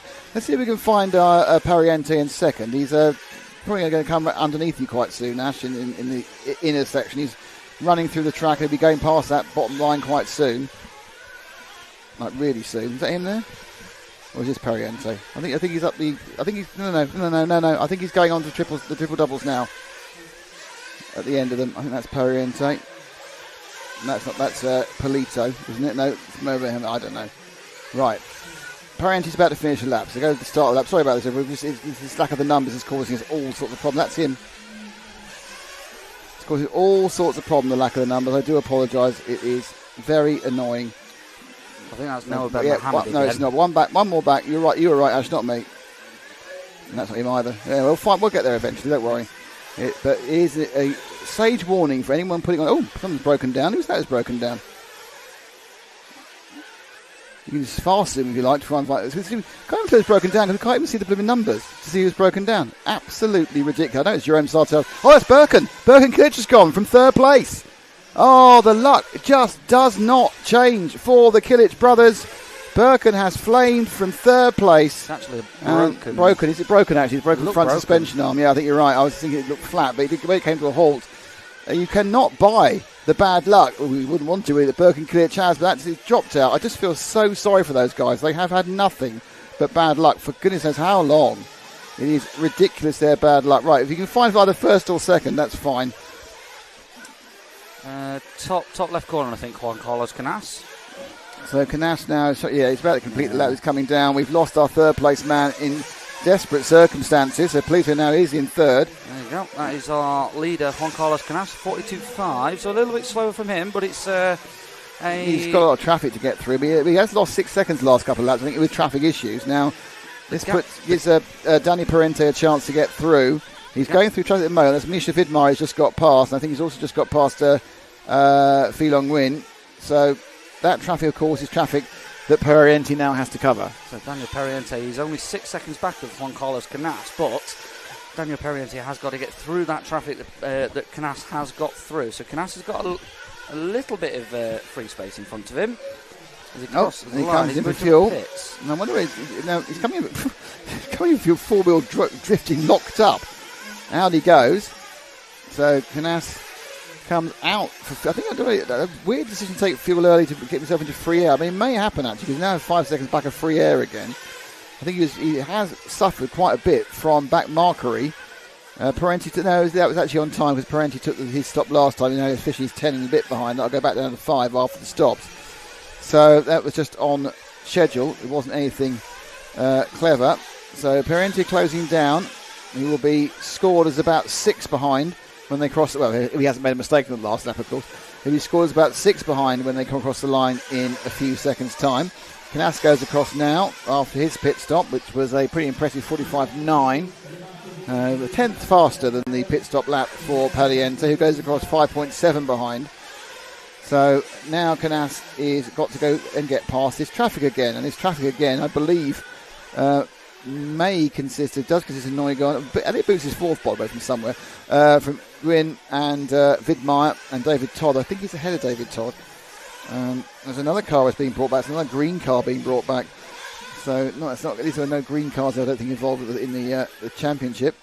So we're beginning to lose quite a few machines here. As the hour, we're over 45 minutes, so in uncharted territory for a lot of these drivers. 45 is the most they tend to run. And a lap there, very good lap from Juan Carlos there, 40.2, really laying down the law. Polito's getting back into play again because we know he's got to make another stop than everyone else. I think that cream car that was being carried back was Oscar Navarro, so we have now lost potentially 5 cars out of this one. Yeah, well, we've lost 6 because Mohammed always had problems prior to that anyway. So it is Oscar Navarro, just seems to stand back on the rostrum. So we've only 10 cars that really have run the trip so far. Others have had to stop, and it's a difficult track, and it's an hour. But the top drivers are keeping it rolling. Canas that time round another 40.8, and that's including running with some traffic. The gap back. Oh, Mattia Polito's got past Daniel Perriente. Poor lap from Daniel Perriente, 43.8. Mattia Polito a 40 flat. So the thing is that Polito has to stop once more. He's got 2 stops to make, and they've only got 1. Can you drop back? It's 8 seconds to Polito and Perriente, who should be about there. There they are. There's one on the other. There we go. That's Perriente we've got. So just Perriente is the first of those 2 cars, and Polito I think is ahead of him. So that's Perriente. So a bit more look at Daniel. Doesn't need these poor laps. He hasn't really got anything in hand. I mean, admittedly, if he finishes 15 seconds behind half an hour from Canas, I'm sure he'll consider it quite a good day's work. But, there's still the opportunity. He goes past Polito, because Polito's obviously now taken fuel. That's why they weren't together. They were only together as Polito went for fuel. So Perriente remains in second place. That time round, he lost another 2 tenths to Canas. Right. That leads just starting to build once again for Juan Carlos Canas, nearly at 10 seconds. So Mattia Polito just on his out lap, just trying to gain a little bit of time that he lost during his pit stop as we hit just over 10 minutes to go. So another pit stop for some of these drivers left. Yeah, everyone's got one. Everyone's got one, unless they're running the world's strangest strategy. Everyone's got a single stop to make. Mattia Polito he's also got one. I think he has thrown an extra stop in, but a really weird way he's done it. Daniel Perriente gaining a little bit time back there from Juan Carlos Canas. I think that's just going to be traffic now. I mean, he's 8 seconds behind, and it really is going to need either a massive drop off in grip for Canas. There's no reason to suspect that Canas has a bigger drop off than Perriente, or Canas to have a major issue or a couple of big accidents. He'll throw it back in. Looking at timing, Misha Vidmeyer and Elliot Boots having a right old scrap as well. Yeah, they come up from nowhere, haven't they, to pick up some of the lower bits off the scraps of the table. Vidmeyer 4, 5 for Boots. So last time around there, Juan Carlos Canas 40.4. So that little bit of gap is just starting to build. Daniel Perriente 9 seconds back now, 9 whole seconds back now. 9 big seconds. So he's just stretching his leg with 9:20 to go. Yeah, apparently he's put in an excellent performance, an excellent weekend for Daniel. And again, him and his brother both on that sharp upward curve that the young men make between young women between the ages of about 15 and 20. They get better and better and better, and more experience, and they reach it. And then they kind of reach the plateau that they get reached to, and it could be a plateau like David Ronefalk or David Ongaro, one that's slightly lower that sees them make the finals but not win very often. There's a frustrating level you reach where you're pretty damn good, but not damn good. And there are a lot of people here in the world who are damn good. So Perriente may well be joining them over the course of the next year or two. Anyway, so less than 9 minutes to go.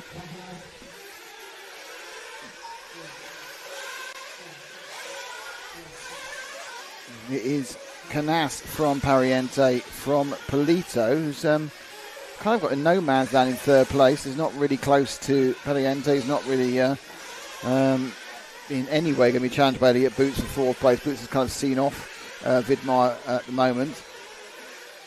It's going to get to the point really where now it's only going to be an error by our race leader that's going to change anything. As Perriente turns laps, looking quite severely at the runners-up spot here.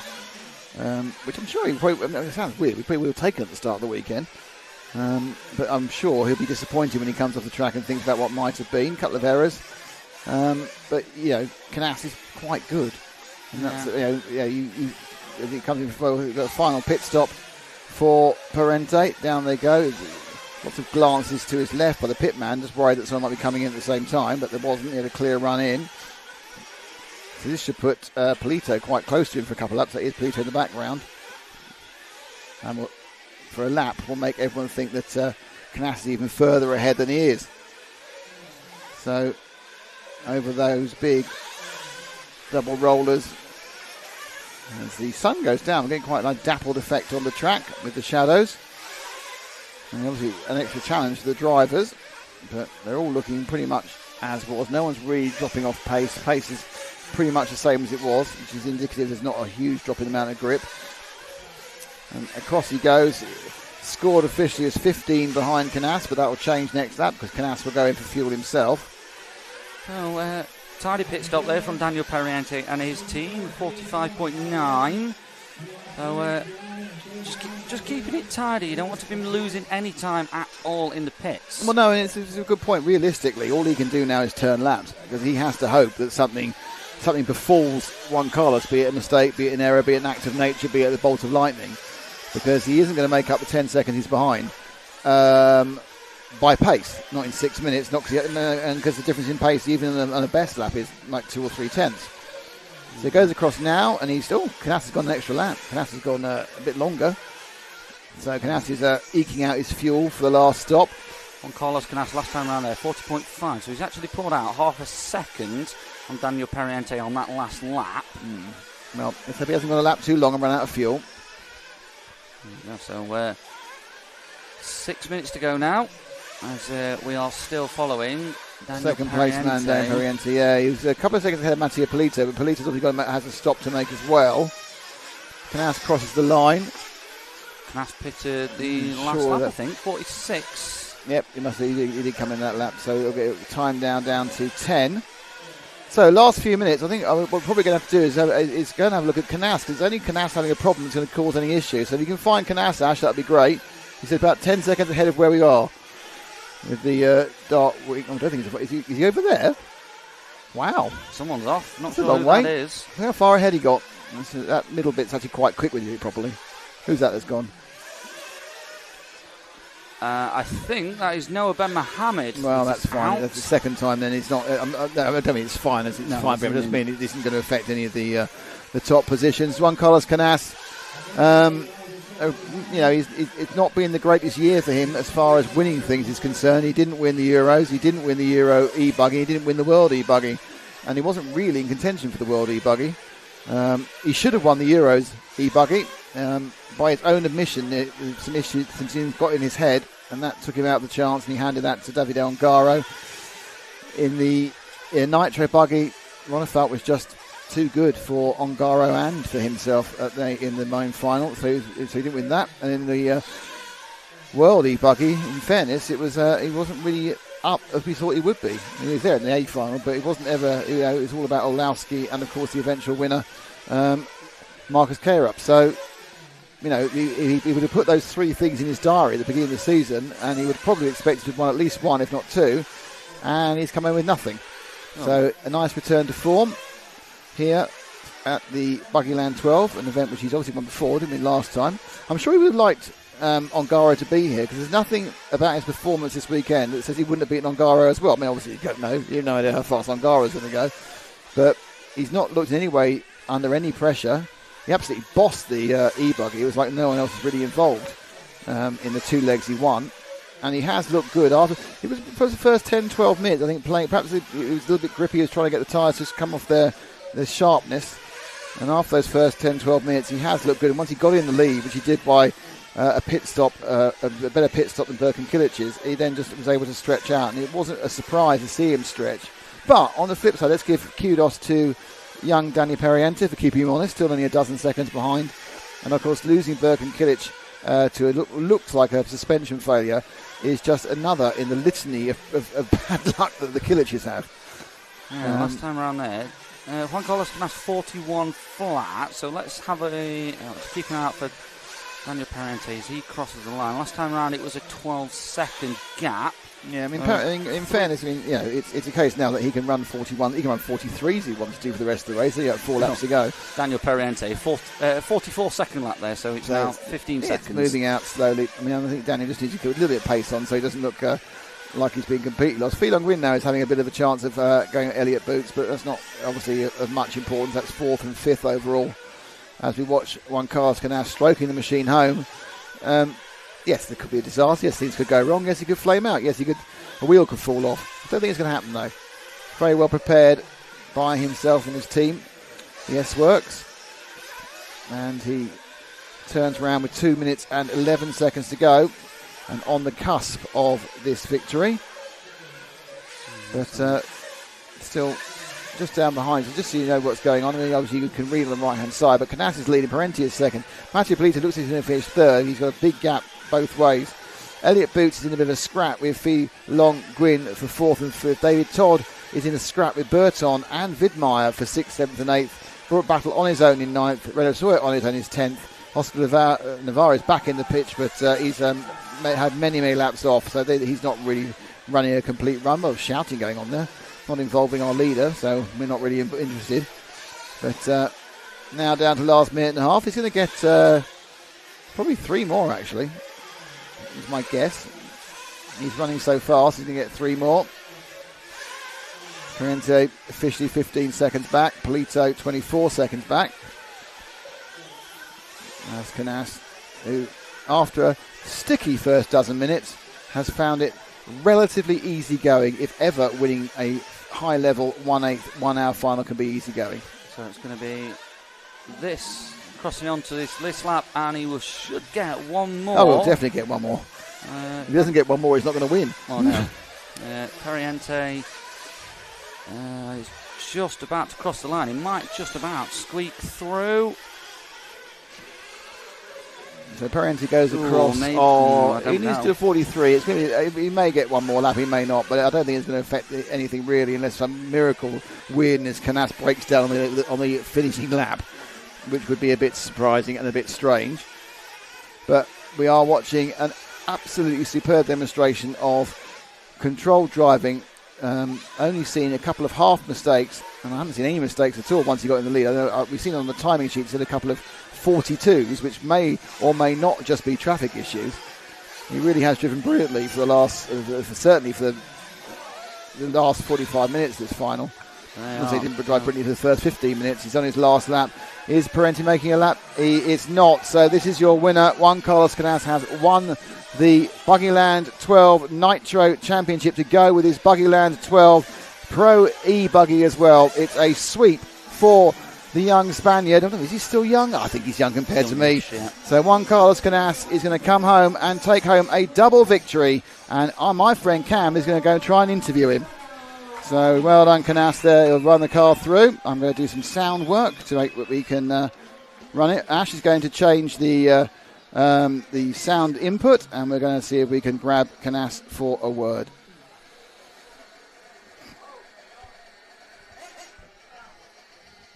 Music grabbing.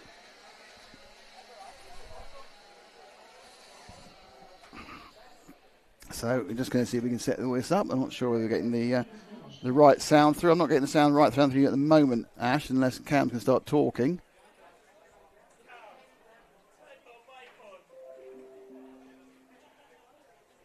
And he's run away, which is very naughty.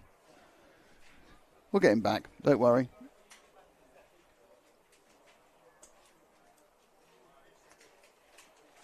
Now Cam needs to be pushy now to gain the attention of Juan Carlos Canas. Everyone's saying nice things to him. Is it working or not? Well, I think we've actually got sound now. That's good. That's a good start. We've got sound.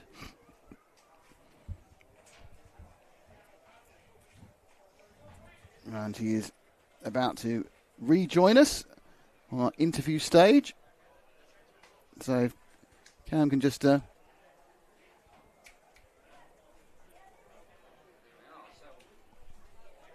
on. Wait.